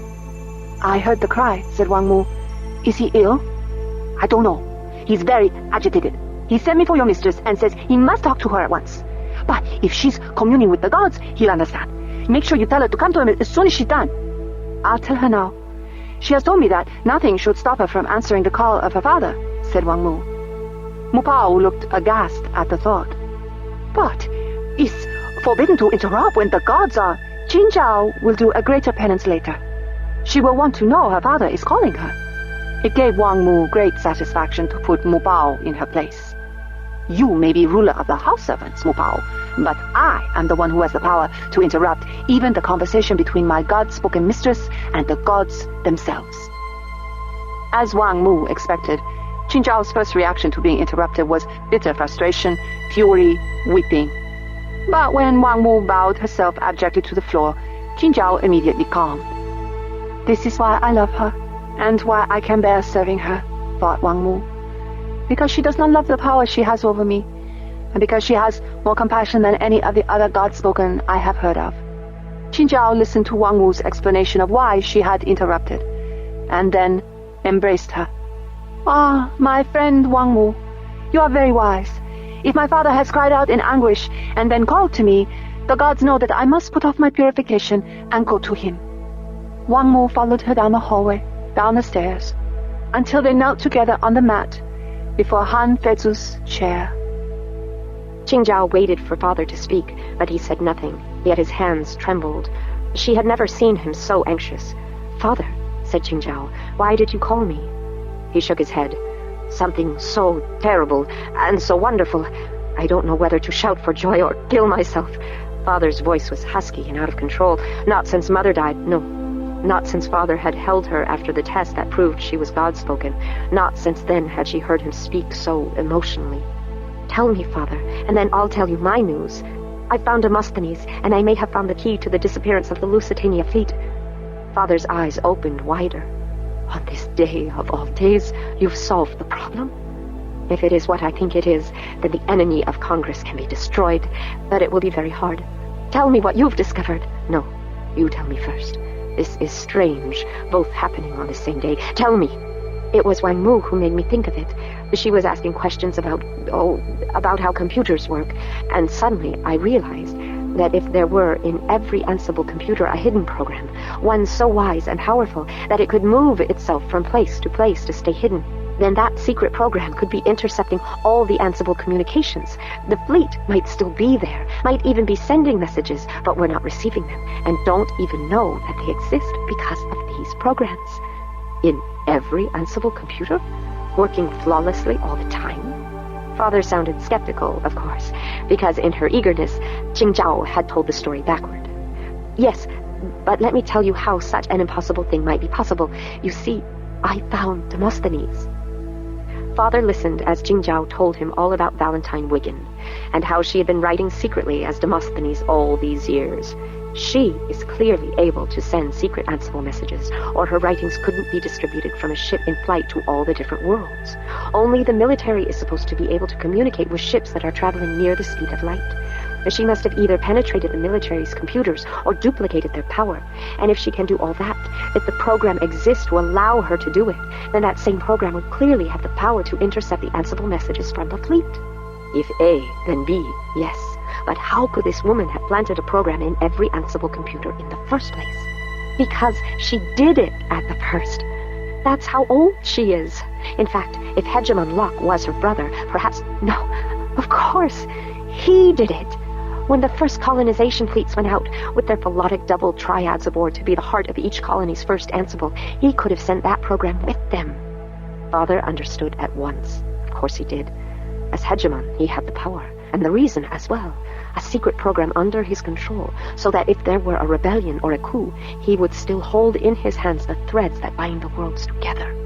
And when he died, Demosthenes, his sister, she was the only one who knew the secret. Isn't it wonderful? We found it.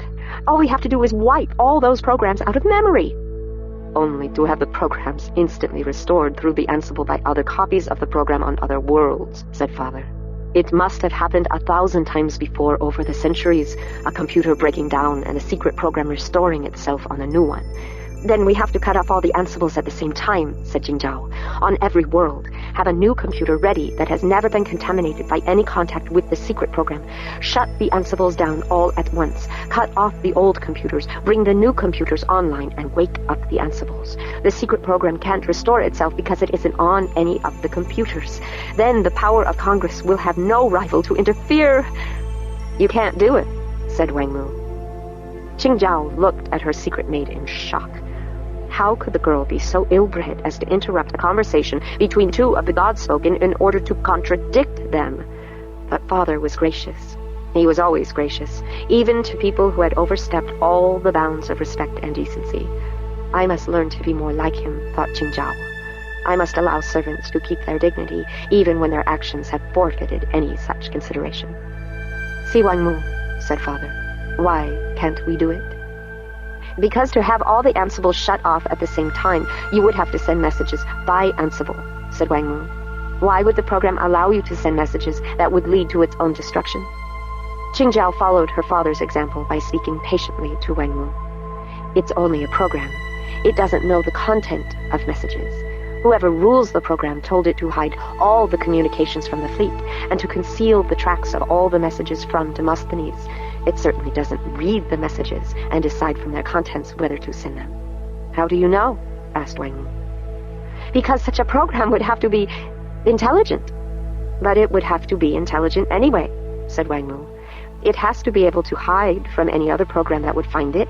It has to be able to move itself around in memory to conceal itself.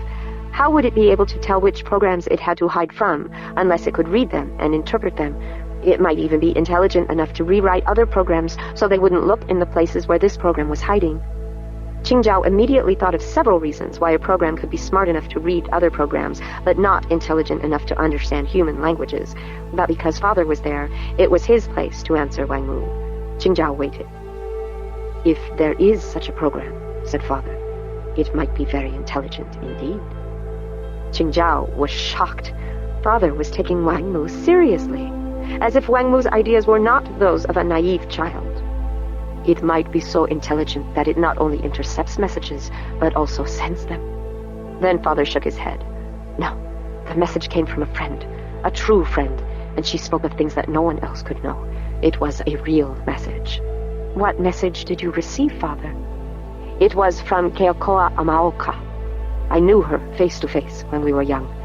She was the daughter of a scientist from Otaheite, who was here to study genetic drift of Earthborn species in their first 2 centuries on Path.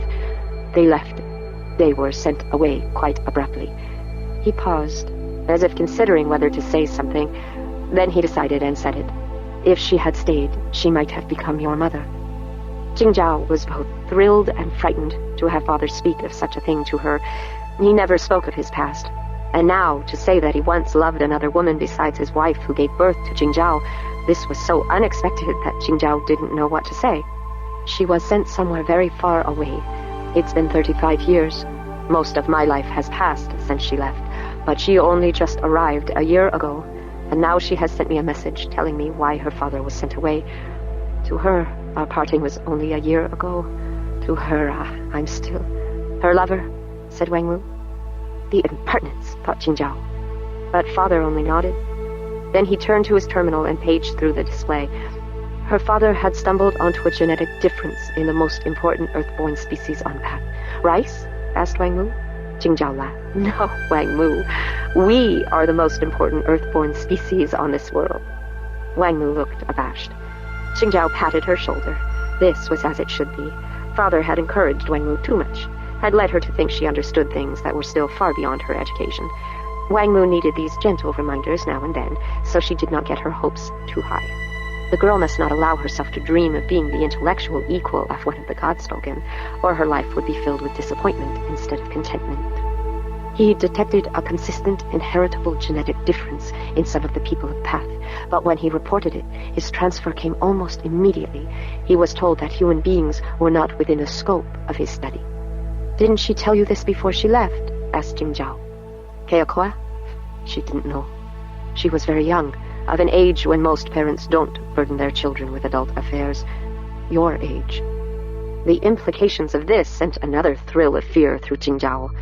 Her father had loved a woman who was the same age as Jingzhao. Thus, Jingzhao was, in her father's eyes, the age when she might be given in marriage. "You cannot send me away to another man's house," she cried out inside. Yet part of her also was eager to learn the mysteries between a man and a woman. Both feelings were beneath her. She would do her duty to her father, and no more. But her father told her during the voyage, because he was very upset about the whole thing, as you can imagine, for his life to be disrupted like this. When they got to Ugarit a year ago, however, he plunged into his work, and she into her education, and tried not to think about it, until a few days ago, when her father ran across an old report about a medical team in the earliest days of Path, which had also been exiled suddenly. He began to put things together and confided them to Keokoa, and against his advice, she sent me the message I got today. Father marked a block of text on the display, and Jingzhao read it. "That earlier team was studying OCD?" she said. "No, Jingzhao. They were studying behavior that looked like OCD, but couldn't possibly have been OCD because the genetic tag for OCD was not present, and the condition did not respond to OCD-specific drugs." Jingzhao tried to remember what she knew about OCD, that it caused people to act inadvertently like the Godspoken. She remembered that between the first discovery of her hand-washing and her testing, she had been given those drugs to see if the hand-washing went away. They were studying the Godspoken, she said, trying to find a biological cause for our rites of purification. The idea was so offensive she could hardly say the words. "Yes," said Father, "and they were sent away. I should think they were lucky to get away with their lives if the people heard of such sacrilege." "This was early in our history, Jingzhao," said Father. "The Godspoken were not yet fully known to be communing with the gods." "And what about Keokoa's father?" "He wasn't investigating OCD. He was looking for genetic drift, and he found it. A very specific, inheritable alteration in the genes of certain people. It had to be present on the gene from one parent and not overridden by a dominant gene from the other. When it came from both parents, it was very strong. He thinks now that the reason he was sent away was because every one of the people with this gene from both parents was Godspoken, and not one of the Godspoken he sampled was without at least one copy of the gene." Jingzhao knew at once the only possible meaning of this, but she rejected it. "This is a lie," she said. "This is to make us doubt the gods." "Jingzhao, I know how you feel. When I first realized what Keokoa was telling me, I cried out from my heart. I thought I was crying out in despair. But then I realized that my cry was also a cry of liberation." "I don't understand you," she said, terrified. "Yes, you do," said Father, "or you wouldn't be afraid. Jingzhao, these people were sent away because someone didn't want them discovering what they were about to discover. Therefore, whoever sent them away must already have known what they would find out. Only Congress, someone with Congress anyway, had the power to exile these scientists and their families. What was it that had to stay hidden? That we, the Godspoken, are not hearing gods at all. We have been altered genetically. We have been created as a separate kind of human being, and yet that truth is being kept from us. Jingzhao, Congress knows the gods speak to us. That is no secret from them, even though they pretend not to know. Someone in Congress knows about it and allows us to continue doing these terrible, humiliating things. And the only reason I can think of is that it keeps us under control, keeps us weak. I think Keokoa thinks so too, that it's no coincidence that the Godspoken are the most intelligent people of Path. We were created as a new subspecies of humanity with a higher order of intelligence. But to stop such intelligent people from posing a threat to their control over us, they also spliced into us a new form of OCD, and either planted the idea that it was the God speaking to us, or let us continue to believe it when we came up with that explanation ourselves. It's a monstrous crime. Because if we knew about this physical cause, instead of believing it to be the gods, then we might turn our intelligence toward overcoming our variant form of OCD and liberating ourselves. We are the slaves here. Congress is our most terrible enemy. Our masters are deceivers. And now will I lift my hand to help Congress?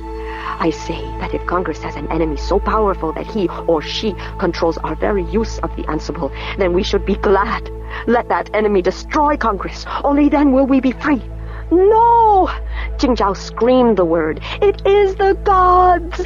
It's a genetic brain defect, Father insisted. Qingzhao, we are not God-spoken. We're hobbled geniuses. They've treated us like caged birds. They've pulled our primary wing feathers so we'll sing for them but never fly away. Father was weeping now, weeping in rage. We can't undo what they've done to us, but by all the gods, we can't stop rewarding them for it. I will not raise my hand to give the Lusitania fleet back to them. If this Demosthenes can break the power of Starways Congress, then the worlds will be better for it. Father, no, please, listen to me, cried Qingzhao. She could hardly speak for the urgency, the terror at what her father was saying. Don't you see, this genetic difference in us, it's the disguise the gods have given for their voices in our lives, so that people who are not of the path will still be free to disbelieve. You told me this yourself only a few months ago. The gods never act except in disguise. Father stared at her, panting. The gods do speak to us, and even if they have chosen to let other people think that they did this to us, they were only fulfilling the will of the gods to bring us into being.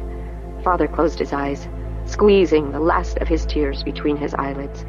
Congress has the mandate of heaven, Father, said Qingzhao. So why shouldn't the gods cause them to create a group of human beings who have keener minds, and who also hear the voices of the gods?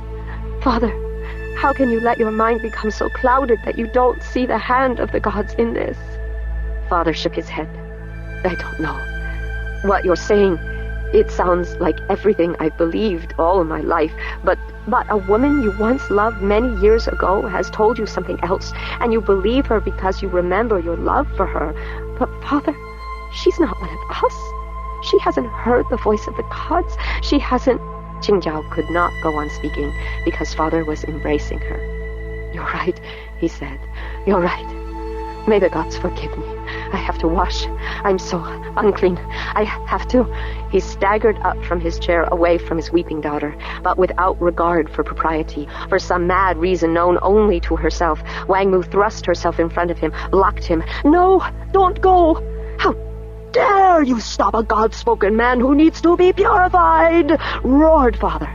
And then, to Qingzhao's surprise, he did what she had never seen him do. He struck another person. He struck Wang Mu, a helpless servant girl, and his blow had so much force that she flew backward against the wall and then dropped to the floor. Wang Mu shook her head, then pointed back at the computer display. Look, please, Master, I beg you. Mistress, make him look. Qingzhao looked, and so did her father. The words were gone from the computer display. In their place was the image of a man, an old man with a beard, wearing the traditional headdress. Qingzhao recognized him at once, but couldn't remember who he was. Han Fetza, whispered Father. My ancestor of the heart. Then Qingzhao remembered. This face, showing above the display, was the same as the common artist's rendering of the ancient Han Fetza, for whom Father was named. Child of my name, said the face in the computer, let me tell you the story of the Jade of Master Ho. I know the story, said Father. If you understood it, I wouldn't have to tell it to you. Qingzhao tried to make sense of what she was seeing. To run a visual program with such perfect detail as the head floating above the terminal would take most of the capacity of the house computer, and there was no such program in their library. There were two other sources she could think of. One was miraculous. The gods might have found another way to speak to them by letting Father's ancestor of the heart appear to him. The other was hardly less awe-inspiring. Demosthenes' secret program might be so powerful that it monitored their very speech in the same room as any terminal, and having heard them reach a dangerous conclusion, took over the house computer and produced this apparition. In either case, however, Qingjiao knew that she must listen with one question in mind. What do the gods mean by this? Once, a man of Chu named Master Ho found a piece of jade matrix in the Chu Mountains and took it to court and presented it to King Li. The head of the ancient Han Feizi looked from father to Qingjiao and from Qingjiao to Wang Mu. Was this program so good that it knew to make eye contact with each of them in order to assert its power over them? Qingjiao saw that Wang Mu did in fact lower her gaze when the apparition's eyes were upon her, but did father? His back was to her, she could not tell. King Li instructed the jeweler to examine it, and the jeweler reported, "It is only a stone." The king, supposing that Ho was trying to deceive him, ordered that his left foot be cut off in punishment. In time, King Li passed away, and King Wu came to the throne, and Ho once more took his matrix and presented it to King Wu. King Wu ordered his jeweler to examine it, and again the jeweler reported, "It is only a stone." The king, supposing that Ho was trying to deceive him as well, ordered that his right foot be cut off. Ho, clasping the matrix to his breast, went to the foot of the Chu Mountains, where he wept for 3 days and nights, and when all his tears were cried out, he wept blood in their place. The king, hearing of this, sent someone to question him. "Many people in the world have had their feet amputated. Why do you weep so piteously over it?" the man asked. At this moment, Father drew himself upright and said, "I know his answer. I know it by heart. Master Ho said, 'I do not grieve because my feet have been cut off. I grieve because a precious jewel is dubbed a mere stone, and a man of integrity is called a deceiver. This is why I weep.'" The apparition went on. "Those are the words he said." Then the king ordered the jeweler to cut and polish the matrix, and when he had done so, a precious jewel emerged. Accordingly, it was named the Jade of Master Ho. "Han Feizi, you have been a good son of the heart to me, so I know you will do as the king finally did. You will cause the matrix to be cut and polished, and you too will find that a precious jewel is inside." Father shook his head. When the real Han Feizi first told this story, he interpreted it to mean this: the jade was the rule of law, and the ruler must make and follow set policies so that his ministers and his people do not hate and take advantage of each other. That is how I interpreted the story then, when I was speaking to makers of law. It is a foolish man who thinks a true story can mean only one thing. "My master is not foolish!" To Qingjiao's surprise, Wang Mu was striding forward, facing down the apparition. "Nor is my mistress, nor am I. Do you think we don't recognize you? You are the secret program at Demosthenes. You're the one who hid the Lusitania fleet. I once thought that because your writing sounded so just and fair and good and true, that you must be good. But now I see that you're a liar and a deceiver. You're the one who gave those documents to the father of Keokoa, and now you wear the face of my master's ancestor of the heart so you can better lie to him." "I wear this face," said the apparition calmly, "so that his heart will be open to hear the truth. He was not deceived. I would not try to deceive him. He knew who I was from the first." "Be still, Wang Mu," said Qingjiao. How could a servant so forget herself as to speak out when the God-spoken had not bidden her? Abashed, Wang Mu bowed her head to the floor before Qingjiao, and this time Qingjiao allowed her to remain in that posture so she would not forget herself again. The apparition shifted. It became the open, beautiful face of a Polynesian woman. The voice, too, changed, soft, full of vowels, the consonants so light as almost to be missed. "Han Feizi, my sweet empty man, there is a time when the ruler is alone and friendless, when only he can act. Then he must be full and reveal himself. You know what is true and what is not true. You know that the message from Keokoa was truly from her. You know that those who rule in the name of Starways Congress are cruel enough to create a race of people who, by their gifts, should be rulers, and then cut off their feet in order to hobble them and leave them as servants, as perpetual ministers." "Don't show me this face," said Father. The apparition changed. It became another woman. By her dress and hair and paint, a woman of some ancient time, her eyes wonderfully wise, her expression ageless. She did not speak. She sang. In a clear dream of last year, come from 1,000 miles, cloudy city, winding streams, ice on the ponds. For a while I gaze on my friend. Han Feiza bowed his head and wept. Qingzhao was astonished at first, then her heart filled with rage. How shamelessly this program was manipulating Father.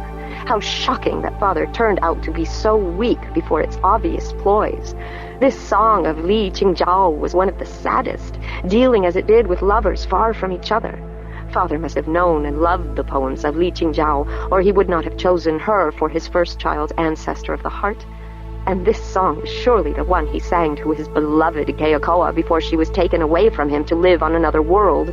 In a clear dream I gazed on my friend. Indeed, I am not fooled, said Qingzhao coldly. I see that I gaze on our darkest enemy. The imaginary face of the poet Li Qingzhao looked at her with cool regard. Your darkest enemy is the one that bows you down to the floor like a servant and wastes half your life in meaningless rituals. This was done to you by men and women whose only desire was to enslave you. They have succeeded so well that you are proud of your slavery.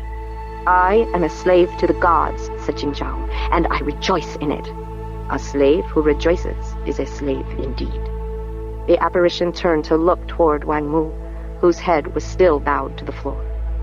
Only then did Qingzhao realize that she had not yet released Wang Mu from her apology. Get up, Wang Mu, she whispered, but Wang Mu did not lift her head.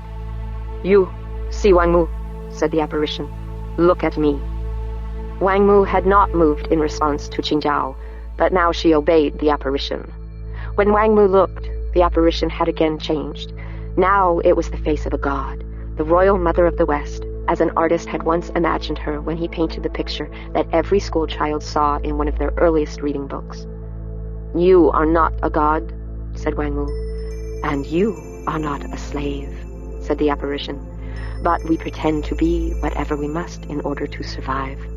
What do you know of survival? I know that you are trying to kill me. How can we kill what isn't alive? Do you know what life is and what it isn't? The face changed again, this time to that of a Caucasian woman that Qingzhao had never seen before. Are you alive? When you can do nothing you desire unless you have the consent of this girl?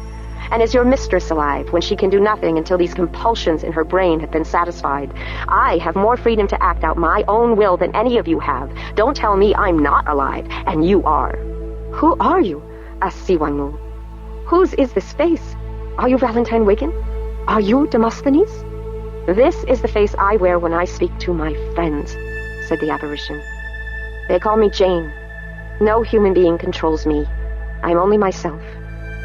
Qingzhao could bear this no longer, not in silence. You're only a program. You were designed and built by human beings. You do nothing except what you've been programmed to do. Qingzhao, said Jane, you are describing yourself. No man made me, but you were manufactured. I grew in my mother's womb out of my father's seed. And I was found like a jade matrix in the mountainside, unshaped by any hand. Han Feiza, Han Qingzhao, Si Wang Mu, I place myself in your hands. Don't call a precious jewel a mere stone. Don't call a speaker of truth a liar.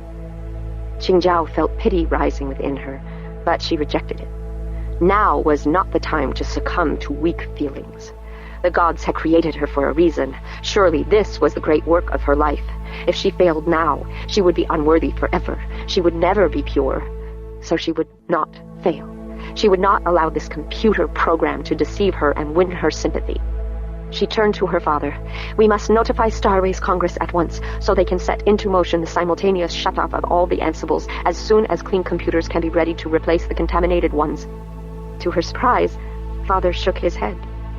I don't know, Qingzhao, what she says about Starways Congress. They are capable of this sort of thing. Some of them are so evil, they make me feel filthy just talking to them. I knew they planned to destroy Lusitania but I served the gods, and the gods chose, or I thought they did. Now I understand so much of the way they treat me when I meet with. But then it would mean that the gods don't. How can I believe that I've spent my whole life in service to a brain defect? I can't. They have to... Then, suddenly, he flung his left hand outward in a swirling pattern, as if he were trying to catch a dodging fly. His right hand flew upward, snatched the air. Then he rolled his head around and around on his shoulders, his mouth hanging open. Qingjiao was frightened, horrified. What was happening to her father? He had been speaking in such a fragmented, disjointed way. Had he gone mad? He repeated the action, left arm spiraling out, right hand straight up, grasping nothing, head rolling. And again. Only then did Qingjiao realize that she was seeing Father's secret ritual of purification. Like her wood grain tracing, this dance of the hands and the head must be the way he was given to hear the voice of the gods when he, in his time, was left covered with grease in a locked room. The gods had seen his doubt, had seen him waver, so they took control of him to discipline and purify him. Qingjiao could not have been given clearer proof of what was going on. She turned to the face above the terminal display. "See how the gods oppose you," she said. "I see how Congress humiliates your father," answered Jane. "I will send word of who you are to every world at once," said Qingjiao. "And if I don't let you?" said Jane. "You can't stop me," cried Qingjiao. "The gods will help me." She ran from her father's room, fled to her own, but the face was already floating in the air above her own terminal. "How will you send a message anywhere if I choose not to let it go?" asked Jane. "I'll find a way," said Qingjiao. She saw that Wang Mu had run after her and now waited, breathless, for Qingjiao's instructions. "Tell Mu Bao to find one of the game computers and bring it to me. It is not to be connected to the house computer or any other." "Yes, mistress," said Wang Mu. She left quickly. Qingjiao turned back to Jane. "Do you think you can stop me forever?" "I think you should wait until your father decides. Only because you hope that you've broken him and stolen his heart away from the gods. But you'll see. He'll come here and thank me for fulfilling all that he taught me. And if he doesn't, he will. And if you're wrong," Qingjiao shouted, "then I'll serve the man he was when he was strong and good. But you'll never break him." "It's Congress that broke him from his birth. I'm the one who's trying to heal him." Wang Mu ran back into the room. "Mu Bao will have one here in a few minutes." "What do you hope to do with this toy computer?" asked Jane. "Write my report," said Qingjiao. "Then what will you do with it?" "Print it out. Have it distributed as widely as possible on Path. You can't do anything to interfere with that. I won't use a computer that you can reach at any point. So you'll tell everyone on Path. It changes nothing. And even if it did, do you think I can't also tell them the truth? Do you think they'll believe you? A program controlled by the enemy of Congress rather than me? One of the godspoken? Yes." It took a moment for Qingjiao to realize that it was Wang Mu who had said yes, not Jane. She turned to her secret maid and demanded that she explain what she meant. Wang Mu looked like a different person. There was no diffidence in her voice when she spoke. "If Demosthenes tells the people of Path that the godspoken are simply people with a genetic gift, but also a genetic defect, then that means there's no more reason to let the godspoken rule over us." For the first time, it occurred to Qingjiao that not everyone on Path was as content to follow the order established by the gods as she was. For the first time, she realized that she might be utterly alone in her determination to serve the gods perfectly. "What is the Path?" asked Jane behind her. "First the gods, then the ancestors, then the people, then the rulers, then the self. How can you dare to speak of the Path when you are trying to seduce me and my father and my secret maid away from it? Imagine, just for a moment, what if everything I've said to you is true?" said Jane. "What if your affliction is caused by the designs of evil men who want to exploit you and oppress you and, with your help, exploit and oppress the whole of humanity? Because when you help Congress, that's what you're doing. That can't possibly be what the gods want. What if I exist in order to help you see that Congress has lost the mandate of heaven? What if the will of the gods is for you to serve the Path in its proper order? First serve the gods by removing from power the corrupt masters of Congress who have forfeited the mandate of heaven. Then serve your ancestors, your father, by avenging their humiliation at the hands of the tormentors who deformed you to make you slaves. Then serve the people of Path by setting them free from the superstitions and mental torments that bind them. Then serve the new, enlightened rulers who will replace Congress by offering them a world full of superior intelligences ready to counsel them freely, willingly.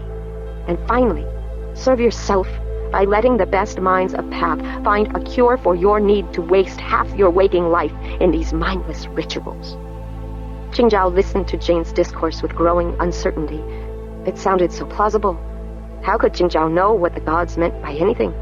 Maybe they had sent this Jane program to liberate them. Maybe Congress was as corrupt and dangerous as Demosthenes said, and maybe it had lost the mandate of heaven. But at the end, Qingzhao knew that these were all the lies of a seducer. For the one thing she could not doubt was the voice of the gods inside her. Hadn't she felt that awful need to be purified?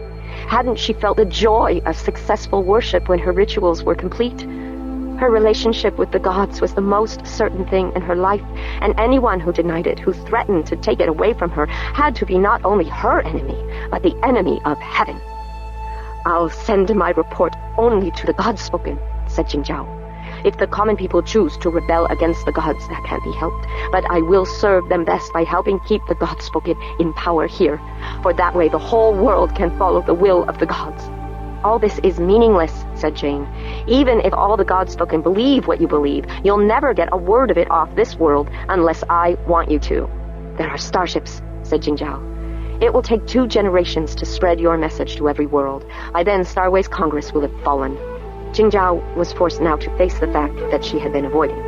As long as Jane controlled the Ansible, she could shut down communication from Path as thoroughly as she had cut off the fleet.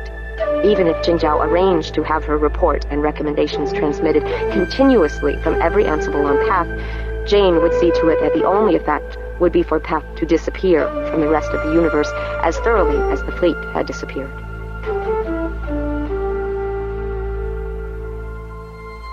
For a moment, filled with despair, she almost threw herself to the ground to begin a terrible ordeal of purification. "I have let down the gods. Surely they will require me to trace lines until I am dead, a worthless failure in their eyes." But when she examined her own feelings to see what penance would be necessary, she found that none was required at all. It filled her with hope. Perhaps they recognized the purity of her desire and would forgive her for the fact that it was impossible for her to act. Or perhaps they knew a way that she could act.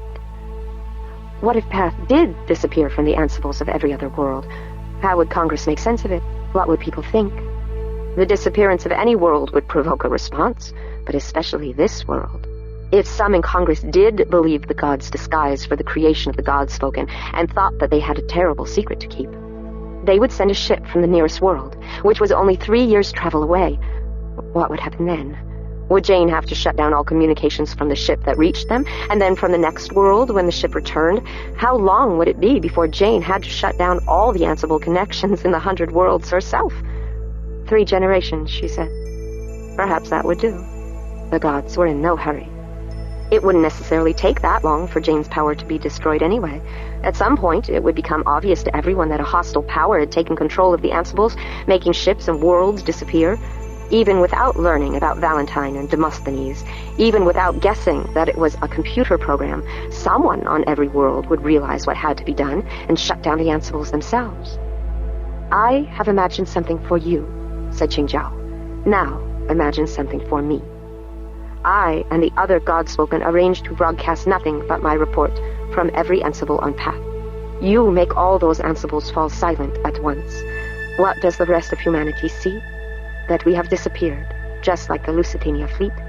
They'll soon realize that you, or something like you, exists. The more you use your power, the more you reveal yourself to even the dimmest minds. Your threat is empty. You might as well step aside and let me send the message simply and easily now. Stopping me is just another way of sending the very same message." "You're wrong," said Jane. "If Path suddenly disappears from all Ansibles at once, they might just as easily conclude that this world is in rebellion just like Lusitania. After all, they shut down their Ansible too. And what did Starways Congress do? They sent a fleet with the MD device on it. Lusitania was already in rebellion before their Ansible was shut down. Do you think Congress isn't watching you? Do you think they're not terrified of what might happen if the Godspoken of Path ever discovered what had been done to them? If a few primitive aliens and a couple of xenologers frightened them into sending a fleet, what do you think they'll do about the mysterious disappearance of a world with so many brilliant minds who have ample reason to hate Starways Congress? How long do you think this world would survive?" Qingzhao was filled with a sickening dread.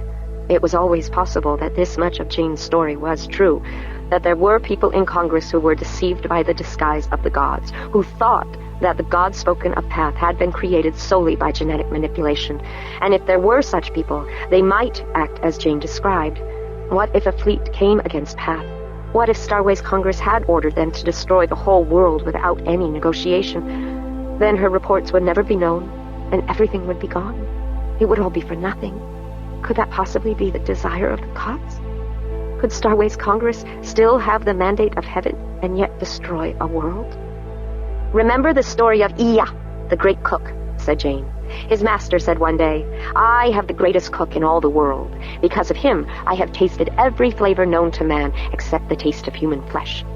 Hearing this, Iya went home and butchered his own son, cooked his flesh, and served it to his master, so that his master would lack nothing that Iya could give him." This was a terrible story. Qingzhao had heard it as a child, and it had made her weep for hours. "What about the son of Iya?" she had cried. And her father had said, "A true servant has sons and daughters only to serve his master." For 5 nights she had woken up screaming from dreams in which her father roasted her alive or carved slices from her onto a plate, until at last Han Feiza came to her and embraced her and said, "Don't believe it, my gloriously bright daughter. I am not a perfect servant. I love you too much to be truly righteous. I love you more than I love my duty. I am not Iya. You have nothing to fear at my hands." Only after father said that to her could she sleep. This program, this Jane, must have found father's account of this in his journal, and now was using it against her. Yet even though Qingzhao knew she was being manipulated, she couldn't help but wonder if Jane might not be right. "Are you a servant like Iya?" asked Jane. "Will you slaughter your own world for the sake of an unworthy master like Starways Congress?" Qingzhao could not sort out her own feelings. Where did these thoughts come from? Jane had poisoned her mind with her arguments, just as Demosthenes had done before her, if they weren't the same person all along. Their words could sound persuasive, even as they ate away at the truth. Did Qingzhao have the right to risk the lives of all the people of Path? What if she was wrong? How could she know anything? Whether everything Jane said was true or everything she said was false, the same evidence would lie before her. Qingzhao would feel exactly as she felt now, whether it was the gods or some brain disorder causing a feeling. Why, in all this uncertainty, didn't the gods speak to her? Why, when she needed the clarity of their voice, didn't she feel dirty and impure when she thought one way, clean and holy when she thought the other? Why were the gods leaving her unguided at this cusp of her life? In the silence of Qingzhao's inward debate, Wang Mu's voice came as cold and harsh as the sound of metal striking metal. "It will never happen," said Wang Mu. Qingzhao only listened, unable even to bid Wang Mu to be still. "What will never happen?" asked Jane. "What you said. Starways Congress blowing up this world. If you think they wouldn't do it, you're even more of a fool than Qingzhao thinks," said Jane. "Oh, I know they'd do it. Han Feiza knows they'd do it. He said they were evil enough men to commit any terrible crime if it suited their purpose. Then why won't it happen?" "Because you won't let it happen," said Wang Mu. "Since blocking off every answerable message from Path might well lead to the destruction of this world, you won't block those messages. They'll get through. Congress will be warned. You will not cause Path to be destroyed." "Why won't I?" "Because you are Demosthenes," said Wang Mu. "Because you are full of truth and compassion." "I am not Demosthenes," said Jane. The face in the terminal display wavered, then changed into the face of one of the aliens, a Pequenino, its porcine snout so disturbing in its strangeness. A moment later, another face appeared, even more alien. It was a bugger, one of the nightmare creatures that had once terrified all of humanity. Even having read the Hive Queen and the Hegemon, so that she understood who the buggers were and how beautiful their civilization had been. When Qingzhao saw one face to face like this, it frightened her, though she knew it was only a computer display. "I am not human," said Jane, "even when I choose to wear a human face. How do you know, Wang Mu, what I will and will not do? Buggers and piggies both have killed human beings without a second thought. Because they didn't understand what death meant to us. You understand. You said it yourself. You don't want to die. Do you think you know me, Si Wang Mu? I think I know you, said Wang Mu, because you wouldn't have any of these troubles if you had been content to let the fleet destroy Lusitania. The bugger in the display was joined by the piggy, and then by the face that represented Jane herself. In silence, they looked at Wang Mu, at Jingzhao, and said nothing. Ender, said the voice in his ear. Ender had been listening in silence, riding on the car that Barsan was driving. For the last hour, Jane had been letting him listen in on her conversation with these people of Path, translating for him whenever they spoke in Chinese instead of Stark. Many kilometers of prairie had passed by as he listened, but he had not seen it. Before his mind's eye were these people as he imagined them.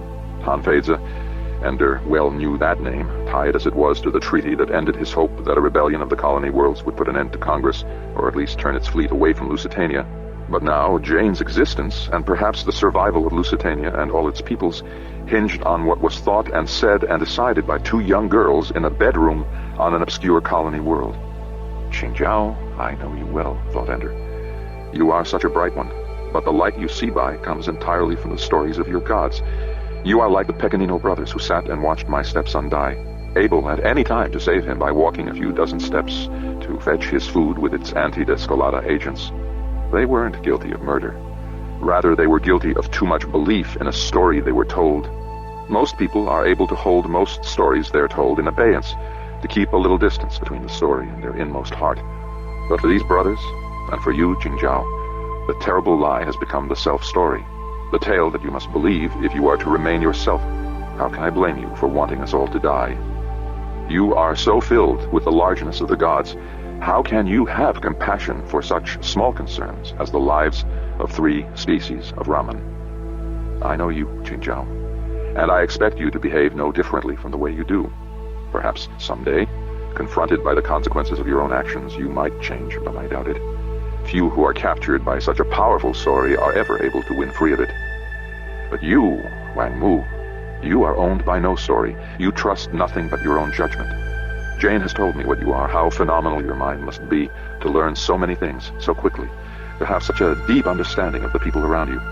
Why couldn't you have been just one bit wiser? Of course, you had to realize that Jane could not possibly act in such a way as to cause the destruction of Path. But why couldn't you have been wise enough to say nothing, wise enough to leave Qingzhao ignorant of that fact? Why couldn't you have left just enough of the truth unspoken, that Jane's life might have been spared? If a would-be murderer, his sword drawn, had come to your door demanding that you tell him the whereabouts of his innocent prey, would you tell him that his victim cowers behind your door? Or would you lie and send him on his way? In her confusion, Qingzhao is that killer, and Jane her first victim, with the world of Lusitania waiting to be murdered afterward. Why did you have to speak and tell her how easily she could find and kill us all? What can I do? Asked Jane. Ender subvocalized his response. Why are you asking me a question that only you can answer? If you tell me to do it, said Jane, I can block all their messages and save us all, even if it led to the destruction of Path.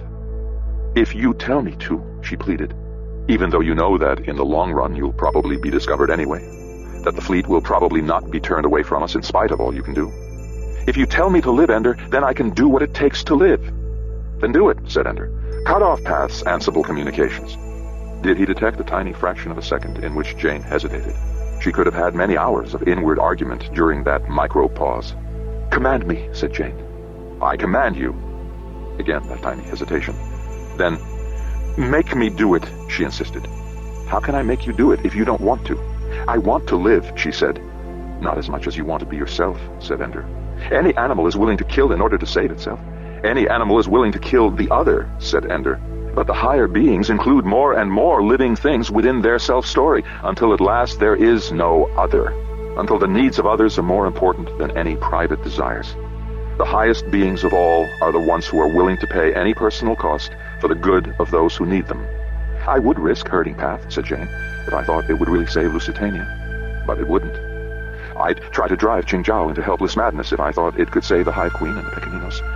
She's very close to losing her mind. I could do it. Do it, said Ender. Do what it takes.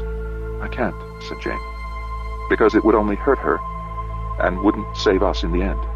If you were a slightly lower animal, said Ender, you'd have a much better chance of coming out of this thing alive. As low as you were, Ender the Xenocide? As low as that, said Ender. Then you could live.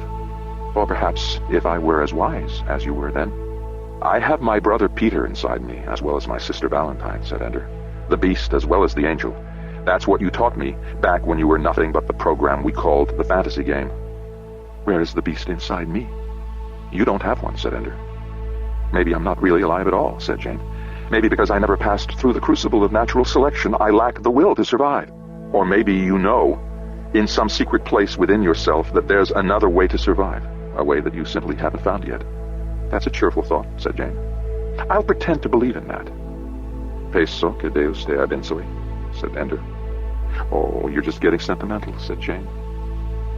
For a long time, several minutes, the three faces in the display gazed in silence at Qingzhao, at Wangmu. Then, at last, the two alien faces disappeared, and all that remained was the face named Jane. I wish I could do it, she said. I wish I could kill your world to save my friends.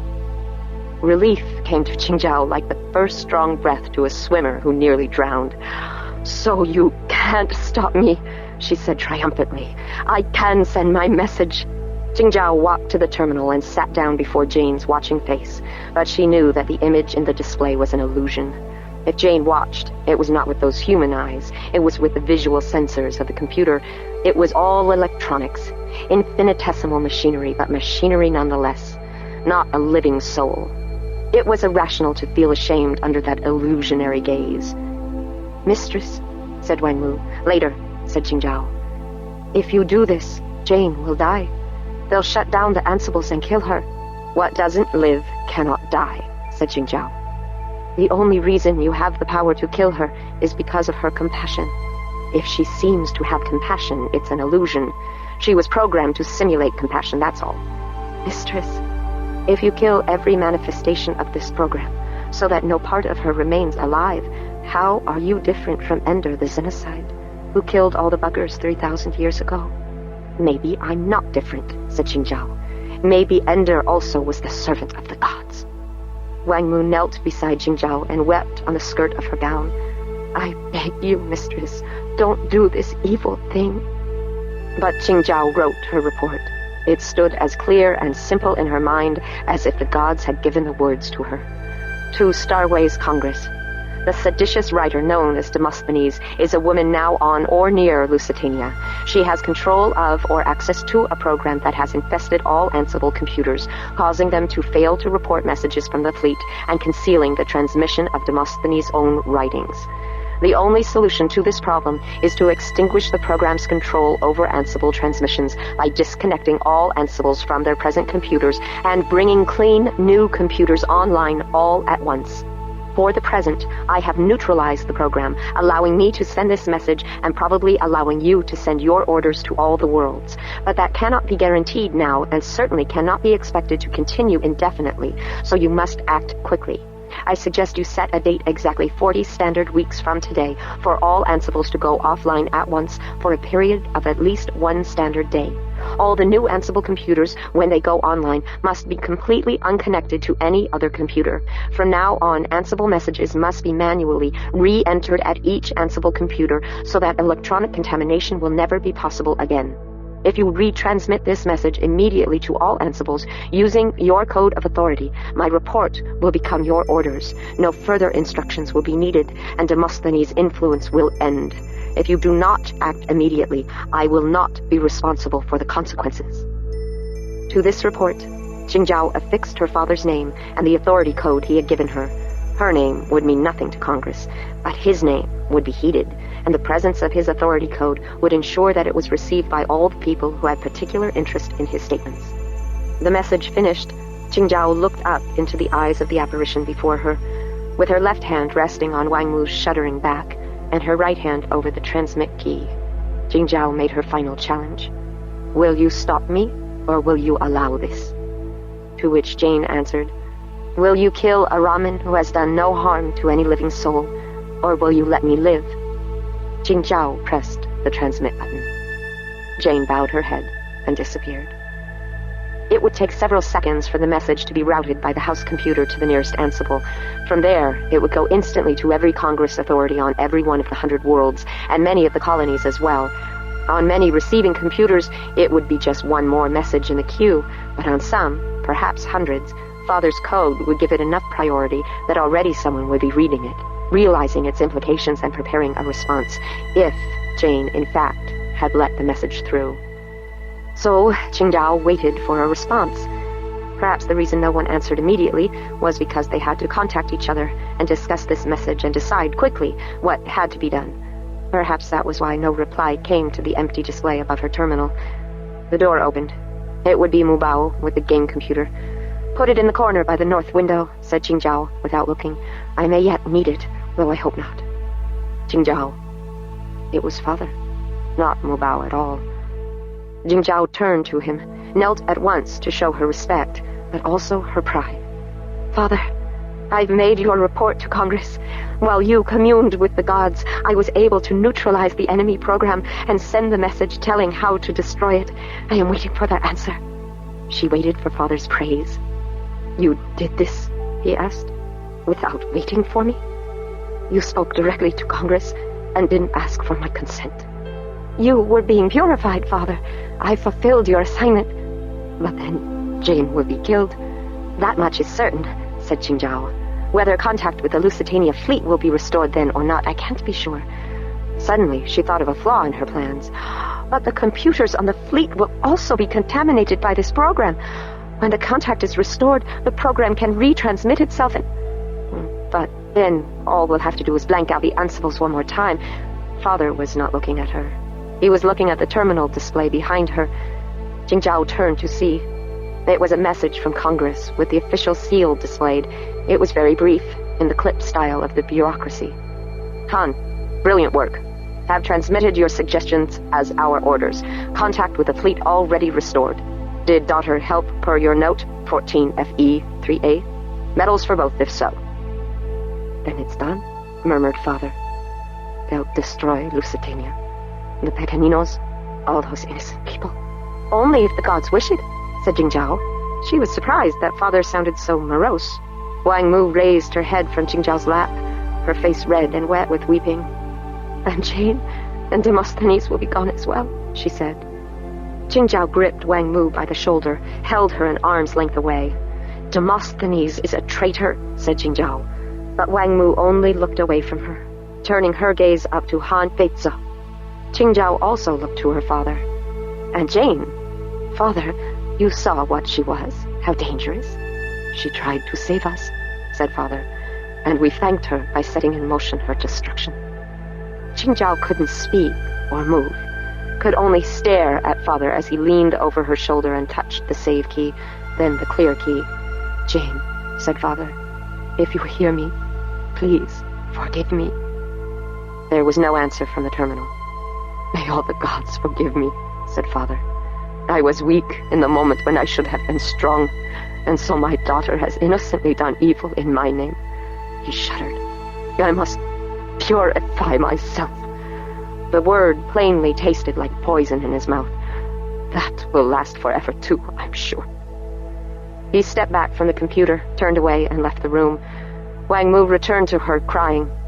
Stupid, meaningless crying, thought Qingzhao. This is a moment of victory. Except Jane has snatched the victory away from me so that even as I triumph over her, she triumphs over me. She has stolen my father. He no longer serves the gods in his heart, even as he continues to serve them with his body. Yet along with the pain of this realization came a hot stab of joy. I was stronger. I was stronger than father, after all. When it came to the test, it was I who served the gods, and he who broke, who fell, who failed. There is more to me than I ever dreamed of. I am a worthy tool in the hands of the gods. Who knows how they might wield me now? 12. Grego's War. It's a wonder that human beings ever became intelligent enough to travel between worlds. Not really. I've been thinking about that lately. Starflight they learned from you. Ender says they didn't grasp the physics of it until your first colony fleet reached their star system. Should we have stayed at home for fear of teaching Starflight to soft-bodied, four-limbed, hairless slugs? You spoke a moment ago as if you believed that human beings had actually achieved intelligence. Clearly, they have. I think not. I think they have found a way to fake intelligence. Their starships fly. We haven't noticed any of yours racing the light waves through space. We're still very young as a species. But look at us. Look at you. We both have evolved a very similar system. We each have 4 kinds of life in our species. The young, who are helpless grubs. The mates, who never achieve intelligence. With you, it's your drones, and with us, it's the little mothers. Then there's the many, many individuals who have enough intelligence to perform manual tasks. Our wives and brothers, your workers. And finally, the intelligent ones. We father trees and you, the Hive Queen. We are the repository of the wisdom of the race because we have the time to think, to contemplate. Ideation is our primary activity. While the humans are all running around as brothers and wives, as workers. Not just workers. Their young go through a helpless grub stage too, which lasts longer than some of them think. And when it's time to reproduce, they all turn into drones or little mothers, little machines that have only one goal in life, to have sex and die. They think they're rational through all those stages. Self-delusion. Even at their best, they never, as individuals, rise above the level of manual laborers. Who among them has the time to become intelligent? Not one. They never know anything. They don't have enough years in their little lives to come to an understanding of anything at all. And yet they think they understand. From earliest childhood, they delude themselves into thinking they comprehend the world, while all that's really going on is that they've got some primitive assumptions and prejudices. As they get older, they learn a more elevated vocabulary in which to express their mindless pseudo-knowledge and bully other people into accepting their prejudices as if they were truth. But it all amounts to the same thing. Individually, human beings are all dolts. While collectively... Collectively, they're a collection of dolts. But in all their scurrying around and pretending to be wise, throwing out idiotic, half-understood theories about this and that, 1 or 2 of them will come up with some idea that is just a little bit closer to the truth than what was already known. And in a sort of fumbling trial and error, about half the time the truth actually rises to the top and becomes accepted by people who still don't understand it, who simply adopt it as a new prejudice to be trusted blindly until the next dolt accidentally comes up with an improvement. So you're saying that no one is ever individually intelligent, and groups are even stupider than individuals. And yet, by keeping so many fools engaged in pretending to be intelligent, they still come up with some of the same results that an intelligent species would come up with. Exactly. If they're so stupid, and we're so intelligent, why do we have only one hive, which thrives here because a human being carried us? And why have you been so utterly dependent on them for every technical and scientific advance you make? Maybe intelligence isn't all it's cracked up to be. Maybe we're the fools for thinking we know things.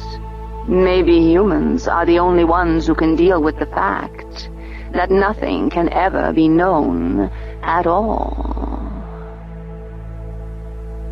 Quara was the last to arrive at Mother's house. It was Planter who fetched her, the Pequenino who served as Ender's assistant in the fields. It was clear from the expectant silence in the living room that Miro had not actually told anyone anything yet. But they all knew, as surely as Quara knew, why he had called them together. It had to be King. Ender might have reached King by now, just barely, and Ender could talk to Miro by way of the transmitters they wore. If King were all right, they wouldn't have been summoned. They would simply have been told. So they all knew. Quara scanned their faces as she stood in the doorway. Ella looking stricken. Grego, his face angry, always angry, the petulant fool. Oleado, expressionless, his eyes gleaming. And Mother? Who could read that terrible mask she wore? Grief certainly, like Ella, and fury as hot as Grego's. And also the cold, inhuman distance of Oleado's face. We all wear Mother's face, one way or another. What part of her is me?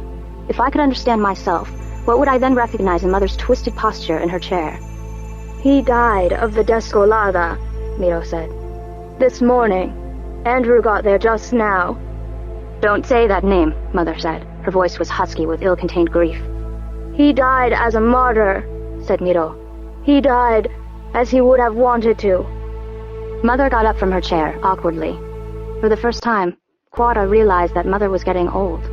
She walked with uncertain steps until she stood right in front of Miro, straddling his knees. Then she slapped him with all her strength across the face. It was an unbearable moment, an adult woman striking a helpless cripple. That was hard enough to see. But Mother striking Miro, the one who had been their strength and salvation all through their childhood, that could not be endured. Ella and Grego leaped to their feet and pulled her away, dragging her back to her chair. "What are you trying to do?" cried Ella. "Hitting Miro won't bring King back to us." "Him and that jewel in his ear," Mother shouted. She lunged toward Miro again. They barely held her back, despite her seeming feebleness. "What do you know about the way people want to die?" Quara had to admire the way Miro faced her, unabashed, even though his cheek was red from her blow. "I know that death is not the worst thing in this world," said Miro. "Get out of my house," said Mother. Miro stood up. "You aren't grieving for him," he said. "You don't even know who he was." "Don't you dare say that to me. If you loved him, you wouldn't have tried to stop him from going," said Miro. His voice wasn't loud, and his speech was thick and hard to understand. They listened, all of them, in silence. Even Mother, in anguished silence. For his words were terrible. "But you don't love him. You don't know how to love people. You only know how to own them. And because people will never act just like you want them to, Mother, you'll always feel betrayed. And because eventually everybody dies, you'll always feel cheated. But you're the cheat, Mother. You're the one who uses our love for you to try to control us." "Miro," said Ella. Quara recognized the tone in Ella's voice. It was as if they were all little children again, with Ella trying to calm Miro, to persuade him to soften his judgment. Quara remembered hearing Ella speak to him that way once when Father had just beaten Mother. And Miro said, "I'll kill him. He won't live out this night." This was the same thing. Miro was saying vicious things to Mother, words that had the power to kill. Only Ella couldn't stop him in time, not now, because the words had already been said. His poison was in Mother now, doing its work, seeking out her heart to burn it up. "You heard Mother," said Grego. "Get out of here." "I'm going," said Miro, "but I said only the truth." Grego strode toward Miro, took him by the shoulders, and bodily propelled him toward the door. "You're not one of us," said Grego. "You've got no right to say anything to us." Quara shoved herself between them, facing Grego. "If Miro hasn't earned the right to speak in this family, then we aren't a family." "You said it," murmured Oleado. "Get out of my way," said Grego. Quara had heard him speak threateningly before, 1,000 times at least, but this time, standing so close to him, his breath in her face, she realized that he was out of control. That the news of Keen's death had hit him hard, that maybe at this moment he wasn't quite sane. "I'm not in your way," said Quara. "Go ahead. Knock a woman down, shove a cripple. It's in your nature, Grego. You were born to destroy things. I'm ashamed to belong to the same species as you, let alone the same family." Only after she spoke did she realize that maybe she was pushing Grego too far. After all these years of sparring between them, this time she had drawn blood. His face was terrifying. But he didn't hit her. He stepped around her, around Miro, and stood in the doorway, his hands on the doorframe, pushing outward as if he were trying to press the walls out of his way. Or perhaps he was clinging to the walls, hoping they could hold him in. "I'm not going to let you make me angry at you, Quara," said Grego. "I know who my enemy is." Then he was gone, out the door into the new darkness. A moment later, Miro followed, saying nothing more. Ella spoke as she also walked to the door. "Whatever lies you may be telling yourself, Mother, it wasn't Ender or anyone else who destroyed our family here tonight. It was you." Then she was gone. Oleado got up and left, wordlessly. Quara wanted to slap him as he passed her, to make him speak. "Have you recorded everything in your computer eyes, Oleado? Have you got all the pictures etched in your memory? Well, don't be too proud of yourself. I may have only a brain of tissues to record this wonderful night in the history of the Hibera family, but I'll bet my pictures are every bit as clear as yours. Mother looked up at Quara. Mother's face was streaked with tears. Quara couldn't remember. Had she seen Mother weep before? So you're all that's left, said Mother. Me? Said Quara. I'm the one you cut off from access to the lab, remember? I'm the one you cut off from my life's work. Don't expect me to be your friend. Then Quara too left, walked out into the night air feeling invigorated, justified. Let the old hag think about that one for a while.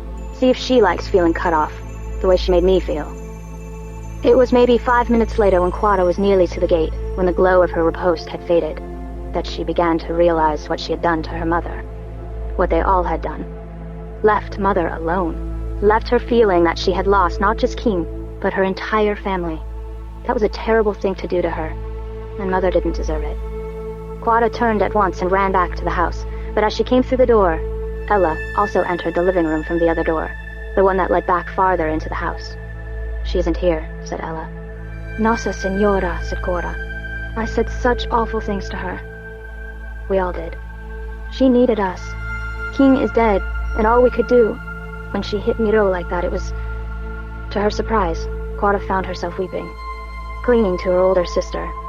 Am I still a child then, after all? Yes, I am. We all are. And Ella is still the only one who knows how to comfort us.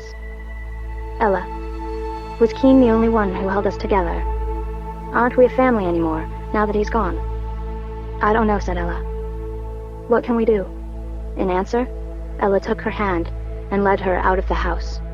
Quara asked where they were going, but Ella wouldn't answer, just held her hand and led her along. Quara went willingly. She had no good idea of what to do, and it felt safe somehow, just to follow Ella. At first, she thought Ella was looking for Mother, but no. She didn't head for the lab or any other likely place. Where they ended up surprised her even more. They stood before the shrine that the people of Lusitania had erected in the middle of the town. The shrine to Gusto and Sida, their grandparents, the xenobiologists who had first discovered a way to contain the Descolada virus, and thus saved the human colony on Lusitania. Even as they found the drugs that would stop the Descolada from killing people, they themselves had died, too far gone with the infection for their own drug to save them. The people adored them, built this shrine, called them Os Venerados even before the church beatified them. And now that they were only one step away from canonization as saints, it was permitted to pray to them. To Quara's surprise, that was why Ella had come here. She knelt before the shrine, and even though Quara really wasn't much of a believer, she knelt beside her sister. Grandfather, grandmother, pray to God for us. Pray for the soul of our brother Estevan. Pray for all our souls. Pray to Christ to forgive us. That was a prayer in which Quara could join with her whole heart. Protect your daughter, our mother. Protect her from her grief and anger, and make her know that we love her, and that you love her, and that God loves her. If he does, oh, please, tell God to love her, and don't let her do anything crazy. Quara had never heard anyone pray like this. It was always memorized prayers, or written down prayers, not this gush of words. But then, Os Venerados were not like any other saints or blessed ones. They were grandmother and grandfather, even though we never met them in our lives. Tell God that we've had enough of this, said Ella. We have to find a way out of all this. Piggies killing humans, this fleet that's coming to destroy us, the Descolada trying to wipe everything out, our family hating each other. Find us a way out of this, grandfather, grandmother. Or if there isn't a way, then get God to open up a way, because this can't go on. Then an exhausted silence, both Ella and Quara breathing heavily. In nome do Pai, et do Filio, et do Spirito Santo, said Ella. Amen. Amen, whispered Quara. Then Ella embraced her sister, and they wept together in the night. Valentine was surprised to find that the mayor and the bishop were the only other people at the emergency meeting. Why was she there? She had no constituency, no claim to authority. Mayor Covano Zeliejo pulled up a chair for her. All the furniture in the bishop's private chamber was elegant, but the chairs were designed to be painful. The seat was so shallow from front to back that to sit at all, you had to keep your buttocks right up against the back. and the back itself was ramrod straight, with no allowances at all for the shape of the human spine, and it rose so high that your head was pushed forward. If you sat on one for any length of time, the chair would force you to bend forward, to lean your arms on your knees. Perhaps that was the point, thought Valentine. Chairs that make you bow in the presence of God. Or perhaps it was even more subtle.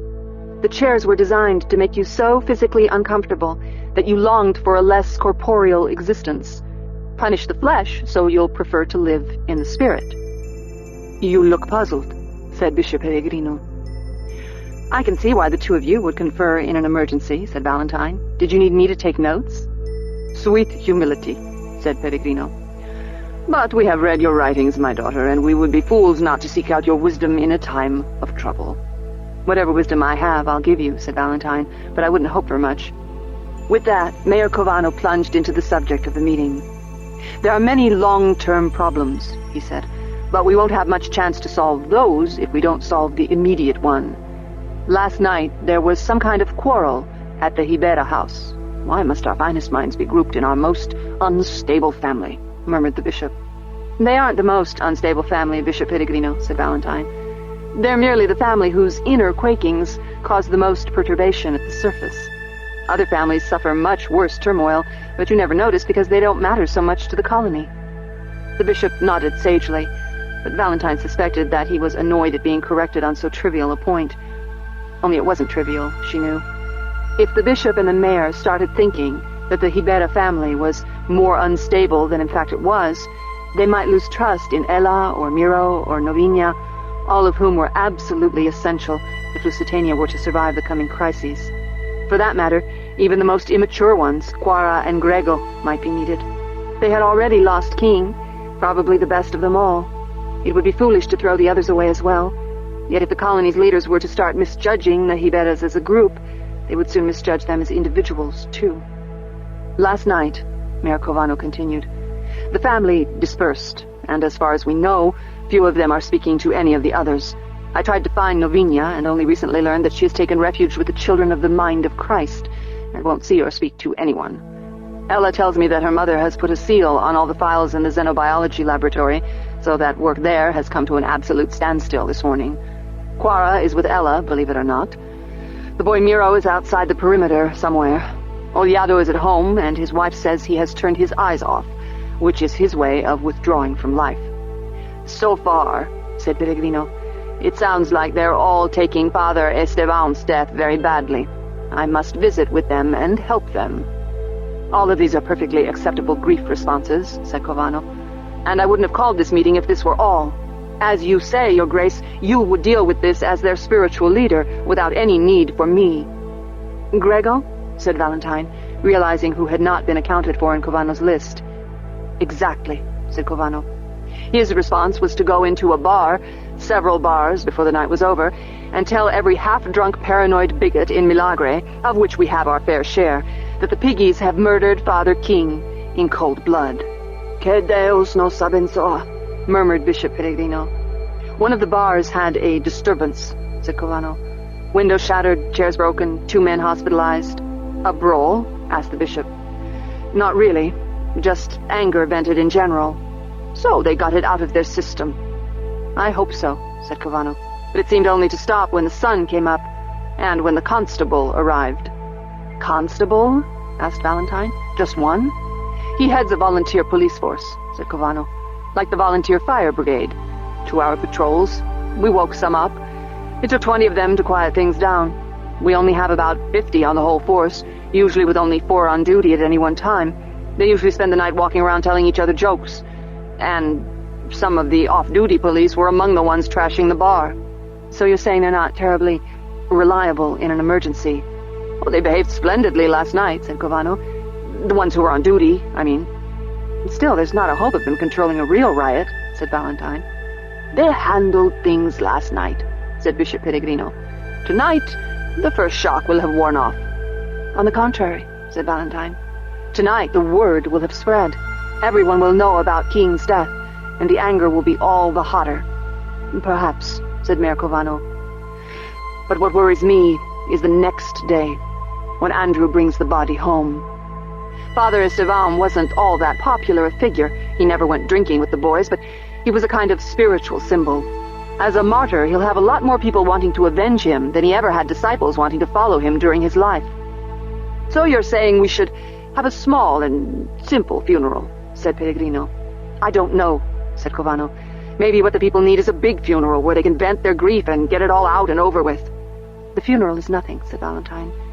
Your problem is tonight. Why tonight? Said Covano. The first shock of the news of Father Esteban's death will be over. The body won't be back till tomorrow. What's tonight? Tonight you will have to close all the bars. Don't allow any alcohol to flow. Arrest Grego and confine him until after the funeral. Declare a curfew at sundown and put every policeman on duty. Patrol the city all night in groups of 4 with nightsticks and sidearms. Our police don't have sidearms. We'll give them sidearms anyway. They don't have to load them, they just have to have them. A nightstick is an invitation to argue with authority because you can always run away. A pistol is an incentive to behave politely. Oh, this sounds very extreme, said Bishop Pellegrino. A curfew? What about night shifts? Cancel all but vital services. Forgive me, Valentine, said Mayor Covano. But if we overreact so badly, won't that just blow things out of proportion? Maybe even cause the kind of panic we want to avoid? You've never seen a riot, have you? Well, only what happened last night, said the mayor. Milagre is a very small town, said Bishop Pellegrino. Only about 15,000 people. We're hardly large enough to have a real riot. That's for big cities on heavily populated worlds. It's not a function of population size, said Valentine. It's a function of population density and public fear. Your 15,000 people are crammed together in a space hardly large enough to be the downtown of a city. They have a fence around them, by choice, because outside that fence there are creatures who are unbearably strange, and who think they own the whole world, even though everybody can see vast prairies that should be open for humans to use, except the piggies refuse to let them. The city has been scarred by plague, and now they're cut off from every other world, and there's a fleet coming sometime in the near future to invade and oppress and punish them. And in their minds, all of it, is the piggies' fault. Last night they first learned that the piggies had killed again, even after they took a solemn vow not to harm a human being. No doubt Grego gave them a very colorful account of the piggies' treachery. The boy has a way with words, especially nasty ones, and the few men who were in the bars reacted with violence. I assure you, things will only be worse tonight, unless you head them off. If we take that kind of oppressive action, they'll think we're panicking, said Bishop Pellegrino. They'll think you're firmly in control. The level-headed people will be grateful to you. You'll restore public trust. I don't know, said Mayor Covano. No mayor has ever done anything like that before. No other mayor ever had the need. People will say that I used the slightest excuse to take dictatorial powers. Maybe they will, said Valentine. They'll never believe that there would have been a riot. So perhaps you'll get defeated in the next election, said Valentine. What of that? Pellegrino laughed aloud. She thinks like a cleric, he said. I'm willing to lose an election in order to do the right thing, said Covano, a little resentfully. You're just not sure it's the right thing, said Valentine. Well, you can't know that there'll be a riot tonight, said Covano. Yes, I can, said Valentine.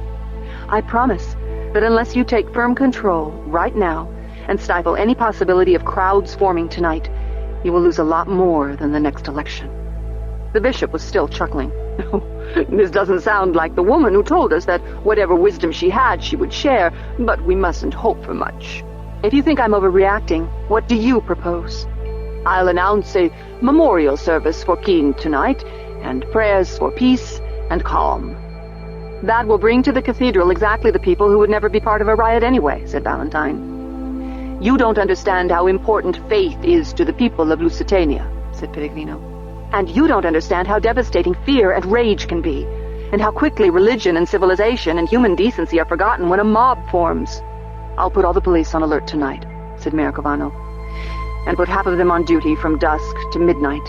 But I won't close the bars or declare a curfew. I want life to go on as normally as possible. If we started changing everything, shutting everything down, we'd just be giving them more reasons to be afraid and angry. You'd be giving them a sense that authority was in command, said Valentine. You'd be taking action that was commensurate with the terrible feelings they have. They'd know that somebody was doing something. You are very wise, said Bishop Pellegrino. And this would be the best advice for a large city, especially on a planet less true to the Christian faith. But we are a mere village, and the people are pious. They don't need to be bullied. They need encouragement and solace tonight, not curfews and closings and pistols and patrols. These are your choices to make, said Valentine. As I said, what wisdom I have, I share. And we appreciate it. You can be sure I'll be watching things closely tonight, said Cavano. Thank you for inviting me, said Valentine. But as you can see, as I predicted, it didn't come to much. She got up from her chair, her body aching from sitting so long in that impossible posture. She had not bowed herself forward. Nor did she bow even now, as the bishop extended his hand to be kissed.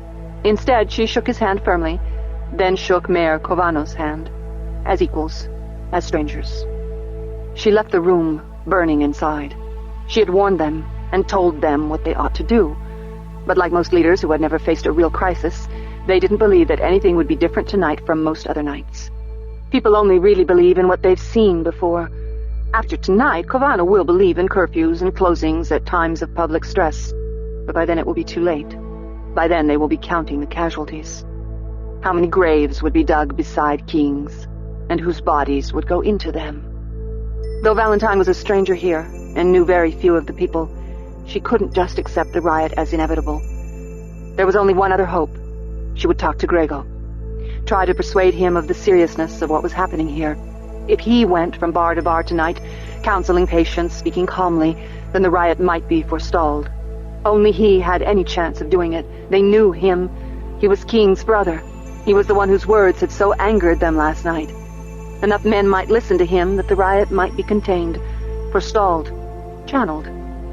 She had to find Grego. If only Ender were here. She was a historian. He had actually led men into battle. Well, boys, actually. He had led boys. But it was the same thing. He'd know what to do. Why is he away now? Why is this in my hands? I haven't the stomach for violence and confrontation. I never have. That's why Ender was born in the first place.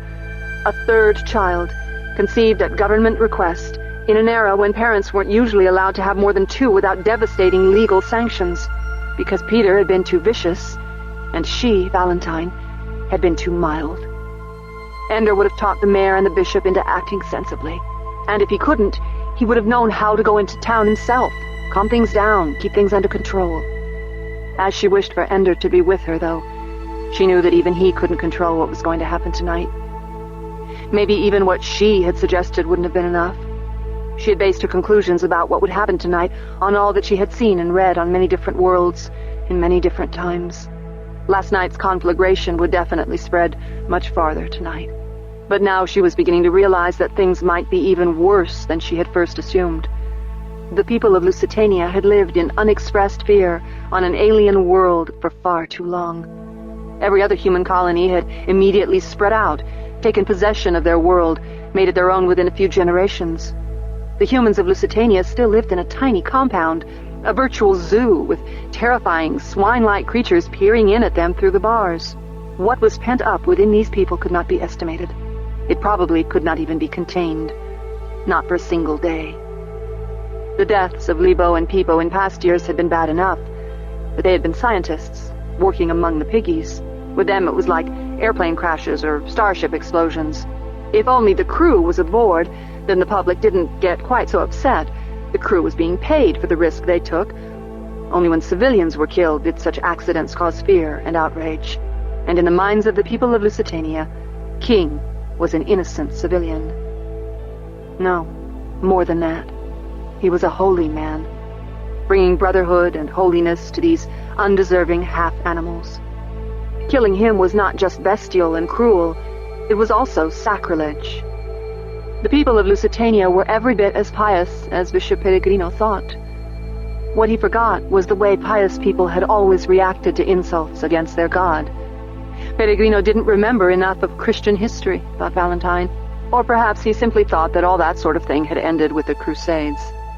If the cathedral was, in fact, the center of life in Lusitania, if the people were devoted to their priests, why did Pellegrino imagine that their grief at the murder of a priest could be expressed in a simple prayer service? It would only add to their fury if the bishop seemed to think that King's death was nothing much. He was adding to the problem, not solving it. She was still searching for Grego when she heard the bells start to toll. The call to prayer. Yet this was not a normal time for Mass. People must be looking up in surprise at the sound, wondering, why is the bell tolling? And then remembering. Father Esteban is dead. Father King was murdered by the piggies. Oh yes, Peregrino, what an excellent idea, ringing that prayer bell. That will help the people feel like things are calm and normal. From all wise men, O Lord, protect us. Miro lay curled in a bend of one of Human's roots. He had not slept much the night before, if at all, yet even now he lay there unstirring, with Pequeninos coming and going all around him, the sticks beating out rhythms on Human's and Rooters' trunks. Miro heard the conversations, understanding most of them even though he wasn't yet fluent in father tongue, because the brothers made no effort to conceal their own agitated conversations from him. He was Miro, after all. They trusted him, so it was all right for him to realize how angry and afraid they were. The father tree named Warmaker had killed a human, and not just any human. He and his tribe had murdered Father Esteban, the most beloved of human beings after only the speaker for the dead himself. It was unspeakable. What should they do? They had promised the speaker not to make war on each other anymore, but how else could they punish Warmaker's tribe and show the humans that the Pequeninos repudiated their vicious act? War was the only answer. All the brothers of every tribe attacking Warmaker's forest and cutting down all their trees except those known to have argued against Warmaker's plan. And their mother tree? That was the debate that still raged. Whether it was enough to kill all the brothers and complicit father trees in Warmaker's forest, or whether they should cut down the mother tree as well, so that there was no chance of any of Warmaker's seed taking root in the world again. They would leave Warmaker alive long enough to see the destruction of his tribe, and then they would burn him to death, the most terrible of all executions, and the only time the Pequeninos ever used fire within a forest. Miro heard all this, and wanted to speak, wanted to say, what good is all this now? But he knew that the Pequeninos could not be stopped. They were too angry now. They were angry partly because of grief at King's death, but also in large part because they were ashamed. Warmaker had shamed them all by breaking their treaty. Humans would never trust the Pequeninos again, unless they destroyed Warmaker and his tribe utterly. The decision was made. Tomorrow morning, all the brothers would begin the journey toward Warmaker's forest. They would spend many days gathering because this had to be an action of all the forests of the world together. When they were ready, with Warmaker's forest utterly surrounded, then they would destroy it so thoroughly that no one would ever guess that there had once been a forest there. The humans would see it. Their satellites would show them how the Pequeninos dealt with treaty breakers and cowardly murderers. Then the humans would trust the Pequeninos again. Then the Pequeninos could lift up their heads without shame in the presence of a human. Gradually, Miro realized that they were not just letting him overhear their conversations and deliberations. They were making sure he heard and understood all they were doing. They expect me to take the word back to the city. They expect me to explain to the humans of Lusitania exactly how the Pequeninos plan to punish King's murderers. Don't they realize that I'm a stranger here now? Who would listen to me among the humans of Lusitania? Me, a crippled boy out of the past, whose speech is so slow and hard to follow. I have no influence over other humans. I barely have influence over my own body. Still, it was Miro's duty. He got up slowly, unknotting himself from his place amid humans' roots. He would try. He would go to Bishop Peregrino and tell him what the Pequeninos were planning. Bishop Peregrino would spread the word, and then the people could all feel better knowing that thousands of innocent Pequenino infants would be killed to make up for the death of one man. What are Pequenino babies, after all? Just worms living in the dark belly of a mother tree. It would never occur to these people that there was scant moral difference between this mass murder of Pequenino babies and King Herod's slaughter of the innocents at the time of Jesus' birth. This was justice they were pursuing. What is the complete obliteration of a tribe of Pequeninos compared with that? Grego, standing in the middle of the grassy square, the crowd alert around me, each of them connected to me by a taut, invisible wire, so that my will is their will. My mouth speaks their words. Their hearts beat to my rhythm. I've never felt this before, this kind of life, to be part of a group like this, and not just part of it, but the minded at the center, so that myself includes all of them, hundreds of them. My rage is their rage. Their hands are my hands. Their eyes see only what I show them. The music of it, the cadence of invocation, answer, invocation, answer. The bishop says that we'll pray for justice, but is that enough for us? No. The Pequeninos say that they'll destroy the forest that murdered my brother, but do we believe them? No. They complete my phrases. When I have to stop to breathe in, they shout for me, so that my voice is never still, but rises out of the throats of 500 men and women. The bishop came to me, full of peace and patience. The mayor came to me with his warnings of police and riot and his hints of prison. Valentine came to me, all icy intellect, speaking of my responsibility. All of them know my power I never even knew I had. Power that began only when I stopped obeying them and finally spoke what was in my heart to the people themselves. Truth is my power. I stopped deceiving the people and gave them the truth, and now see what I become, what we've become together. If anybody punishes the swine for killing King, it should be us. A human life should be avenged by human hands. They say that the sentence for the murderers is death, but we're the only ones who have the right to appoint the executioner. We're the ones who have to make sure the sentence is carried out. Yes, yes. They let my brother die in the agony of the Descolada. They watched his body burn from the inside out. Now we'll burn that forest to the ground. Burn them. Fire. Fire. See how they strike matches, how they tear up tufts of grass and light them. The flame we'll light together. Tomorrow we'll leave on a punitive expedition. Tonight, now. Tomorrow, we can't go tonight. We have to collect water and supplies. Now, tonight, burn. I tell you, we can't get there in a single night. It's hundreds of kilometers away. It'll take days to get there. The piggies are right over the fence. Not the ones that killed King. They're all murdering little bastards. These are the ones that killed Lebo, aren't they? They killed Pipo and Lebo. They're all murderers. Burn them tonight. Burn them all. Lusitania for us, not for animals. Are they insane? How can they think that he would let them kill these piggies? They haven't done anything. It's Warmaker and his forest that we have to punish. Punish them, kill the piggies, burn, fire. A momentary silence, a lull, an opportunity. Think of the right words, think of something to bring them back. They're slipping away. They were part of my body, they were part of myself, but now they're sliding away out from under me. One spasm and I've lost control if I ever had control. What can I say in the split second of silence that will bring them back to their senses? Too long. Grego waited too long to think of something. It was a child's voice that filled the brief silence.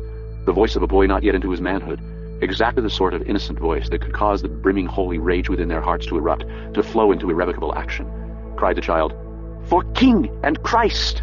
King and Christ! King and Christ!" "No," shouted Grego. "Wait, you can't do this!" They lurch around him, stumble him down. He's on all fours, someone stepping on his hand. Where is the stool he was standing on? Here it is. Cling to that. Don't let them trample me. They're going to kill me if I don't get up. I have to move with them, get up and walk with them, run with them, or they'll crush me. And then they were gone. Past him, roaring, shouting, the tumult of feet moving out of the grassy square into the grassy streets. Tiny flames held up, the voices crying, "Fire and burn and King and Christ!" All the sound and sight of them flowing like a stream of lava from the square outward toward the forest that waited on the not-so-distant hill. God in heaven, what are they doing? It was Valentine. Grego knelt by the stool, leaning on it, and there she stood beside him, looking at them flow away from this cold, empty crater of a place where the conflagration began. "Grego, you self-righteous son of a bitch, what have you done?" "Me? I was going to lead them to Warmaker. I was going to lead them to justice." "You're the physicist, you idiot boy. Haven't you ever heard of the uncertainty principle?" "Particle physics, phylotic physics, mob physics, Grego. You never owned them. They owned you. And now they've used you up, and they're going to destroy the forest of our best friends and advocates among the Pequeninos. And what will any of us do then? It's war between humans and Pequeninos unless they have inhuman self-restraint, and it will be our fault. Warmaker killed King. A crime. But what you've started here, Grego, this is an atrocity. I didn't do it. Bishop Pellegrino counseled with you. Mayor Covano warned you. I begged you. And you did it anyway. You warned me about a riot, not about this. This is a riot, you fool. Worse than a riot, it's a pogrom. It's a massacre. It's baby killing. It's the first step on a long, terrible road to Xenocide. You can't blame all that on me. Her face is so terrible in the moonlight, in the light from the doors and windows of the bars. I blame on you only what you did. You started a fire on a hot, dry, windy day, despite all warnings. I blame you for that. And if you don't hold yourself responsible for all the consequences of your own acts, then you are truly unworthy of human society, and I hope you lose your freedom forever. She's gone. Where? To do what? She can't leave him alone here. It's not right to leave him alone. A few moments ago, he was so large, with 500 hearts and minds and mouths, 1,000 hands and feet, and now it was all gone, as if his huge new body had died and he was left as a quivering ghost of a man, this single slender worm of a soul bereft of the powerful flesh it used to rule. He had never been so terrified. They almost killed him in their rush to leave him, almost trampled him into the grass. They were his, though, all the same. He had created them, made a single mob of them, and even though they had misunderstood what he created them for, they were still acting according to the rage he had provoked in them, and with the plan he had put in their minds. Their aim was bad, that's all. Otherwise, they were doing exactly what he had wanted them to do. Valentine was right. It was his responsibility. What they did now, he had done as surely as if he were still in front of them leading the way. So what could he do? Stop them, get control again, stand in front of them and beg them to stop. They weren't setting off to burn the distant forest of the mad Father Tree Warmaker. They were going to slaughter Pequeninos that he knew, even if he didn't like them much. He had to stop them, or their blood would be on his hands like sap that couldn't be washed or rubbed away, a stain that would stay with him forever. So he ran. following the muddy swath of their footprints through the streets where the grass was trampled down into the mire. He ran until his side ached, through the place where they had stopped to break down the fence. Where was the disruption field when we needed it? Why didn't someone turn it on? And on to where already flames were leaping into the sky. Stop! Put the fire out! Burn! For King and Christ! Die, pigs! There's one getting away! Kill it! Burn it! The trees aren't dry enough. The fire's not taking. Yes, it is. Cut down the tree. There's another. Look, the little bastards are attacking. Break them in half. Give me that scythe if you aren't going to use it. Tear the little swine apart. For King and Christ! Blood sprays in a wide arc and spatters into Grego's face as he lunges forward, trying to stop him. Did I know this one? Did I know this Pequeninos voice before it was torn into this cry of agony and death? I can't put this back together again. They've broken him. Broken her, a wife, a never-seen wife. Then we must be near the middle of the forest, and that giant must be the mother tree. Here's a killer tree if I ever saw one! Around the perimeter of the clearing where the great tree stood, the lesser trees suddenly began to lean, then toppled down, broken off at the trunks.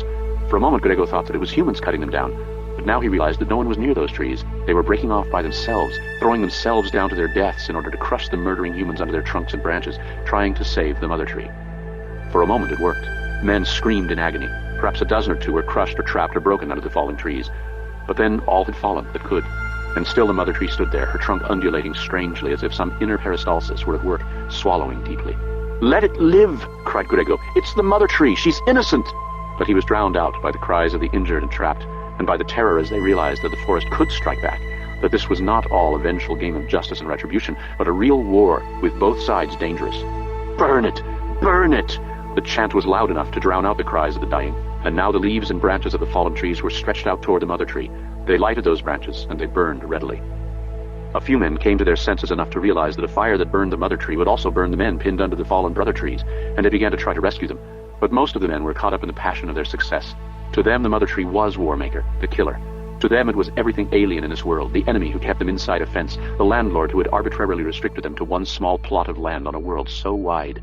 The mother tree was all oppression and all authority, all strangeness and danger, and they had conquered it. Grego recoiled from the screaming of the trapped men who watched the fire approaching, from the howls of the men the fire had reached, the triumphant chanting of the men who had done this murder. "For King and Christ! For King and Christ!" Almost Grego ran away, unable to bear what he could see and smell and hear, the bright orange flames, the smell of roasting man-flesh, and the crackling of the living wood ablaze. But he did not run. Instead, he worked beside the others who dashed forward to the very edge of the flame to pry living men out from under the fallen trees. He was singed, and once his clothing caught on fire, but the hot pain of that was nothing. It was almost merciful, because it was the punishment that he deserved. He should have died in this place. He might even have done it, might even have plunged himself so deeply into the fire that he could never come out until his crime was purged out of him, and all that was left was bone and ash. But there were still broken people to pull out of the fire's reach, still lives to save. Besides, someone beat out the flames on his shoulder and helped him lift the tree so the boy who lay under it could wriggle free, and how could he die when he was part of something like this, part of saving this child? "For King and Christ!" the boy whimpered as he crab-crawled out of the way of the flames. Here he was, the boy whose words had filled the silence and turned the crowd into this direction. "You did it," thought Grego. "You tore them away from me." The boy looked up at him and recognized him. "Grego!" he cried, and lunged forward. His arms enfolded Grego around the thighs, his head pressed against Grego's hip. "Uncle Grego!" It was Olyado's oldest boy, Nimbo. "We did it!" cried Nimbo. "For Uncle King!" The flames crackled. Grego picked up the boy and carried him, staggering out of the reach of the hottest flames, and then farther out, into the darkness, into a place where it was cool. All the men were driven this way, the flames hurting them, the wind driving the flames. Most were like Grego, exhausted, frightened, in pain from the fire, or helping someone else. But some, many perhaps, were still untouched except by the inner fire that Grego and Nimbo had ignited in the square. "Burn them all!" The voices here and there, smaller mobs like tiny eddies in a larger stream, but they now held brands and torches from the fires raging in the forest heart. "For King and Christ! For Libo and Pipo! No trees! No trees!" Grego staggered onward. "Set me down," said Nimbo. And onward. "I can walk!" But Grego's errand was too urgent. He couldn't stop for Nimbo, and he couldn't let the boy walk, couldn't wait for him and couldn't leave him behind. You don't leave your brother's son behind in a burning forest. So he carried him, and after a while, exhausted, his legs and arms aching from the exertion, his shoulder a white sun of agony where he had been burned, he emerged from the forest into the grassy space before the old gate, where the path wound down from the wood to join the path from the xenobiology labs. The mob had gathered here, many of them holding torches, but for some reason they were still a distance away from the two isolated trees that stood watch here, Human and Rooter. Grego pushed his way through the crowd, still holding Nimbo. His heart was racing, and he was filled with fear and anguish, and yet a spark of hope, for he knew why the men with torches had stopped. And when he reached the edge of the mob, he saw that he was right. There were gathered around those last two father trees perhaps 200 Pequenino brothers and wives, small and beleaguered, but with an air of defiance about them. They would fight to the death on this spot, rather than let these last 2 trees be burned. But burn they would if the mob decided so, for there was no hope of Pequeninos standing in the way of men determined to do murder. But between the piggies and the men, there stood Miro, like a giant compared to the Pequeninos. He had no weapon, and yet he had spread his arms as if to protect the Pequeninos, or perhaps to hold them back. And in his thick, difficult speech, he was defying the mob. "Kill me first," he said. "You like murder? Kill me first, just like they killed King. Kill me first." "Not you," said one of the men holding torches, "but those trees are gonna die, and all those piggies too if they haven't got their brains to run away." "Me first," said Miro. "These are my brothers. Kill me first." He spoke loudly and slowly, so his sluggish speech could be understood. The mob still had anger in it, some of them at least, yet there were also many who were sick of it all, many who were already ashamed, already discovering in their hearts the terrible acts they had performed tonight, when their souls were given over to the will of the mob. Grego still felt it, that connection with the others, and he knew that they could go either way. The ones still hot with rage might start one last fire tonight, or the ones who had cooled, whose only inner heat was a blush of shame, they might prevail. Grego had this one last chance to redeem himself, at least in part, and so he stepped forward, still carrying Nimbo. "Me too," he said. "Kill me too before you raise a hand against these brothers and these trees. Out of the way, Grego, you and the cripple both. How are you different from Warmaker, if you kill these little ones?" Now Grego stood beside Miro. "Out of the way! We're going to burn the last of them and have done!" But the voice was less certain. "There's a fire behind you," said Grego, "and too many people have already died. Humans and Pequeninos both." His voice was husky, his breath short from the smoke he had inhaled, but he could still be heard. "The forest that killed King is far away from here, and Warmaker still stands untouched. We haven't done justice here tonight. We've done murder and massacre. Piggies are piggies, are they? Would you like that if it went the other way?" Grego took a few steps toward one of the men who looked tired and unwilling to go on, and spoke directly to him, while pointing at the mob's spokesman. "You, would you like to be punished for what he did?" "No," muttered the man. "If he killed someone, would you think it was right for someone to come to your house and slaughter your wife and children for it?" Several voices now. "No." "Why not? Humans are humans, aren't we?" "I didn't kill any children," said the spokesman. He was defending himself now, and the "we" was gone from his speech. He was an individual now, alone. The mob was fading, breaking apart. "We burned the mother tree," said Grego. Behind him there began a keening sound, several soft, high-pitched whines. For the brothers and surviving wives, it was the confirmation of their worst fears. The mother tree had burned. That giant tree in the middle of the forest, inside it were all their babies, all of them. This forest did us no harm, and we came and killed their babies. Miro stepped forward, put his hand on Grego's shoulder. Was Miro leaning on him, or helping him stand? Miro spoke then, not to Grego, but to the crowd. "All of you, go home." "Maybe we should try to put the fire out," said Grego. But already the whole forest was ablaze. "Go home," Miro said again. "Stay inside the fence." There was still some anger left. "Who are you to tell us what to do?" "Stay inside the fence," said Miro. "Someone else is coming to protect the Pequeninos now." "Who? The police?" Several people laughed bitterly, since so many of them were police or had seen policemen among the crowd. "Here they are," said Miro. A low hum could be heard, soft at first, barely audible in the roaring of the fire, but then louder and louder, until 5 flyers came into view, skimming the tops of the grass as they circled the mob, sometimes black in silhouette against the burning forest, sometimes shining with reflected fire when they were on the opposite side. At last they came to rest, all 5 of them sinking down onto the tall grass. Only then were the people able to distinguish one black shape from another, as 6 riders arose from each flying platform. What they had taken for shining machinery on the flyers was not machinery at all, but living creatures, not as large as men, but not as small as Pequeninos either, with large heads and multifaceted eyes. They made no threatening gesture, just formed lines before each flyer, but no gestures were needed. The sight of them was enough, stirring memories of ancient nightmares and horror stories. "Deus nos perdoe," cried several. "God forgive us." They were expecting to die. "Go home," said Miro. "Stay inside the fence." "What are they?" Nimbo's childish voice spoke for them all. The answers came as whispers. "Devils, destroying angels, death." And then the truth, from Grego's lips, for he knew what they had to be, though it was unthinkable. "Buggers," he said. "Buggers, here on Lusitania." They did not run from the place. They walked, watching carefully, shying away from the strange new creatures whose existence none of them had guessed at, whose powers they could only imagine, or remember from ancient videos they had studied once in school. The Buggers, who had once come close to destroying all of humanity, until they were destroyed in turn by End of the Xenocide. The book, called the Hive Queen, had said that they were really beautiful, and did not need to die. But now, seeing them, black shining exoskeletons, 1,000 lenses in their shimmering green eyes, it was not beauty, but terror that they felt. And when they went home, it would be in the knowledge that these, and not just the dwarfish backward piggies, waited for them just outside the fence. Had they been in prison before? Surely now they were trapped in one of the circles of hell. At last only Miro, Grego, and Nimbo were left, of all the humans. Around them the piggies also watched in awe, but not in terror, for they had no insect nightmares lurking in their limbic node the way the humans did. Besides, the buggers had come to them as saviors and protectors. What weighed on them most was not curiosity about these strangers, but rather grief at what they had lost.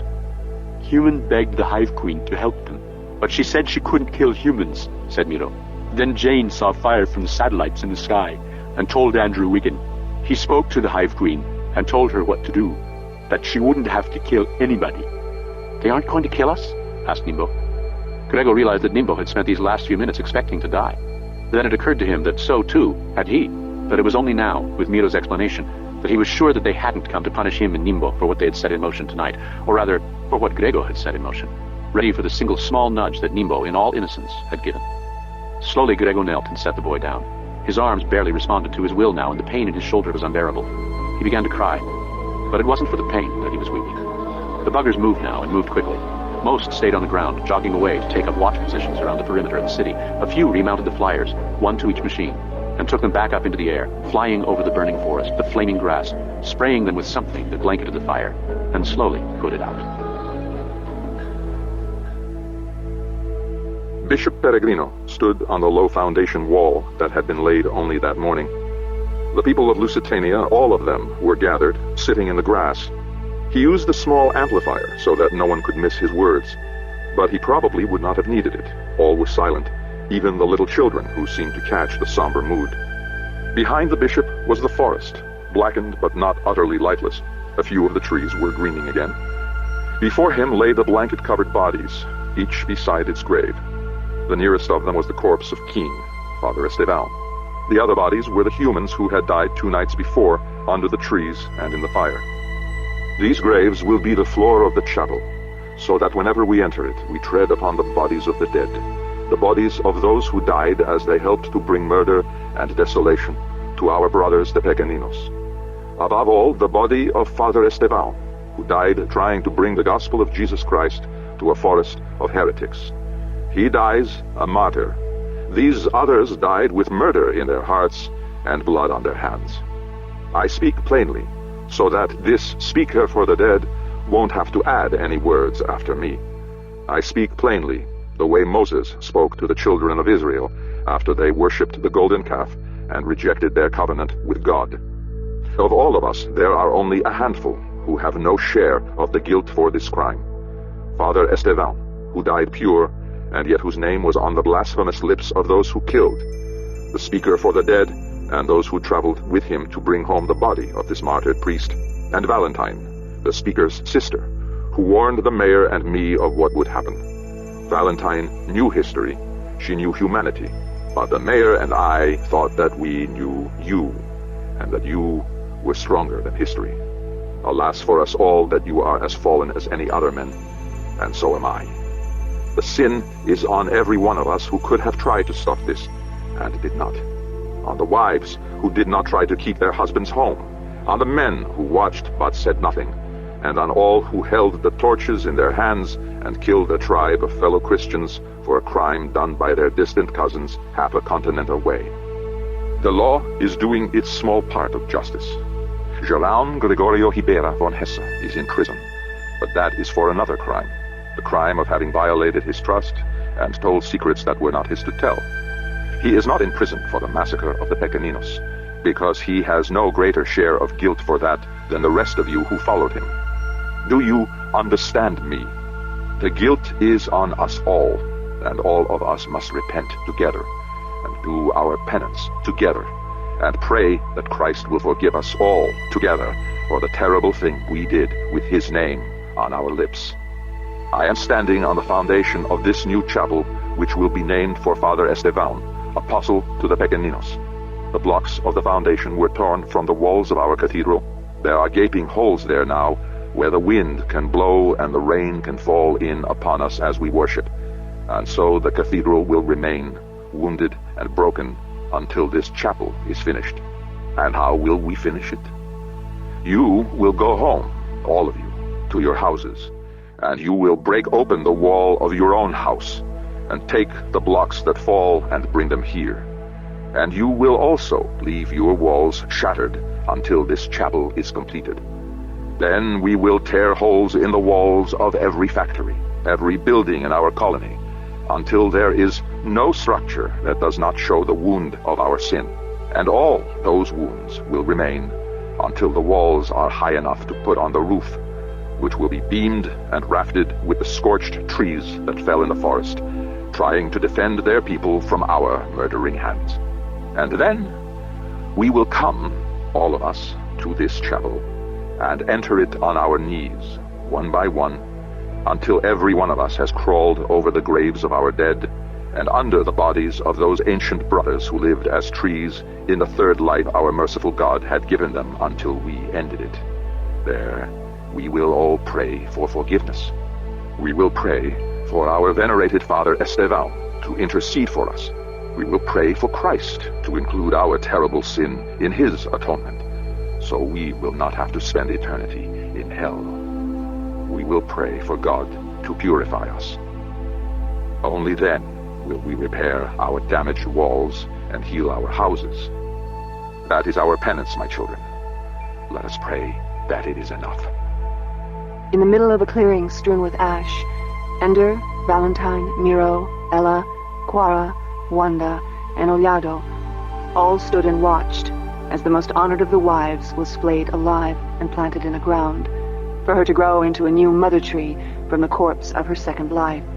As she was dying, the surviving wives reached into a gap in the old mother tree and scooped out the bodies of the dead infants and little mothers who had lived there, and laid them on her bleeding body until they formed a mound. Within hours, her sapling would rise through their corpses and reach for sunlight. Using their substance, she would grow quickly until she had enough thickness and height to open up an aperture in her trunk. If she grew fast enough, if she opened herself soon enough, the few surviving babies clinging to the inside of the gaping cavity of the old dead mother tree could be transferred to the small new haven the new mother tree would offer them. If any of the surviving babies were little mothers, they would be carried to the surviving father trees, human and rooter, for mating. If new babies were conceived within their tiny bodies, then the forest that had known all the best and worst that human beings could do would survive. If not, if the babies were all males, which was possible, or if all the females among them were infertile, which was possible, or if they were all too injured by the heat of the fire that raged up the mother tree's trunk and killed her, or if they were too weakened by the days of starvation they would undergo until the new mother tree was ready for them, then the forest would die with these brothers and wives, and human and rooter would live on for a millennium or so as tribeless father trees.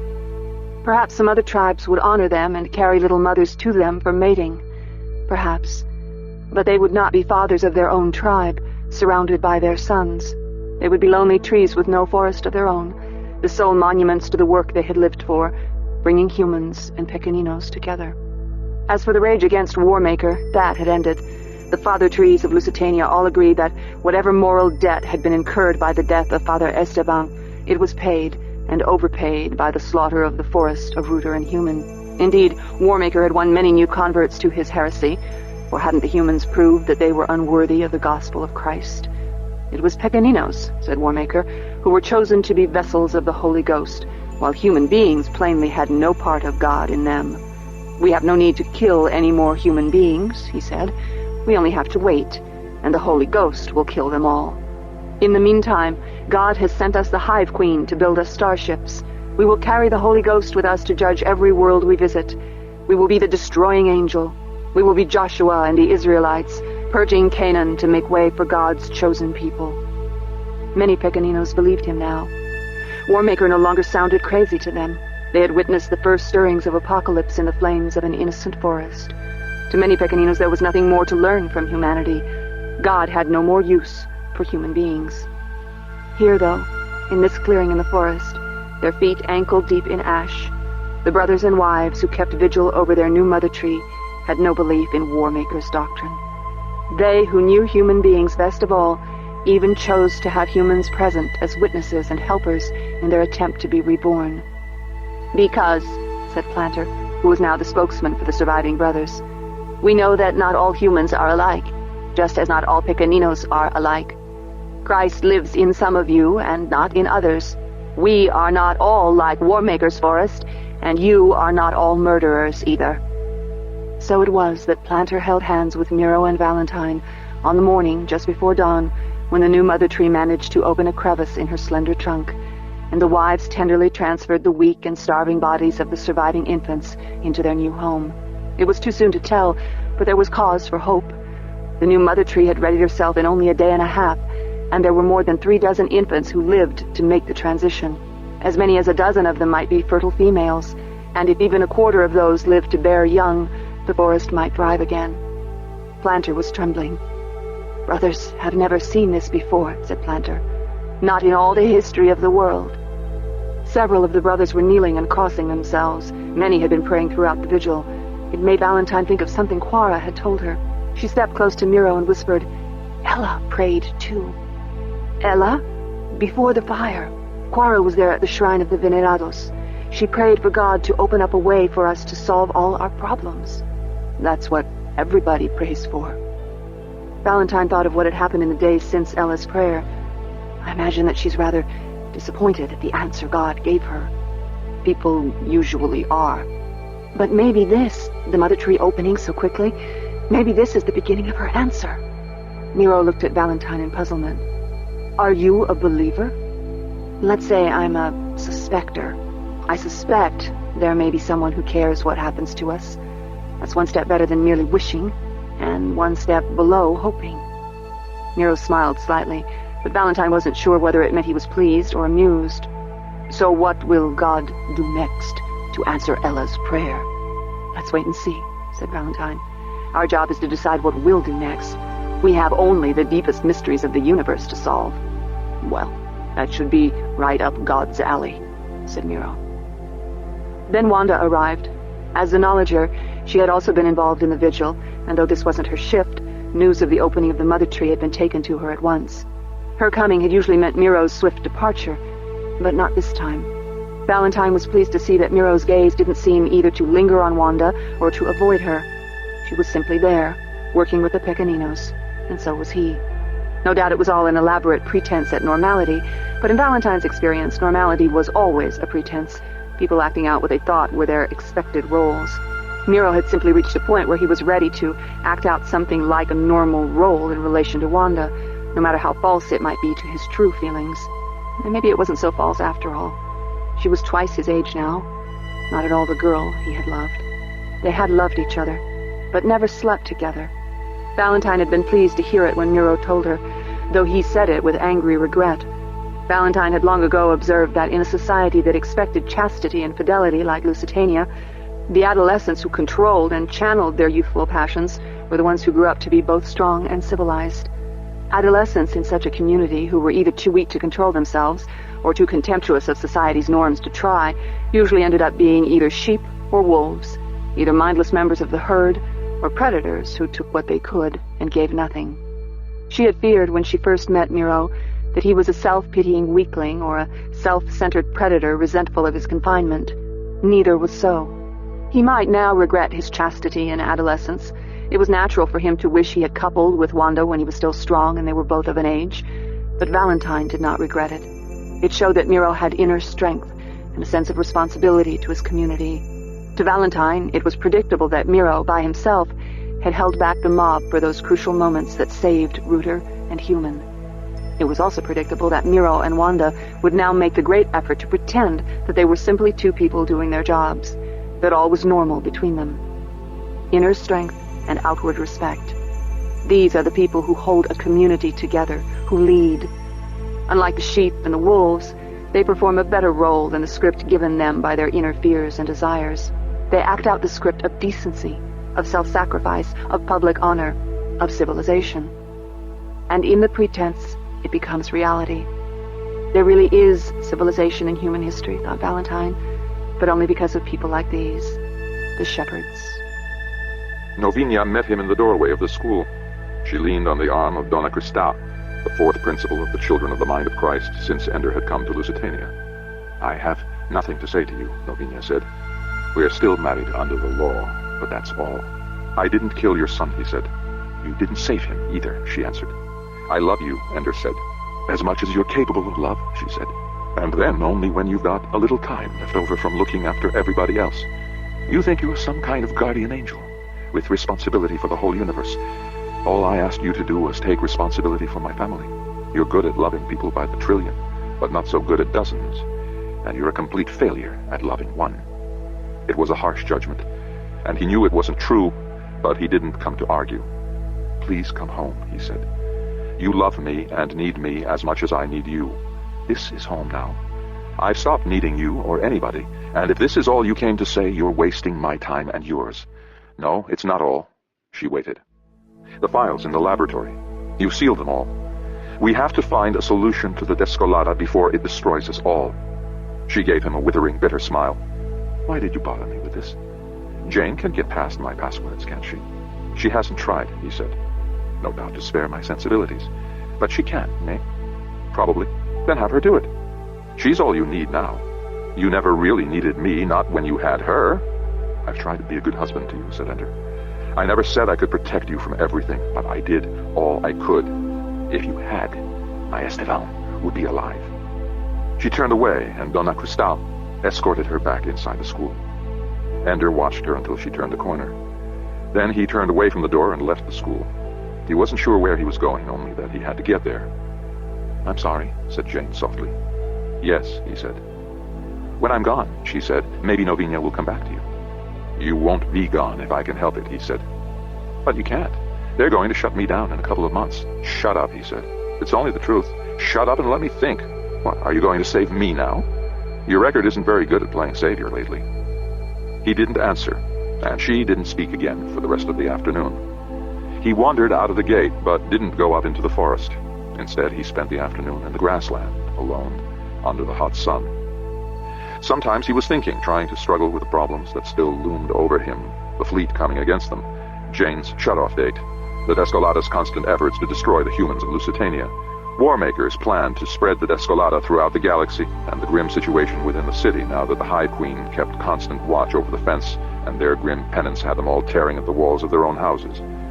And sometimes his mind was almost devoid of thought, as he stood or sat or lay in the grass, too numb to weep, her face passing through his memory, his lips and tongue and teeth forming her name, pleading with her silently, knowing that even if he made a sound, even if he shouted, even if he could make her hear his voice, she wouldn't answer him. Novinia. 13. Free will. There are those among us who think that the humans should be stopped from the research into the Descolada. The Descolada is at the heart of our life cycle. We are afraid that they'll find a way to kill the Descolada throughout the world, and that would destroy us in a generation. And if you managed to stop human research into the Descolada, they would certainly be wiped out within a few years. Is the Descolada that dangerous? Why can't they keep on containing it as they have? Because the Descolada is not just randomly mutating according to natural laws. It is intelligently adapting itself in order to destroy us. Us? You? We've been fighting the Descolada all along. Not in laboratories like the humans, but inside ourselves. Before I lay eggs, there is a phase where I prepare their bodies to manufacture all the antibodies they'll need throughout their lives. When the Descolada changes itself, we know it because the workers start dying. Then an organ near my ovaries creates new antibodies, and we lay eggs for new workers who can withstand the revised Descolada. So you too are trying to destroy it? No. Our process is entirely unconscious. It takes place in the body of the Hive Queen without conscious intervention. We can't go beyond meeting the present danger. Our organ of immunity is far more effective and adaptable than anything in the human body, but in the long run, we'll suffer the same fate as the humans if the Descolada is not destroyed. The difference is that if we are wiped out by the Descolada, there is no other Hive Queen in the universe to carry on our species. We are the last. Your case is even more desperate than theirs. And we are even more helpless to affect it. We have no science of biology beyond simple husbandry. Our natural methods were so effective in fighting disease that we never had the same impetus that humans had to understand life and control it. Is that the way it is, then? Either we are destroyed, or you and the humans are destroyed. If the Descolada continues, it kills you. If it is stopped, we die. This is your world. The Descolada is in your bodies. If it comes time to choose between you and us, it will be you that survives. You speak for yourself, my friend. But what will the humans do? If they have the power to destroy the Descolada in a way that would also destroy you, we will forbid them to use it. Forbid them? When have humans ever obeyed? We never forbid where we do not also have the power to prevent. Ah. This is your world. Ender knows this. And if other humans ever forget, we will remind them. I have another question. Ask. What about those, like Warmaker, who want to spread the Descolada throughout the universe? Will you also forbid them? They must not carry the Descolada to worlds that already have multicellular life. But that's exactly what they intend to do. They must not. But you're building starships for us. Once they have control of a starship, they'll go where they want to go. They must not. So you forbid them? We never forbid where we do not also have the power to prevent. Then why do you still build these ships? The human fleet is coming, with a weapon that can destroy this world. Ender is sure that they'll use it. Should we conspire with them and leave your entire genetic heritage here on this single planet so you can be obliterated with a single weapon? So you build us starships, knowing that some of us may use them destructively. What you do with Starflight will be your responsibility. If you act as the enemy of life, then life will become your enemy. We will provide starships to you as a species. Then you, as a species, will decide who leaves Lusitania and who doesn't. There's a fair chance that Warmaker's party will have the majority then, that they will be making all those decisions. So, should we judge and decide that the humans are right to try to destroy you? Maybe Warmaker is right. Maybe the humans are the ones who deserve to be destroyed. Who are we to judge between you? They with their molecular disruption device. You with the Descolada. Each has the power to destroy the other. Each species is capable of such a monstrous crime, and yet each species has many members who would never knowingly cause such evil and who deserve to live. We will not choose. We will simply build the starships and let you and the humans work out your destiny between you. You could help us. You could keep the starships out of the hands of Warmaker's party and deal only with us. Then the domestic war between you would be terrible indeed. Would you destroy their genetic heritage simply because you disagree? Who, then, is the monster and the criminal? How do we judge between you when both parties are willing to countenance the utter destruction of another people? Then I have no hope. Someone will be destroyed. Unless the human scientists find a way to change the Descolada, so that you can survive as a species, and yet the Descolada loses the power to kill. How is that possible?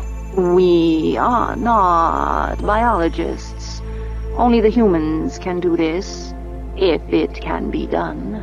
Then we can't stop them from researching the Desolata. We have to help them. Even though they nearly destroyed our forest, we have no choice but to help them. We knew you would reach that conclusion. Did you? That's why we're building starships for the Pequeninos. Because you're capable of wisdom. As word of the restoration of the Lusitania fleet spread among the Godspoken Apath, they began to visit the house of Han Fedze to pay him honor. "I will not see them," said Han Fedze. "You must, father," said Han Qingjiao. "It is only proper for them to honor you for such a great accomplishment." "Then I will go and tell them that it was entirely your doing, and I had nothing to do with it." "No," cried Qingjiao, "you must not do that." "Furthermore, I will tell them that I think it was a great crime, which will cause the death of a noble spirit. I will tell them that the Godspoken Apath are slaves to a cruel and vicious government, and that we must bend all our efforts to the destruction of Congress." "Don't make me hear this," cried Qingjiao. "You could never say such a thing to anyone." And it was true. Si Wangmu watched from the corner as the two of them, father and daughter, each began a ritual purification. Han Fedze for having spoken such rebellious words, and Han Qingjiao for having heard them. Master Fedze would never say these things to others, because even if he did, they would see how he immediately had to be purified, and they would see this as proof that the gods repudiated his words. They did their work well.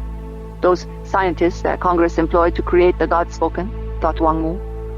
Even knowing the truth, Han Fedze is helpless. So it was that Qingjiao met all the visitors who came to the house, and graciously accepted their praise on behalf of her father. Wangmu stayed with her for the first few visits, but she found it unbearable to listen as Qingjiao described again and again how her father and she had discovered the existence of a computer program that dwelt amid the philotic network of the Ansibles, and how it would be destroyed. It was one thing to know that in her heart, Qingjiao did not believe she was committing murder. It was quite another thing for Wangmu to listen to her boasting about how the murder would be accomplished. And boasting was what Qingjiao was doing, though only Wangmu knew it. Always Qingjiao gave credit to her father, but since Wangmu knew that it was entirely Qingjiao's doing, she knew that when Qingjiao described the accomplishment as worthy service to the gods, she was really praising herself. "Please don't make me stay and listen anymore," said Wangmu. Qingjiao studied her for a moment, judging her. Then coldly she answered, "Go if you must. I see that you are still a captive of our enemy. I have no need of you." "Of course not," said Wangmu. "You have the gods." But in saying this, she could not keep the bitter irony out of her voice. "Gods that you don't believe in," said Qingjiao bitterly. "Of course, you have never been spoken to by the gods. Why should you believe? I dismiss you as my secret maid, since that is your desire. Go back to your family." "As the gods command," said Wangmu, and this time she made no effort to conceal her bitterness at the mention of the gods. She was already out of the house, walking down the road, when Mu Pao came after her. Since Mu Pao was old and fat, she had no hope of catching up with Wangmu on foot, so she came riding a donkey, looking ridiculous as she kicked the animal to hasten it. Donkeys, sedan chairs, all these trappings of ancient China. Do the Godspoken really think that such affectations make them somehow holier? Why don't they simply ride on flyers and hover cars like honest people do on every other world? Then Mu Pao would not have to humiliate herself, bouncing and jouncing on an animal that is suffering under her weight. To spare her as much embarrassment as possible, Wangmu returned and met Mu Pao partway. "Master Han Fedze commands you to return," said Mu Pao. "Tell Master Han that he's kind and good, but my mistress has dismissed me. Master Han says that Mistress Qingjiao has the authority to dismiss you as her secret maid, but not to dismiss you from his house. Your contract is with him, not with her." This was true. Wangmu hadn't thought of that. "He begs you to return," said Mu Pao. "He told me to say it that way, so that you may come out of kindness, if you would not come out of obedience." "Tell him I will obey. He should not beg such a low person as myself." "He will be glad," said Mu Pao. Wangmu walked beside Mu Pao's donkey. They went very slowly, which was more comfortable for Mu Pao and the donkey as well. "I have never seen him so upset," said Mu Pao. "Probably I shouldn't tell you that, but when I said that you were gone, He was almost frantic. Were the gods speaking to him? It was a bitter thing if Master Han called her back, only because for some reason the slave driver within him had demanded it. No, said Mupao. It wasn't like that at all. Though, of course, I never actually seen what it looks like when the gods speak to him. Of course. He simply didn't want you to go, said Mupao. I will probably end up going anyway, said Wang Mu. But I'll gladly explain to him why I am now useless in the House of Han. Oh, of course, said Mupao. You have always been useless, but that doesn't mean you aren't necessary. What do you mean? Happiness can depend as easily on useless things as on useful ones. Is that a saying of an old master? It's a saying of an old fat woman on a donkey, said Mupao. And don't you forget it. When Wang Mu was alone with Master Han in his private chamber, he showed no sign of the agitation Mupao had spoken of. I have spoken with Jane, he said. She thinks that, since you also know of her existence and believe her not to be the enemy of the gods, it will be better if you stay. So I will serve Jane now? Asked Wang Mu. Am I to be her secret maid? Wang Mu did not mean her words to sound ironic. The idea of being servant to a non-human entity intrigued her, but Master Han reacted as if he were trying to smooth over an offense. No, he said. You shouldn't be anyone's servant. You have acted bravely and worthily. And yet you called me back to fulfill my contract with you. Master Han bowed his head. I call you back because you are the only one who knows the truth. If you go, then I'm alone in this house. Wang Mu almost said, how can you be alone when your daughter is here? And until the last few days, it wouldn't have been a cruel thing to say because Master Han and Mistress Qingjiao were friends as close as father and daughter could ever be. But now, the barrier between them was insuperable. Qingjiao lived in a world where she was a triumphant servant of the gods, trying to be patient with the temporary madness of her father. Master Han lived in a world where his daughter and all of his society were slaves to an oppressive Congress, and only he knew the truth. How could they even speak to each other across a gulf so wide and deep? I'll stay, said Wang Mu. However I can serve you, I will. We'll serve each other, said Master Han. My daughter promised to teach you. I'll continue that. Wang Mu touched her forehead to the floor. I am unworthy of such kindness. No, said Master Han. We both know the truth now. The gods don't speak to me. Your face should never touch the floor before me.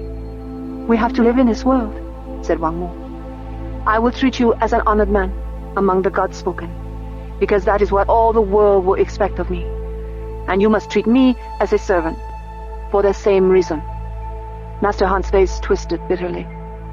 The world also expects that when a man of my age takes a young girl from his daughter's service into his own, he is using her for venery. Shall we act out all the world's expectations? It is not in your nature to take advantage of your power in that way, said Wang Mu. Nor is it in my nature to receive your humiliation. Before I learned the truth about my affliction, I accepted other people's obeisance because I believed it was really being offered to the gods and not to me. That is as true as it ever was.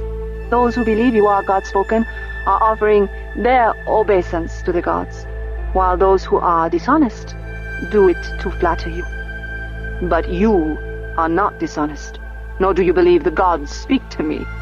I don't know whether the gods speak to you or not, or whether they ever have or ever can speak to anyone. I only know that the gods don't ask you or anyone to do these ridiculous, humiliating rituals. Those were forced on you by Congress, yet you must continue those rituals because your body requires it. Please allow me to continue the rituals of humiliation that are required of people of my position in the world. Master Han nodded gravely. You are wise beyond your years and education, Wang Mu. I am a very foolish girl, said Wang Mu. If I had any wisdom, I would beg you to send me as far away from this place as possible. Sharing a house with Qingjiao will now be very dangerous to me, especially if she sees that I am close to you when she can't be. You're right. I'm being very selfish to ask you to stay. Yes, said Wang Mu. And yet I will stay, Why? Asked Master Han. Because I can never go back to my old life, she answered. I know too much now about the world and the universe, about Congress and the gods. I would have the taste of poison in my mouth all the days of my life if I went back home and pretended to be what I was before. Master Han nodded gravely, but then he smiled, and soon he laughed. Why are you laughing at me, Master Han? I'm laughing because I think that you never were what you used to be. What does that mean? I think you were always pretending. Maybe you even fooled yourself. But one thing is certain. You were never an ordinary girl, and you could never have led an ordinary life. Wang Mu shrugged. The future is 100,000 threads, but the past is a fabric that can never be rewoven. Maybe I could have been content. Maybe not. So here we are together, the three of us. Only then did Wang Mu turn to see that they were not alone. In the air above the display she saw the face of Jane, who smiled at her. I'm glad you came back, said Jane. For a moment, Jane's presence here caused Wang Mu to leap to a hopeful conclusion. Then you aren't dead. You've been spared. It was never Qin Zhao's plan for me to be dead already, answered Jane. Her plan to destroy me is proceeding nicely, and I will no doubt die on schedule. Why do you come to this house then? Asked Wang Mu. When it was here that your death was set in motion. I have a lot of things to accomplish before I die, said Jane, including the faint possibility of discovering a way to survive. It happens that the world of Path contains many thousands of people who are much more intelligent on average than the rest of humanity. Only because of Congress's genetic manipulation, said Master Han. True, said Jane. The gods spoken of Path are, properly speaking, not even human anymore. You're another species, created and enslaved by Congress to give them an advantage over the rest of humanity. It happens, though, that a single member of that new species is somewhat free of Congress. This is freedom, said Master Han. Even now, my hunger to purify myself is almost irresistible. Then don't resist it, said Jane.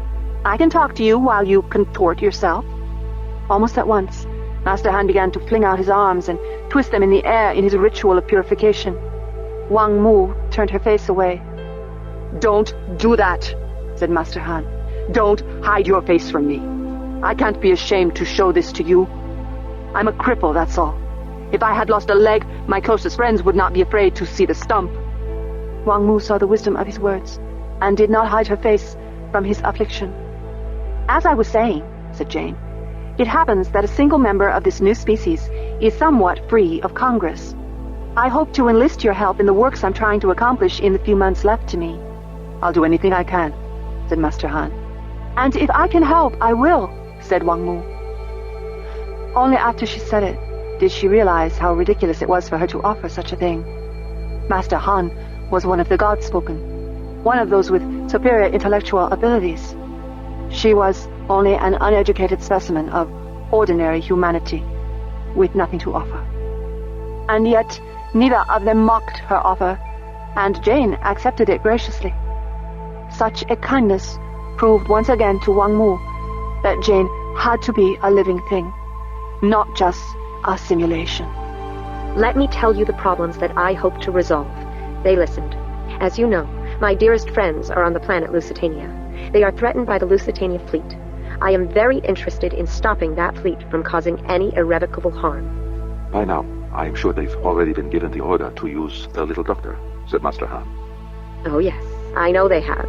My concern is to stop that order from having the effect of destroying not only the humans of Lusitania, but 2 other Raman species as well. Then Jane told them of the Hive Queen, and how it came to be that buggers once again lived in the universe. The Hive Queen is already building starships, pushing herself to the limit to accomplish as much as she can before the fleet arrives. But there's no chance that she can build enough to save more than a tiny fraction of the inhabitants of Lusitania. The Hive Queen can leave, or send another queen who shares all her memories, and it matters little to her whether her workers go with her or not. But the Pequeninos and the humans are not so self-contained. I'd like to save them all, especially because my dearest friends, a particular speaker for the dead and a young man suffering from brain damage, would refuse to leave Lusitania unless every other human and Pequenino could be saved. Are they heroes, then? Each has proved it several times in the past. I wasn't sure. if heroes still existed in the human race. Si Wangmu did not speak what was in her heart. That Master Han himself was such a hero. I am searching for every possibility, but it all comes down to an impossibility, or so humankind has believed for more than 3,000 years. If we could build a starship that traveled faster than light, that traveled as quickly as the messages of the Ansible pass from world to world, then even if the Hive Queen can build only a dozen starships, it could easily shuttle all the inhabitants of Lusitania to other planets before the Lusitania fleet arrives. If you could actually build such a starship, you could create a fleet of your own that could attack the Lusitania fleet and destroy it before it could harm anyone. But that is impossible. You can conceive of faster-than-light travel, and yet you can't imagine destroying the Lusitania fleet. Oh, I can imagine it, but the Hive Queen wouldn't build it. She has told Andrew, my friend, the speaker for the dead. Valentine's brother? He also lives? The Hive Queen has told him that she will never build a weapon for any reason. Even to save her own species? She'll have the single starship she needs to get off planet, and the others will also have enough starships to save their species. She's content with that. There's no need to kill anybody. But if Congress has its way, millions will be killed. Then that is their responsibility. At least that's what Andrew tells me she answers whenever he raises that point. What kind of strange moral reasoning is this? You forget that she only recently discovered the existence of other intelligent life, and she came perilously close to destroying it. Then that other intelligent life almost destroyed her, but it was her own near brush with committing the crime of xenocide that has had the greater effect on her moral reasoning. She can't stop other species from such things, but she can be certain that she doesn't do it herself. She will only kill when that's the only hope she has of saving the existence of her species. And since she has another hope, she won't build a warship. Faster-than-light travel. Is that your only hope? The only one I can think of that has a glimmer of possibility. At least we know that something in the universe moves faster than light.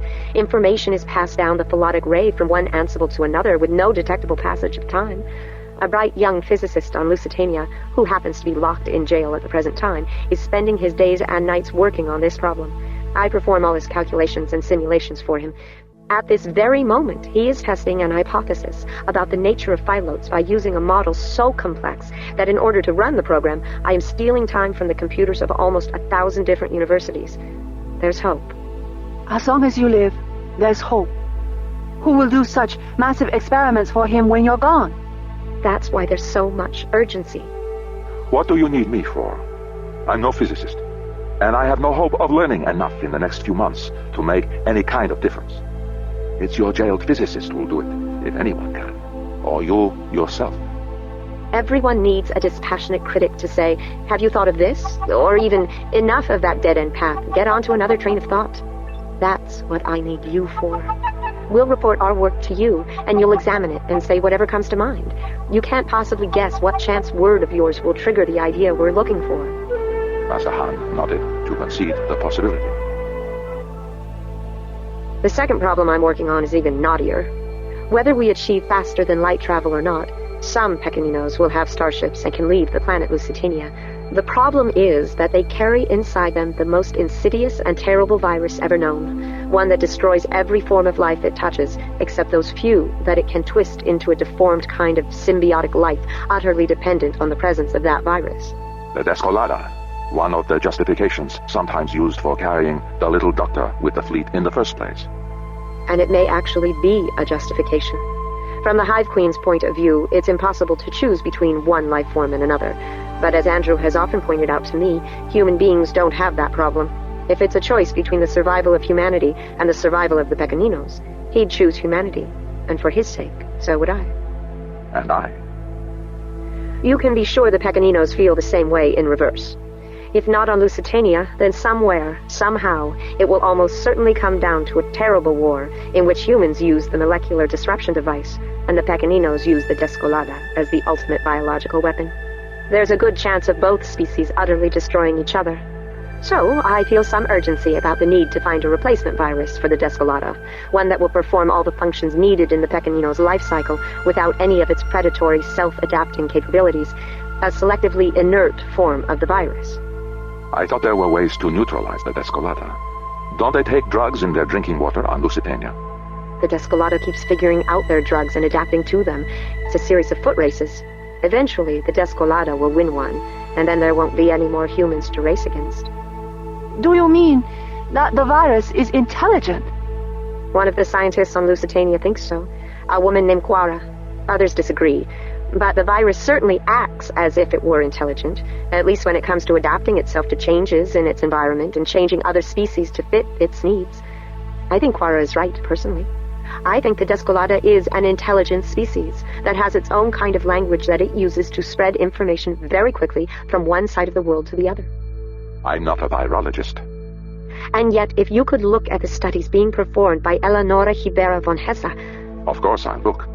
I only wish I had your hope that I can help. And then the third problem, said Jane, perhaps the simplest one of all, the God-spoken of path. Ah, yes. Your destroyers. Not by any free choice. I don't hold it against you. But it's something I'd like to see accomplished before I die.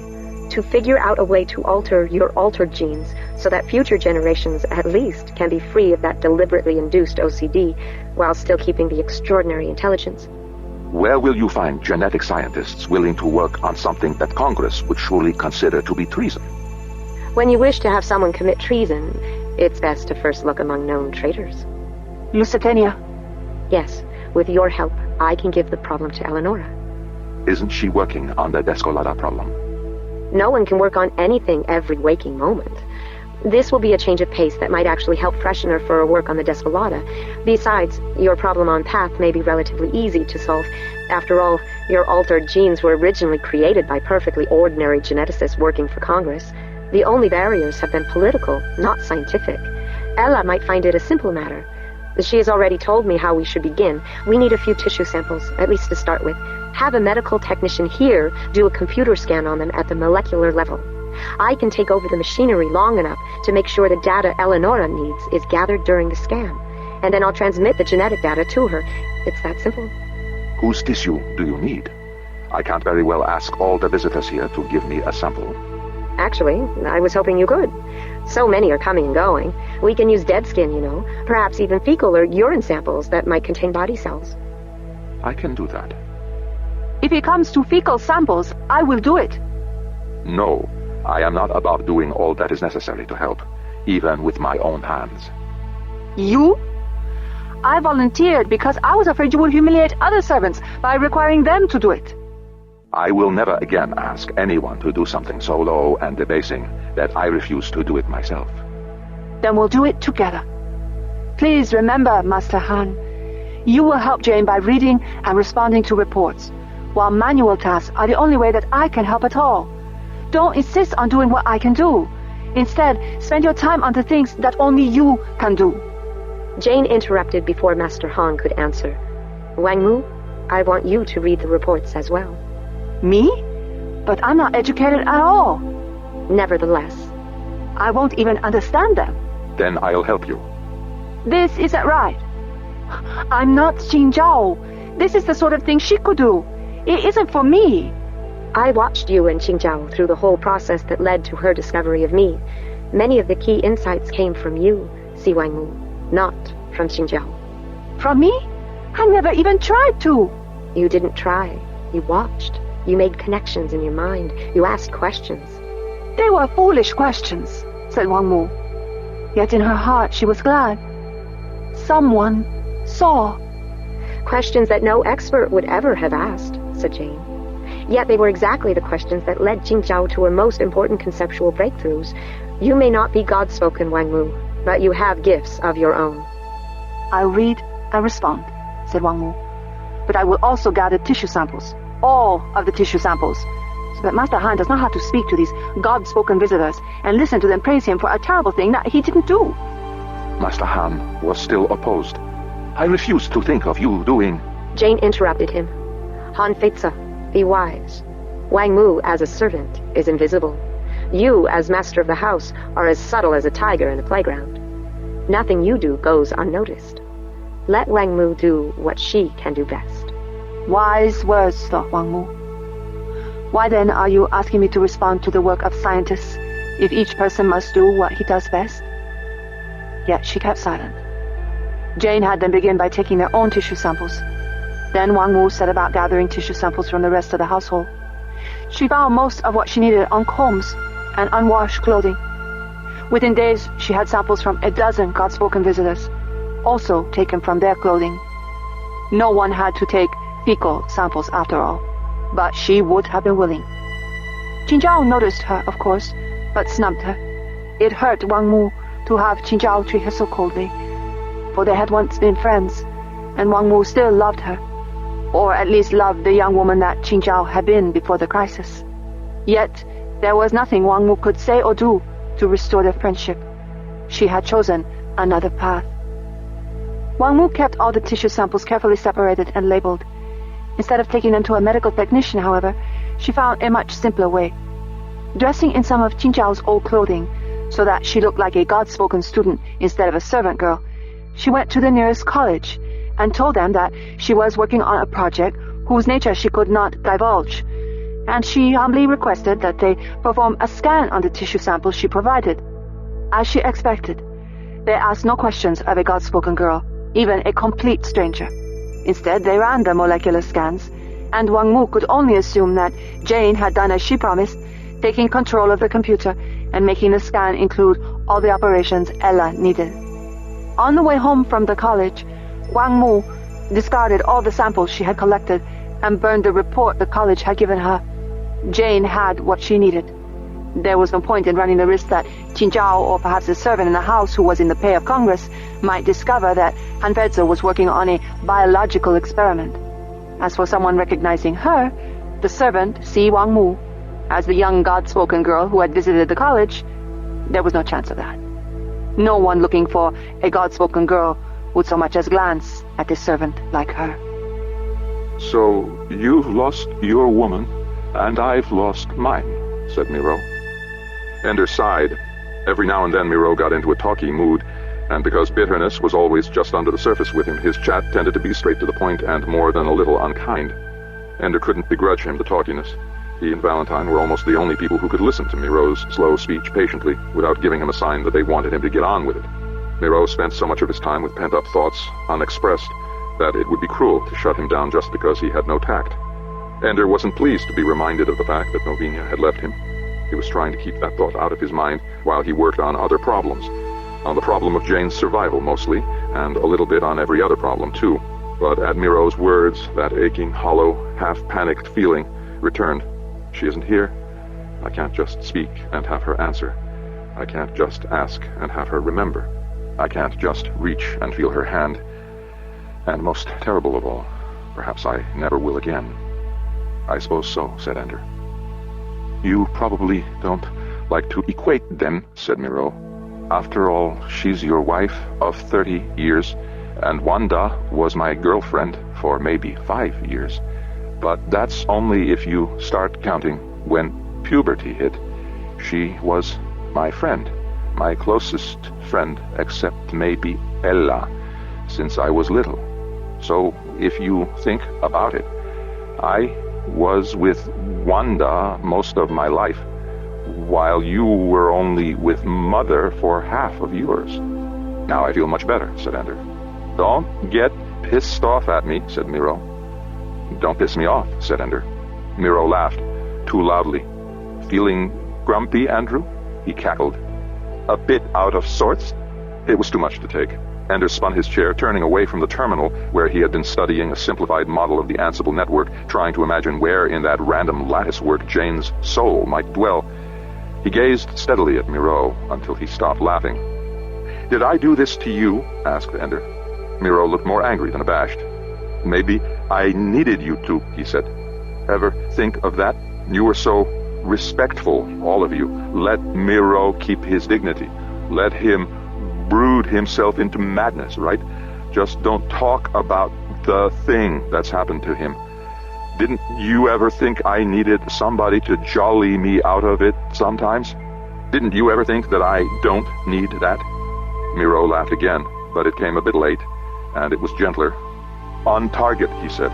You treated me the way you like to be treated when you grieve, and now I'm treating you the way I like to be treated. We prescribe our own medicine for each other.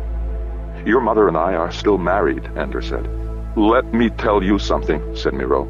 Out of the wisdom of my 20 years or so of life, it's easier when you finally start admitting to yourself that you'll never have her back, that she's permanently out of reach. Wanda is out of reach. Novinia isn't. She's with the children of the mind of Christ. It's a nunnery, Andrew. Not so, said Ender. It's a monastic order that only married couples can join. She can't belong to them without me. So, said Miro, you can have her back whenever you want to join the Filios. I can just see you as Dom Cristal. Ender couldn't help chuckling at the idea. Sleeping in separate beds, praying all the time, never touching each other. If that's marriage, Andrew, then Wanda and I are married right now.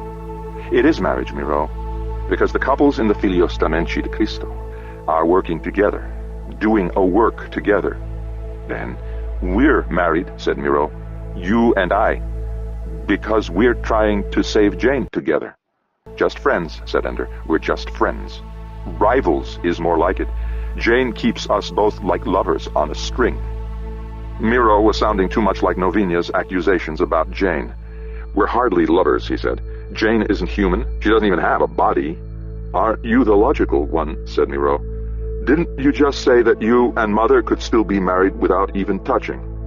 It was an analogy that Ender didn't like, because it seemed to have some truth in it. Was Novinia right to be jealous of Jane, as she had been for so many years? She lives inside our heads, practically, said Miro. That's a place where no wife will ever go. I always thought, said Ender, that your mother was jealous of Jane because she wished she had someone that close to her. Bobagem, said Miro. Lixo. Nonsense. Garbage. Mother was jealous of Jane because she wanted so badly to be that close to you, and she never could. Not your mother. She was always self-contained. There were times when we were very close, but she always turned back to her work. The way you always turned back to Jane. Did she tell you that? Not in so many words. But you'd be talking to her, and then all of a sudden you'd fall silent. And even though you're good at sub-vocalizing, there's still a little movement in the jaw, and your eyes and lips react a little to what Jane says to you. She saw. You'd be with Mother close, and then all of a sudden you were somewhere else. That's not what split us apart, said Ender. It was Keen's death. Keen's death was the last straw. If it hadn't been for Jane, if Mother had really believed you belonged to her, heart and soul, she would have turned to you when Keen died, instead of turning away. Miro had said the thing that Ender had dreaded all along, that it was Ender's own fault, that he had not been the perfect husband, that he had driven her away. And the worst thing was that when Miro said it, Ender knew that it was true. The sense of loss, which he had already thought was unbearable, suddenly doubled, trebled, became infinite inside him. He felt Miro's hand, heavy, clumsy, on his shoulder. As God is my witness, Andrew, I never meant to make you cry. It happens, said Ender. It's not all your fault, said Miro, or Jane's. You've got to remember that Mother's crazy as a loon. She always has been. She had a lot of grief as a child. She lost everybody she ever loved, one by one, said Miro. And I let her believe that she had lost me too. What were you going to do, cut Jane off? You tried that once, remember. The difference is that now she has you. The whole time you were gone, I could have let Jane go, because she had you. I could have talked to her less, asked her to back off. She would have forgiven me. Maybe, said Miro. But you didn't. Because I didn't want to, said Ender. Because I didn't want to let her go, because I thought I could keep that old friendship and still be a good husband to my wife. It wasn't just Jane, said Miro. It was Valentine, too. I suppose, said Ender. So what do I do? Go join up with the Filios until the fleet gets here and blows us all to hell? You do what I do, said Miro. What's that? You take a breath. You let it out. Then you take another. Ender thought about it for a moment. I can do that. I've been doing that since I was little. Just a moment longer, Miro's hand rested on his shoulder. This is why I should have had a son of my own, thought Ender, to lean on me when he was small, and then for me to lean on when I'm old. But I never had a child from my own seed. I'm like old Marcaun, Novinia's first husband, surrounded by these children and knowing they're not my own. The difference is that Miro is my friend, not my enemy. And that's something. I may have been a bad husband, but I can still make and keep a friend. Stop pitying yourself and get back to work. It was Jane speaking in his ear, and she had waited almost long enough before speaking, almost long enough that he was ready to have her tease him. Almost, but not quite. And so he resented her intrusion, resented knowing that she had been listening and watching all along. "Now you're mad," she said. "You don't know what I'm feeling," thought Ender. "You can't know, because you're not human." "You think I don't know what you're feeling," said Jane. He felt a moment of vertigo, because for a moment it seemed to him that she had been listening to something far deeper than the conversation. "But I lost you once, too." Ender subvocalized. "I came back." "Never completely," said Jane. "Never like it was before. So you just take a couple of those self-pitying little tears on your cheeks and count them as if they were mine. Just to even up the score." "I don't know why I bother trying to save your life," said Ender silently. "Me neither," said Jane. "I keep telling you it's a waste of time." Ender turned back to the terminal. Miro stayed beside him, watching the display as it simulated the Ansible network. Ender had no idea what Jane was saying to Miro, though he was sure that she was saying something, since he had long ago figured out that Jane was capable of carrying on many conversations at once. He couldn't help it. It did bother him a little that Jane had every bit as close a relationship with Miro as with him. Isn't it possible, he wondered, for one person to love another without trying to own each other? Or is that buried so deep in our genes that we can never get it out? Territoriality. My wife, my friend, my lover, my outrageous and annoying computer personality who's about to be shut off at the behest of a half-crazy girl genius with OCD on a planet I never heard of, and how will I live without Jane when she's gone? Ender zoomed in on the display, in and in and in, until the display showed only a few parsecs in each dimension. Now the simulation was modeling a small portion of the network, the crisscrossing of only a half-dozen philotic rays in deep space. Now, instead of looking like an involved, tightly woven fabric, the philotic rays looked like random lines passing millions of kilometers from each other. "They never touch," said Miro. "No, they never do." It was something that Ender had never realized. In his mind, the galaxy was flat, the way the star maps always showed it, a top-down view of the section of the spiral arm of the galaxy where humans had spread out from Earth. But it wasn't flat. No two stars were ever exactly in the same plane as any other two stars. The philotic rays connecting starships and planets and satellites in perfectly straight lines, Ansible to Ansible, they seemed to intersect when you saw them on a flat map. But in this three-dimensional close-up in the computer display, it was obvious that they never touched at all. "How can she live in that?" asked Ender. "How can she possibly exist in that when there's no connection between those lines except at the endpoints?" So maybe she doesn't. Maybe she lives in the sum of the computer programs at every terminal. In which case, she could back herself up into all the computers and then nothing. She could never put herself back together because they're only using clean computers to run the Ansibles. "They can't keep that up forever," said Ender. "It's too important for computers on different planets to be able to talk to each other. Congress will find out pretty soon that there aren't enough human beings in existence to key in by hand in a year the amount of information computers have to send to each other by Ansible every hour. So she just hides, waits, sneaks in and restores herself when she sees a chance 5 or 10 years from now? If that's all she is, a collection of programs. There has to be more to her than that," said Miro. "Why?" "Because if she's nothing more than a collection of programs, even self-writing and self-revising programs, ultimately she was created by some programmer or group of programmers somewhere, in which case she's just acting out the program that was forced on her from the beginning. She has no free will. She's a puppet, not a person." "Well, when it comes to that, maybe you're defining free will too narrowly," said Ender. "Aren't human beings the same way? Programmed by our genes and our environment?" "No," said Miro. "What else then?" "Our philotic connections say that we aren't, because we're capable of connecting with each other by act of will, which no other form of life on Earth can do. There's something we have, something we are, that wasn't caused by anything else." "What, our soul?" "Not even that," said Miro, "because the priests say that God created our souls, and that just puts us under the control of another puppeteer. If God created our will, then he's responsible for every choice we make. God our genes, our environment, or some stupid programmer keying in code at an ancient terminal, there's no way free will can ever exist if we as individuals are the result of some external cause. So, as I recall, the official philosophical answer is that free will doesn't exist, only the illusion of free will, because the causes of our behavior are so complex that we can't trace them back. If you've got one line of dominoes knocking each other down one by one, then you can always say, look, this domino fell because that one pushed it.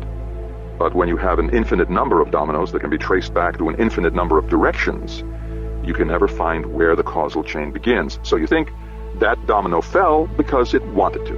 Bobaju, said Miro. Well, I admit that it's a philosophy with no practical value, said Ender. Valentine once explained it to me this way. Even if there is no such thing as free will, we have to treat each other as if there were free will in order to live together in society. Because otherwise, every time somebody does something terrible, you can't punish him. Because he can't help it, because his genes or his environment or God made him do it. And every time somebody does something good, you can't honor him, because he was a puppet too. If you think that everybody around you is a puppet, why bother talking to them at all? Why even try to plan anything or create anything? Since everything you plan or create or desire or dream of is just acting out the script your puppeteer built into you. Despair, said Miro. So, we conceive of ourselves and everyone around us as volitional beings. We treat everyone as if they did things with a purpose in mind, instead of because they're being pushed from behind. We punish criminals, we reward altruists, we plan things and build things together. We make promises and expect each other to keep them. It's all a made-up story, but when everybody believes that everybody's actions are the result of free choice, and takes and gives responsibility accordingly, the result is civilization. Just a story. Well, that's how Valentine explained it. That is, if there's no free will. I'm not sure what she actually believes herself. My guess is that she'd say that she is civilized, and therefore she must believe the story herself, in which case she absolutely believes in free will and thinks this whole idea of a made-up story is nonsense. But that's what she'd believe even if it were true, and so who can be sure of anything? Then Ender laughed, because Valentine had laughed when she first told him all this many years ago, when they were still only a little bit past childhood, and he was working on writing the Hegemon, and was trying to understand why his brother Peter had done all the great and terrible things he did. It isn't funny, said Miro. I thought it was, said Ender. Either we're free or we're not, said Miro. Either the story's true or it isn't. The point is that we have to believe that it's true in order to live as civilized human beings, said Ender. No, that's not the point at all, said Miro. Because if it's a lie, why should we bother to live as civilized human beings? Because the species has a better chance to survive if we do, said Ender. Because our genes require us to believe the story in order to enhance our ability to pass those genes on for many generations in the future. Because anybody who doesn't believe the story begins to act in unproductive, uncooperative ways, and eventually the community, the herd, will reject him, and his opportunities for reproduction will be diminished. For instance, he'll be put in jail, and the genes leading to his unbelieving behavior will eventually be extinguished. So, the puppeteer requires that we believe that we're not puppets. We're forced to believe in free will. Or so Valentine explained it to me. But she doesn't really believe that, does she? Of course she doesn't. Her genes won't let her. Ender laughed again. But Miro was not taking this lightly, as a philosophical game. He was outraged. He clenched his fists and swung out his arms in a spastic gesture that plunged his hand into the middle of the display. It caused a shadow above it, a space in which no philotic rays were visible. True, empty space. Except that now, Ender could see dust motes floating in that display space, catching the light from the window and the open door of the house. In particular, one large dust mote, like a short strand of hair, a tiny fiber of cotton, floating brightly in the midst of space where once only the philotic rays had been visible. Calm down, Ender said. No, Miro shouted. My puppeteer is making me furious. Shut up, said Ender. Listen to me. I'm tired of listening to you. Nevertheless, he fell silent and listened.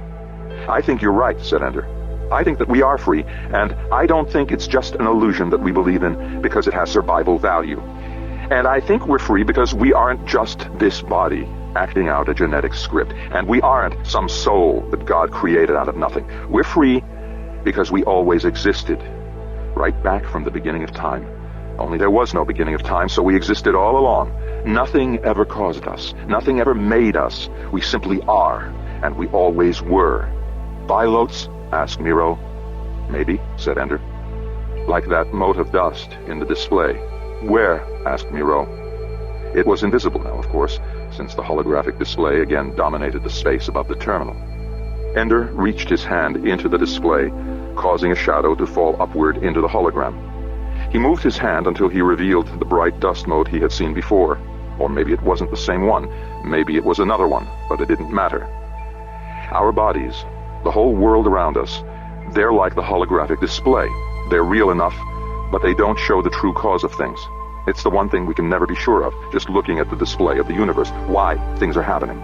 But behind it all, inside it all, if we could see through it, we'd find the true cause of everything. Phyllotes that always existed, doing what they want. Nothing always existed, said Miro. Says who? The supposed beginning of this universe, that was only the start of the present order. This display, all of what we think exists. But who says the phyllotes that are acting out the natural laws that began at that moment didn't exist before? And if the whole universe collapses back in on itself, who says that the phyllotes won't simply be released from the laws they're following now and go back into what? Into chaos, darkness, disorder, whatever they were before this universe brought them together. Why couldn't we have always existed and always continue to exist? So where was I between the beginning of the universe and the day I was born, said Miro. I don't know, said Ender. I'm making this up as I go along. And where did Jane come from? Was her phyllote just floating around somewhere and then suddenly she was in charge of a bunch of computer programs and she became a person? Maybe, said Ender. And even if there's some natural system that somehow assigns phyllotes to be in charge of every organism that's born or spawned or germinated, how would that natural system have ever created Jane? She wasn't born. Jane, of course, had been listening all along, and now she spoke. Maybe it didn't happen, said Jane. Maybe I have no phyllote of my own. Maybe I'm not alive. No, said Miro. Maybe, said Ender. So maybe I can't die, said Jane. Maybe when they switch me off, it's just a complicated program shutting down. Maybe, said Ender. No, said Miro. Shutting you off is murder. Maybe I only do the things I do because I'm programmed that way without realizing it. Maybe I only think I'm free. We've been through that argument, said Ender. Maybe it's true of me, even if it isn't true of you. And maybe not, said Ender. But you've been through your own code, haven't you? 1,000,000 times, said Jane. I've looked at all of it. Do you see anything in there to give you the illusion of free will? No, she said. But you haven't found the free will gene in humans either. Because there isn't one, said Miro. Like Andrew said, what we are at the core in our essence, what we are is one phyllote that's been twined in with all the trillions of phyllotes that make up the atoms and molecules and cells of our bodies. And what you are is a phyllote too, just like us. Not likely, said Jane. Her face was now in the display, a shadowy face with the simulated phylotic rays passing right through her head. We're not taking odds on it, said Ender. Nothing that actually happens is likely until it exists, and then it's certain. You exist. Whatever it is that I am, said Jane. Right now we believe that you are a self-existing entity, said Ender, because we've seen you act in ways that we've learned to associate with free will. We have exactly as much evidence of your being a free intelligence as we have of ourselves being free intelligences. If it turns out that you're not, we have to question whether we are either. Right now, our hypothesis is that our individual identity, what makes us ourself, is the phyllote at the center of our twining. If we're right, then it stands to reason you might have one too, and in that case we have to figure out where it is. Phyllotes aren't easy to find, you know. We've never detected one. We only suppose they exist because we've seen evidence of the phylotic ray, which behaves as if it had two endpoints with a specific location in space. We don't know where you are or what you're connected to. If she's like us, said Miro, like human beings, then her connections can shift and split, like when that mob formed around Grego. I've talked to him about how that felt, as if those people were all part of his body. And when they broke away and went off on their own, he felt as if he had gone through an amputation. I think that was phylotic twining. I think those people really did connect to him for a while. They really were partly under his control, part of his self. So maybe Jane is like that too. All those computer programs twined up to her, and she herself connected to whoever she has that kind of allegiance to. Maybe you, Andrew. Maybe me, or partly both of us. But where is she? Said Ender. If she actually has a phyload, no, if she actually is a phyload, then it has to have a specific location. And if we could find it, maybe we could keep the connections alive even when all the computers are cut off from her. Maybe we can keep her from dying. I don't know, said Miro. She could be anywhere. He gestured toward the display. Anywhere in space is what he meant, anywhere in the universe. And there in the display was Jane's head with the phylotic rays passing through it. To find out where she is, we have to find out how and where she began, said Ender. If she really is a phyload, she got connected up somehow, somewhere. A detective following up a 3,000-year-old trail, said Jane. Won't this be fun, watching you do all this in the next few months? Ender ignored her. And if we're going to do that, we have to figure out how phylodes work in the first place. Grego's the physicist, said Miro. He's working on faster-than-light travel, said Jane. He can work on this too, said Miro. I don't want him distracted by a project that can't succeed, said Jane. Listen, Jane, don't you want to live through this, said Ender. I can't anyway, so why waste time? She's just being a martyr, said Miro. No, I'm not, said Jane. I'm being practical. You're being a fool, said Ender. Grego can't come up with a theory to give us faster-than-light travel just by sitting and thinking about the physics of light or whatever. If it worked that way, we would have achieved faster-than-light travel 3,000 years ago, because there were hundreds of physicists working on it then, back when phylotic rays and the Park instantaneity principle were first thought of. If Grego thinks of it, it's because of some flash of insight, some absurd connection he makes in his mind, and that won't come from concentrating intelligently on a single train of thought. I know that, said Jane. I know you know it. Didn't you tell me you were bringing those people from PATH into our projects for that specific reason? To be untrained, intuitive thinkers? I just don't want you to waste time. You just don't want to get your hopes up, said Ender. You just don't want to admit that there's a chance that you might live, because then you'd start to fear death. I already fear death. You already think of yourself as dead, said Ender. There's a difference. I know, murmured Miro. So, dear Jane, I don't care whether you're willing to admit that there's a possibility of your survival or not, said Ender. We will work on this, and we will ask Grego to think about it, and while we're at it, you will repeat our entire conversation here to those people on PATH, Hanfeiza and Siwang Mu. Them, said Ender, because they can be thinking about this too. No, said Jane. Yes, said Ender. I want to see the real problem solved before I die. I want Lusitania to be saved, and the God-spoken of PATH to be freed, and the Descolada to be tamed or destroyed, and I won't have you slowing that down by trying to work on the impossible project of saving me. You aren't God, said Ender. You don't know how to solve any of these problems anyway, and so you don't know how they're going to be solved, and so you have no idea whether finding out what you are in order to save you will help or hurt those other projects. And you certainly don't know whether concentrating on those other problems will get them solved any sooner than they would be if we all went on a picnic today and played lawn tennis till sundown. What the hell is lawn tennis? Asked Miro. But Ender and Jane were silent, glaring at each other. Or rather, Ender was glaring at the image of Jane on the computer display, and that image was glaring back at him. You don't know that you're right, said Jane. And you don't know that I'm wrong, said Ender. It's my life, said Jane. The hell it is, said Ender. You're part of me, and Miro too, and you're tied up with the whole future of humanity, and the Pequeninos and the Hive Queen too, for that matter. Which reminds me, while you're having Han what's-his-name and Si Wang, whoever she is, Mu, work on this phylotic thing, I'm going to talk to the Hive Queen. I don't think I've particularly discussed you with her. She's got to know more about phylodes than we do, since she has a phylotic connection with all her workers. I haven't said I'm going to involve Hanfeiza and Siwang Mu in your silly Save Jane project. But you will, said Ender. Why will I? Because Miro and I both love you and need you, and you have no right to die on us without at least trying to live. I can't let things like that influence me. Yes, you can, said Miro, because if it weren't for things like that, I would have killed myself long ago. I'm not going to kill myself. If you don't help us try to find a way to save you, then that's exactly what you're doing, said Ender. Jane's face disappeared from the display over the terminal. Running away won't help either, said Ender. Leave me alone, said Jane. I have to think about this for a while. Don't worry, Miro, said Ender. She'll do it. That's right, said Jane. Back already? Asked Ender. I think very quickly. And you're going to work on this too? I consider it my fourth project, said Jane. I'm telling Hanfeiza and Siwang Mu about it right now. She's showing off, said Ender. She can carry on 2 conversations at once, and she likes to brag about it to make us feel inferior. You are inferior, said Jane. I'm hungry, said Ender. And thirsty. Lunch, said Miro. Now you're bragging, said Jane, showing off your bodily functions. Alimentation, said Ender. Respiration. Excretion. We can do things you can't do. In other words, you can't think very well, but at least you can eat and breathe and sweat. That's right, said Miro. He pulled out the bread and cheese while Ender poured the cold water, and they ate.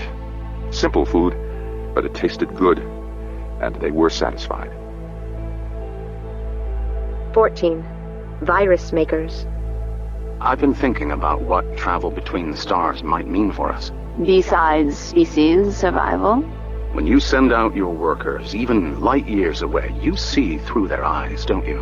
And taste through their antennae, and feel the rhythm of every vibration.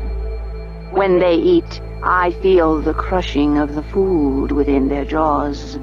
That's why I always almost refer to myself as we, when I form my thoughts into a form that Andrew or you can understand. Because I live my life in the constant presence of all that they see and taste and feel. It's not quite that way between the father trees. We have to try in order to experience each other's life, but we can do it. Here, at least, on Lusitania. I can't see why the philotic connection would fail you. Then I, too, will feel all that they feel, and taste the light of another sun on my leaves, and hear the stories of another world. It will be like the wonderment that came when the humans first arrived here. We had never thought that anything could be different from the world we saw till then. But they brought strange creatures with them, and they were strange themselves, and they had machines that performed miracles. The other forests could hardly believe what our father trees of that time told them. I remember, in fact, that our father trees had a hard time believing what the brothers of the tribe told them about the humans. Rooter bore the brunt of that, persuading them to believe that it wasn't a lie or madness or a joke. A joke? There are stories of trickster brothers who lie to the father trees, but they're always caught and punished terribly. Andrew tells me that such stories are told in order to encourage civilized behavior. It's always tempting to lie to the father trees. I did it sometimes myself. Not lying, just exaggerating. They do it to me now sometimes. And do you punish them? I remember which ones have